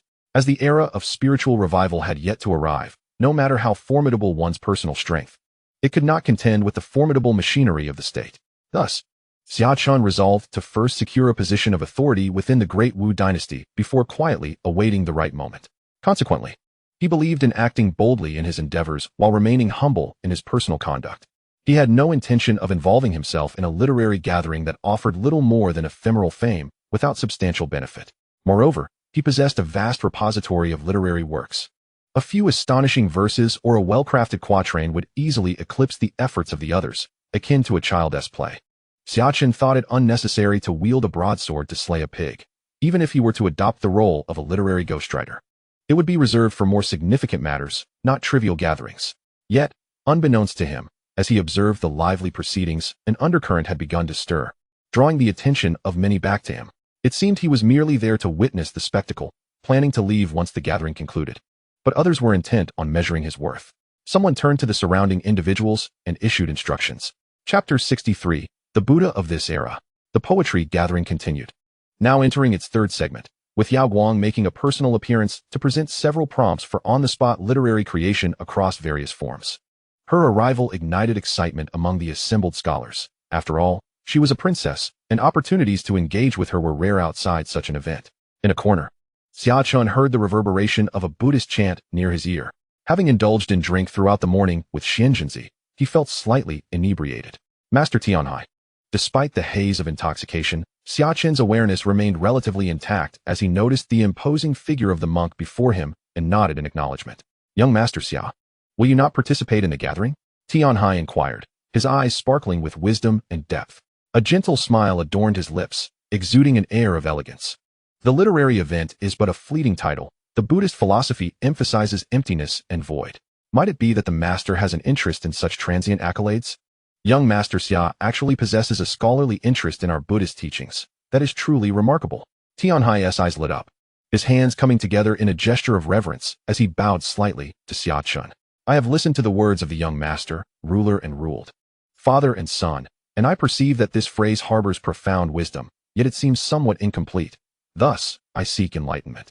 Tianhai's demeanor is humble, and his presence is truly remarkable. Although he may not possess the striking appearance of Jingxian, he captures attention in a crowd just as effectively. Master Tianhai is indeed a venerable monk, yet why does he cling to the mundane? It is said that he possesses a Buddha's heart, untainted by the dust of the world. However, from my observations, Master, you seem to have become entangled in worldly matters. Xia Chen did not respond, but instead took a seat, smiling as he spoke. Upon hearing Xia Chen's words, the previously serene and elegant expression of Master Tianhai subtly shifted. What do you mean by that, young master? Tianhai clasped his hands together, reciting a Buddhist chant. Confucianism advocates engagement with the world, Buddhism espouses transcendence from it, and Taoism promotes evasion of worldly affairs. Yet, the master has continuously navigated the realm of secular power. 10 years of heart refinement has not purified him, but rather nurtured a demonic heart. Xia Chen's eyes sparkled as he gazed intently at Tianhai, as if he could penetrate the monk's flesh and behold the hidden malevolence within him. The moment Xia Chen spoke, not only did Tianhai's countenance change, but even Xianzhenzi's bleary gaze turned towards him, who can clearly delineate between the Buddha's heart and the demonic heart. I have my own path. Tianhai regained his composure. Wearing a smile, his hands once more joined in prayer, exuding an air of cultured confidence. He regarded the young man before him with a penetrating gaze, astonished that this individual could so succinctly articulate his condition. Indeed, his decade of heart cultivation had spiraled into complications. Upon his return, the Tianshan monastery radiated with divine light. Not because he had cultivated an immaculate Buddha heart, but due to his master, Long Shu, personally chanting scriptures to suppress his demonic heart. This was a secret known to only a few within the Tianshan monastery, and yet he was aware. The Buddha can save the next life, but cannot rescue the beings of this world. I possess a Buddha's heart and wish to become a Buddha in this world. Tianhai's face bore a radiant smile, filled with compassion, as if he were transforming into a bodhisattva, ready to rescue the suffering of the present age. In his 10 years of heart cultivation, he traversed the eastern wilderness, journeyed through the southern barbarians, arrived in the kingdom of Qing, beheld the vast landscapes of Defeng, and ultimately ventured westward on a pilgrimage. Throughout this journey, he witnessed the immense suffering of beings, enduring relentless pain in this world, struggling amid years of warfare, with lives as insignificant as blades of grass. From that moment, he resolved not to retreat from the world. He sought to do something for the beings of the present age. If the Buddha cannot save them, then he shall be the Buddha. He desires power and aims to bring an end to this chaotic era. I possess a Buddha's heart and wish for the world to transform into a pure land, a divine realm. Xia Chen regarded Tianhai with a discerning gaze, recognizing that his Buddha heart has diverged from contemporary Buddhist principles. In Xia Chen's view, this is not erroneous. Rather, he finds it admirable. Yet, in this era, such beliefs are deemed heretical within Buddhism. This is a deviation from the faith. One should give rise to their heart without attachment. Xia Chen spoke slowly, leaving Tianhai momentarily stunned, murmuring to himself, without attachment? One should cultivate a mind that is free from attachment. A profound phrase from the Diamond Sutra conveys that our hearts should not cling to any worldly matters. For instance, one should not fixate on external honors, material comforts, or even one's own notions, beliefs, and emotions. Attachment breeds distress and obstacles, ensnaring the spirit. Tianhai possesses immense compassion, yet he has succumbed to fixation, becoming entangled in appearances. This is why Xia Chen remarked that he harbors a demonic heart. Thus, I ask you, esteemed practitioner, what heart should one cultivate? Tianhai remained stationary for a considerable time, murmuring to himself, reiterating Xia Chen's words. Ultimately, he earnestly inquired of Xia Chen, cultivate a pure heart, a compassionate heart, a bodhi heart. Do not be ensnared or deluded by external appearances. Instead, nurture wisdom and an awakened spirit, Xia Chen calmly responded. Tianhai gazed intently at Xia Chen, astonished by his profound understanding of Buddhist teachings. In the hall, many onlookers were drawn to the exchange between Tianhai and Xia Chen, as well as Zhu and Zenzi, both hailing from the esteemed Tianshi Mansion and Tianlong Temple. Who would dare overlook them? Masters of such caliber, regarded as paragons of the contemporary era, commanded respect and attention. What troubles Master Tianhai? Why does he continuously bow in reverence to Xia Chen? Murmurs spread among the crowd. What could they be discussing? Someone should eavesdrop. It seems that Master Tianhai regards Xia Chen with an unusual gaze, one of respect and reverence. Are you suggesting that my path is fruitless? Urging me to relinquish my attachments? Tianhai mused. With your compassion for humanity, should I be assigned to the capital in the future? I would be honored if you visited me. Perhaps then you would discover the true path. Xia Chen reciprocated with folded hands, resembling a Buddhist master. A smile gracing his lips. One must utilize their talents wisely, applying them to practical matters. If Tianhai sought him out, he would graciously welcome him. As he spoke, he seized the moment, captivating Tianhai's attention. He invoked the profound wisdom from the Diamond Sutra, delivering an impactful revelation to Tianhai. Without shattering his Buddhist heart, he aimed to stir it.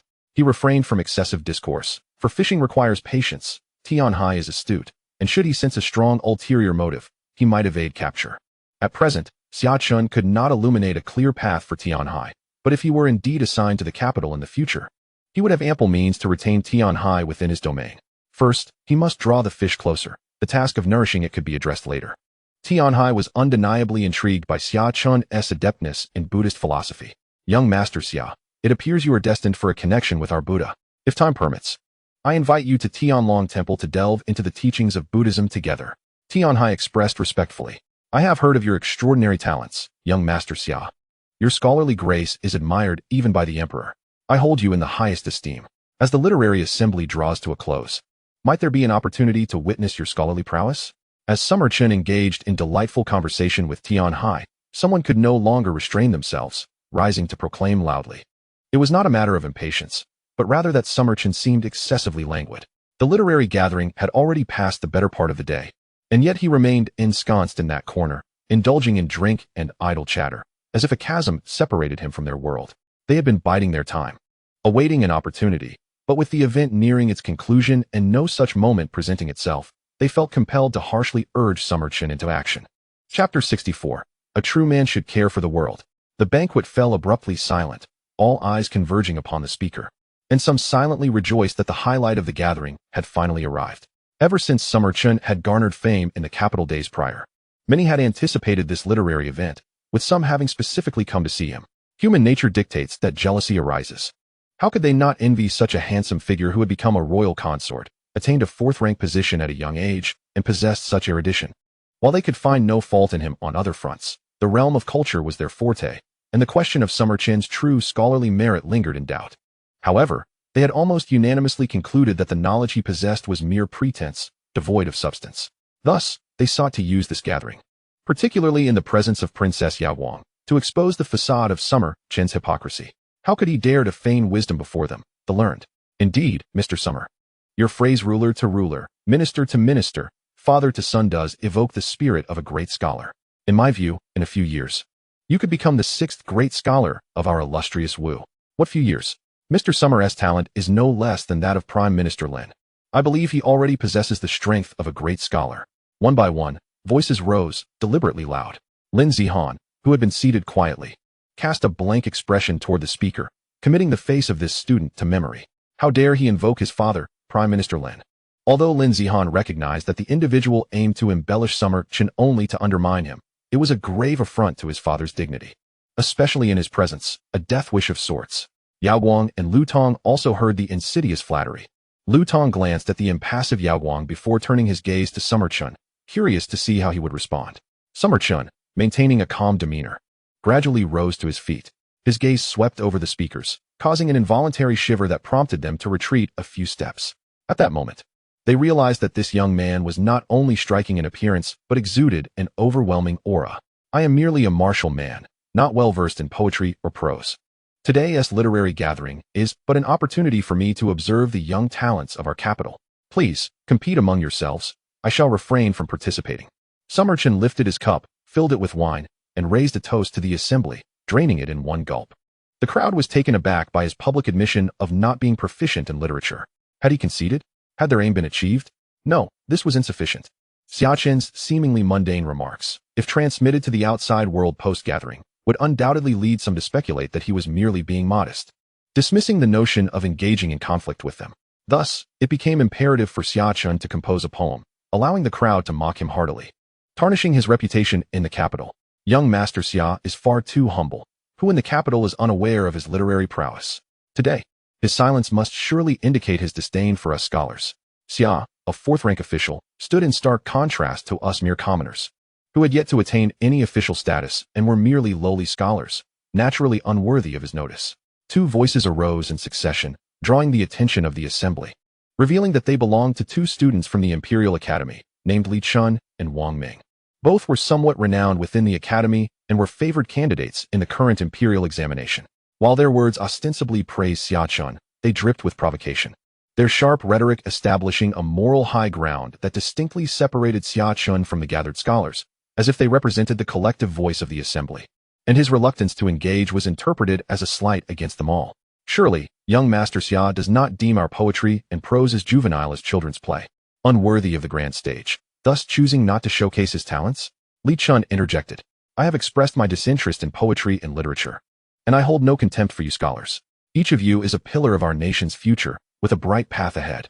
My presence today is merely to witness your talents, to behold the grace of the scholars of the great Wu dynasty. Xia Chen displayed remarkable restraint, neither angered nor spurred into a contest by their taunts. This only solidified the crowd's belief in his lack of genuine skill, emboldening them to descend into the fray, eager to trample upon him, hoping that once the gathering concluded, they might elevate their own names within the capital. Regardless of the crowd's jeering, Xia Chen continued to shake his head. Ultimately, even Jing Xian could no longer refrain from stepping forth. Recently, rumors had circulated in the capital, suggesting that young Master Xia's talents surpassed those of Prime Minister Lin, creating quite a stir. With Xia Chen currently overseeing one of the 9 offices of the Lantern Bearers, one wondered if this was a scheme orchestrated by him to elevate his status at the expense of Prime Minister Lin. Jing Xian, with a sharp tongue, deftly pinned this heavy accusation upon him, aware that Lin Zihan's primary purpose in attending today was to vindicate his father. The Prime Minister was a figure of significant stature. Some matters were too delicate for him to address directly, yet it did not mean he was indifferent. Xia Chen cast a penetrating glance at Jing Xian, then at the impassive Lin Zihan beside him. He understood that those scholars were akin to rabid dogs, attempting to bite at him, seeking to curry favor with the young cabinet minister in light of the imminent examination. If they could catch the eye of the young minister, their futures would undoubtedly be bright. Despite his esteemed position as a prince consort with significant authority, Xia Chen's influence did not extend to the imperial examinations or the promotion of future officials within the Ministry of Personnel. Thus, they were willing to offend him in their pursuit of favor with the young minister. Young Master Lin, the recent rumors circulating in the capital are not of my making. His Majesty has indeed casually praised me, yet he has never claimed that my talents surpass those of Prime Minister Lin. I wish to clarify this matter today to prevent any tarnishing of Prime Minister Lin's reputation. Whether you believe me or not, I shall explain this only once. This cup of wine is my toast to Prime Minister Lin. Xia Chen rose once more, poured a glass of wine, smiled at Lin Zihan, and then drank it down in one gulp. Such a bold demeanor caused many to silently nod in approval.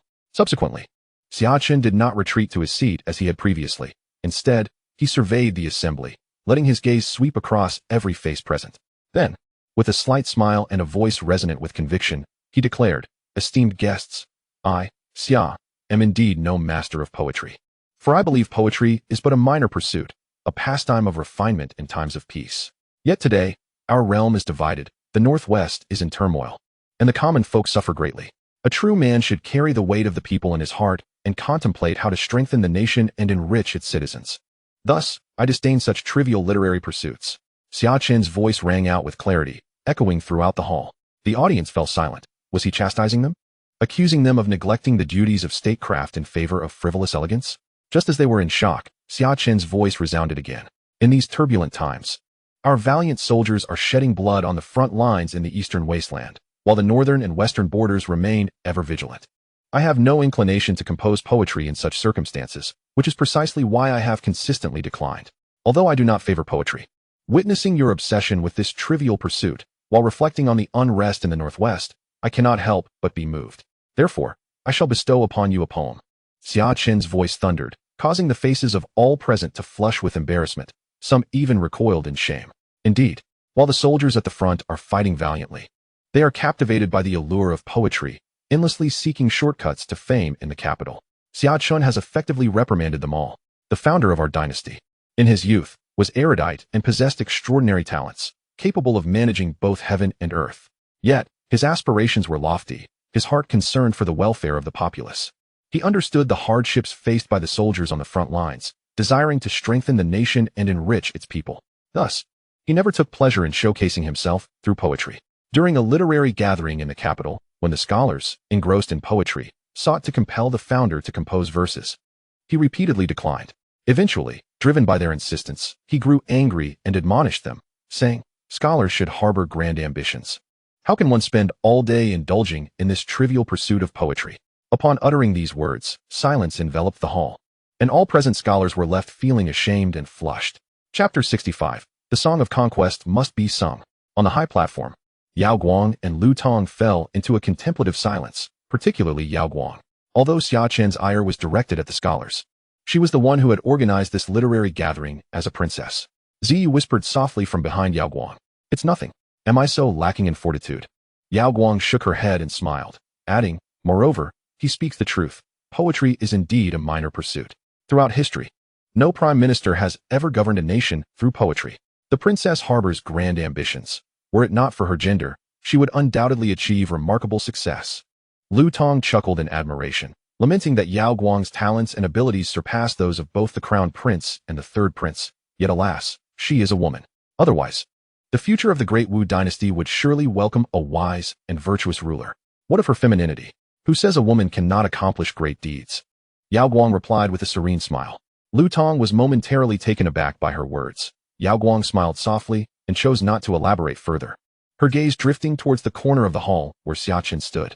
For reasons unknown, she felt a flicker of anticipation for what poetry Xia Chen might compose. In the hall, under the watchful eyes of the crowd, Xia Chen regarded them and proclaimed in a deep voice, "Where are the brush, ink, paper, and inkstone?" A servant hurriedly approached, presenting the fine writing materials. "I shall do it myself." Xia Chen shook his head, taking the brush and inkstone with determination. "Then allow me to assist Master Xia in grinding the ink and reciting." Master Tianhai smiled as he moved beside Xia Chen, and without awaiting a response, he began to grind the ink. The onlookers were momentarily stunned. Was Master Tianhai, a direct disciple of Long Shu, truly assisting Xia Chen like a mere attendant? Had the world gone mad? Even in the presence of the princess, he would not typically pay such deference. Seeing that Tianhai had commenced his task, Xia Chen refrained from any further pretense, and soon the ink was ready. Xia Chen was skilled in calligraphy, having diligently practiced since childhood in the Marquis' residence. And in his past life, he had also studied Wang Shiji's running script. While he may not have mastered it, he had certainly achieved a commendable proficiency. Therefore, as he put brush to paper, the characters flowed with grace and vigor, exuding an impressive aura, the strokes vibrant and powerful. Standing beside him, Tianhai's eyes sparkled upon hearing the first line, which he then recited aloud, ensuring the entire assembly grasped its essence. The war song should echo the Wu Hook tune. Though merely the opening line, its grand momentum was already palpable upon the page. Soon, Tianhai announced the second line, vow to annihilate the kingdoms of Qing and Dafeng. At this utterance, the murmurs in the hall ceased, stunned by the profound imagery contained within the verse. This declaration of intent to eradicate the Qing and Dafeng nations and unify the realm struck a chord, as the Wuguan Pass, a crucial stronghold in the northwest, served as the gateway for any military campaigns to the west or north. With this line, the poem's majestic essence fully emerged, igniting a fervor among the scholars present. Their faces flushed with passion. However, as Tianhai shifted the tone of the recitation, a wave of melancholy and valor washed over the audience. Only to understand the battlefield is to die for one's country. Why need one be wrapped in horsehide to return? As these words fell from Tianhai's lips, many in the gathering felt a shiver run down their spines. Some murmured to themselves, why need one be wrapped in horsehide to return? A voice of astonishment rang out, as someone at the banquet could not help but slam the table in admiration. So grand, so majestic. Others echoed their praise. The poem recited by young Master Xia rendered our previous verses utterly insignificant. A young man rose to his feet, raised his wine cup, and, with a serious demeanor, toasted to Xia Chen. To everyone's surprise, this individual was none other than Yuan Yongkue, the son of the Minister of War. Previously, Yuan had remained rather unassuming in the crowd, yet he now boldly spoke such words before all. Lin Zihan quietly savored the poem, and with each reflection, he found the essence of the verses to be profoundly stirring, embodying the spirit of warriors who face death fearlessly. This poem is the finest frontier verse our great Wu has produced in nearly 3 centuries. Lu Tong declared solemnly from the high platform. Ziyu repeatedly recited the 4 lines, her eyes sparkling with increasing brilliance. Yao Guang gazed at the radiant Xia Chen amidst the crowd, her expressive eyes revealing her unspoken thoughts. Upon completing the poem, Xia Chen bowed to Master Tianhai, who had assisted him in preparing the ink. Thank you, Master Tianhai, for your help. My assistance in preparing ink pales in comparison to the value of the Buddhist scripture you gifted me. Master Tianhai pressed his palms together, resembling a devout disciple. I shall certainly visit Tianglong Temple to discuss the Dharma with you. Xia Chen reciprocated the gesture with folded hands and a bow, then turned his gaze to the quietly observing Taoist Xian Jinzi. Taoist Xian, if you have time, do come find me. I have fine wine, and we can enjoy it together. Taoist Xian, with hazy eyes, smiled and nodded. Xia Qian, let us depart. Xia Chen turned to the adoring Xia Qian behind him. He led Xia Qian through the crowd and out of the hall. As he approached the exit, Xia Chen glanced back at Yao Guang on the high platform, whose gaze met his. Their eyes collided in the air, and ultimately, Xia Chen nodded at her before departing without a trace. Once Xia Chen had left, the crowd could no longer contain themselves and began to discuss loudly. Incredible. This poem is extraordinary. Such boldness. Undoubtedly, he is a scion of the Xia family, proclaiming intentions to vanquish both the Qing and Dafeng nations. Young Master Xia, so young yet with such aspirations. Might he not emulate the legendary lord of the East Town and invade the heart of Dafeng, capturing its capital? Most scholars, lacking integrity, began to extol Xia Chen, entirely forgetting how they had previously derided him. Lin Zihan, holding his wine cup, sat in silence before finally rising. We should also take our leave. With that, he stepped outside. Young Master Jing Xian remained in place, repeatedly murmuring Xia Chen's 4 lines, feeling increasingly weighed down. Alas, I cannot compete with his appearance. Nor can I match his literary talent. Do I truly stand no chance? Young Master Jing Xian gazed at the enchanting Yao Guang on the high platform, a wave of helplessness swelling within him. Young Master, shall we depart like this? The literary gathering has yet to conclude, and what if the princess? Summer Qian expressed her concerns to Summer Chun as they walked along the street. When the crowd initially urged me to compose a poem, I feigned weakness not out of respect for them, but rather to gauge Yao Guang's response. Summer Chun, without turning his head, spoke with a calm demeanor. His primary objective was to test Yao Guang. Those scholars were merely tools he employed. How laughable it was that they reveled in their perceived success. Believing they had cornered Summer Chun, leaving him with no retreat, ultimately forcing him to respond with a poem in frustration. He was actually waiting to see if Yao Guang would speak up for him, to intervene against those who pressured him. Yet, Summer Chun was met with silence. Perhaps she merely wished to ascertain his true capabilities, but by not siding with him, she had positioned herself against him. There was nothing more to say. Summer Chin's heart turned cold once more. Do you remember the faces of those who led the jeers? He stated expressionlessly. Summer Chin, sensing her master's dark mood, noted the chilling undertone in his calm words. Remember, in a few days, once I gain control of the Eagle Eye department, arrange for others to reward them with a feast. Summer Chun was one who repays enmity, those who sought to elevate themselves at his expense. Attempting to curry favor with Lin Zihan were utterly absurd. Although he could not pave their way to advancement, he could certainly cast them into the depths of despair. Without imparting some lessons, the people of the capital would truly believe him to be an easy target. Furthermore, assist me in investigating a student from the Imperial Academy named Xia Chen. Find an opportunity to discreetly bring him to me. Summer Chun gazed at the street vendors, his eyes distant, lost in thought. Chapter 66. The epitome of talent. On the street, Summer Chien was taken aback, puzzled as to why her master had an interest in a student from the Imperial Academy. Had this student incurred his displeasure? Yet she refrained from inquiring, silently committing the name Xia Chen to memory. Summer Chin's primary purpose for attending the literary gathering was indeed to seek out Fang Zhiru and Xia Chen. However, to his disappointment, neither had appeared. Although he had been drinking earlier, he had remained vigilant, hoping to catch sight of Xia Chen, as he understood the young man had a keen interest in court politics. Given Yao Guang's hosting of the gathering, it was a splendid opportunity that he should have seized. Yet, to his dismay, there was no sign of him. Indeed, these distinguished individuals, while not currently in power, possessed a certain fortune that made them elusive and not easily won over. Summer Chun recognized that they were still in a period of dormancy, biding their time and waiting for the right moment. Nevertheless, this literary gathering was not without its rewards. He had made the acquaintance of Xian Jinzi and Tian Hai, particularly the latter, who had already taken the bait he had cast, potentially promising future gains. Upon reflecting on this, Xia Chen entered a restaurant, the hour nearing 2 in the afternoon.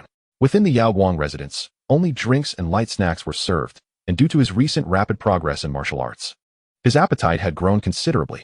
As Xia Chen stepped into the private room, it was not long before a knock echoed at the door.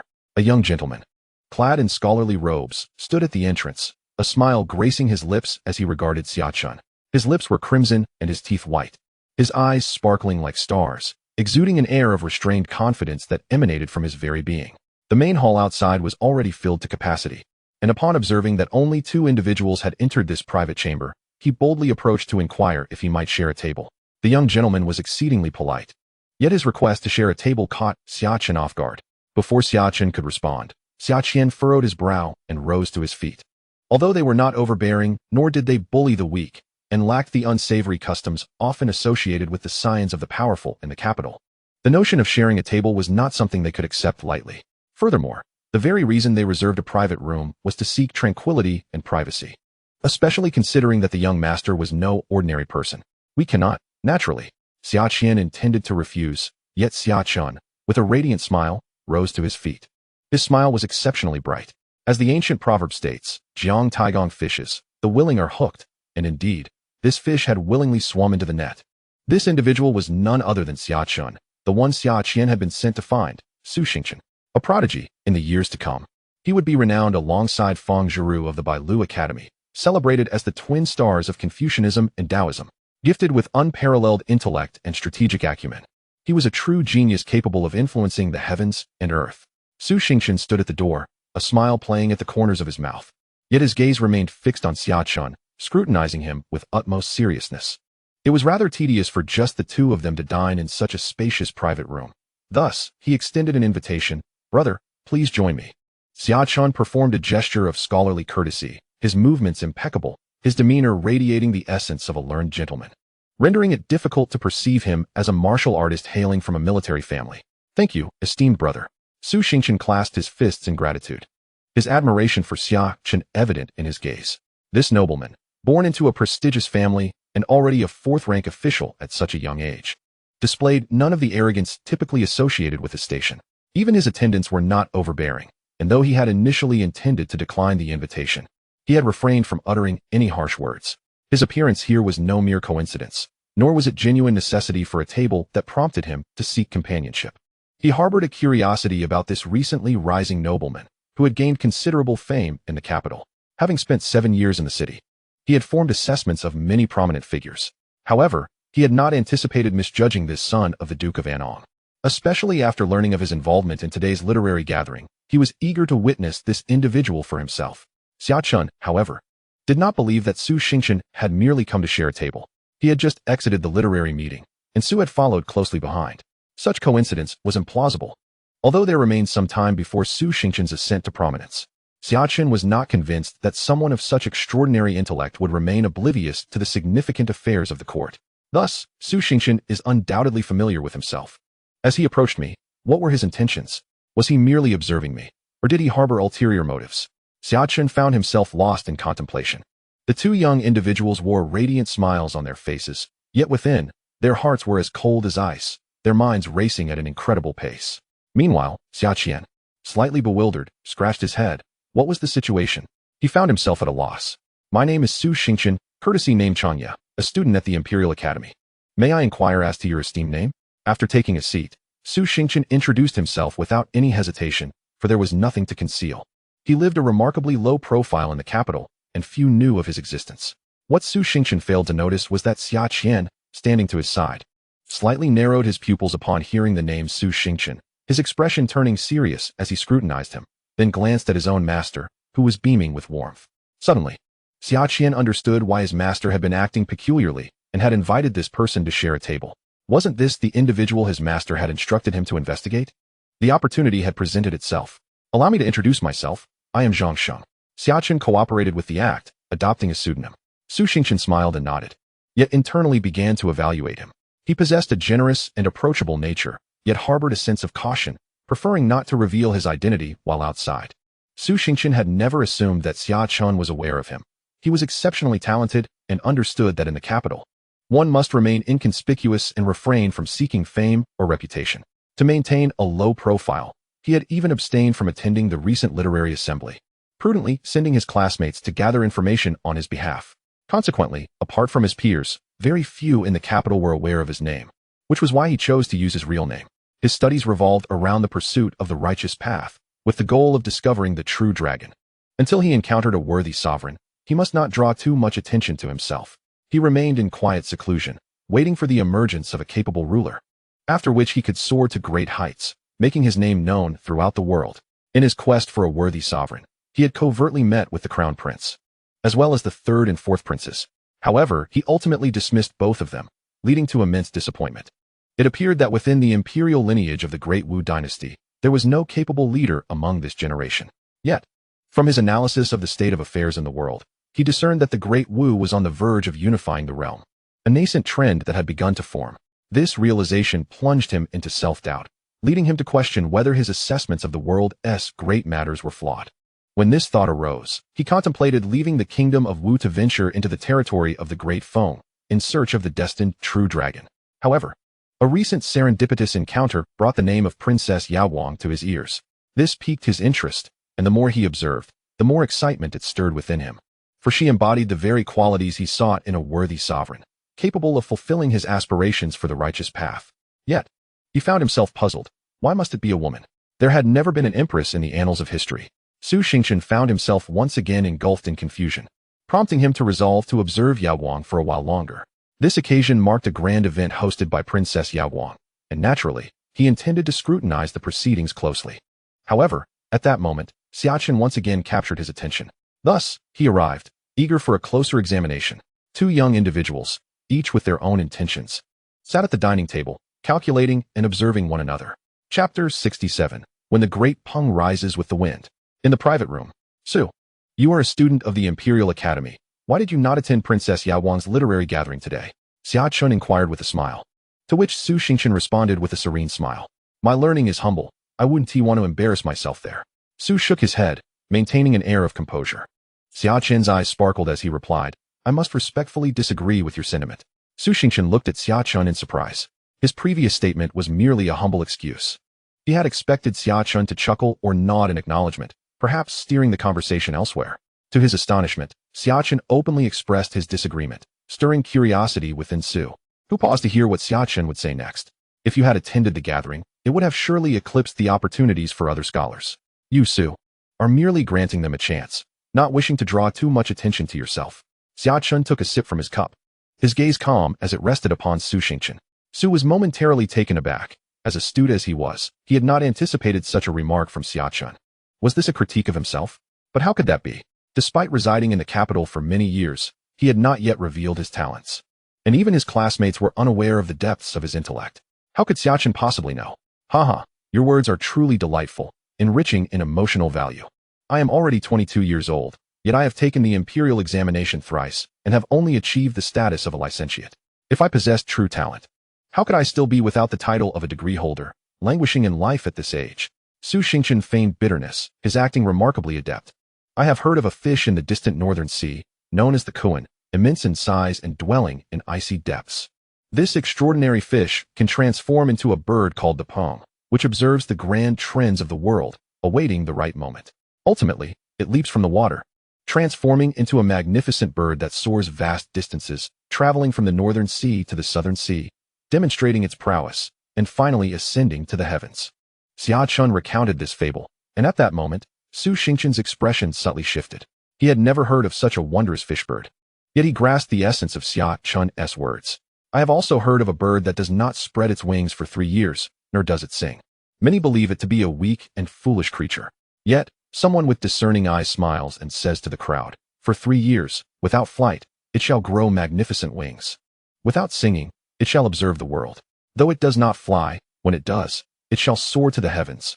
Though it does not sing, when it does, it shall astonish all. As Xia Chen concluded his tale, Su Xingchen's countenance underwent a complete transformation, his gaze sharpening as he regarded Xia Chen. This was no mere coincidence, nor an idle remark, and certainly not flattery. I believe that Brother Su, like a majestic bird, either soars into the sky or remains grounded when he chooses to sing. His voice astonishes the world. Xia Chen laughed heartily, exuding an air of confidence and unmatched grace that left others feeling inferior. His words did not cease. Instead, he delivered a final, crushing blow to Su Xingchen, sealing the fate of the battlefield. The Great Kunpeng, when it migrates to the South Sea, stirs the waters for 3,000 miles, and those who soar with the rising winds ascend to 90,000 miles. This is the cycle of life between yin and yang. Brother Su resembles this Kunpeng. Although he currently lurks in the icy depths, he possesses aspirations that reach for the heavens. Once the opportune moment arises, he will harness the winds of fortune, striking out across 3,000 miles of water, and then ascend to 90,000 miles, transforming from darkness to light. Upon hearing this, Su Xingchen fell silent for a long time, feeling an icy chill wash over him. He had never regarded the world's heroes with much esteem, believing himself to be in a state of well-concealed dormancy, merely a spectator observing the grand performances of renowned figures on the stage of the capital. He relished the feeling of lurking in the shadows, waiting for the right moment to make his move. Yet today, someone had boldly and ruthlessly torn away his disguise, rendering his supposed dormancy a mere farce. Ha ha ha. I had always considered my intellect unmatched, thus I felt complacent, looking down upon the world. Today, having encountered this gentleman, I realize I am but a frog at the bottom of a well, gazing up at the sky. Su Xingchen chuckled at his own folly, then rose to his feet and respectfully bowed to Xia Chen. Xia Chen did not shy away, calmly accepting the gesture as he sipped his drink, projecting an aura of inscrutability and depth. If you do not cultivate yourself, you see me as a frog at the bottom of the well gazing at the moon. If you do cultivate, you see me as a mere mayfly catching a glimpse of the vast sky. Mr. Su possesses the talent to govern the realm, yet he remains hidden, searching for a worthy master. Xia Chen inquired once more with a serene demeanor, causing Su Xingchen's heart to stir with alarm. How could he possibly know this? What manner of creature is Xia Chen? Could he truly see into the hearts of men? Su Xingchen had never shared such thoughts with anyone. I merely feel that my knowledge is insufficient, and now that the Great Wu dynasty enjoys peace and prosperity, my presence or absence makes little difference, so I see no need to rush. After a long silence, Su Xingchen finally spoke, his tone becoming considerably more cautious. Yet he still hesitated to fully open his heart to Xia Chen. He felt that his current situation was perilous. Xia Chen seemed to understand him completely, while Su knew little beyond the rumors circulating in society. For instance, what is his character like? Is he broad-minded? Does he have a heart to embrace others? And can he be trusted? After all, he is the one holding the lantern, the leader of the espionage organization, entrusting his future, fate, and very life into Xia Chen's hands felt exceedingly dangerous. Oh, is the world truly at peace? Yet, everywhere I look, I see suffering. With the common folk unable to afford taxes, and in some regions, the dreadful phenomenon of selling daughters has emerged. This is the hallmark of a dying dynasty. Xia Chen's demeanor was nonchalant. In that moment, he resembled a noble scion, casually articulating words that would send shivers down the spine of any listener. Su Xingqian's pupils constricted as he lifted his gaze, finally meeting Xia Chen's eyes directly. No longer evading or shying away, his entire demeanor transformed, shedding any pretense of modesty. He resembled a completely different person. What does young Master Zhang mean by that? Perhaps you should simply call me young Master Xia. We are both intelligent individuals. It is rather tedious to feign ignorance when you have come here deliberately. A smirk graced Xia Chen's lips as he abandoned the charade, intending to deliver a significant psychological blow to this young man who considered himself extraordinarily clever. Indeed, Su Xingqian's expression shifted once more, a profound apprehension towards Xia Chen brewing within him. Who exactly was this person? How did he seem to know everything? Was the lantern bearer truly omnipresent? Yet, many matters he had never confided to anyone else.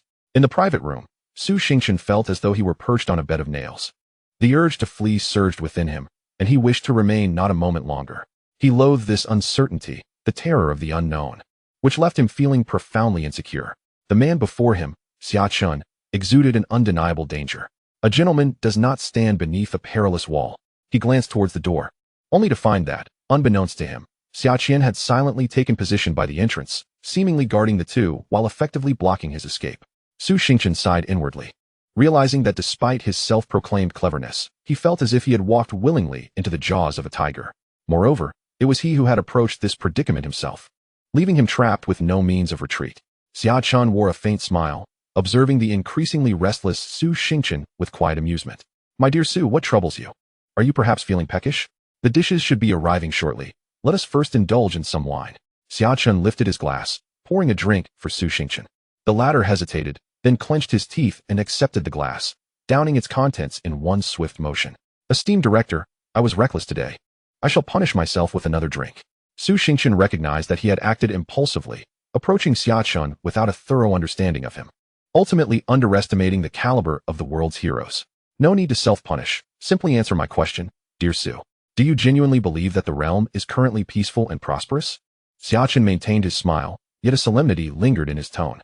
Su Xingqian bit his lip, aware that he could no longer feign ignorance. If he failed to respond appropriately today, he feared he might never exit this room. What if Xia Chen accused him of being a spy for the Inspection Institute or the Imperial City, colluding with enemy nations, and had him thrown into the Lantern Bearer's prison? That would be a predicament indeed. Over the years, he had remained excessively low-key, scarcely forging connections with significant figures in the capital. Regret washed over him as he contemplated his naivety. Had he known better, he would have showcased some of his talents and befriended influential individuals, thus avoiding the current predicament of lacking allies. Although the Great Wu boasts a formidable military, its finances have long been in disarray, relying solely on the relentless imposition of taxes to function. The populace has begun to suffer, with reports of citizens starving due to insufficient rations.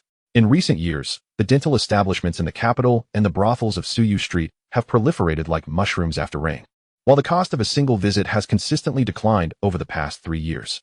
This trend reveals the intensifying competition among brothels and the increasing number of beautiful young women entering the trade. The underlying reason for this phenomenon is the dire circumstances faced by ordinary families, who, in their struggle for survival, resort to selling their sons and daughters. Although entering a brothel may be lamentable, it is certainly preferable to succumbing to starvation. Su Xingqian's voice was laden with sorrow and indignation.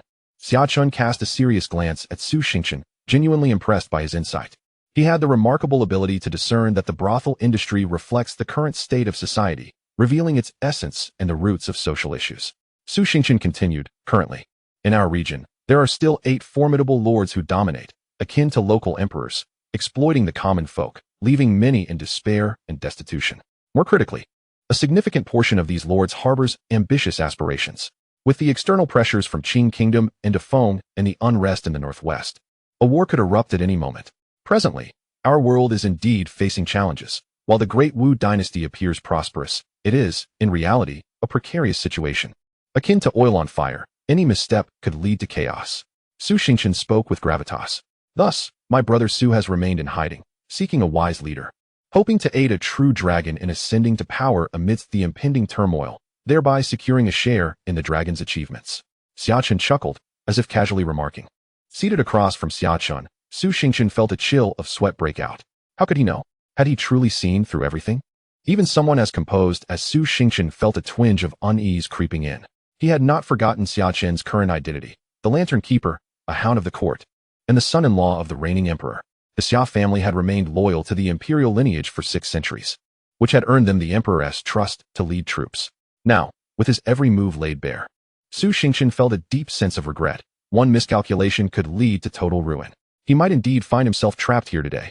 He was a man of grand aspirations, determined to become a prime minister, and not just any prime minister, but the one to unify the realm and become the first prime minister in history. Yet now, he faced the grim possibility of perishing before he could even embark on his mission. What do you think of the other 2 countries? Xia Chen continued to smile, posing yet another question. Though these 2 nations suffer from internal decay, they still possess some loyal and capable officials. Their national strength may have waned, yet their fortune endures. Su Xingchen sighed, having envisioned the worst outcome. No longer concealing his thoughts, he spoke candidly. Thus, the tripartite balance of power poses the greatest danger to our already formidable nation. Indeed, the emperor favors war, and with our internal disintegration. If he were willing to embrace a period of recuperation and appoint me as his chief advisor, I could turn the tide within 5 years. Su Xingchen, like a sword drawn from its scabbard, displayed his brilliance, having recognized the looming threat of death, and thus he abandoned his previously low-key strategy. Desiring to capture Xia Chen's attention with remarkable words, he hoped to revitalize the seemingly stagnant situation. Through Xia Chen, he aimed to garner the notice of the influential figures in the court, even the emperor himself. If only someone would grant him an opportunity, he was certain he could demonstrate his worth. Although this course of action was undeniably perilous, he had no alternatives but to take the gamble. Chapter 69. A momentous change in 5 years. Xia Chen quietly observed the audacious Su Xingchen, took a sip of his drink, and casually remarked, "Are you suggesting that the current tripartite division of the realm is destined to persist? Without my intervention, in 50 years, we shall remain in this threefold equilibrium, with each nation maintaining a delicate balance. Although each harbors ambitions of conquest, none possess the absolute power to annihilate the others," Su Xingchen asserted with unwavering certainty. "Yet, I can't shake the feeling that within 5 years, our great Wu will experience a monumental transformation. At most, within a decade. The current state of affairs will undoubtedly alter," Xia Chen replied with a smile, articulating his own foresight. Su Xingchen's gaze deepened. Upon hearing Xia Chen's statements, he instinctively sought to counter and elaborate on his own perspective. However, he quickly restrained himself, maintaining a serene demeanor. "I understand you harbor doubts and are resolute in your own beliefs. How about this? Let us engage in a friendly wager. In 10 years, we shall revisit these 2 pivotal time frames. If my predictions hold true, you will owe me a favor. What that favor entails will be revealed in due time. But whatever it is, you must comply." Xia Chen regarded Su Xingchen, seemingly provoking him. "Are you willing to wager?" Su Xingchen gazed at the poised young man before him. His thoughts profound. Xia Chen had cornered him, and he had initially anticipated that a dark fate awaited him. Yet, Xia Chen's extensive dialogue suggested he did not intend to bring about his downfall. Seizing this flicker of hope, Su Xingchen resolved to take the plunge. "Very well. I shall wager with you." His mind remained clear as he pondered Xia Chen's true intentions. While he had prepared for the worst, he was taken aback by Xia Chen's proposal to gamble for his future, granting him a chance for survival. Whether he won or lost was a matter for a decade hence. His present concerns were not to burden him. Moreover, he firmly believed that the state of the world could remain stable for at least another 30 years. His confidence was unshakable. Xia Chen, hearing Su Xingchen's declaration, could not help but smile radiantly. He had lured him into the trap he had set. "You appear restless and seem to lack the appetite for this meal. And judging by your demeanor, you do not seem particularly hungry. Therefore, you may take your leave." Xia Chen waved his hand, signaling Su Xingchen to depart. Upon hearing this, Su Xingchen felt a surge of joy within, yet he maintained a calm facade, exhibiting remarkable composure. He respectfully bowed to Xia Chen. "Thank you, young master. I shall take my leave now." Su Xingchen finally relaxed, the tension in his mind dissipating. Although Xia Chen was astute beyond measure, he was ultimately still too young, lacking in experience. "I had thought he would imprison me in the Lantern Man's dungeon, yet he surprisingly let me go. Perhaps he was taken aback by my analysis of the world's situation, and thus, in light of our 10-year wager, chose to spare me." Su Xingchen mused to himself. recognizing that he was merely a minor player in Xia Chen's eyes. The words he had uttered had ignited Xia Chen's competitive spirit, prompting him to seek a wager with me. Su Xingchen quickly concluded in his mind. Despite his brain racing at high speed, he maintained a calm smile on his face. After bowing respectfully, he prepared to turn and leave this place of turmoil. However, at that moment, Xia Chen's voice once again echoed in his ears. Come to the Lantern Man's office tomorrow morning. I need a clerk. Su Xingchen was taken aback. What? He immediately felt the urge to refuse. What nonsense was this? To follow Xia Chen to the Lantern Man's office as a clerk? He had aspirations of becoming a prime minister. Just as he was about to voice his rejection, Xia Chen's voice rang out again, this time devoid of warmth, laced with an icy calmness. Do not even think about fleeing tonight or leaving the capital. No matter how swift you are, you cannot outrun the Lantern Man. I can find you anywhere in the world. I have noted every word you spoke today. It was nothing but drivel. Our great Wu nation is prosperous and its people are content, while you spew such nonsense. Are you a spy from an enemy nation, deliberately infiltrating our capital to spread these rumors? And today at noon, you followed me stealthily. Were you plotting to assassinate me? Xia Chen cast a glance at Su Xingchen, whose complexion had turned pale, and continued. Moreover, you previously stated that you had been lying in wait, patiently seeking a wise ruler, hoping to achieve great merit. Are you plotting a rebellion? The last word struck Su Xingchen like an invisible blade piercing his heart, silencing him. Cold sweat broke out all over him. His face drained of color, his body chilled, as if he had fallen into an abyss of ice. Such words were tantamount to a death sentence. Su Xingchen had not anticipated that the previously gentle Xia Chen, who wore a smile, would suddenly change his demeanor and turn against him. Do you know that such accusations could lead to the annihilation of your entire family? Xia Chen's voice was chillingly cold. A palpable aura of murderous intent enveloped Su Xingchen. This was the very essence of killing he had forged while receiving the knife intent inheritance in that peculiar realm of the system. Su Xingchen felt as if he were plummeting into the depths of hell, with Xia Chen emerging as a devil from the inferno. He gazed into the depths of those sinking eyes, which seemed to emit a strange light. In a daze, he envisioned a sea of corpses and rivers of blood, a battlefield of unimaginable carnage, littered with shattered bodies. Though Su Xingchen considered himself the most talented in the world, he had never encountered such a scene. He was utterly terrified. After a considerable time, he finally regained his composure. He steadied his mind, allowing his brain to commence its operations, seeking to calm his emotions and restore his equanimity. He spoke in a low voice. My lord, you previously stated, did I not? I have just emerged from the literary assembly, and upon entering the tavern, I discovered a suspicious figure following me stealthily. This individual trailed me into the private room and attempted to approach me with the nefarious intent of assassination. However, I saw through this plot, and throughout this encounter, I have merely been interrogating you. My loyalty to His Majesty is unwavering, Xia Chen declared with righteous indignation, bowing respectfully toward the palace direction from within the room. Su Xingchen stood there, dumbfounded. I can attest that my young master has been diligently interrogating you, while you not only possess a dubious identity, but have also uttered treasonous sentiments. Xia Chen, who had been standing at the doorway, instantly chimed in, plunging Su Xingchen's heart into despair. Today he finally witnessed the true nature of power, the utter absurdity of deception, and how the dark could be twisted into light. Today, Su Xingchen conceded defeat. You are an astute individual, and I trust you will make the judicious choice. I hope to see your presence in the court tomorrow morning. Rather than sending my men to hunt you down, Xia Chen stated calmly while seated, sipping his drink. His expression devoid of emotion, yet radiating an overwhelming authority that instilled fear. Chapter 70. The resplendent era of demonic talents like stars. Su Xingchen departed, utterly disheartened. Wandering the streets as if bereft of his soul, the usually wise and rational individual found his thoughts tangled and chaotic. His mind echoed with Xia Chen's emotionless voice, speaking of the annihilation of entire clans. He had never anticipated that a single misstep could lead to such calamity. Xia Chen, known to the world for his gentle demeanor and approachability, had been perceived by Su Xingchen in the same light, which emboldened him to draw near for closer observation. Little did he realize that beneath that facade lay a calculating mind. The moment he turned against him, it was as if a mask had been ripped away. The thought of falling into the hands of this deeply scheming Xia Chen filled Su Xingchen with despair. His aspirations of becoming chancellor seemed utterly futile now. He feared he would be reduced to a mere lackey of the court, a petty clerk carrying a lantern. In the Great Wu dynasty, clerks were looked down upon by officials. Becoming one would forever tarnish his legacy, a dark chapter in his life. The prospect of a bleak future overwhelmed him. As he contemplated finding a tree and a rope to end it all, that thought immediately dissipated.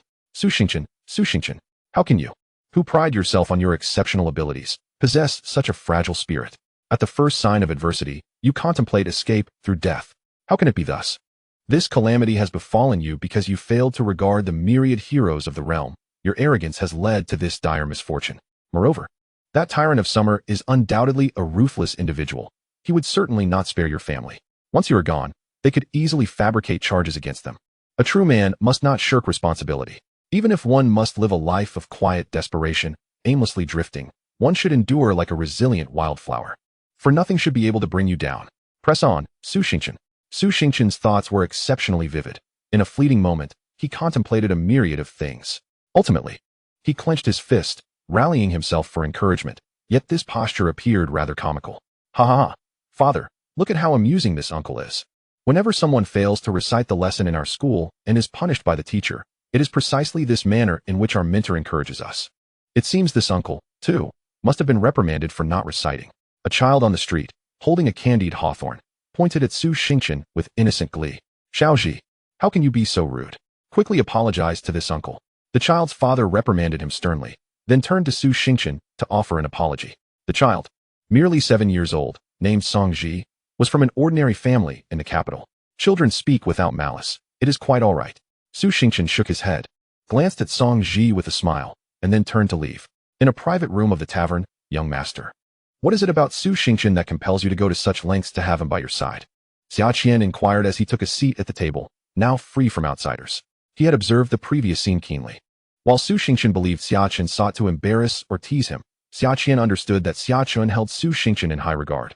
Even if he did not actively seek him out, Su Xingchen would not escape. His master had already set his sights on him. This individual possesses remarkable talent and the demeanor of a prime minister, Xia Chen stated calmly. Ah, that cannot be. He appears rather ordinary to me.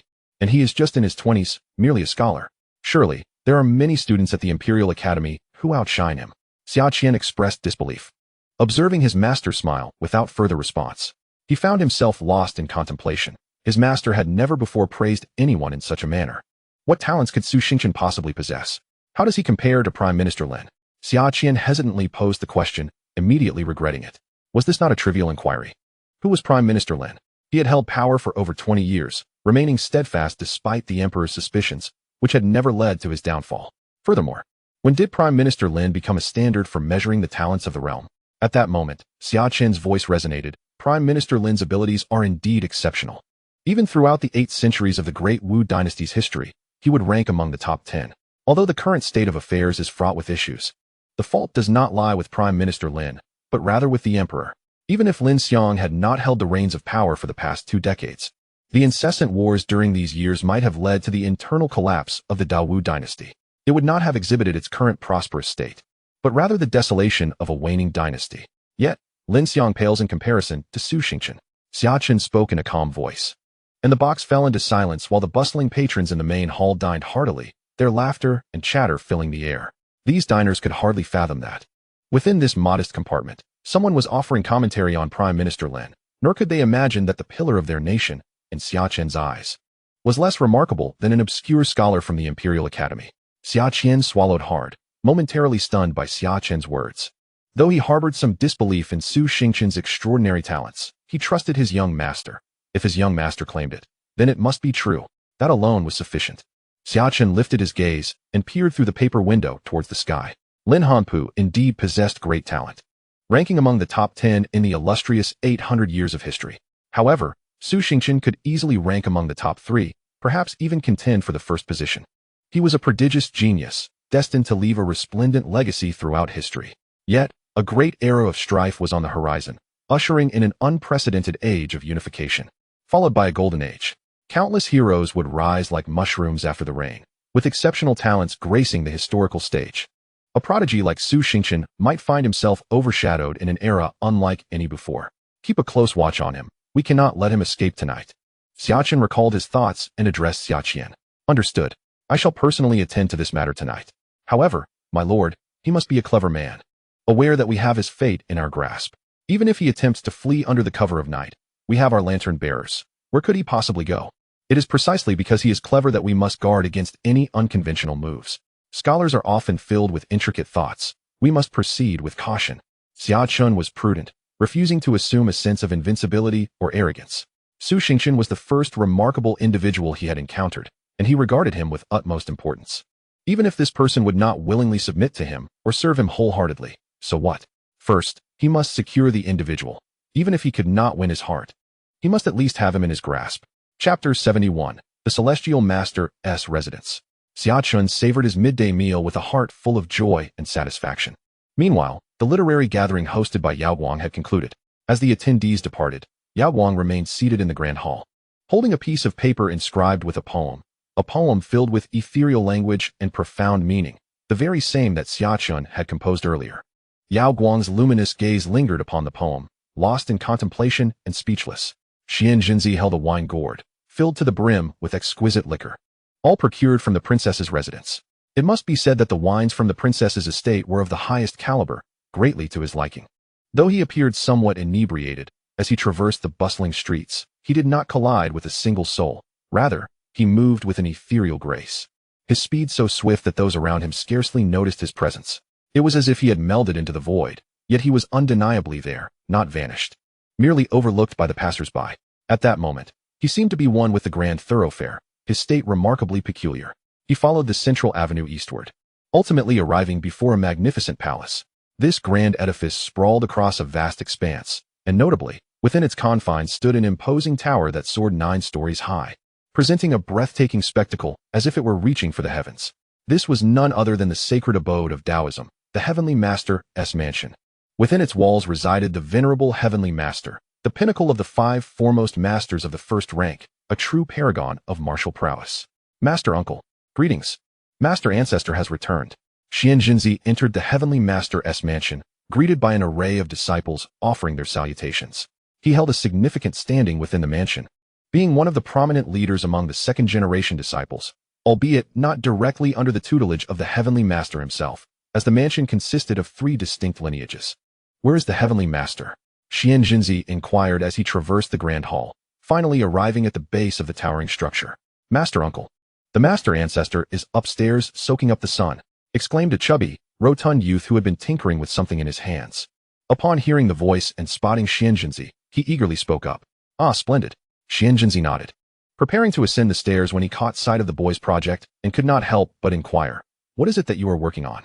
Indeed, Master Uncle. My alchemical skills are nearing fruition. I plan to create a wondrous artifact through alchemy. All things that grow naturally possess a spirit. Yet that which is artificially created lacks such essence. Thus, I have crafted a wooden figure, intending to imbue it with life through alchemy, transforming it into a true being. The chubby youth, Mo Ban, immediately launched into an enthusiastic explanation upon hearing Xian Jinzi's question. To imbue a wooden figure with spirit? To bring it to life? Xian Jinzi was taken aback. While he was aware of the boy's obsession with the art of divine craftsmanship and his unparalleled talent therein, one whom even the Heavenly Master held in high esteem, transforming a wooden figure into a living entity seemed rather far-fetched. Granting spirit to all things was a power attributed to the Creator, as they referred to it as the Tao. How effective do you believe this will be? Although skeptical, Xian Jinzi did not wish to discourage the child, instead opting to inquire further. Indeed, Mo Ban's expression soon fell, a shadow of dismay crossing his features. I have encountered failure. I have endeavored numerous times, yet I could only briefly imbue the wooden figure with a semblance of spirit. However, this cannot be deemed true animation. It merely reflects my manipulation through sorcery. Once I cease to infuse it with vital energy, it instantaneously reverts to an ordinary piece of wood. Mo Ban, feeling despondent, lamented the difficulty of mastering such a technique. Thus, I now attempt to reduce the size of the wooden figure and explore various alternatives. Perhaps the material itself is inadequate. Therefore, I have sought jade, stone, and exotic metals, all while diminishing their dimensions, hoping that this adjustment may lead to success. Mo Ban, regaining his resolve after a brief period of discouragement, fixated intently on the small jade figurine in his grasp. I shall press on. I must consult the Grand Master. Xian Jinzi offered a word of encouragement to the youth before hastily turning away. On one hand, he genuinely had matters to discuss with the Grand Master. On the other hand, he feared being ensnared by Mo Ban's incessant sharing of his fanciful ideas, which invariably left Xian Jinzi feeling overwhelmed. Ignoring Xian Jinzi, Mo Ban concentrated wholly on the small figure he held. As Xian Jinzi ascended to the 3rd floor, he encountered a woman clad in garments as white as snow, her long hair cascading like a waterfall. Her countenance was strikingly beautiful yet cold, her eyes resembling icy stars, and her brows, though delicate, exuded an air of indifference. Her slender form moved with an ethereal grace, akin to a celestial being untouched by the mundane world. Her unmatched elegance evoking both admiration and trepidation in those who beheld her. "Junior sister," Xianjinzi called out, halting in his tracks upon seeing her. "Senior brother." The woman acknowledged him with a slight nod, her expression remaining as impassive as a glacier. Xianjinzi had grown accustomed to this demeanor, understanding that it was not personal but rather her innate disposition.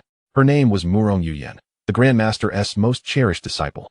With little time for conversation, Xianjinzi prepared to continue his ascent, burdened with many questions that necessitated the Grand Master's wisdom. However, before departing, he paused once more, turning to regard Murong Yuyan. "Junior sister, have you broken through to the 4th rank?" "I just achieved that this morning," Murong Yuyan replied, her voice cool and devoid of worldly warmth, her words succinct. It was due to the recency of her breakthrough that Xianjinzi had detected it, even someone as composed as he felt a ripple of emotion at this revelation. His junior sister possessed an extraordinary talent, having reached the 4th rank at merely 18 years of age. Such formidable potential undoubtedly justified the Grand Master's decision to take her as a disciple. One could easily foresee that, barring unforeseen circumstances, their sect would soon welcome a 3rd rank adept in her 20s. Xianjinzi continued his ascent, momentarily disheartened but quickly regaining his composure. He steeled his resolve, for he had his own path to pursue. "Grandmaster, Xianjinzi seeks an audience." Xianjinzi ascended to the 9th level, a lofty open-air edifice where the azure sky was visible. By night, the venerable celestial master would gaze at the stars, contemplating the celestial principles and seeking opportunities for breakthroughs beyond the 1st tier.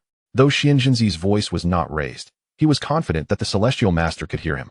With the celestial master's formidable abilities, upon entering this star-picking tower, he had already stepped into the master's domain. This was why his journey had been relatively unimpeded. The celestial master feared no assassination attempts. Those who underestimated the heavens and the earth, daring to attempt to slay the celestial master, would come to learn why the 1st tier was hailed as a myth among mortals. Chapter 72. The dynasty cultivates fortune, the sacred land cultivates virtue. Enter. The ethereal voice of the celestial master resonated in Xianjinzi's ears. Upon entering, he beheld an elderly man with flowing black hair, a ruddy complexion, and skin that glimmered like that of an infant. The old man appeared to be merely in his 50s or 60s. Yet Xianjinzi knew that the celestial master had already surpassed a century in age. "O great celestial master, I find myself perplexed and have come to seek your wisdom." Xianjinzi bowed respectfully. "Even you are perplexed. It seems you have encountered a genuine conundrum. Speak, and let me hear." The celestial master reclined in a rocking chair, dressed simply, squinting his eyes in the sunlight, with tea at his side, exuding an air of tranquility akin to that of an ordinary old man. "Today, at a literary gathering, I encountered a youth. In a moment of hazy perception, I beheld an ethereal purple aura emanating from behind him, and a colossal 9-clawed divine dragon loomed behind his forehead, stretching across an unfathomable expanse. Yet, upon closer scrutiny, all vanished as if it were merely a figment of my inebriation, though I usually remained sober even after countless cups. Even now, as Xianjinzi reflected on the encounter, he felt a profound shock. He carefully organized his thoughts and spoke earnestly. More critically, I could not discern the youth's visage. Every person possesses a destiny, a fate. One's countenance reflects aspects of their destiny. My inability to perceive his features, does it not imply he lacks a destiny, a fate? The celestial master, who had been squinting and appearing relaxed like an elder basking in the sun, suddenly opened his eyes upon hearing Xianjinzi's words. What eyes they were! They seemed to encompass the sun, moon, and stars, infinitely profound, as if the Tao were in motion within them. "What is the name of that youth?" Replying to the celestial master, "His name is Xia Chen." Xianjinzi answered earnestly.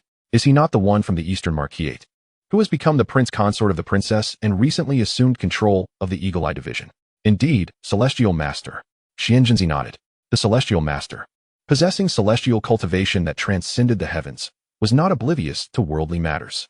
On the contrary, he was well informed about the political affairs of the capital, though he typically refrained from intervening, allowing events to unfold naturally. "I have calculated his fate. He possesses a middle-tier disposition. However, his engagement to Yaoguang is problematic, as her fortunes are excessively potent. This is not advantageous for him, as he lacks the destiny to bear such fortune, thus foreshadowing a potential demise." The celestial master spoke slowly, having specifically calculated the fate of Yaoguang's betrothed after the emperor decreed their union. Why can I discern nothing from his features? Xianzhenzi questioned. Perplexed. Despite his belief that he was not inferior to the venerable old master in the art of physiognomy, he found himself at a loss. The old master remained silent, fully aware of Xianzhenzi's capabilities in this domain. Let me cast another divination. The old master rose from his rocking chair, embodying the essence of a gentle elder, devoid of any imposing aura. After a lengthy pause, he furrowed his brow slightly and grasped the tortoise shell once more, attempting to divine. Yet, astonishingly, not a single hexagram emerged from the 64 possibilities to reveal his fate. None manifested. The old master murmured to himself, and Xianzhenzi, standing behind him, witnessed this extraordinary moment, his heart unsettled. Even the old master could not discern the truth. The old master attempted another divination for the third time.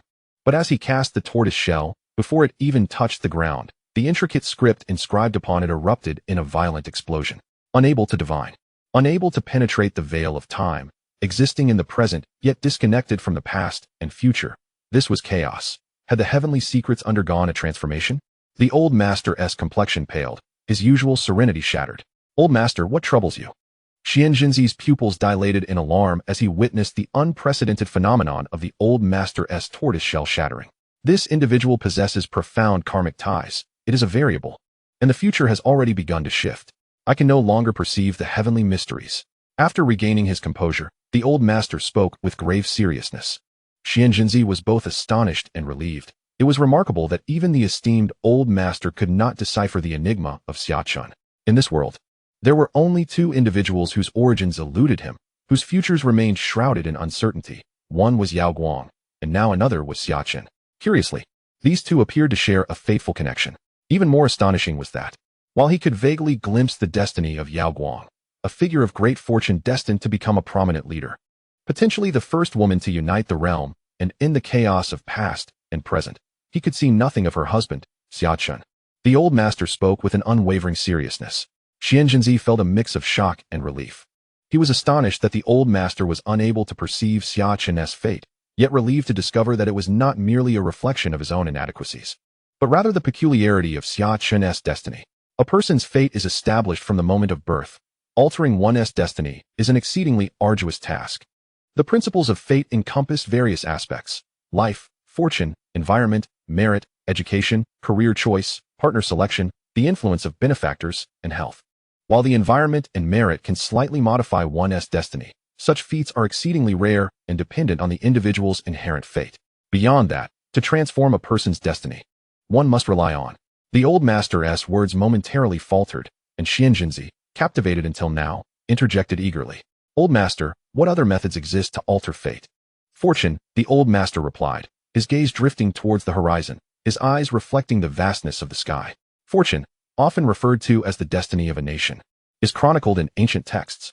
In primordial times, this world was indeed inhabited by terrestrial immortals, beings of various forms, including demons, Buddhas, fairies, and shamans, alongside other extraordinary entities of immense power and vitality. However, one fateful day, our realm faced depletion and defeat. Some perished of old age, while others ventured far away. Xianzhenzi, captivated by these tales, found his heart yearning and his mind restless, aware that such knowledge must be a closely guarded secret of the celestial master's abode. Had it not been for Xia Chen, he would remain oblivious to these profound revelations. In that era, there existed formidable dynasties and renowned sanctuaries for cultivation, where sacred sects accrued merits while the dynasties cultivated fortune. The force of fortune was profoundly enigmatic, capable of appointing divine officials and reaping the incense of the world. Among the literati and martial officials, one's status could align with the power of the dynasty's fortune. With the blessing of such power, even the most mediocre of talents could surpass others in their cultivation speeds by tenfold or even 100-fold. To thoroughly alter an individual's fate, only the might of fortune could suffice, and it must be of considerable magnitude. The venerable celestial master turned to Xianzhenzi and smiled. Speaking of this vast power of fortune, is it true, Xianzhenzi pondered, that Xia Chen has acquired such immense fortune, thereby defying his fate? Yet, as far as I know, the power of fortune in the world is finite, divided among the great Wu and the great Fengqing nations. From whence does he derive it? His confusion was palpable. Chapter 73, The Preeminent of Our Time. The power of fortune is indeed limited, closely linked to a nation's prosperity, the well-being of its people, economic flourishing, a strong military, and the emergence of remarkable individuals, which collectively intensify the essence of fortune. Essentially, it correlates directly with a nation's overall strength. The Celestial Master's abode and the Tianlong Temple, though disengaged from mundane affairs, willingly assist the Great Wu dynasty in safeguarding the realm, as they too benefit from a share of the fortune. The paramount importance of fortune even draws the most formidable individuals of the time into the fray of worldly competition, leaving Xianzhenzi perplexed about Xia Chen's source of fortune. Even if one's fate were altered, there ought to be discernible signs. The Celestial Master spoke slowly. Xia Chen harbors a great secret. He either possesses an artifact that obscures celestial insights, or he embodies an unpredictable variable, a singular anomaly. His eyes shimmered with a remarkable brilliance as he stood atop the star-picking tower, gazing towards the inner city of the capital, as if wishing to pierce the void and ascertain Xia Chen's whereabouts. A singular anomaly? He continued. The Tao of heaven encompasses 50, the great transformation of 49. And among humanity, there exists one who eludes fate. All things in this world possess a predetermined course. Yet it is precisely this anomaly that allows for the potential alteration of destiny. His voice resonated like the sound of the great Tao, and Xianzhenzi listened attentively to his wisdom. You mentioned that you fleetingly glimpsed a 9-clawed golden dragon of fortune spanning the boundless heavens, accompanied by soaring purple aura? The Celestial Master turned to Xianzhenzi, who knelt before him. Indeed, yet upon closer inspection, it appeared as though my vision had deceived me. You have mastered the art of physiognomy, reaching the pinnacle of this craft. In moments of indulgence, with a cup of wine in hand, your spirit flowed freely, merging with the grand Tao, which perhaps allowed you to glimpse that obscured fragment. Upon hearing the words of the venerable master, Xianzhenzi felt a surge of alarm. However, such a phenomenon is indicative of an emperor's countenance, even when in the presence of his majesty. One can merely perceive a half zhang of purple qi and 3 zhang of destiny's power emanating from him. Unable to contain himself, Xianzhenzi spoke up.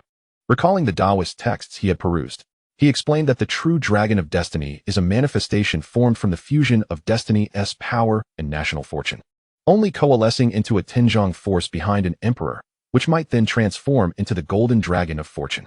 Upon hearing Xianzhenzi's remarks, the venerable master fell into silence, for he too could offer no explanation. Xianzhenzi continued.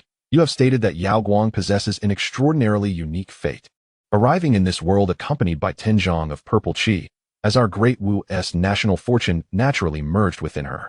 In the future, she may surpass all emperors of the past and present, achieving an unparalleled legacy, unifying the realm and consolidating all fortunes under our great Wu, thus successfully manifesting the true dragon of destiny. When that time comes, with this unified fortune in hand, you might even break through the constraints of heavenly law and step into the legendary realm of the extraordinary. As Xianzhenzi spoke, his tone grew increasingly grave. Yet, with the emergence of this unexpected variable, would it not affect your plans, venerable master? Should we not take advantage of his current weakness to rectify this anomaly? By the end of his declaration, a palpable air of urgency pervaded his words. When Yao Guang was born, the capital was suffused with purple qi, and peculiar clouds drifted across the horizon, compelling the populace to kneel in reverence. At that time, the entire court believed it was a celestial sign of victory in the southern border campaign, a testament to the achievements of the current emperor, worthy of comparison to the ancient sages. The emperor, overjoyed, even granted a general amnesty. However, Xianzhenzi understood that this celestial phenomenon was triggered by the birth of Yao Guang. He was profoundly astonished, for the birth of a mere princess resulted in such a grand display of purple qi enveloping the entire capital. Historically, even those founders of dynasties endowed with great fortune and imperial destinies could not rival Yao Guang. The reason Xianzhenzi was privy to this knowledge was due to the ancient master's discovery of this secret, and his expertise in physiognomy led the master to discreetly bring him into the palace to conceal the newly born Yao Guang's features from prying eyes. If such anomalies could be easily rectified, they would not be anomalies at all. If you were to intervene personally, as a first-rate powerhouse, who among the living, aside from the other 4 first-rate masters, could stand in your way? Xianzhenzi spoke earnestly, harboring great confidence in the venerable master's capabilities. Ha ha ha. In the face of unforeseen variables, who can claim absolute certainty? Moreover, who can guarantee that no other first-rate master has taken note of this Xia Chen? The venerable master laughed heartily, exuding a serene aura akin to that of a benevolent elder. Yet, Xianzhenzi was well aware that the master was not one given to leniency. In his youth, the venerable master had ventured alone with the Xuanwu sword into the eastern wasteland, vanquishing demons and dispelling malevolence. The venerable master spoke of the esteemed Longshu, Xian Jinzi's expression shifted slightly. He was aware that this individual was the contemporary leader of Buddhism, a prominent figure within the Buddhist community of the Central Plains. Xian Jinzi couldn't help but recall the literary gathering, where Master Tianhai had reached out to Xia Chen for conversation. Were they truly merely engaging in casual discourse? Ha. I am as oblivious as anyone. The affairs of the world are countless, and I am but a humble mortal. How can I possibly know everything? The venerable master chuckled heartily, gazing at the distant horizon, where azure skies met fluffy clouds, a gentle breeze caressing the air. He spoke again with a smile. There is no need to harbor thoughts of violence. Since variables exist, they must inherently possess a reason for their existence. The future remains an enigma, and no one can predict it with absolute certainty. Even I cannot fully perceive the truth. The emergence of variables does not necessarily foretell a negative outcome. Perhaps it is precisely because of these uncertainties that we may glean unexpected rewards, such as the way destiny unfolds in mysterious ways. We are all mere mortals, incapable of contending with the heavens. Hence we must let nature take its course. Standing at the forefront, the venerable master faced an unguarded precipice. A single misstep would lead to a fall, yet it was evident that Xian Jinzi harbored no concern for the master's safety. As he observed the venerable master, an ethereal aura surrounded him, merging with the cosmos, exuding an ineffable essence of the Tao. Xian Jinzi sighed. This perhaps illustrated the disparity between himself and the venerable master, not solely in terms of cultivation, but also in mindset and understanding of the Tao. Since fate has brought you together, it may signify a connection between you and him. Endeavor to engage, free from ulterior motives, allowing things to unfold naturally. Much like nurturing Yawang, sowing a seed today may yield roots and blossoms in the future. I shall seek an opportunity to meet this young man personally, to discern the mysteries that reside within him. The venerable master stood with his back to Xian Jinzi, as if turned away from the masses, his essence transforming into the Tao, his aura elusive. Indeed, Xian Jinzi bowed respectfully, and when he lifted his gaze again, he found himself standing before the star-picking tower on the first floor. The arts of the Tian Master's residence had turned the celestial wheel. Chapter 74. The idol of scholars and the troubles brought by exceptional talent. While Xian Jinzi conversed with the venerable master, news of the events at the literary gathering gradually spread throughout the capital. Did the son-in-law Xia Chen also attend? Has he written poetry? How did he perform? Just days ago, someone remarked that he was a prodigy among scholars. This was a veritable banquet of opportunity, with many students eager to assess whether Xia Chen possessed genuine talent. In the afternoon, a bustling tea house buzzed with patrons enjoying their afternoon tea, curiously questioning a student from the Guozijian who had just returned from the literary gathering. The crowd surrounded him, yet the student's countenance betrayed discomfort, as he hesitated to respond. What troubles you, Shaoli? We are your uncles, having watched you grow since childhood. We even supported your tuition when you entered Guozijian. Now that you have achieved the status of a Jiren and attended the princess's literary gathering, do you now look down upon us, refusing to speak with your kin? An elderly man, after a prolonged silence, finally erupted in anger, addressing Chen Shu. Do not make things difficult for Li Zhang.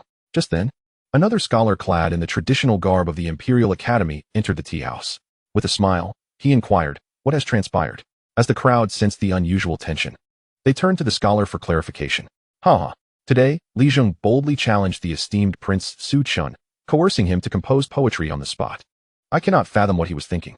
Regardless of his true talents, the prince is a scion of a noble family, an influential figure in the current administration.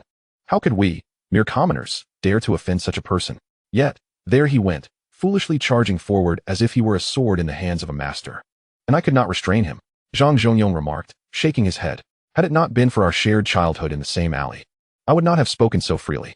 Yet, Li Zhang, far from being grateful, claimed I hindered his path to fame in the capital and threatened to sever our friendship. Truly, it seems that being a good person is a thankless task. With a sigh, Zhang gazed at the attentive neighbors and spoke with a tone of resignation. Had he indeed managed to publicly humiliate Su Chen, that would have sufficed. But Su Chen is no easy target. He chastised them for their incessant obsession with poetry, neglecting the pressing matters of the state and seeking shortcuts to success. Ultimately, he composed a poem before all present, articulating his ambitions and leaving everyone in stunned silence. Zhang Zhongyong laughed heartily, while Li Zhang appeared utterly mortified. The poem was exceptional. After today, it is unlikely anyone will dare to question Su Chun's literary prowess again. This, indeed, is how one gains renown in the capital. A man should aspire to such greatness. Zhang Zhongyong chuckled, brimming with a sense of grandeur, as he admired the essence of Su Chen's poem. Xia Chen once more ascended to the headlines of the capital, becoming the subject of lively discussions among the populace. Most notably, the focus was on his poem, particularly the concluding lines, "Only on the battlefield shall one die for the nation. Who needs a horse's hide to wrap a corpse?" These words resonated deeply with many, igniting their spirits. Director Su was correct. Poetry is merely a trivial pursuit. Throughout history, which chancellor has governed effectively through verse? It is practical action that strengthens a nation. In these precarious times, with the northwest border on the brink of war, we need capable ministers rather than so-called literary giants. Why has the Northern Great Fong experienced a decline in national strength in recent years? It is because the entire nation glorifies literary pursuits, while scholars indulge in revelry and merriment, indifferent to the pressing concerns of the state. How can a formidable military be forged under such circumstances? Therefore, I assert, if Great Fong continues down this path, it will inevitably be devoured by our Great Wu within 50 years. Our nation must not follow in the footsteps of Great Fong. We must remain vigilant against the corrosive influence of poetry on the minds of the people. A scholar stood at the entrance of the Guozijian, vociferously proclaiming his beliefs. Surrounding him was a throng of fellow students, nodding in agreement to his words. He asserted the necessity of studying the classics of sages and the strategies of statecraft, yet cautioned against squandering too much energy on poetry. Historically, no chancellor has ascended to such heights through poetry alone. All have achieved their positions through tangible deeds. In that moment, the name of Xia Chen reverberated throughout the scholarly community, with many adopting his verse, "To die on the battlefield for one's country. Why must one be wrapped in horsehide?" as their guiding principle, believing that a true gentleman ought to serve his nation, even at the cost of his life. Some even entertained thoughts of enlisting in the military. These developments were beyond Xia Chen's expectations. He returned to his courtyard, where a youthful figure awaited him. The boy appeared to be around 15 or 16, yet his visage remained remarkably youthful. "What brings you here?" Xia Chen inquired. "Third brother, I have come to pledge my loyalty to you," Xia Wen exclaimed, perched on a stool, his excitement palpable as he fidgeted restlessly. "You wish to serve me?" Xia Chen replied, suppressing a smile. At that moment, Baizhu personally entered with tea for both Xia Chen and Xia Wen. "Indeed, if Sister Baizhu can serve you, why can't I?" Xia Wen grinned, receiving the tea, while Baizhu blushed at the remark. "No, you are still too young. Moreover, is our third uncle aware of this?" Xia Chen shook his head, recalling that Xia Wen had not yet turned 12 this year. "But I have already broken through to the 8th tier of the refinement realm. According to the household rules, I am now eligible to enter the world." Xia Wen stood up earnestly, declaring his achievement. "You have advanced to the refinement realm so swiftly?" Xia Chen expressed his surprise, marveling at the boy's prodigious talent. In comparison, he himself had not reached the 8th tier until the age of 17, which paled in comparison to the talents of the other noble offspring. "Indeed, I owe much to you, third brother. Had you not improved the foundational sword technique, I would not have progressed so rapidly."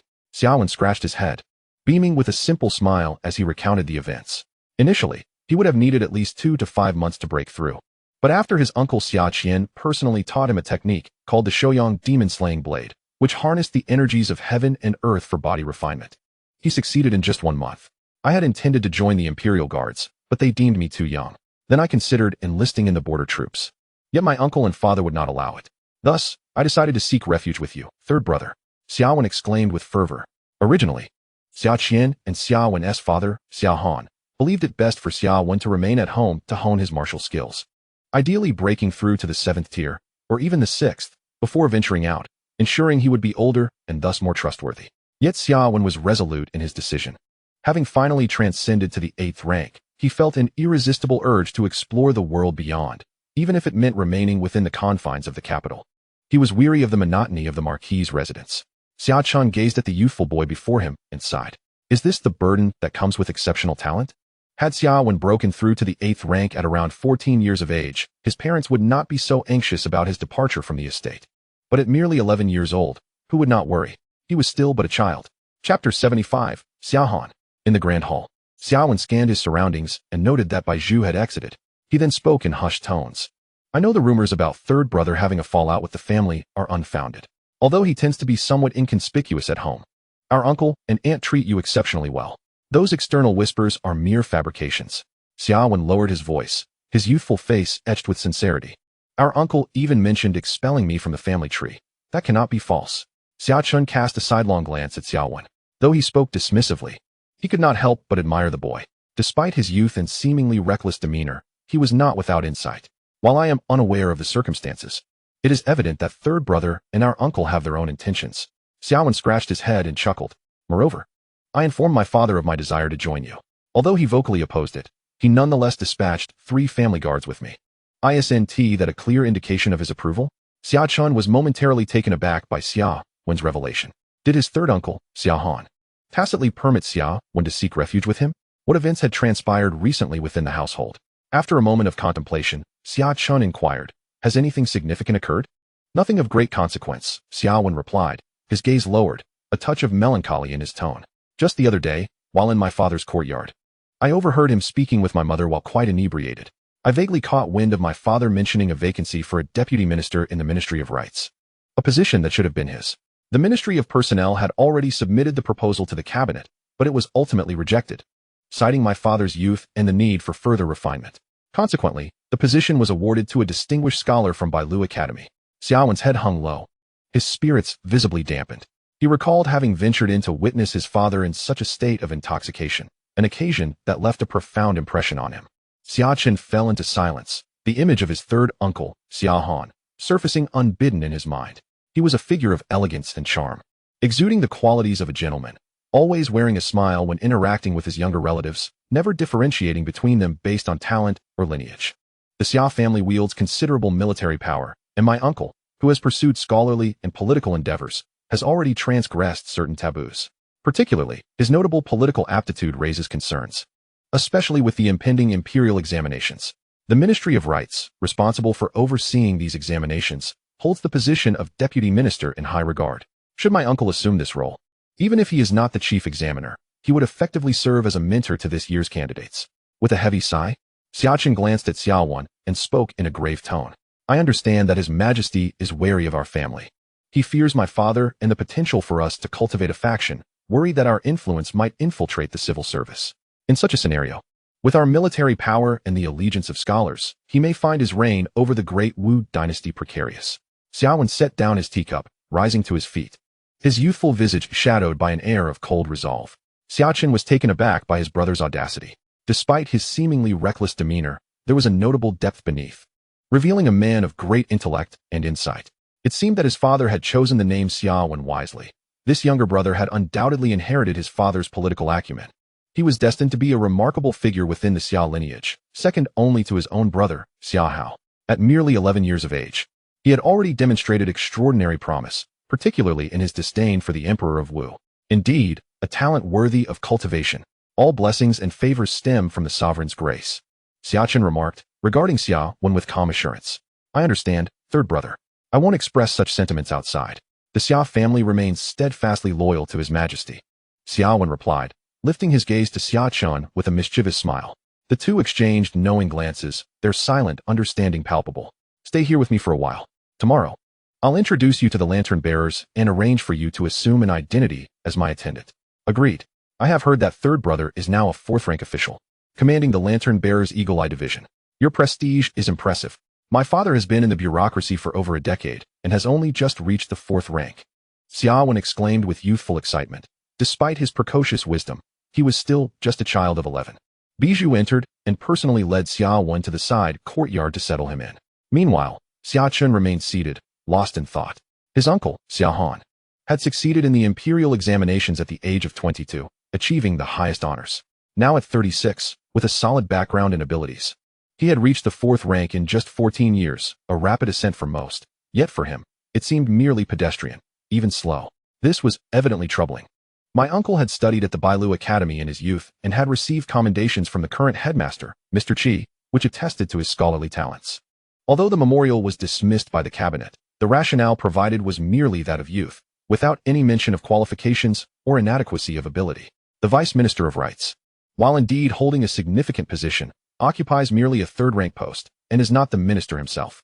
Such a reason, predicated solely on youth, seems rather flimsy. Xia Chen sighed, realizing why his third uncle was inebriated and displayed an air of unfulfilled ambition. If this trajectory continues, it appears that his uncle's political career has already reached its zenith, with the utmost prospect being that of a vice minister, while ascending to the rank of minister or entering the cabinet is utterly implausible. Clearly, both his uncle and elder relative have sensed the emperor's profound unease regarding their family, feeling both the need to ingratiate and the weight of suspicion. Their decision to send Xia Wen here represents a calculated wager.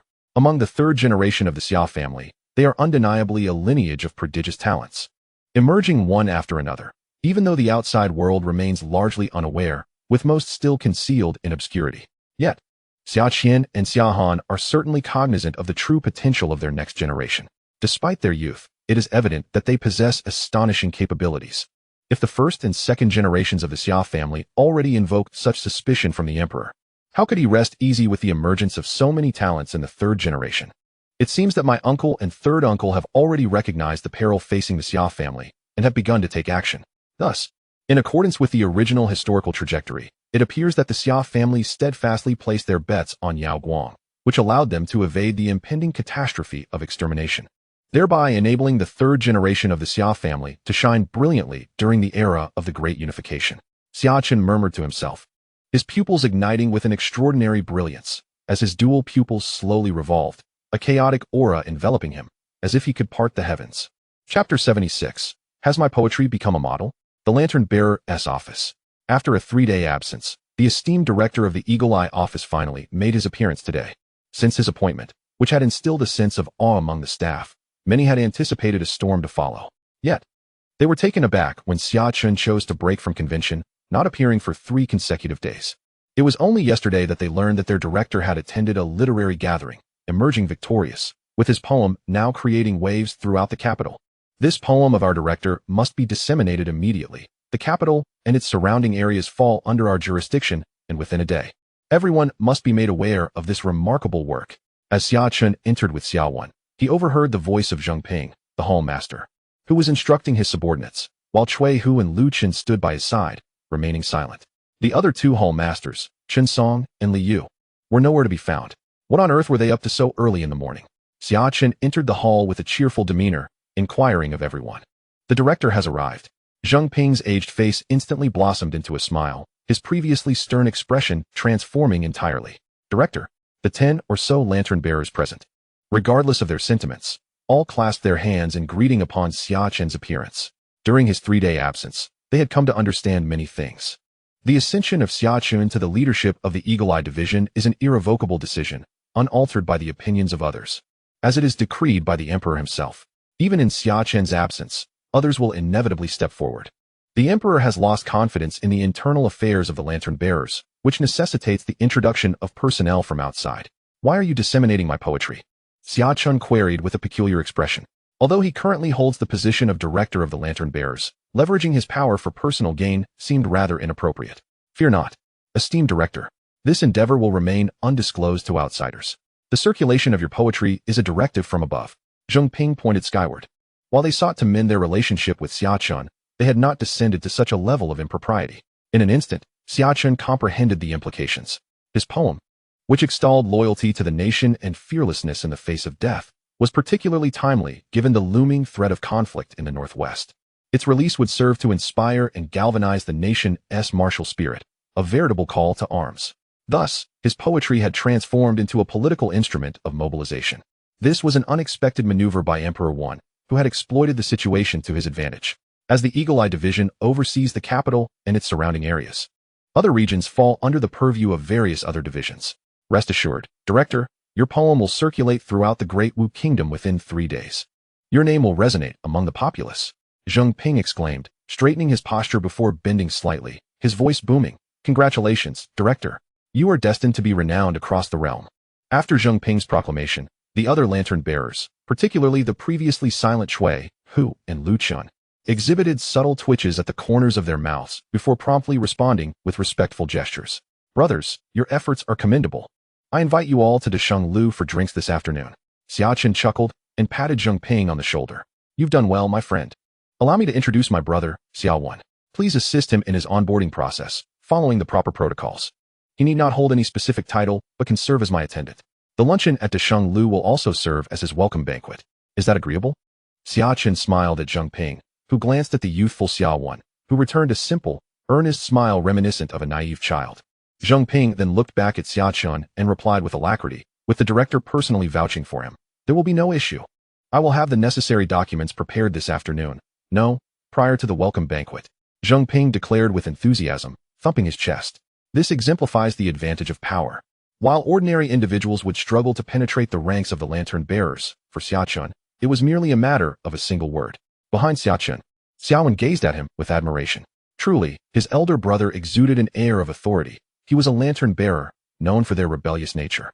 Yet Xia Chen managed to command their unwavering respect. I too desire such grandeur. I wish to follow my brother closely and learn diligently, so that when the time comes, those who defy me shall be subdued. With this thought, Xia Wen smiled, his expression utterly innocent. However, the other lantern bearers regarded him with peculiar glances. This youth, appearing merely 15 or 16, possessed a remarkably juvenile visage, indicating that his true age was far less. He was, after all, the son of Lord Xia Hao, a distinguished official of the Ministry of Rights. Cui Hu, who had remained silent thus far, spoke gravely. Indeed, he is the child of my third uncle. Alas, we are all colleagues, so I shall be frank. This lad had a falling out with my uncle. He wished to venture forth to protect our homeland, but my uncle adamantly opposed. Consequently, the two had a fierce quarrel, and ultimately, my brother clandestinely departed. Xia Chen chuckled, not bothering to conceal the truth. For this matter was hardly a secret. Yet, some truths were best left unspoken. Upon hearing this, the crowd's expressions grew even more peculiar, as they barely registered the latter part of Xia Chen's words. He has broken through to the 8th tier? Cui Hu could no longer contain his curiosity and inquired. If my memory serves me correctly, our records indicate that the eldest son of the Xia family, young Master Xia Wen, is merely 11 years old this year. Another voice chimed in, astonished. An 11-year-old at the 8th tier? How could that be?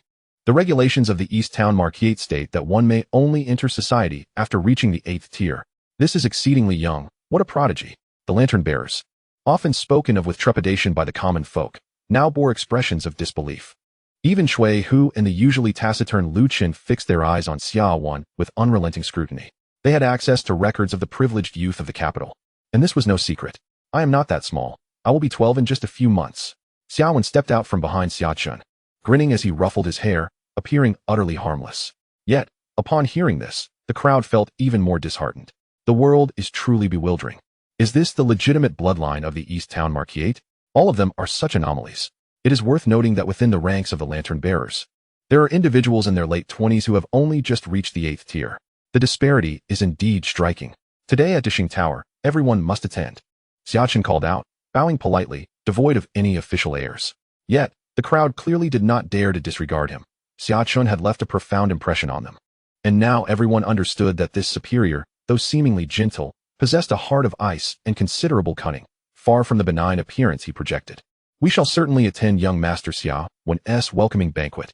The lantern bearers hastily responded with bows, their gazes towards the youthful Xia Wen now steeped in respect. Sir, there is an individual named Su Xingchen outside the office seeking an audience.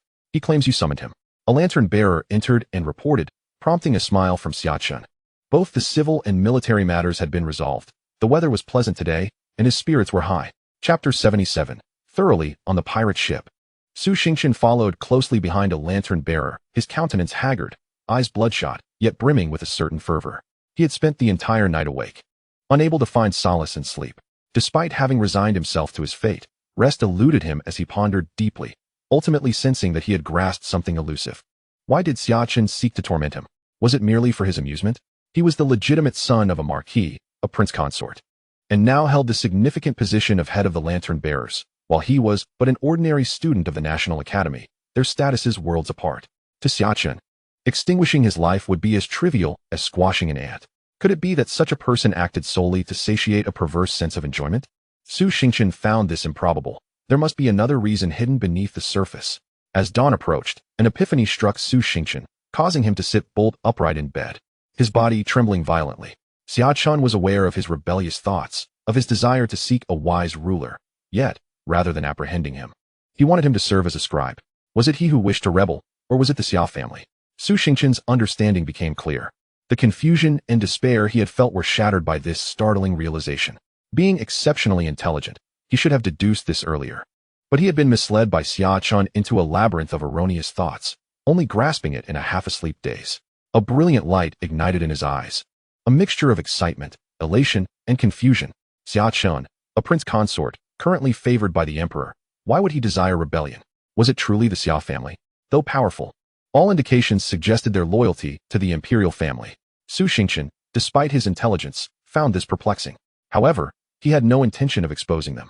Revealing Xia Chen or the Xia family's treachery would likely lead to his own demise, as both Xia Chen and the imperial family would seek his end.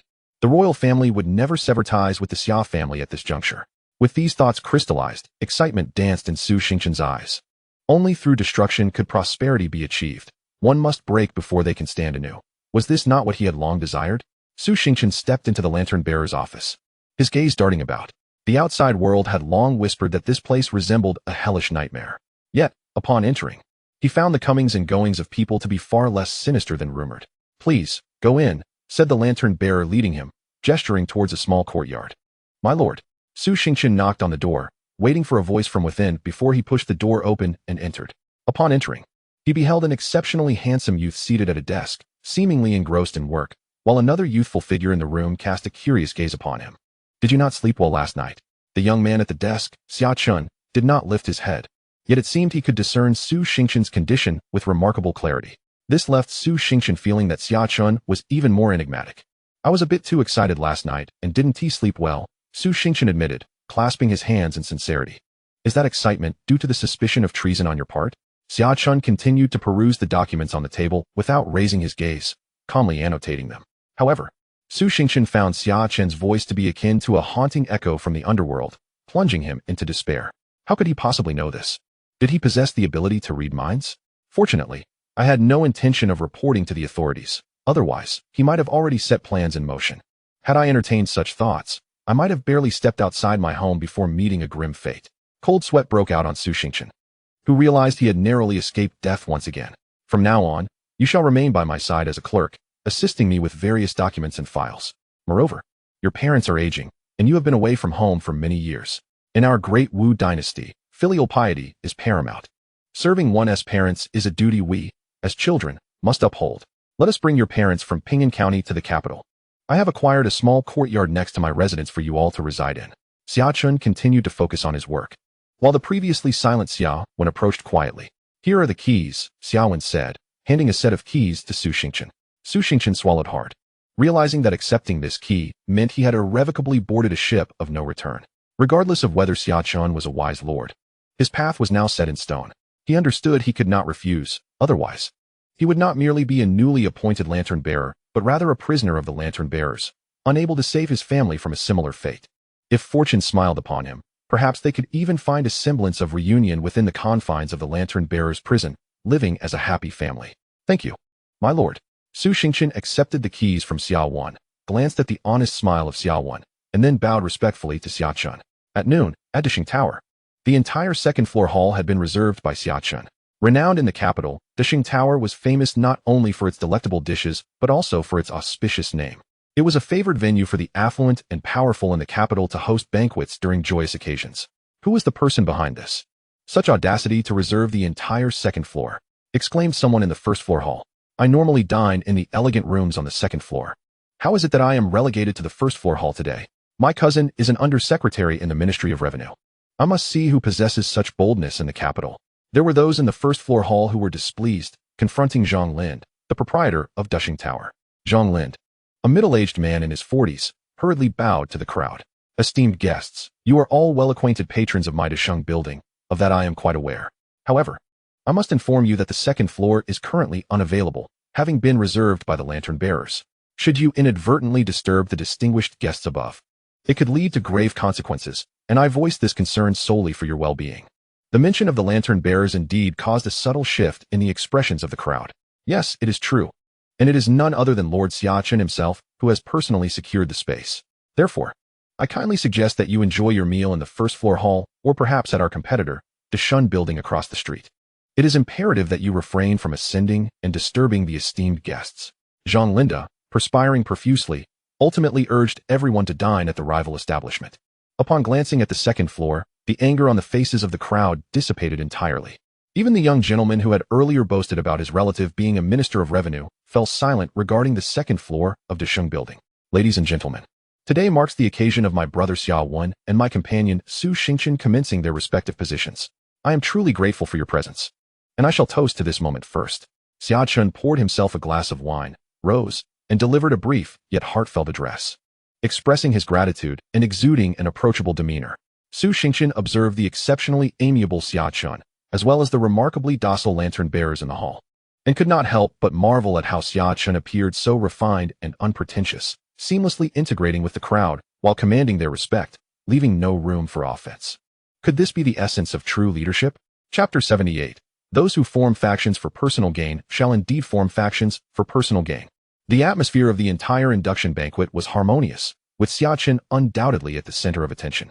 The attendees were predominantly mid-level officials of at least the 100 households rank.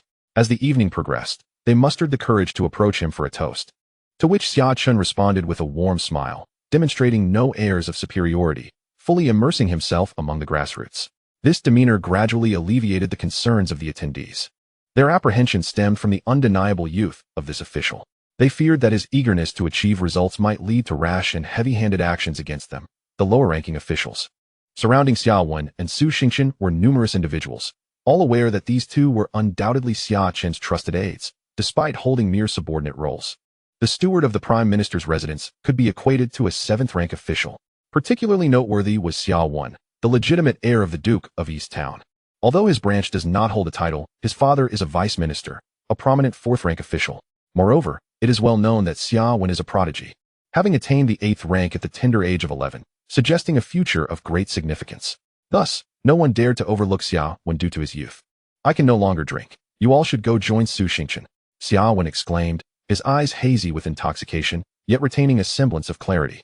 With a quick gesture towards Su Xingqian, he indicated his desire to pass the drinking responsibilities. Previously, he had not had the opportunity to indulge in spirits at the Duke's residence, but today, buoyed by the support of the crowd, he let his enthusiasm guide him and soon found himself somewhat inebriated. As Su Xingqian heard Xia Wen's voice and saw him pointing in his direction, he quickly feigned intoxication. Resting his head on the table, the banquet was lively and everyone was in high spirits. Meanwhile, Xia Chen sat beside Zheng Ping, Cui Hu, and Lu Chen. Today, the esteemed guest has truly splurged, Zheng Ping exclaimed, his cheeks flushed from the copious amounts of wine he had consumed. Yet, he still raised his glass in a toast to Xia Chen. We are all brothers. Such matters of expense are trivial, Xia Chen replied, lifting his own cup with a smile to clink with Zheng Ping's. However, I had originally reserved the entire second floor, yet I see it remains far from full. Xia Chen sighed nonchalantly. Upon hearing this, Zheng Ping, Cui Hu, and Lu Chen displayed subtle changes in their expressions, each reflecting a different sentiment. The Emperor has tasked me with an important mission upon my entry into the Lantern Bearers, Xia Chen continued, speaking candidly, as if treating the three of them as trusted confidants.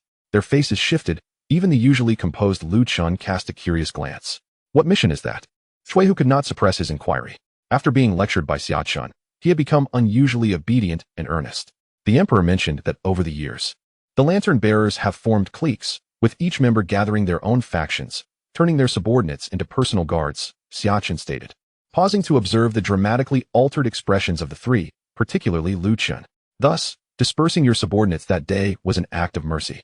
I hold great hope for all three of you. You are intelligent individuals, and I trust you will comprehend my good intentions. Xia Chen patted Zheng Ping on the shoulder, then did the same to Cui Hu. He then turned to Lu Chen, whose countenance was particularly grim, and spoke. The Emperor possesses a heart of compassion and a broad mind. Though you are the adopted son of Lu Li, you remain merely an adopted son. As long as you refrain from mistakes during this sensitive period, these issues should be manageable. Lu Chen swallowed hard, a cold sweat breaking out as he finally grasped why the Emperor had appointed a young outsider into their ranks. Youthful impulsiveness can lead to rash actions, eager for accomplishments. And thus, they wield a certain ferocity, traits that make the young apt for the role of a blade. Currently, this blade was poised to strike at the faction of his adoptive father, Lu Li. As Lu Li's adopted son, he naturally belonged on the list of those to be purged. However, given the current sensitive circumstances, you are no longer suited to lead the Pear Blossom Hall. Are you willing to relinquish your position and temporarily endure being a subordinate at my side? Xia Chen inquired calmly. Lu Chen remained silent, realizing that Xia Chen had not resorted to harsh measures or levied accusations against him. He had committed no offense. Yet, through his tranquil words, Xia Chen sought to reclaim all the power Lu Chen held, a move more severe than the earlier dispersal of his subordinates. Nonetheless, Lu Chen understood that he had no alternative but to express gratitude to Xia Chen for preserving his position, as he should have been the first to face the blade. Nowadays, merely reclaiming his rights is indeed a tremendous grace. My lord, I am willing to serve as your attendant and follow you closely henceforth. In gratitude for your life-saving grace, Lu Chen solemnly declared as he raised his wine cup. Regardless of his sincerity, he understood the necessity of expressing gratitude to Xia Chen. For Xia Chen held his fate in his hands. They had learned over the past 3 days that Xia Chen had arrived bearing the imperial sword, signifying the emperor's will. This was the reason for their earlier confrontation with Xia Chen, and now they appeared as docile as obedient wives. Thus, Xia Chen had successfully relinquished military authority with a cup of wine. Old Zheng. Xia Chen turned to Zheng Ping, who, startled, quickly replied, "My lord. I assure you I am not allied with Lu Li. Please see clearly. I am also willing to relinquish my position as the hall master and serve as your attendant." Zheng Ping hurriedly distanced himself from any association, expressing his loyalty, fearful that Xia Chen might unjustly link him to Lu Li's faction. The emperor undoubtedly harbored murderous intent. Any associates of Lu Li would be ruthlessly purged. Haha, old Zheng, I am not a bloodthirsty tyrant. There is no need for such anxiety. I wish to inquire. I have heard that Chen Song and Li Yu seem to be affiliated with the crown prince and the third prince. Xia Chen shifted the topic, casually picking up a piece of beef to eat as he spoke. Zheng Ping relaxed somewhat, yet his gaze remained remarkably composed throughout. I truly do not know about these matters, and I dare not speculate on the crown prince and the third prince. However, if they are indeed meddling with the lantern bearers, that would be a grave offense, for we lantern bearers are loyal to the emperor. Zheng Ping stated with earnest seriousness. Haha, old Zheng, you are quite amusing. As a veteran of the Eagle Eye Division, I am still unfamiliar with many regulations since my arrival. I would appreciate your guidance. You see, today I am hosting a banquet for the colleagues of the Eagle Eye Division, and while all 3 of you graciously accepted the invitation, those 2 did not attend, nor did they bring their subordinates. What does this signify? Xia Chen nonchalantly changed the subject, as if asking a trivial question. Cui Hu and Lu Chen exchanged serious glances, fully aware that the real crux of the matter had arrived. Disrespecting superiors and forming factions is a major crime. Zheng Ping stated with a grave expression. What would be an appropriate punishment then? Forming factions and private interests warrants the death penalty, confiscation of property, exile for the male members of the family, and the females sent to the brothel management. Zheng Ping declared coldly without hesitation. His words caused both Cui Hu and Lu Chen to exchange profound glances with Zheng Ping. Was this still the same old Zheng, who usually wore a smile and was amiable to everyone? Chapter 79, Sees All. Upon hearing this, Xia Chen chuckled, picked up another piece of beef, and asked once more. But what if they truly are affiliated with the crown prince and the third prince? What then? Cui Hu and Lu Chen understood that this inquiry was far from casual. While Lu Chen regarded Zheng Ping with a contemplative expression, the lantern bearers are directly subordinate to His Majesty. It would be a grave transgression for the crown prince and the third prince to meddle in our affairs. I believe it is improbable that they would place their personnel among us. Zheng Ping chuckled softly before continuing. However, Chen Song and Li Yu are exceedingly arrogant. They resemble the minions of Lu Li. We must not allow such factions to fester within our ranks. His tone was grave and resolute, imbued with an air of menace. Ha ha ha, you speak the truth, Sir Zheng. How could the crown prince and the third prince possibly reach into our domain? One is a crown prince and the other a third prince. They cannot possibly plot rebellion. What purpose would infiltrating our ranks serve? Xia Chen laughed heartily, while Cui Hu and Lu Chen exchanged glances, fully aware that Xia Chen's words held deeper implications. With Sir Zheng's guidance, I am reassured. Cui Hu, Lu Chen. Xia Chen turned to regard them. You both heard my discussion with Sir Zheng. Assist him this afternoon and lead a team to apprehend Li Yu and Chen Song. Furthermore, seize all the householders from their 2 factions who failed to attend the banquet and confine them in the Lantern Bearers' prison. Can you accomplish this? Xia Chen inquired calmly, prompting Zheng Ping to interject hastily. Ah, my lord, such tasks are best suited for these 2 young men. I am but an old relic, and I have not led a team in over a decade. It would be troublesome if I were to jeopardize our efforts. Zheng Ping insisted. It is precisely because they are young that they may struggle to maintain control. You are a venerable figure in the Eagle Eye Division, esteemed throughout the Lantern Bearers. It is imperative that you take the lead in this matter. Besides, with both of us shouldering this responsibility, what could possibly go awry? Xia Chen smiled, not permitting Zheng Ping an opportunity to decline. At that moment, Cui Hu discerned a certain nuance. His superiors seemed to harbor a unique regard for Zheng Ping. He recalled Zheng Ping's unwavering stature within the Eagle Eye Division over the past 20 years, and a realization dawned upon him. Subsequently, he fell silent, bowing his head to his meal, fully supportive of Xia Chen's strategy. Zheng Ping must spearhead the operation to capture Li Yu and Chen Song. Xia Chen departed, accompanied by Xia Wen, Xia Qian, Su Xingchen, Xia Shao, and Li Shi, leaving Dushing Tower. The wind began to stir. Cui Hu pushed open the paper window, standing by the second-floor window, gazing at the bustling capital of Dao. He extended his hand, feeling the breeze caress his fingers, and spoke softly, "Have we all dined sufficiently?" Lu Chen remained seated at the table, his expression tranquil, but soon he bellowed, "I am sated." Instantly, several individuals rose to echo his declaration. Lu Chen turned to Zheng Ping, speaking earnestly, "Sir Zheng, you have instructed us to assist you. Please direct us on how to proceed. You need only issue commands, and we shall execute them. You are our senior, with experience surpassing the salt we have consumed. We will heed your guidance." Chui, who stood by the window, clasping his fists in agreement. Zheng Ping's lips twitched. These two little rascals were now treating him with such courtesy, when previously they had regarded him with disdain, believing him to be merely riding on the coattails of his seniority. Day after day, they had been headstrong and dismissive of others. Yet now, as they prepared to target the crown prince and the third prince, they suddenly recognized the gravity of the situation and retreated like turtles into their shells. "You two, swiftly return to the yamen and assemble the personnel. I shall arrange for assistance. This operation must be executed swiftly and discreetly. Once you apprehend the individuals, disarm them and confine them to the Lantern Man's prison, ensuring no one approaches." Zheng Ping spoke in a low voice. "Understood," responded Lu Chen and Chui Hu in unison. The Lantern Men exchanged glances, though unaware of their forthcoming tasks. They sensed a storm brewing. Yet, it appeared this tempest bore little relevance to them. Rather, they seemed to have transformed into the storm itself. Such is the result of following a capable leader. In the afternoon, the Lantern Men were in a state of upheaval. The Eagle Eye Division's 2 halls, from the rank of Baihu upwards to the hall masters, were all seized. Some attempted to resist, but were nearly executed on the spot. A few Baihu were even stripped of their armor and taken away before the eyes of the crowd. This stirred a sense of unease among the Lantern Men, although the incident remained confined within the Eagle Eye Division, which brought a measure of comfort to many. Goodness gracious. The new chief of the Eagle Eye Division is rather ruthless. 2 halls, 2 hall masters, over 50 Baihu, and more than 10 Xian who were directly apprehended.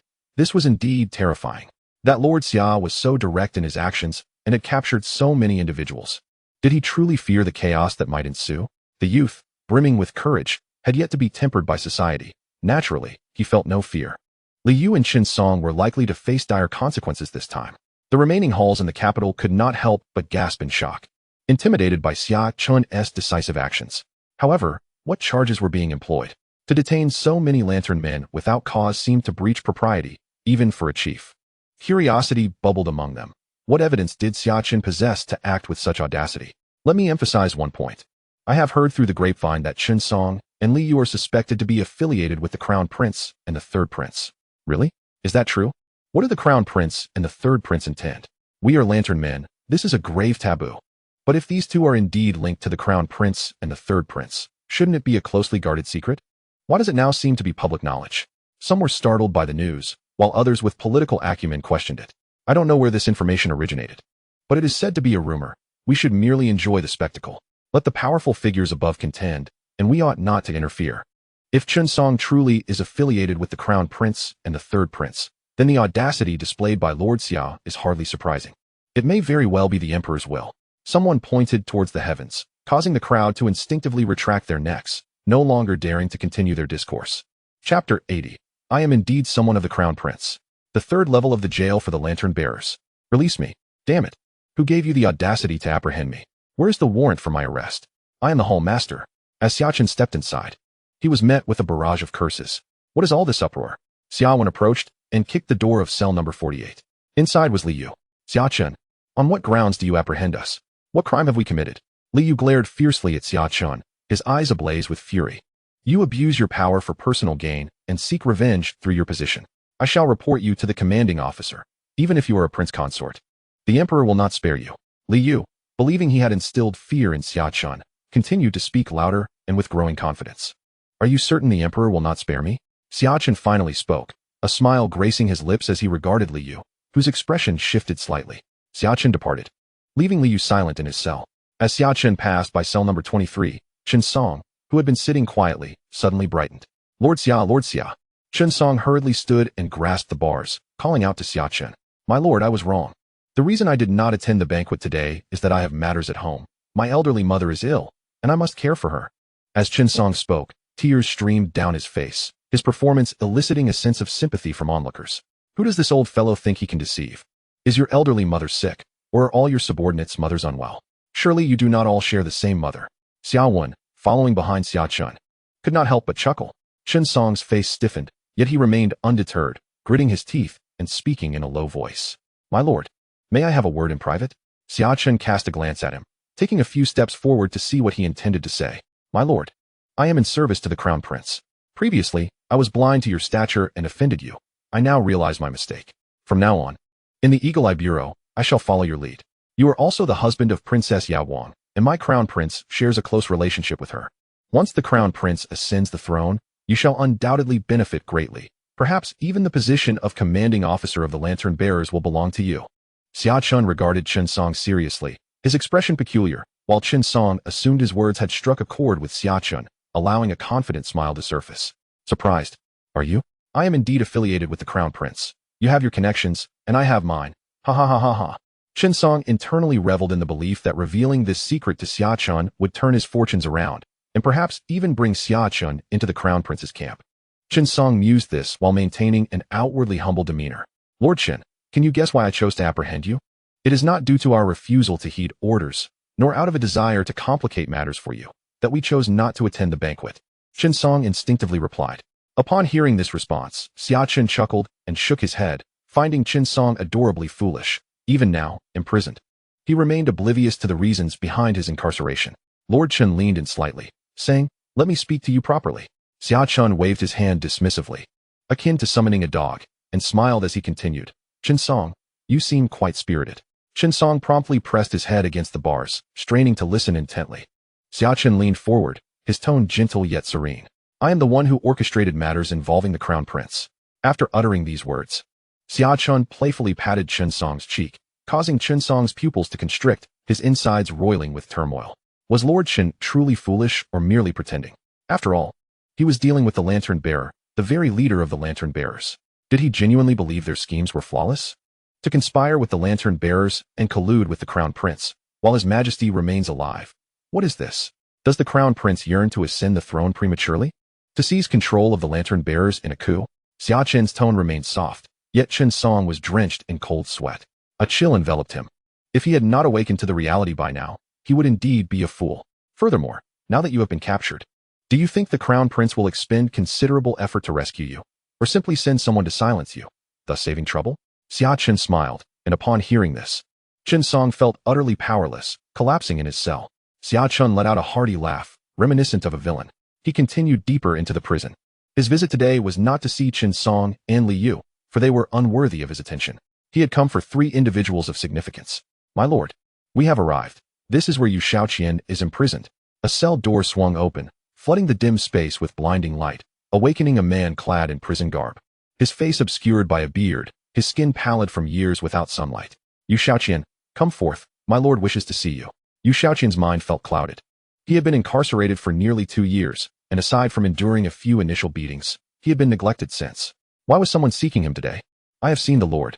2 years of prison rations had instilled a sense of reverence in this once bold and fearless youth, who no longer bore the same audacity as before. He regarded the strikingly handsome young man before him and bowed respectfully. 2 years prior, Xia Chen had led a group of students from the Imperial Academy to kneel and petition the throne, urging the emperor to pay more attention to state affairs, advocating for a hands-off governance approach to enrich the populace and allow them to recuperate, while also spreading ominous claims that the Great Wu dynasty must cease its military actions, lest it face imminent peril. Consequently, he had been apprehended by the lantern bearers, and it had been 2 years and 3 months since then. Xia Chen recited the charges. Observing the kneeling youth before him, Xia Chen's expression shifted, ultimately settling into calmness. After 2 years of neglect, he had thought he would be forgotten. Was today the day of his execution? Xia Chen stood upright, adjusting his tattered prison garb. Despite his ragged attire, he emanated an extraordinary demeanor, akin to a bamboo that resolutely clings to the mountains, unyielding and steadfast. Do you harbor regrets about your past declarations? Xia Chen observed Xia Chen with a calm demeanor and inquired once more. If given another chance, I would still choose to submit my memorial. Yet, I do lament my impulsiveness, my ignorance of the world's breadth, naively believing that as a scholar of the Imperial Academy, I could freely express my thoughts and discuss matters of state. Should I be afforded another opportunity, I would patiently bide my time, diligently pursue my studies, and seek admission into the Hanlin Academy to confront the ministers and the sovereign face to face. questioning why they neglect the welfare of the common people. The realm does not belong solely to the emperor. It is the domain of the multitude. The populace can no longer endure.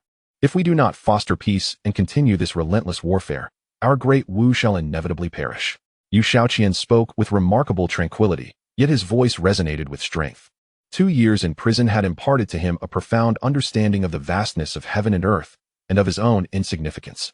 Yet he steadfastly refused to accept any wrongdoing. The kingdom may fall, and the great Wu may perish, yet it is the common folk who suffer. Xia Chen gazed intently at the youth before him, imbued with a profound sense of righteousness, for a long while, before ultimately smiling. The suffering of the populace is lamentable. Their demise is equally tragic. Xia Chen spoke slowly, and upon hearing these words, Xia Chen's eyes brightened. He repeatedly murmured Xia Chen's sentiments, his gaze growing ever more luminous. And the way he looked at Xia Chen began to shift. Xia Chen, you have been released.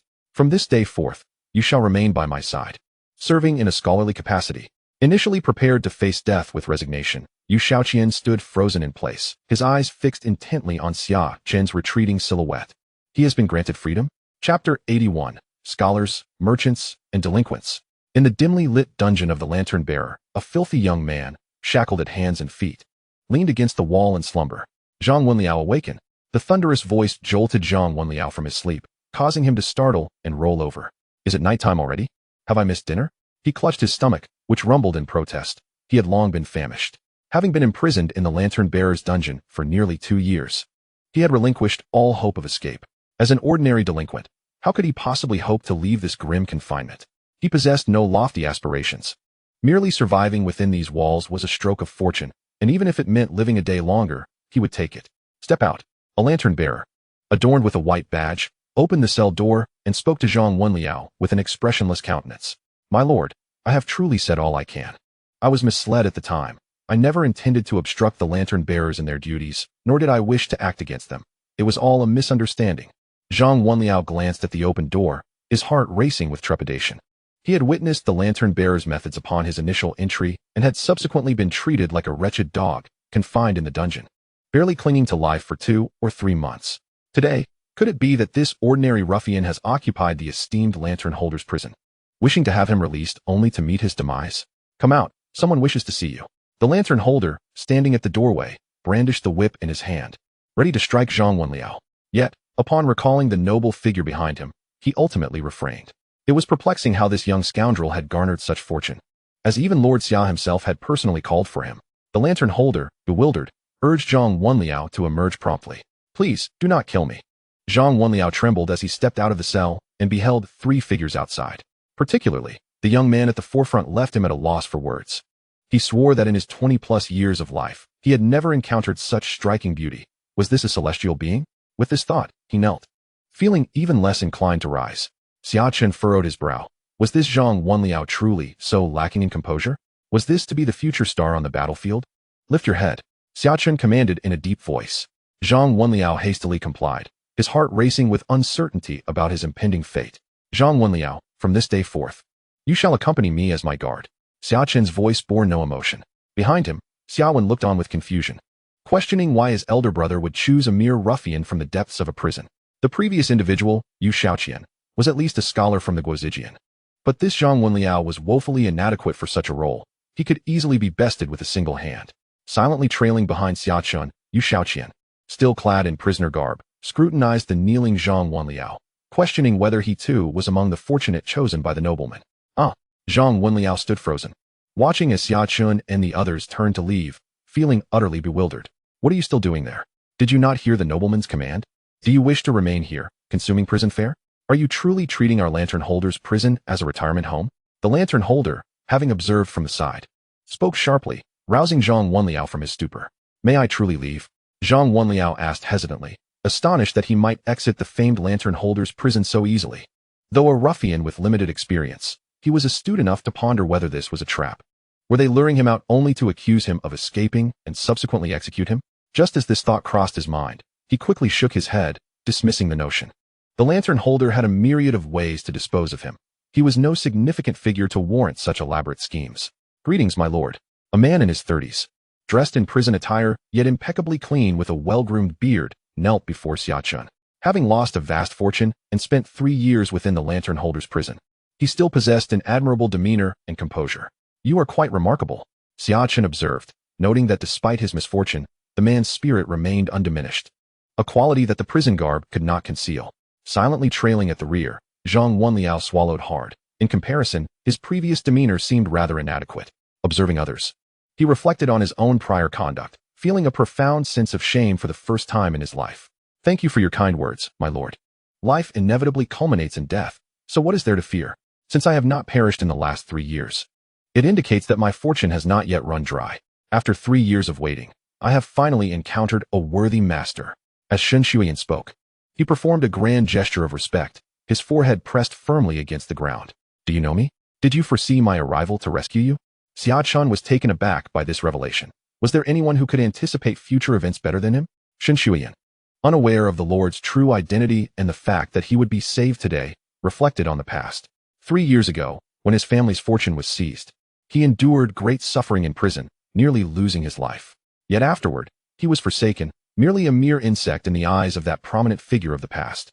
Innocent men suffer for possessing treasures. That great man was solely interested in my wealth, indifferent to my life or death. It was precisely this indifference that allowed him to cling to life. During his imprisonment, despair engulfed him. After over a decade of hard work, everything seemed rendered futile, and he contemplated ending it all. However, he later resolved to take a gamble, hoping that a significant figure might recognize his potential in commerce. Thus, he could not afford to die. He must live resiliently, even if it meant enduring in prison for 5, 10, or 20 years. As long as no one sought his life, he would strive to survive. The day he had anticipated arrived sooner than he had imagined. Merely 3 years had passed, and he had encountered the esteemed Lord. In these 3 years, he had discerned a crucial truth. In this world, lacking strength yet possessing treasures is a fundamental sin. Kneeling on the ground, with his head still bowed in reverence, Shen Shuiyan spoke with utmost sincerity, tinged with sorrow yet embodying the tenacity of resilient grass in spring. "Though I do not know your identity, my lord, since you have rescued me from the depths of despair, you must not fear that prominent figure who once took my fortune. Therefore, I implore you to accept me." Shen Shuiyan's voice was resolute. He recognized this might be his only opportunity, and he had to seize it. "Please, my lord, accept me as your dog. From this day forth, you shall be my master. I ask for nothing more than your protection, a place to belong, and an opportunity to showcase my talents." His words resonated with strength, and Zhang Wenliao swallowed again, feeling increasingly inadequate by comparison. While Shen Shuiyan boldly offered to serve this powerful figure as a dog, Zhang Wenliao had been too frightened to even express his gratitude. On the other side, Xia Chen looked seriously at Shen Shuiyan. He acknowledged that Xia Chen's rescue was a great favor, but to suggest being accepted as a dog was beyond what a scholar could utter. "At worst, I can dedicate myself to serving this esteemed lord and repay the kindness accordingly." Xia Chen silently contemplated within his heart, his resolve beginning to solidify. Sometimes, a lack of comparison spares one from harm. Through the juxtaposition with Shen Shuiyan, both Xia Chen and Zhang Wenliao felt their prior performances were insufficient. Chapter 82. The Powerful Lord Xia. Xia Chen gazed at the kneeling Shen Shuiyan and nodded. "Rise, from now on, I shall be your pillar of support." Upon hearing this, Shen Shuiyan knelt once more in gratitude. Ding dong. Congratulations to the player for gathering 5 distinguished figures. The requirements for the Dynasty Conquest version have been met. Would the player like to update? A crisp sound echoed, and the system panel materialized before Xia Chen's eyes. He discreetly averted his gaze after a brief glance, then turned to Shen Shuiyan, Zhang Wenliao, Xia Wen, and Xia Chen, along with Su Xingchen, who was left in the room to organize documents. Exactly 5 individuals. His system version had already transitioned to the Spiritual Awakening version, and now it was set for an upgrade. This truly placed him far ahead. "Let us proceed," Xia Chen said to Shen Shuiyan with a smile, his mood exceedingly buoyant. His visit to the dungeon today was intended for these 3, yet he had unexpectedly gained further rewards, successfully triggering the conditions for a system upgrade. After all, his system was originally version 30. With this upgrade, it should elevate to version 40. Shen Shuiyan, observing Xia Chen's beaming countenance, quietly followed behind. This young lord, seemingly no older than a teenager, commanded an unmistakable reverence from the lantern bearers around him. This was the lantern bearer dungeon, infamously dubbed the 18 layers of hell, where ordinary individuals often languished for over a month without escape, either perishing of old age or meeting a grisly end within. Yet, this youthful lord could facilitate their release with but a single utterance. His power was indeed formidable. Lord Xia, what brings you here personally? As they traversed the corridor, Xia Chen and the others noted the lantern-bearers greeting Xia Chen, who responded with merely a nod of acknowledgement. This left the three astonished. They had been away for 2 to 3 years, and when had such a young figure emerged in the capital, the world outside had indeed transformed. Masterly, I am taking these 3 with me. I will personally handle any necessary procedures. In the lobby of the dungeon's first sublevel, Xia Chen addressed a middle-aged man in his 30s. The dungeon fell under the jurisdiction of the Lantern-Bearer's 6th Division, the Incarceration Division, while the 1st to 3rd sublevels were overseen by this Masterly. These 3 were not significant offenders. Director Xia could simply take them away, and I will ensure the formalities are properly managed. By this evening, I should be able to deliver the release documents to your courtyard. Masterly, who had been leisurely sipping tea, sprang from his seat, clasping his hands in gratitude as he beamed at Xia Chen. Thank you, Director Xia. I will ensure all procedures are adhered to. Please allow me the honor of treating you to a drink another day. Xia Chen nodded, offering a smile to Masterly. And without further pleasantries, he turned and departed. As the 3 individuals, Xia Chen and his companions, listened intently to the conversation, they were struck with astonishment. Each of them, despite their varying backgrounds and perspectives, possessed remarkable intellect. They had come to realize the true identity of Xia Chen, a young man who appeared to be merely in his teens, yet held the esteemed position of director of the Lantern-Bearers. However, they were left pondering which department he governed. Having been imprisoned for over 2 years, Xia Chen remained oblivious to the changes in the outside world. The revelation that a person of such youth could wield power over one of the 9 major departments was astounding. This privilege foretold a future of significant influence within the court. Xia Chen murmured to himself, his perspective profoundly altered by his 2-year incarceration. Once an idealistic nobleman, he now understood that to rescue his country, reliance on others was futile. He must cultivate his own strength and seize power to effectuate real change. No longer was he merely a youth engrossed in the teachings of sages. He had transformed into a pragmatic individual, embodying both discipline and flexibility. The fact that this individual, who had saved him, had ascended to such a high office at a tender age hinted at an extraordinary lineage. He speculated about which elite family this person hailed from, as it was clear that such trust from the emperor would ensure his business flourished without hindrance. Shun Shuyan felt a surge of excitement as he reflected on the past 3 years of waiting, which had not been in vain. He had devised an ambitious business plan during his time in confinement, eager to showcase his worth upon his release. His understanding of commerce had evolved significantly since 3 years prior. Unexpectedly, entering the prison of the Lantern-Bearers had turned into a fortuitous blessing. He felt he had latched onto a formidable ally, perhaps even an opportunity to become the influential figure he had once admired. Zhang Wenliao, filled with delight, still held a limited worldview and lacked grand aspirations. According to their previously charted destinies, they would have to wait another 2 or 3 years before being chosen by Yao Guang, marking a significant shift in their fates. Particularly for Zhang Wenliao, his moments of glory were not expected for over a decade. Yet now, their destinies had taken an unforeseen turn. Why are you so nervous and formal? He is merely the director of the Eagle Eye Department, while we belong to the Department of Seclusion. Even if he outranks us and is technically our superior, there is no need for such anxiety, remarked a lantern-bearer subordinate beside Li Tangzhu, observing his superior's overly respectful demeanor. What do you know? Did you not see how many people were sent to prison this afternoon? 2 of them were of the same rank as I, also directors. Yet they were apprehended and imprisoned, Li Tangzhu replied, glancing at his subordinate and surveying their surroundings before speaking softly. Do not be deceived by this young director Xia's amiable demeanor. Beneath the surface lies a formidable character. Both halls, including their leaders, have been thoroughly subdued, and today, over 50 individuals like you, a mere 100 household leader, have been dispatched. Leader Li cast a glance at his subordinate, Wang Baihu, who instinctively retracted his neck, a chill creeping up his spine. Is there not a fear of inciting rebellion among the subordinates? Does this not instill a sense of insecurity in everyone? Wang Baihu could not help but voice his concern. Indeed, there are dissenting voices.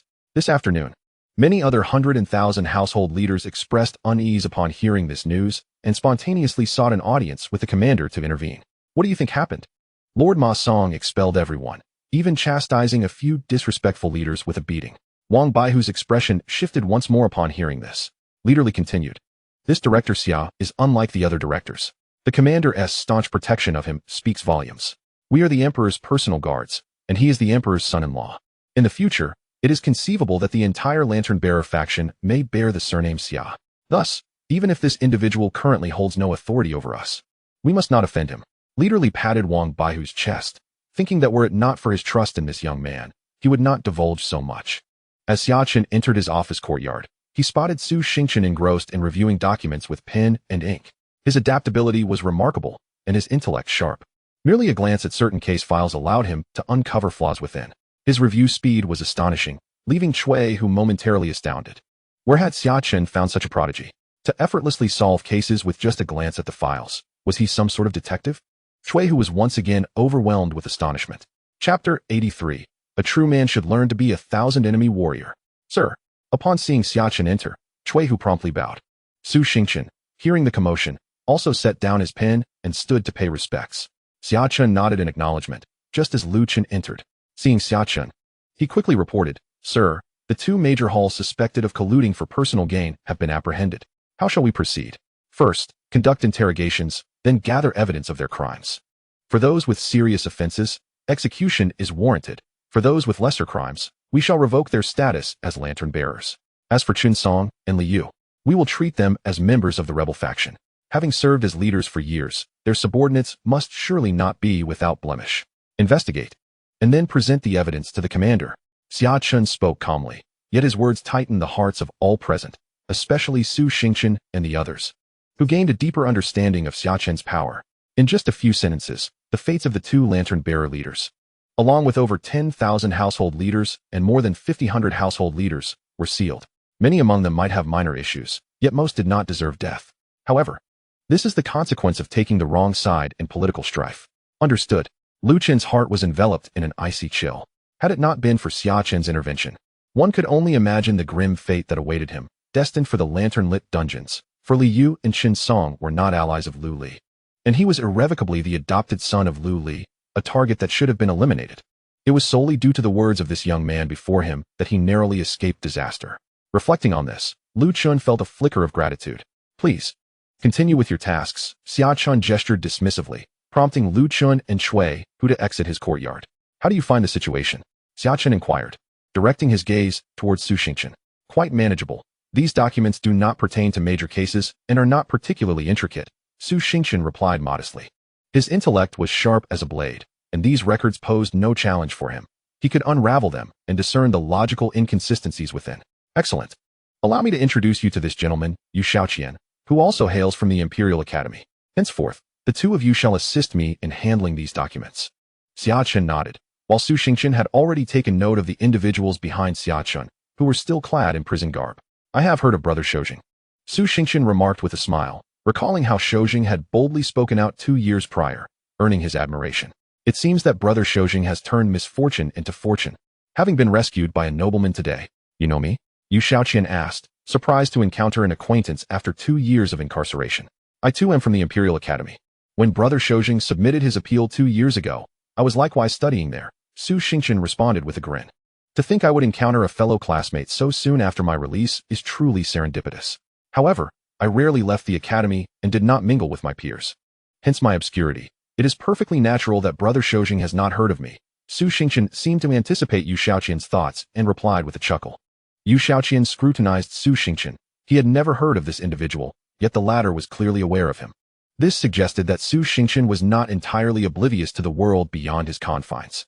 Either he lacked talent, or he possessed grand ambitions. Xia Chen inclined towards the latter belief. Otherwise, why would the esteemed Xia Chen have sought him to assist with documents amidst the multitude of scholars from the Imperial Academy? As they engaged in conversation, Xia Chen grew increasingly convinced of Su Xingchen's exceptional nature. Regardless of the topic, Su Xingchen seamlessly contributed his insights. Likewise, Su Xingchen recognized Xia Chen as a person of genuine capability. Their dialogue traversed from Confucian classics to national policies, eventually encompassing matters of global significance. Both understood that they would soon be colleagues, potentially working together for an extended period. Being inherently proud individuals, neither wished for a foolish associate who might hinder their progress. Through their conversation, both silently elevated their perception of one another. 2 years ago, Xia Chen and Shoujing gained renown in the Guozijian, a testament to their scholarly prowess. Despite the tribulations of imprisonment over the past 2 years, his intellect has not waned.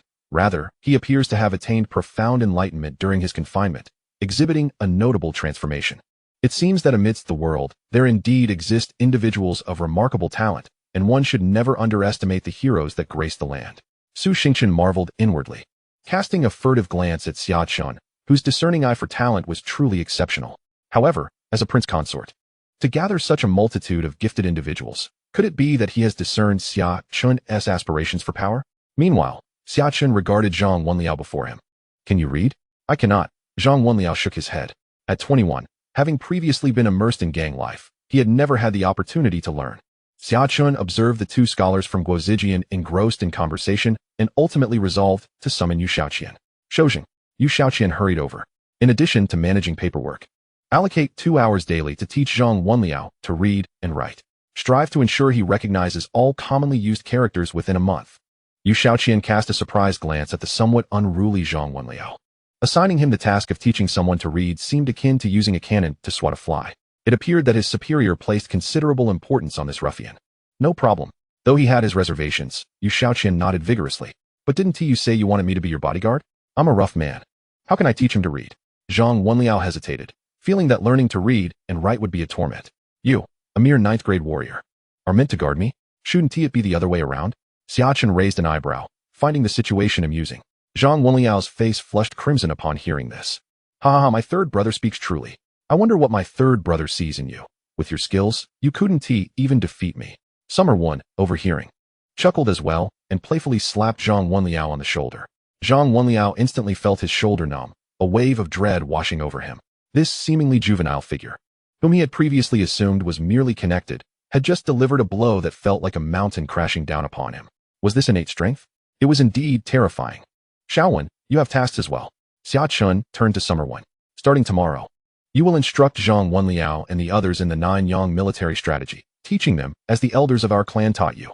He gestured towards Yu Shaoqian and Su Xingqian, both of whom were taken aback. This 11-year-old was to be their teacher? Third brother, while discussing military strategy is not a concern, the subject matter is rather dull. I prefer practicing my punches, conquering the world with my fists. Summer One exclaimed, brandishing his fists. Though he was astute, his character remained unrefined, favoring physical prowess over scholarly discourse, believing in the efficacy of resolving matters through strength rather than words. A true man should learn to stand against thousands. No matter how formidable your fists are, can you truly face an army single-handedly?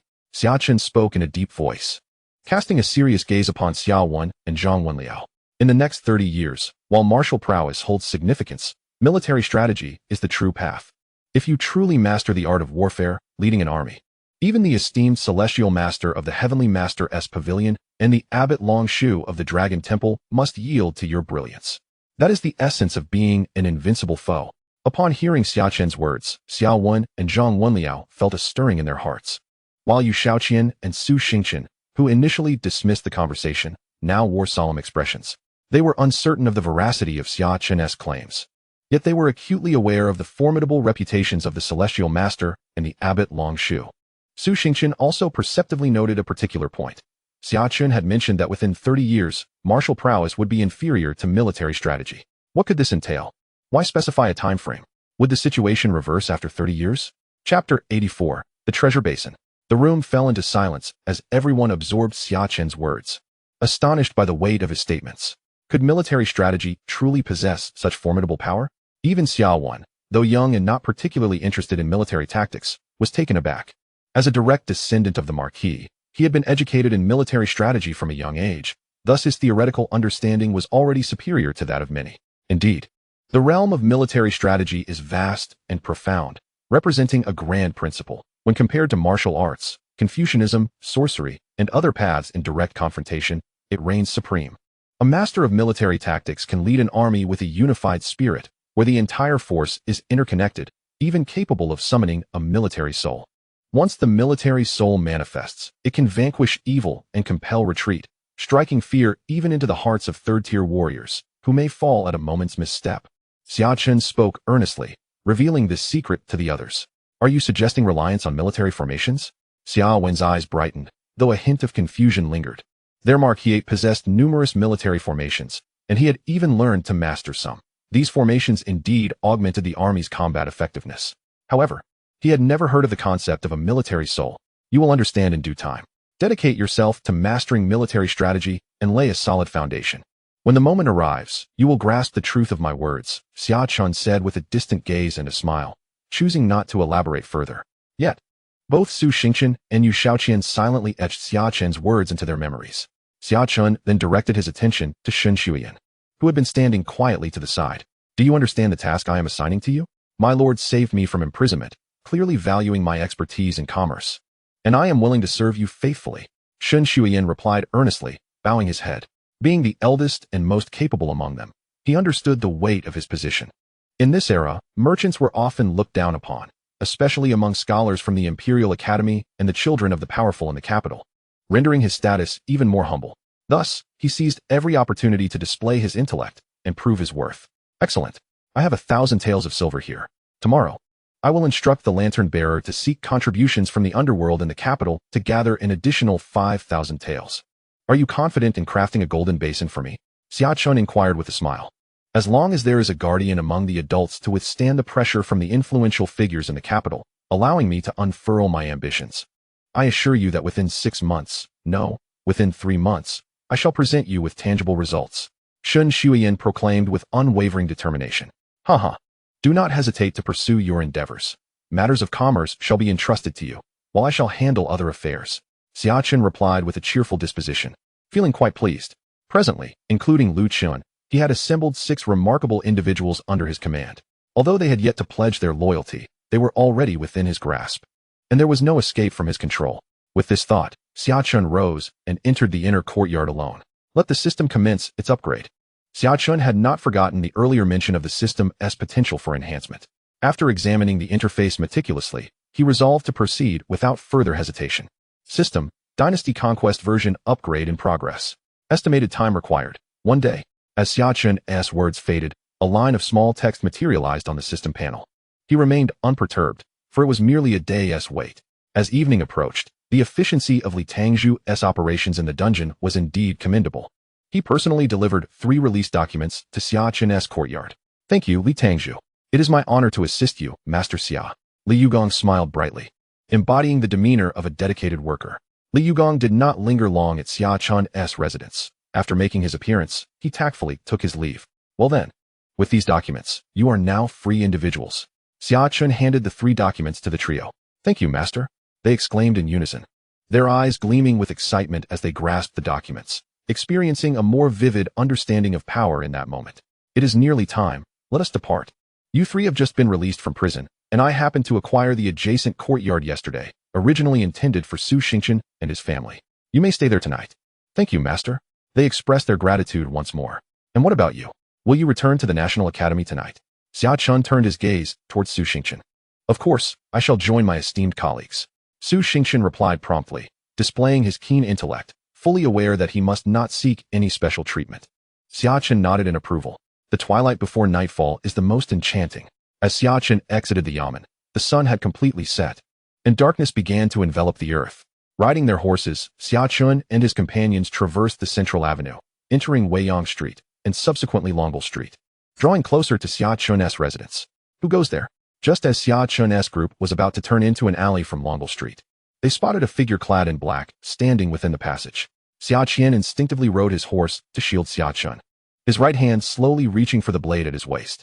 Meanwhile, Xiao Wen, brimming with excitement, brandished his iron fist and urged his horse a few steps forward. Zhang Wenliao, standing behind Xia Chen, glanced around nervously, suddenly realizing that he was meant to be the protector. He hurriedly stepped out from the ranks. Though anxiety gripped his heart, the audacity to obstruct Master Xia's path, coupled with the imposing aura of the figure, suggested that he was a formidable opponent. Would this mere 9th-rank individual perish upon his release from prison? Do not be anxious, Lord Xia. There is no malice intended. My master wishes to converse with you. May we dismount for a discussion? Sitting atop a chestnut horse, Xia Chen cast a contemplative glance at the cloaked figure before gracefully dismounting. Young master, it is unwise. The identity of this individual is uncertain, and he appears to be quite skilled. Xia Chen expressed his unease. Xia Chen, with a reassuring smile, replied, There is no cause for concern. I sense no murderous intent. If he harbored any hostility yet managed to conceal it so effectively, he would be at least a 4th-tier expert. Such an individual poses no threat to me, even while I remain mounted. His calm demeanor prompted the dark-clad figure to regard him with renewed interest. Xia Chen's audacity stemmed from his recent advancement to the 6th tier. Many in the outside world still perceived him as merely an 8th tier, unaware that he had transcended 2 tiers in a brief span. Presently, he would not hesitate to confront even a fifth-tier adversary. As for any formidable foes above the third tier attempting to infiltrate the capital without prior notice, they would soon attract the wrath of Long Shu and the Heavenly Master at the slightest indication of their presence. Approaching the cloaked figure, Xia Chen observed as the man scanned the surroundings before speaking in hushed tones. "My lord, I assure you I come with no ill intent. I am here on behalf of my master to extend greetings." The cloaked figure nodded with a smile. "Is your master situated in that direction or the other?" Xia Chen inquired playfully while gesturing toward the east and northeast. "You are indeed perceptive, Lord Xia. My master dwells in that direction." The dark figure pointed eastward. Taken aback that Xia Chen had deduced his master's location without needing further explanation. "May I ask what brings your master to seek my presence today? Is it a plea for leniency? My master would never place you in a difficult position and understands that your actions today were not of your own volition. The events of today will not be held against you. Initially, my master merely made a casual move, but it has inadvertently led to some risks. Now that this casual move has been uncovered, it serves no purpose. However, its ramifications are significant and cannot be easily ignored. Otherwise, it would be detrimental for all involved. Thus, my master seeks your assistance in eliminating this unnecessary complication." The cloaked figure gestured toward his neck and mimicked the act of slitting his throat with his right hand. Chapter 85. The countenance of an unrivaled master. Xia Chen scrutinized the cloaked figure intently before casting a glance toward the eastern horizon, the direction of the Eastern Palace. Although he had anticipated such a development and had previously conveyed his thoughts to Chen Song, he was surprised by the Eastern Palace's eagerness to silence him and their choice to approach him directly. However, upon reflection, it seemed only natural. The prince was evidently astute. Recognizing that Xia Chen was merely a tool, a blade that the emperor wished to wield against those who sought to extend their grasp over the lantern bearers. It was for this reason that the prince dared to approach him, seeking assistance in silencing any potential witnesses. "My lord, you share a close relationship with my master. We are akin to family. In the future, my master shall invite you for a drink. Refrain from indulging in alcohol, for although our bond is close, you are well aware of the sensitivities surrounding my current position, which brings forth numerous inconveniences. However, the matter you mentioned is not of great concern, yet allowing them to perish in prison feels somewhat harsh. I apprehended these individuals, and I am the one conducting the interrogation. Rest assured, your esteemed master shall not be implicated in this affair. You may report back accordingly." Xia Chen smiled, having discerned the emperor's stance. The emperor wished to eliminate the hands of the crown prince and the third prince without causing a significant uproar. After all, should the court and the populace become aware of the crown prince and the third prince's involvement with the lantern bearers, it would undoubtedly lead to considerable turmoil. The emperor merely desires to incite rivalry between the two princes, believing that their conflict is an internal royal matter. If the court were to learn of it, it might lead to misunderstandings regarding their intentions of rebellion, thus bringing disgrace upon the emperor and the royal family. Confident in his ability to control the situation, the emperor remained unfazed by the prince's entanglement with this sensitive organization, thinking that merely severing their connections would suffice as a minor reprimand. In light of this, Xia Chen decided to acquiesce, granting the crown prince a favor. Currently, the crown prince was evidently unaware of the emperor's true intentions, fearing that others might exploit this situation to undermine his position in the Eastern Palace. The cloaked figure, upon hearing Xia Chen's words, rejoiced, having anticipated a lengthy discourse or even coercion to achieve this outcome, yet was pleasantly surprised by Xia Chen's swift agreement. "This matter shall indeed be entrusted to you. Master Xia, your actions today will surely be repaid by my master in due time." The cloaked figure clasped his hands in gratitude and turned to depart. The recent visitor was someone from the Eastern Palace, intent on silencing Chen Song. Xia Chen spoke slowly from atop his horse, not concealing the truth from those present. A collective astonishment rippled through the crowd, as the astute individuals quickly deduced the grim motivations behind the Eastern Palace's ruthless actions against its own. Though cruel, such decisiveness exhibited boldness, yet it lacked a guiding hand. Su Xingqian spoke solemnly, and the others were taken aback by his audacity to critique the Eastern Palace, which was, after all, associated with the crown prince. Yu Shaoqian cast a deep glance at Su Xingqian, recognizing the bravery of his classmate.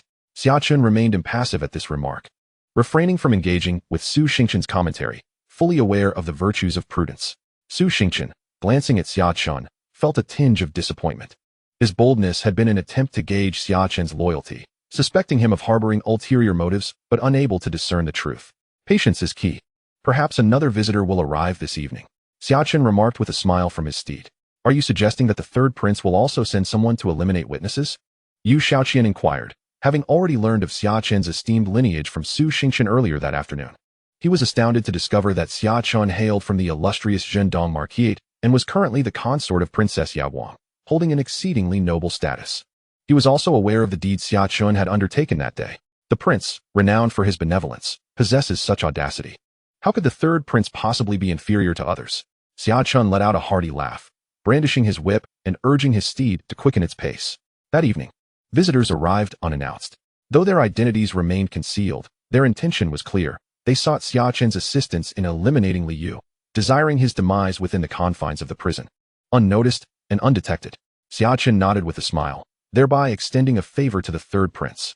Truly, your foresight is remarkable, remarked Xia Chen, as he and 5 others indulged in tea and conversation within the courtyard. Such is human nature.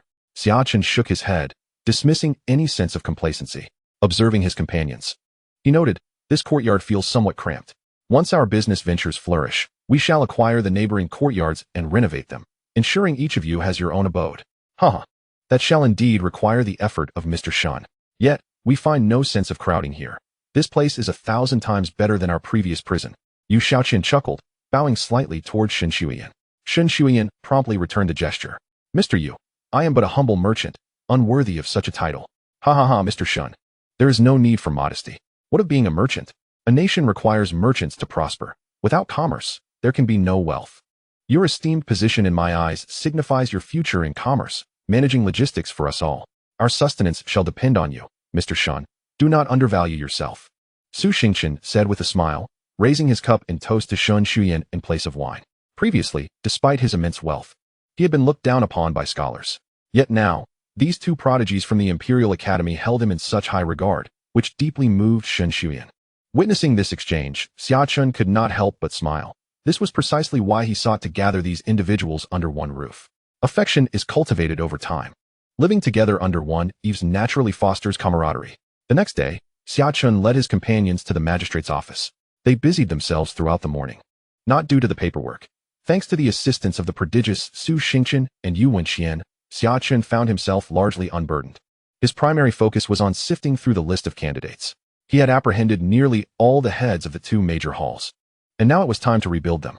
Hence, he sought to promote talent and elevate his trusted confidants. Regardless of the organization, one must have loyal supporters. Authority must be exercised from above. Otherwise, no matter how high one's position, it remains but an empty title. Loyalty and obedience are essential. One must be able to command others, for that is the essence of power. Power flows from the top down. The age-old dilemma of factionalism is indeed a conundrum that has persisted through the ages. No matter how advanced civilization becomes, as long as humanity endures, factions will continue to exist in various forms, their organizational structures everlasting. Xia Chen mused, reflecting on how the former commander, Lu Li, had fallen from grace due to factionalism. In the present day, he finds himself engaged in a similar endeavor, albeit he cannot yet be accused of cronyism. Fundamentally, there is little distinction, as both involve the strategic placement of allies in pivotal roles. However, it is an unavoidable reality. To accomplish his objectives and secure his position, he must ensure that his circle includes trusted individuals. With meticulous attention, Xia Chen meticulously curated a list of personnel, placing immense importance on this task, resolutely refusing to delegate it to others. While Su Xingchen and Yu Xiaoqian could assist in reviewing documents, the authority over personnel appointments must remain firmly in his grasp. This is the bedrock of leadership. He toiled until the afternoon, finally assembling a personnel list. At that moment, a crisp chime resonated in his mind. The system for the dynasty conquest had successfully upgraded, introducing new features for the players to explore. Chapter 86, System Update and New Features. In the room, Xia Chen felt a surge of energy. New functionalities had been added. He activated the new feature introduction. Gazing at the system interface, he observed, the first new feature of the dynasty conquest system is detection. Detection, recognizing that individuals of exceptional talent exist in varying degrees. The system categorizes them into 4 levels: second-rate talents, first-rate talents, top-tier talents, and unparalleled talents. To provide players with a more intuitive understanding of these individuals, the system presents their abilities in numerical form.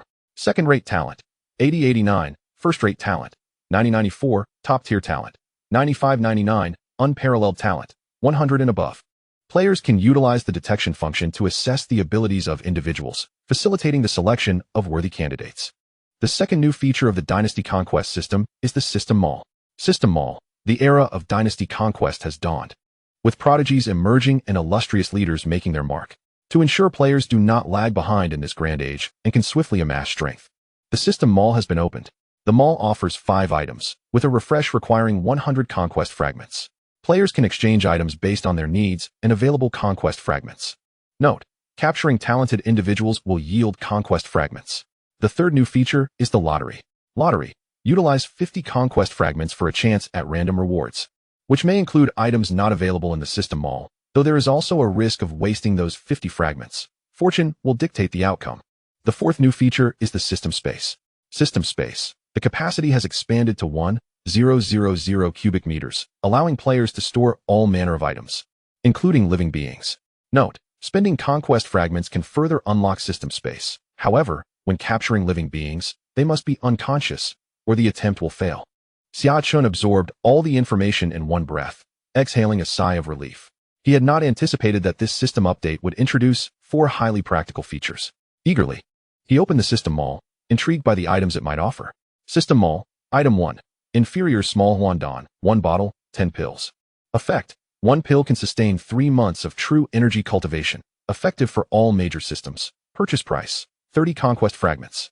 Item 2. Body Refining Pill, 1 bottle, 10 pills. Effect: increases the effectiveness of a martial artist's physical enhancement by 70%. Purchase price: 20 conquest fragments. Item 3. Bone Cleansing Pill, 1 pill. Effect: purifies essence and marrow, enhances innate talent. Purchase price: 100 conquest fragments. Item 4. Young Purple Gold Dragon Horse. Item description: possesses true dragon bloodline, an imperial mount. Only those of great fortune can tame it. Strength: 4th grade. Purchase price: 300 conquest fragments. Item 5. Jade Wine, 1 jar, 10 gene. Item description: spiritual wine. Nurtures the body, accelerates cultivation, temporarily enhances comprehension, rich and aromatic. The finest wine in the world. Purchase price: 50 conquest fragments. Xia Chen meticulously examined all 5 items without missing a single word. System: how many conquest fragments do I currently possess? Xia Chen felt a sense of joy regarding these items, but his only concern was the exact amount of conquest fragments he had. Player: Xia Chen. Conquest fragments: 1050. Note: conquest fragments can be obtained by capturing extraordinary individuals and through the system's assessment of player strength. Second-tier extraordinary individuals grant 50 conquest fragments. First tier grant 100. Top tier grant 150, and unparalleled individuals grant 200 conquest fragments. Seeing that he had just over 1,000 conquest fragments, Xia Chen breathed a sigh of relief. Given the current system version's advancements, he was worried that he might not acquire enough conquest fragments, which would be disheartening. After pondering for a moment, Xia Chen recalled that he had previously used the small Huandon from the System Mall, and it was indeed a valuable item. The other 4 items, aside from the young purple gold dragon horse, were all quite practical, not only for his own enhancement, but also for empowering his subordinates. However, Xia Chen did not rush to exchange them. Instead, he rose and exited the room, making his way to the hall. Su Xingqian, Yu Shaoqian, Zhang Wenyuan, Xiao Wen, and others were present. Assess Su Xingqian. Without hesitation, Xia Chen initiated the assessment. Su Xingqian, half-step unparalleled extraordinary individual. Leadership: 31, 86. Intelligence: 99, 100. Politics: 92, 96. Potential: 4.5 stars. Realm: Confucian, Dao 7th grade. As Xia Chen observed the data on the system panel and glanced at Su Xingqian rapidly perusing documents, he nodded in admiration. It was no wonder he had chosen this individual. Even in the lowest aspect of leadership, there was potential to reach the realm of a second-tier extraordinary individual. How is the classification of a half-step unparalleled extraordinary individual determined? Xia Chen contemplated the intelligence aspect of Su Xingqian. Did it indicate that his intelligence ranged between 99 and 100, or did it fluctuate between the two? Was this why he was categorized as a half-step unparalleled extraordinary individual? A line of small text gradually emerged on the system panel. A half-step extraordinary talent, possessing greater potential than a top-tier individual. When potential is unleashed, there lies a chance to reach the level of an extraordinary talent. Should one encounter a significant opportunity later, it may be possible to break free from the shackles of fate and achieve a transcendence of life's essence. Xia Chen contemplated this thoughtfully as he turned his gaze towards Yu Shaoqian. Although they were already aware of each other's capabilities, the system's data presentation of their attributes was undeniably more intuitive. Yu Shaoqian, First-rate talent. Command, 36, 88. Intelligence, 93. Politics, 90, 94. Potential, 3.5 stars. Fate characteristic, Jade Shattered. In the face of dire crises and critical decisions, all three-dimensional attributes increase by 5. Realm, Confucian Dao, 7th rank. Xia Chen's attention lingered on Yu Shaoqian's fate characteristic. Despite being a first-rate talent, Yu Shaoqian possessed an additional fate characteristic that Su Xingqian did not have. At the brink of life and death, his potential could be activated, enhancing all three-dimensional attributes by 5. This would elevate his command to 93, intelligence to 98, and politics to 99. Such levels could rival those of the most elite talents. This particular characteristic was rather formidable, indeed. Xia Chen was somewhat astonished. Yu Shaoqian had truly surprised him. With such a skill, was he not exceptionally suited to support a crumbling edifice and turn the tide of disaster? Chapter 87. Extraordinary Talent. Testing Zhang Wenliao. Xia Chen shifted his gaze from Yu Shaoqian to Zhang Wenliao, who sat nearby, furrowing his brow yet earnestly deciphering characters. Zhang Wenliao, half-step top-tier talent. Command, 52, 95. Intelligence, 82, 90. Politics, 63, 85. Fate characteristic, extermination of the odd. In the presence of foreign races, all three-dimensional attributes increase by 3. Potential, 3.5 stars. Realm, Martial Dao, 9th rank.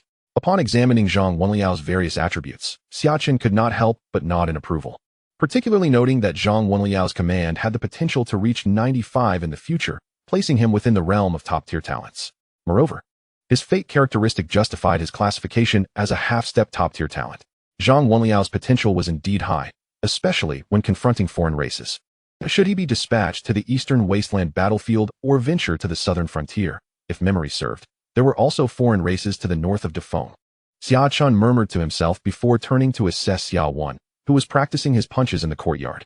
Xia Wen, extraordinary talent. Command, 82, 103. Intelligence, 85, 95. Politics, 42, 87. Fate characteristic, break the army. When leading troops into battle, all attribute values increase by 3. Potential, 5 stars. Martial Dao Realm, 8th rank. Xia Chen was taken aback by Xia Wen's impressive three-dimensional attributes. No wonder he was recognized as an extraordinary talent. A peak command of 103 could outshine any era and face no rivals. Despite already being so outstanding, he was still eclipsed by my younger brother, Xia Hao, who was truly worthy of being hailed as someone who surpasses our far ancestors. In this moment, Xia Chen was engulfed in a myriad of thoughts, his heart resonating with a profound sense of admiration. The system's assessment undoubtedly indicated that Xia Wen was exceptionally talented. However, in the grand era that lay ahead, his performance still paled slightly in comparison to that of his younger brother. One could only imagine the astonishing potential possessed by his sibling. The Xia family's fortune, cultivated over 6 centuries, was poised to erupt in this very epoch. They had already given rise to prodigies like Xia Wen and Xia Hao. Yet even their brilliance could not completely overshadow the radiant talents of other descendants of the Xia clan. A constellation of stars. As Xia Chen pondered this, he felt a surge of ambition. Just then, 2 figures entered the courtyard, Lu Chun and Shun Shuyan. How did the task fare? Xia Chen inquired, directing his gaze towards the duo. Lu Chun clasped his fists in salute and replied, I have led a team to eradicate the Wolf-Tooth Society in the capital. Prior to this, I conducted thorough investigations and found that this society was involved in the trafficking of women and children, with numerous lives lost at their hands. This mission can indeed be deemed a benevolent act. The total value of the Wolf-Tooth Society's assets is estimated to exceed 10,000. I have secured 5,000, which has already been handed over to Mr. Shun. The remaining 6 or 7,000 will be reported to the authorities. Rest assured, my lord, I have executed this with utmost discretion and will not bring any trouble to you. Lu Chen stated earnestly, marking this as Xia Chen's first task entrusted to him, and of such a clandestine nature. This knowledge alleviated some of his internal tension, for such deeds were typically reserved for trusted confidants, indicating that Xia Chen would likely not dispose of him. Excellent work, Xia Chen responded, shifting his gaze to Shun Shuyan, who promptly reported, Today, I traversed the capital and have selected a prime location. I intend to establish a restaurant. On one hand, the restaurant business is immensely profitable, and I possess considerable experience in this area. I am confident I can break even within 2 months. On the other hand, a restaurant attracts a multitude of patrons, serving as a social hub. Given that my lord holds a position in the court, although there is no shortage of eyes and ears, it is essential to listen to the voices and movements from the grassroots. As Shun Shuyan spoke, he cautiously cast a glance at Xia Chen. After much contemplation the previous night, he realized that to demonstrate his value, he could not simply rely on business acumen. He must strive to become a multifaceted talent. Xia Chen's expression remained inscrutable, merely nodding in acknowledgement. Since you have identified a location and conceived a plan, with the necessary funds at your disposal, you may proceed with confidence. Yes, my lord, Shun Shuyan exclaimed, his spirits lifted as he clasped his fists. Meanwhile, Lu Chun felt a deep sense of pressure. It seemed that everyone around this lord was exceptionally talented. Not only were Su Xingchen and Xia Wen remarkable, but even Shun Shuyan, whom he had previously underestimated, exhibited such discernment. A sense of urgency took root in Lu Chun's heart. He realized he must prove his own worth or risk being overlooked. Although Xia Chen listened to their reports, he was simultaneously assessing their various attributes. Lu Chun, a first-class talent commander, 81, 89, intelligence, 90, 94, politics, 66, 87, espionage, 94, potential, 3 stars, realm, 7th rank of martial arts. Shun Shuyan, a top talent commander, 76, intelligence, 96, politics, 68, 82, business, 99, potential, 4 stars, realm, unranked. Xia Chen noticed that the two individuals no longer possessed merely 3-dimensional attributes. Rather, they exhibited 4-dimensional qualities, each possessing an additional attribute. Did this signify that they were exceptional individuals? Among them, Shun Shuyan's attributes caught Xia Chen's eye. At over 30, he had reached the pinnacle of his abilities, particularly in business, which had attained a remarkable score of 99, making him one of the most distinguished even among top talents. Xia Chen also took a moment to assess Xia Qian, and to his astonishment, even Xia Qian had reached the level of a second-tier talent, with a command score of 86 and a political score of 82, further underscoring the Xia family's remarkable fortune. In the following week, Xia Chen remained at the lantern-bearer's office, adhering to a strict schedule of work. Although his days were orderly and serene over these 7 days, the internal atmosphere of the lantern-bearers was rife with turmoil.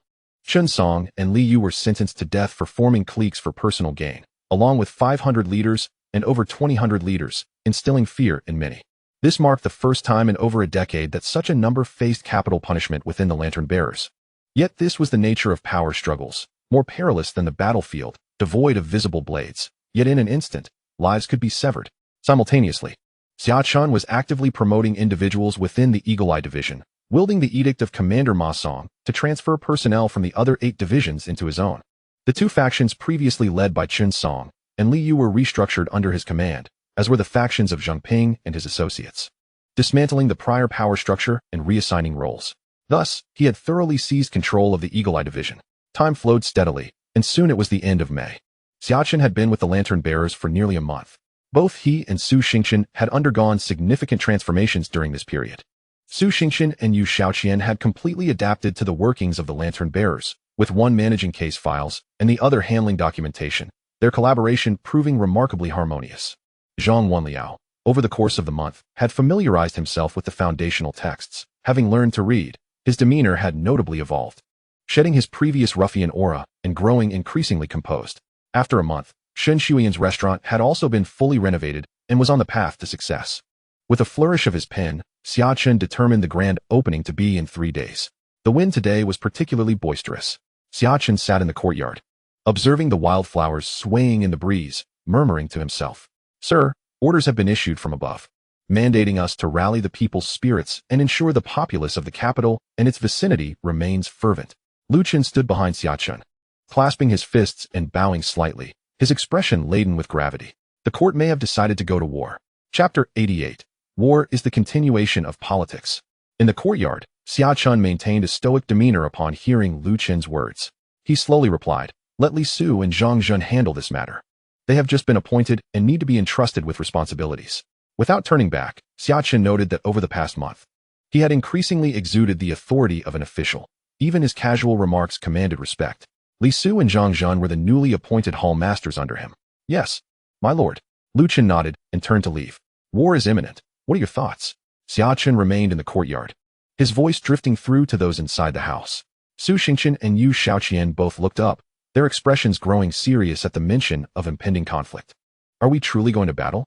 Xia Wen leaped out of the house, excitement flickering in his eyes. His fate marked him as one destined for the battlefield.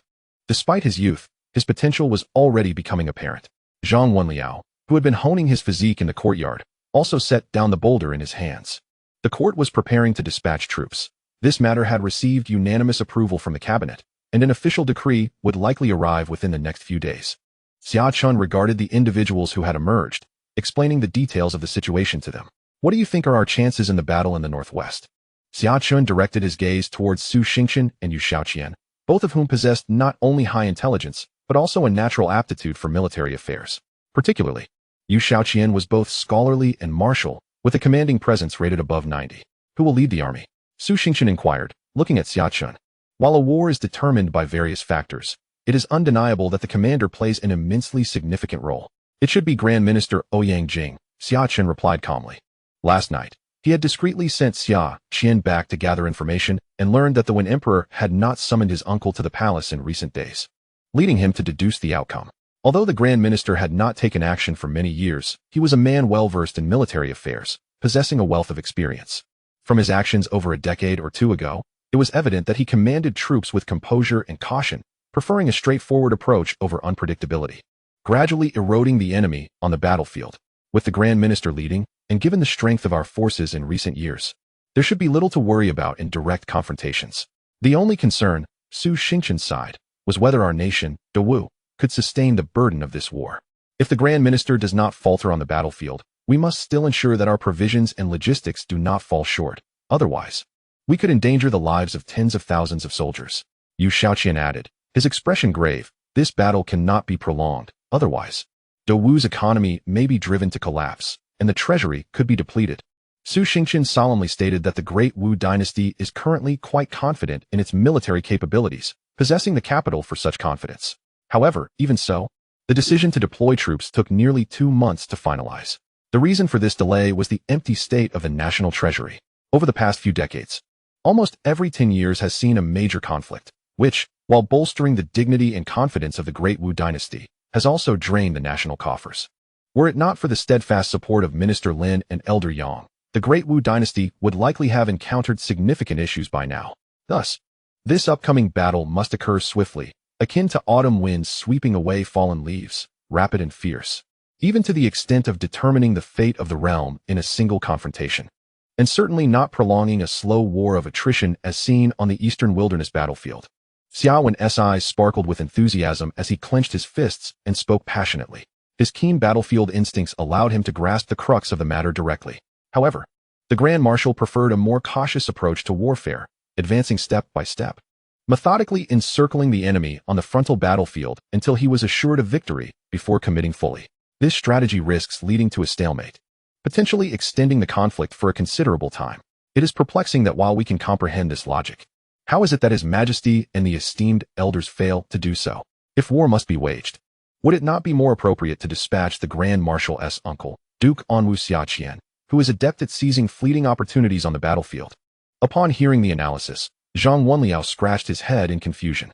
In recent days, Yu Xiaoqian had been teaching him to read and write, and Xia Wen dedicated an hour each afternoon to elucidate military strategies, utilizing significant battles from the past 50 years as case studies. Consequently, his perspective, understanding, and insight have undergone a remarkable transformation. Yet, it is evident that his political acumen still has ample room for growth. Su Xingchen and Yu Xiaoqian exchanged cautious glances at Zhang Wenliao's words, and, upon seeing Xia Wen's ever-present smile, felt a sense of relief.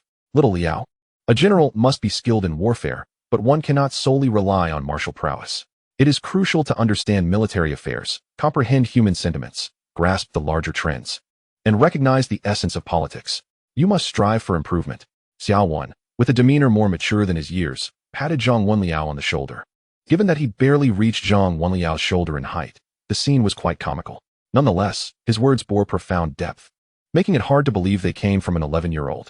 This prompted Su Xingchen and Yu Xiaoqian to elevate their regard for Xia Wen even further. This young lad truly has an unlimited future ahead of him.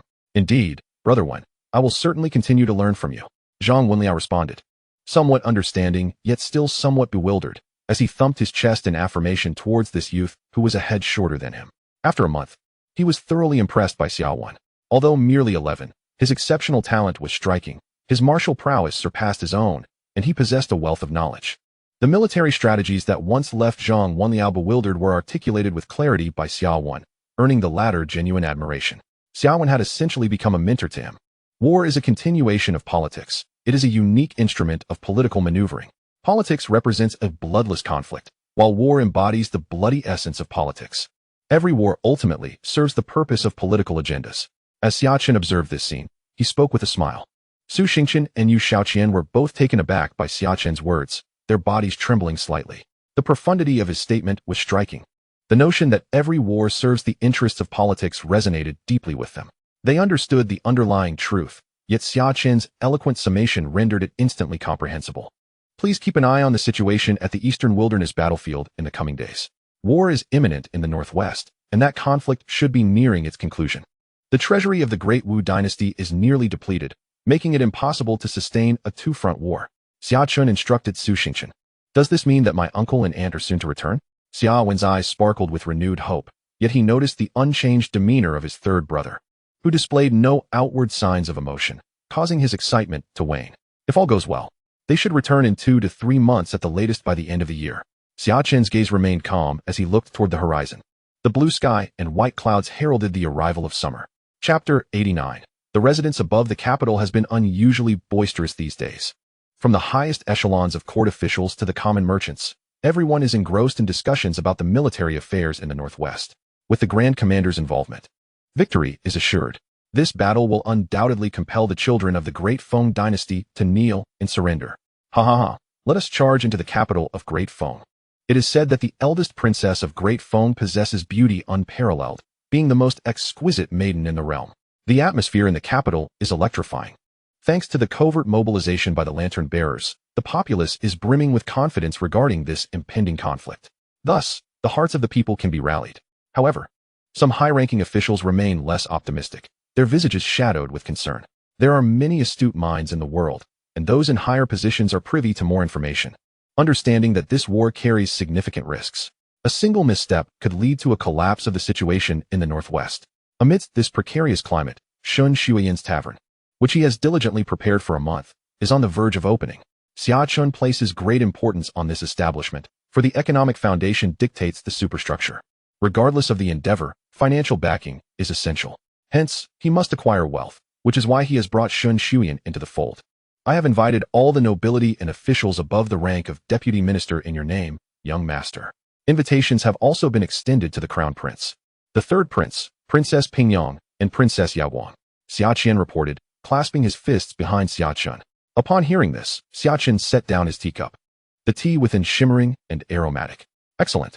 Please arrange for a day off the day after tomorrow. I wish to personally attend the grand opening. Xia Chen's spirits were high today, as he regarded the launch of the tavern with utmost seriousness. He aimed for a resounding success, aspiring to make his tavern the most renowned establishment in all of Great Wu, establishing it as the premier tavern in the capital. The establishment of this restaurant was not intended to be shrouded in secrecy. There are too many influential figures in the capital who would inevitably uncover the truth. Thus, it is better to display it openly and let everyone know it is his enterprise, thereby dissuading the misguided individuals from coveting it. Sir, do you think the grand opening of our restaurant has garnered too much attention? We have not only invited esteemed officials, but also the crown prince, the third prince, and Princess Pingyang. Will they truly attend? It is unlikely that they themselves will come, but they will probably send some of their family members. That suffices for me. As for whether the crown prince and the third prince choose to attend, that is their prerogative. I have extended the invitation. Xia Chen was indifferent. He had invited everyone. And as long as 1 or 2 came, it would be worthwhile. How has your cultivation progressed recently? He inquired, noticing the excitement on Xia Chen's face. Young master, the elixir you provided is indeed miraculous. I have been taking the body refining pill and, combined with the sun-piercing demon blade technique you taught me, I have swiftly tempered my sinews, bones, and flesh. I have just recently broken through to the 8th rank, and I feel that within a month, I might ascend to the 7th rank. The more he spoke, the more exhilarated he became. Over the past month, he had gained significant insight. The elixir was extraordinary. Originally, he had anticipated that breaking through to the 7th rank would take at least a year. Here, take this pill and consume it at your convenience, Xia Chen said, producing a jade box containing a lustrous green pill. What kind of elixir is this? Xia Chen asked, curiosity etched on his face, sensing that this pill was likely exceptional as well. It's a small rejuvenation pill, which can save you 3 months of arduous training. Xia Chen replied calmly. 3 months of arduous training? Xia Chen was taken aback by Xia Chen's words. Is there truly such a wondrous elixir in existence? With this pill, you should be able to step into the 7th rank within a couple of days. Go ahead. Xia Chen smiled, thinking that a 16-year-old at the 7th rank would certainly be considered a genius in the capital. Xia Chen was generous with Xia Chen, willing to invest in him. As they had grown up together, sharing the same lineage, and despite some distance, they were still kin. Xia Chen was certainly not someone who could be compared with others. He planned that once he had sufficient fragments for the competition, he would exchange for a bone-washing pill to completely transform Xia Chen's fate. In the past month, those under Xia Chen's guidance had made rapid advancements, particularly Zhang Wenliao. Xia Chen had selected a sophisticated technique for him, and with the aid of the body-refining pill and hands-on instruction from Xia Wen, he had already broken through to the 8th rank a few days prior. June 1st. An auspicious day.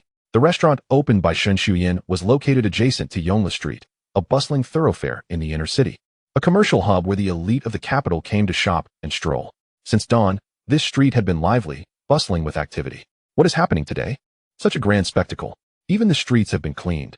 It feels as though they are on the verge of laying down a carpet. How is it that the air on this street seems to have transformed into a fragrant embrace? Is it merely an illusion of mine? It is not your imagination. A distinguished 8th-grade sorcerer was summoned earlier to purify the very air of this thoroughfare. Beginning at the entrance of Chonglu Street, young attendants in azure attire have been diligently cleaning, rendering the entire pathway immaculate. The street vendors have not been displaced, yet they are prohibited from obstructing the thoroughfare, while lantern-bearers stand prepared for patrol. As the small merchants with fixed stalls arrive at their posts, they are taken aback by the grand spectacle unfolding.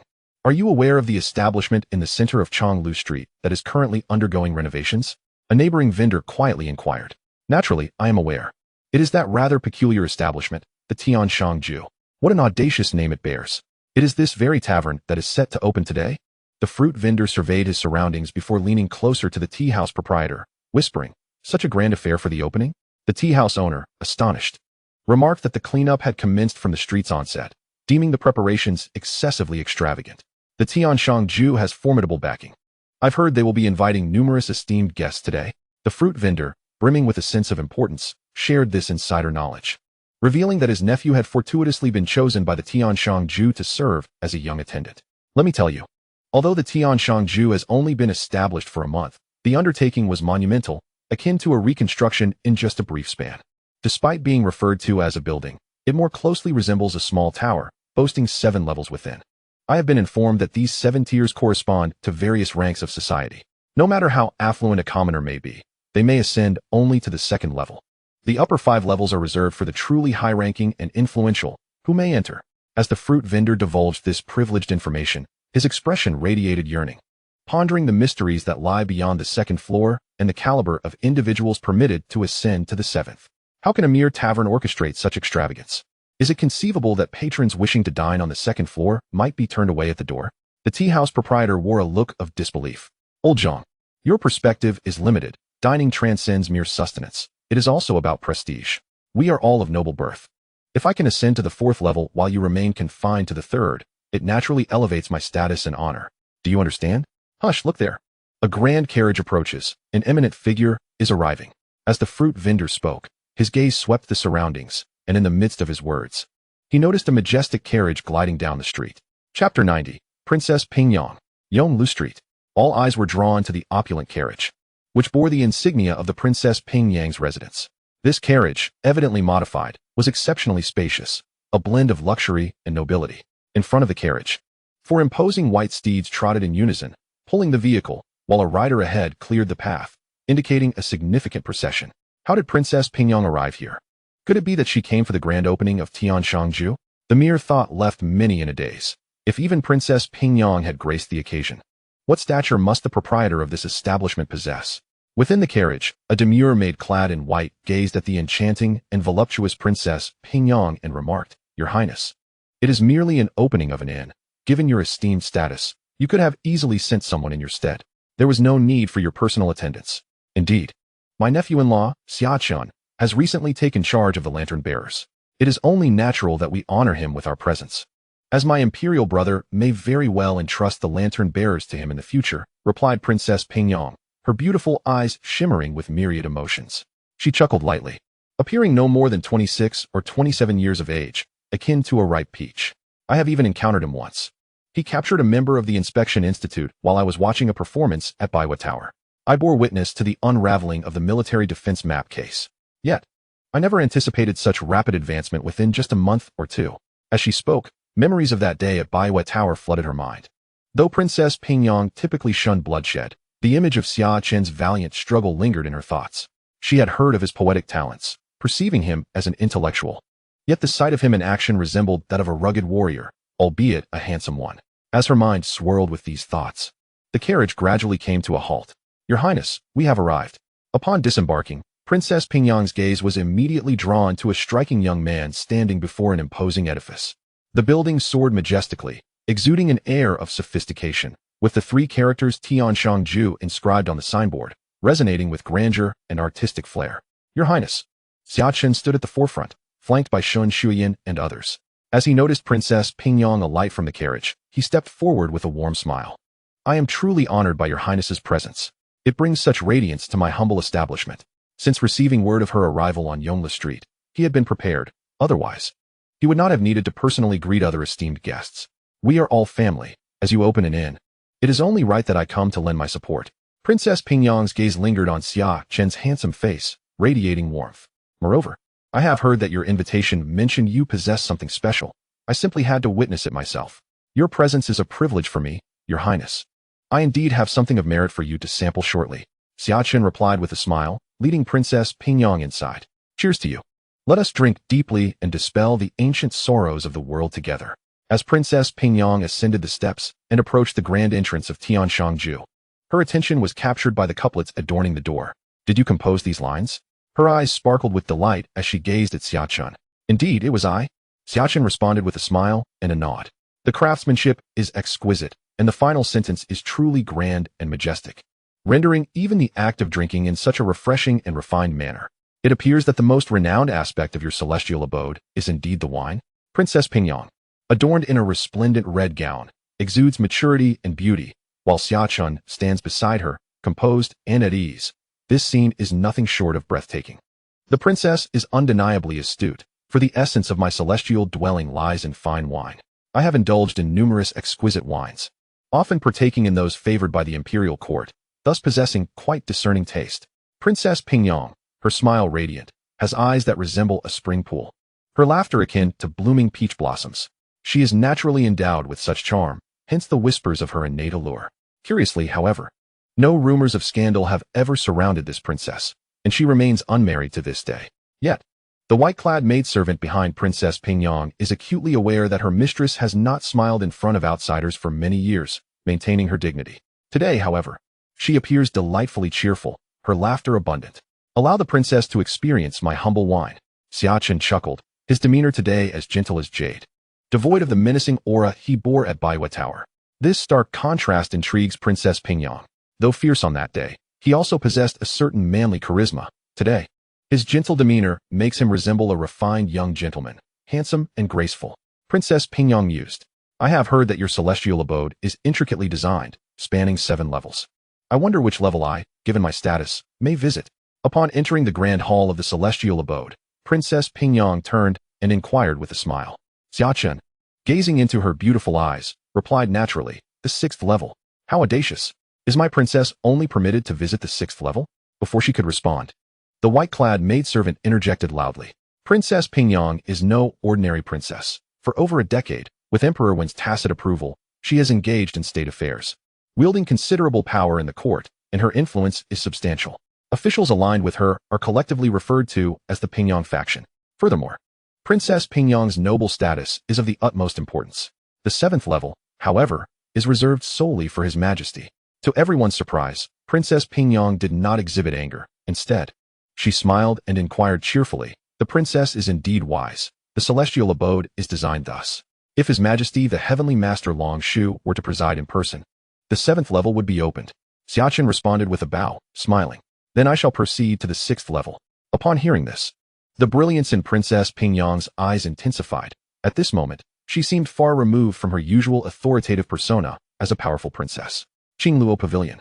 Xia Chen led Princess Pingyang up to the 6th level, finally stopping within a courtyard. Princess Pingyang couldn't help but read aloud the 3 characters. "Your Highness." There are only 5 courtyards on the entire 6th level, accommodating a maximum of 5 distinguished guests daily. Let us explore. Xia Chen personally opened the grand door for Princess Pingyang before turning with a smile. Such a vast layer contains merely 5 courtyards, which certainly piques my curiosity. Today, I shall witness the wonders of your 6th level. Princess Pingyang's eyes shimmered with myriad charms, causing Xia Chen to instinctively avert his gaze. Not out of intent, but simply as a reflex. Nonetheless, the impact was undeniably profound. Chapter 91, Poetry and Tea. Within the Qingluo Pavilion, jade bricks adorned the floor, exuding an ancient and weighty ambience. The intricately carved window frames allowed a few wisps of tranquility to filter in, while ink paintings on the walls flowed with poetic grace. The sandalwood tables and chairs were exquisitely elegant, arranged meticulously, with the gentle fragrance of sandalwood wafting through the serene space, revealing an air of refined taste. Princess Pingyang's attention was soon captivated by a poem on the wall. In the gentle rain, the slanting wind brings the chill of dawn. Light mist and sparse willows grace the sunny shore, as the waters of the Huai River slowly rise. Instantly, she felt the profound essence of the verse and could not help but recite the next stanza. Snowflakes and creamy flowers float in the afternoon cup. The tender reeds and wild asparagus test the spring platter. The true flavor of life is pure joy, lost in reverie. She gazed at the poem for quite some time before regaining her composure. Turning to the handsome youth beside her, who wore a bright smile, she inquired, "Did you compose this verse as well?" "Indeed, it was I," Xia Chen replied without a moment's hesitation. Displaying one's talents in a public gathering lacks allure. It is far more gratifying to showcase one's abilities in private to a person of stature, reaping tangible rewards. I am quite fond of this poem. At such a young age, you possess such depth of experience. It is no wonder that the capital speaks highly of your poetic talent. You truly are a scholar at heart. Your Highness, you flatter me.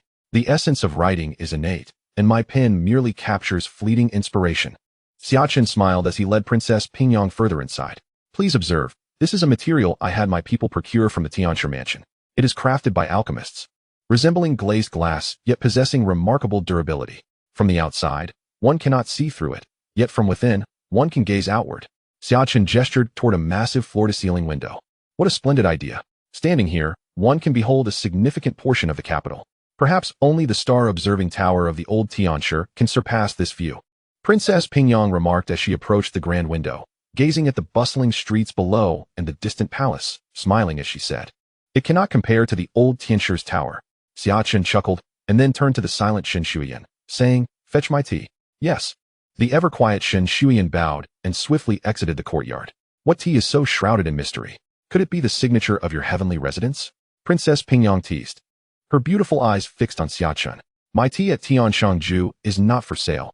Had it not been for your visit today, I would likely not have presented it." Xia Chen gestured for Princess Pingyang to take a seat, while Su Xingchen and the others remained at the entrance. Inside the room, only Xia Chen, Princess Pingyang, and her white-clad maid remained. "Then I am indeed honored." Princess Pingyang smiled, her gaze remarkably serene. Neither the wine offered by the celestial host nor the tea brewed by Xia Chen piqued her interest. Her compliance stemmed merely from her curiosity about the person before her.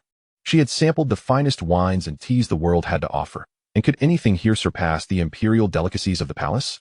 Soon, Shen Shuyan entered with a small jar of tea leaves encased in a jade vessel. "You may attend to the guests," Xia Chen gently instructed Shen Shuyan, as he would personally keep her company. Nodding in acknowledgement, Shen Shuyan exited the room, followed by her companions who began assisting in the preparations. As more and more dignitaries arrived, Xia Chen meticulously stoked the charcoal fire to brew the tea. He had taken the time to learn the art of tea making. While he may not be a master, he was certainly proficient. Coupled with his striking appearance, the entire process was a visual delight. Princess Pingyang sat opposite him, quietly observing his movements. Her gaze first lingered on his jade-white fingers, akin to exquisite works of art, before irresistibly drifting to his flawless visage. With delicate features, deep-set eyes, and ruby-red lips against pearly whites, she regarded him in silence. The room was enveloped in tranquility, broken only by the gentle crackle of the burning charcoal and the sound of flowing water. To Princess Pingyang, Xia Chen appeared even more handsome today than during their previous encounter at the Baiwei Tower. Perhaps it was the proximity, or perhaps it was the absence of any malevolent aura surrounding him today. Lost in her reverie, she was abruptly roused by the rich aroma of the tea. "What is this?" she inquired, finally noticing the crystal-clear tea in the brewing vessel, shimmering as if aglow. Each tea leaf in the cup appeared vibrant, resembling emeralds teeming with life. At that moment, Princess Pingyang felt as though the cup held not merely tea, but an entire spring within it. What kind of tea is this? Bu Xianxia, Xia Chen replied, still focused on his task. He calmly answered her question, explaining that this tea was the result of a lottery function he had attempted, costing him 50 fragments of domination for 10 pounds of tea, aptly named Bu tea. Though the 10 pounds originally sold for only 20 fragments, making him 30 fragments poorer at face value, the long-term benefits outweighed the loss. Once drawn or purchased from the system store, such items would no longer be subject to limitations, akin to placing them in a shopping cart where their availability was assured. Your Highness, please. With an artistic flourish, Xia Chen poured a cup for Princess Pingyang. Even before tasting, she felt a wave of pleasure wash over her. As if a weight had been lifted from her, she gazed intently at the vibrant green tea leaves, their emerald hue captivating her. While the fragrant aroma seemed to awaken the energies within her, she lifted the cup to her lips, ultimately letting the exquisite brew flow into her alluring mouth. The emerald liquid cascaded into her mouth, and she took a delicate sip, unable to resist the temptation to run her silky tongue over her vibrant red lips, seemingly savoring the taste. Typically, she would never engage in such undignified behavior, especially in the presence of a man, yet today, all was instinctual. This tea invigorates the inner energy and instills tranquility. I feel a warm comfort enveloping my body. The princess sensed no error in this. Such tea indeed aids in cultivation, particularly for practitioners, warming their spirits while fostering calmness, enhancing cognitive speed beyond the ordinary. Strangely, this tea harbors a vitality akin to the vigorous growth of spring, beneficial not only for healing hidden injuries, but also for delaying aging and preserving youthfulness. Xia Chen spoke with a smile, and as his words flowed, the eyes of Princess Pingyang sparkled ever brighter. No wonder you dare to call it celestial tea. Its properties of delaying aging and enhancing beauty are indeed miraculous. How much of this tea do you possess? The princess's eyes gleamed with anticipation, her body instinctively leaning forward, a fragrant aroma wafting towards her, her gaze dancing with allure, reminiscent of autumn waters, evoking a desire to hold her close and cherish her. In the serene confines of Qingluo Pavilion, Princess Pingyang leaned forward, her exquisitely delicate collarbone catching Xia Chen's attention, an enchanting fragrance enveloping him like a butterfly's embrace. She was naturally captivating, devoid of any artifice, and it was precisely this authenticity that rendered her even more alluring. Xia Chen's gaze subtly shifted from the princess's neckline, and she became acutely aware of her own forward posture, casting an awkward glance at him. Noticing his somewhat evasive eyes, an inexplicable sense of satisfaction stirred within her. All unfolded with remarkable subtlety, their gazes colliding in the air, seemingly communicating in that fleeting moment, yet they quickly averted their eyes, restoring their natural expressions as if nothing had transpired. I do not possess much of this tea either, Xia Chen remarked with a smile. Just as Princess Pingyang's sultry voice chimed in, I can pay, or if you desire something, I shall grant you anything within my means. The room was devoid of any outsiders, and the princess boldly held Xia Chen's gaze, her eyes reflecting a rippling spring-like allure, enchanting the heart. Even he found himself momentarily entranced, yet soon, an unusual light flickered in his eyes. Deep within, his irises appeared to morph into a dual-layered pattern, one encasing the other, then swiftly merging into a singular form. Xia Chen remained remarkably composed, a smile gracing his lips as he spoke. The production of this tea is scarce, hence it is not for sale. However, should the princess desire it, I shall gift her this canister.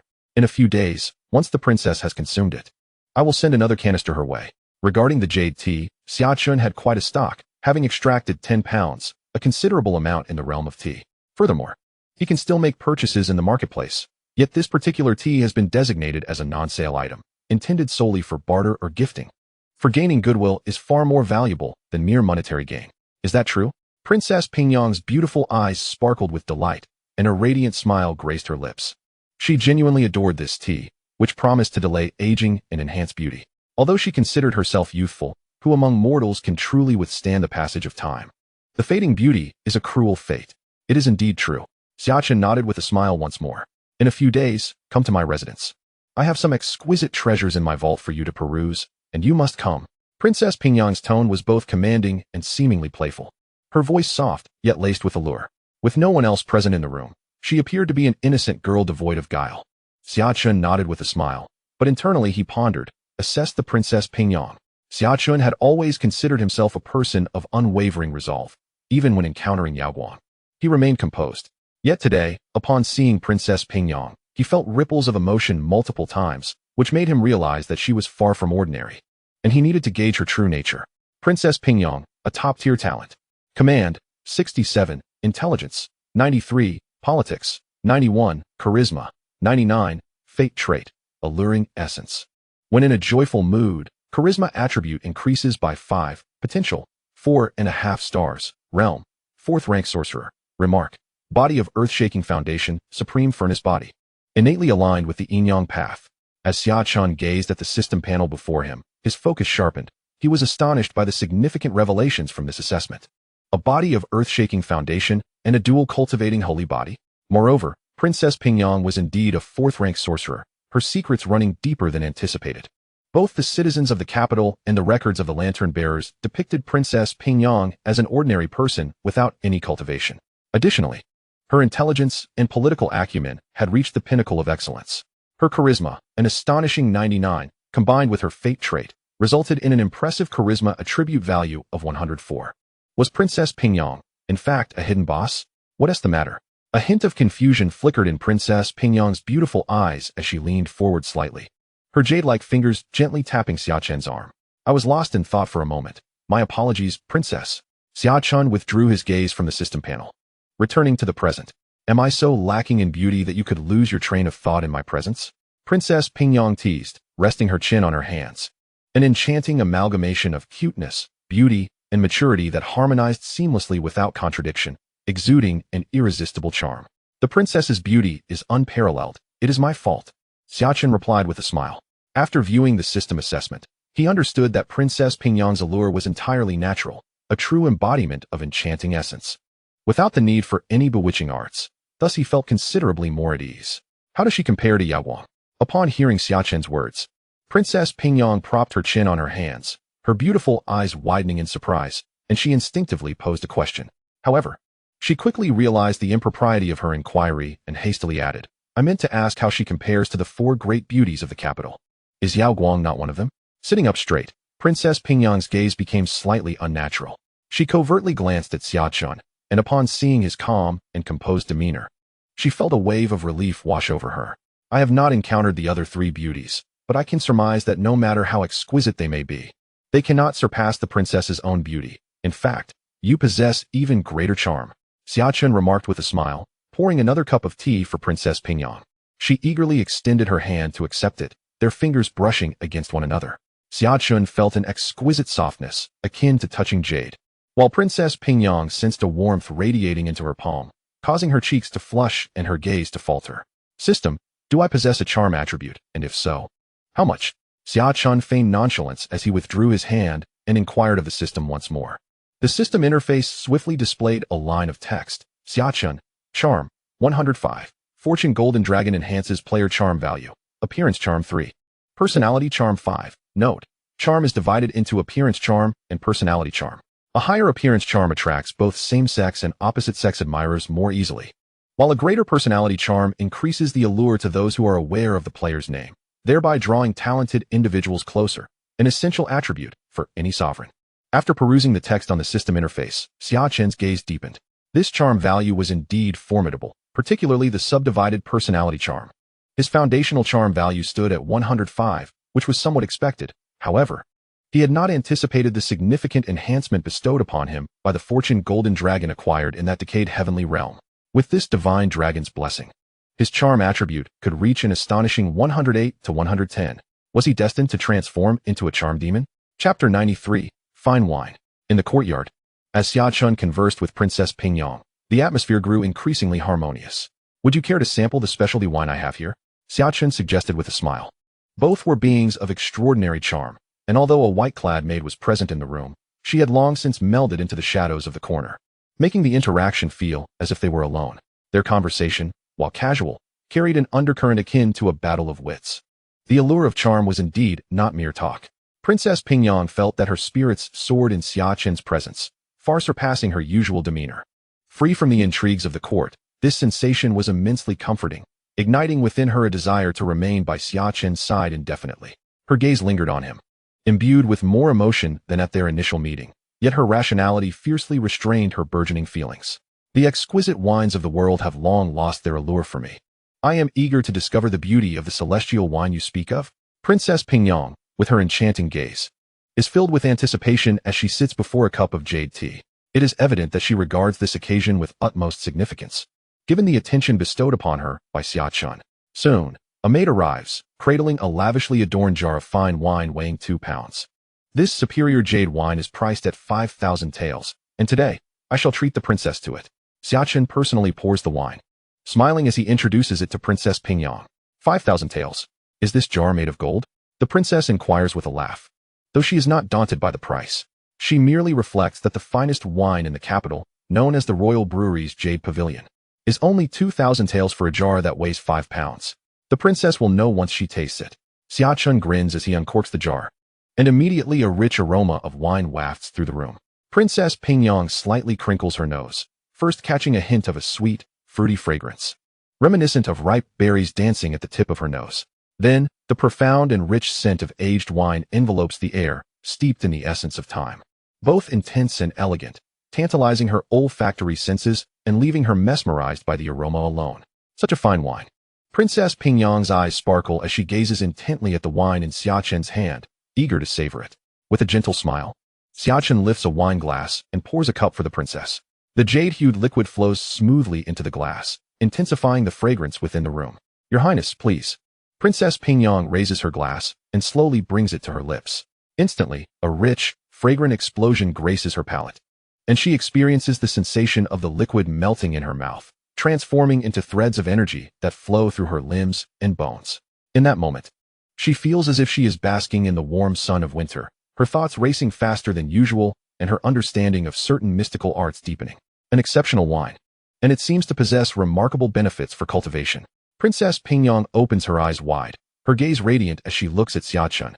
Indeed, this wine greatly enhances cultivation, particularly for practitioners and those on the path to enlightenment, proving to be invaluable.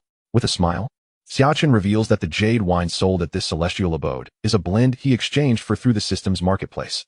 The lower-grade jade wine available on the first and second floors is exchanged at a ratio of 1:11,000, where 1 pound of pure jade wine is mixed with 1,000 pounds of ordinary liquor. The mid-grade jade wine sold on the third and fourth floors follows a ratio of 1:100. This superior jade wine, however, is mixed at a ratio of 1:10. Though it does not compare to pure jade wine, its aroma and medicinal potency far exceed that of any earthly delicacy. This method was necessitated by circumstances, as Xia Chen has yet to acquire the recipe for pure jade wine from the system's marketplace, and the yield of authentic jade wine remains insufficient. Even in the present day, the establishment of Tianshangju imposes strict limitations on the quantity of ordinary liquor sold.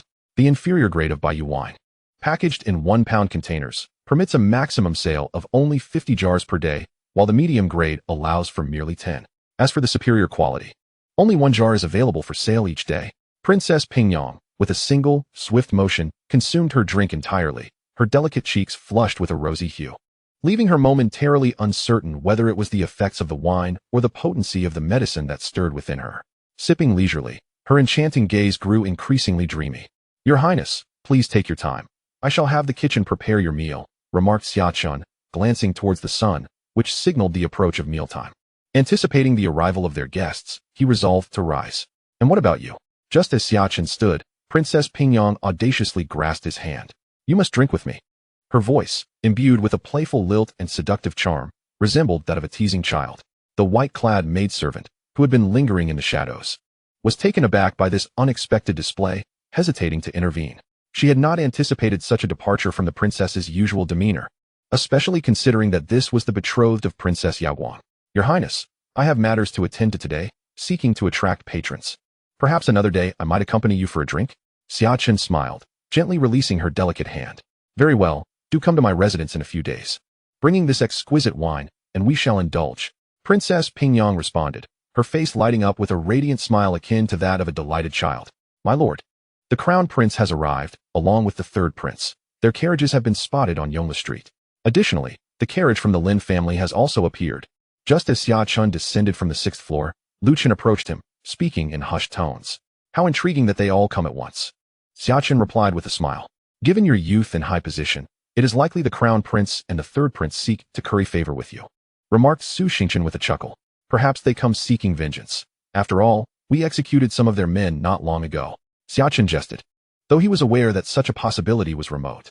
As he spoke, Xia Chen stepped out of Tianshangju to greet the so-called crown prince and third prince. Soon, two carriages approached, vying for prominence. Your servant greets the crown prince and his highness, the third prince. Xia Chen called out loudly from outside the carriage before they had even disembarked, while a crowd gathered at the entrance of Tianshangju. The influence of the proprietor behind this establishment was evidently substantial, as both the crown prince and the third prince made their appearances. Furthermore, Princess Pingyang had already entered earlier. Did you not know? The person behind Tianshangju is none other than Director Xia Chen of the Lantern Bearers, murmured the crowd, exchanging whispers and sharing their tidbits of gossip.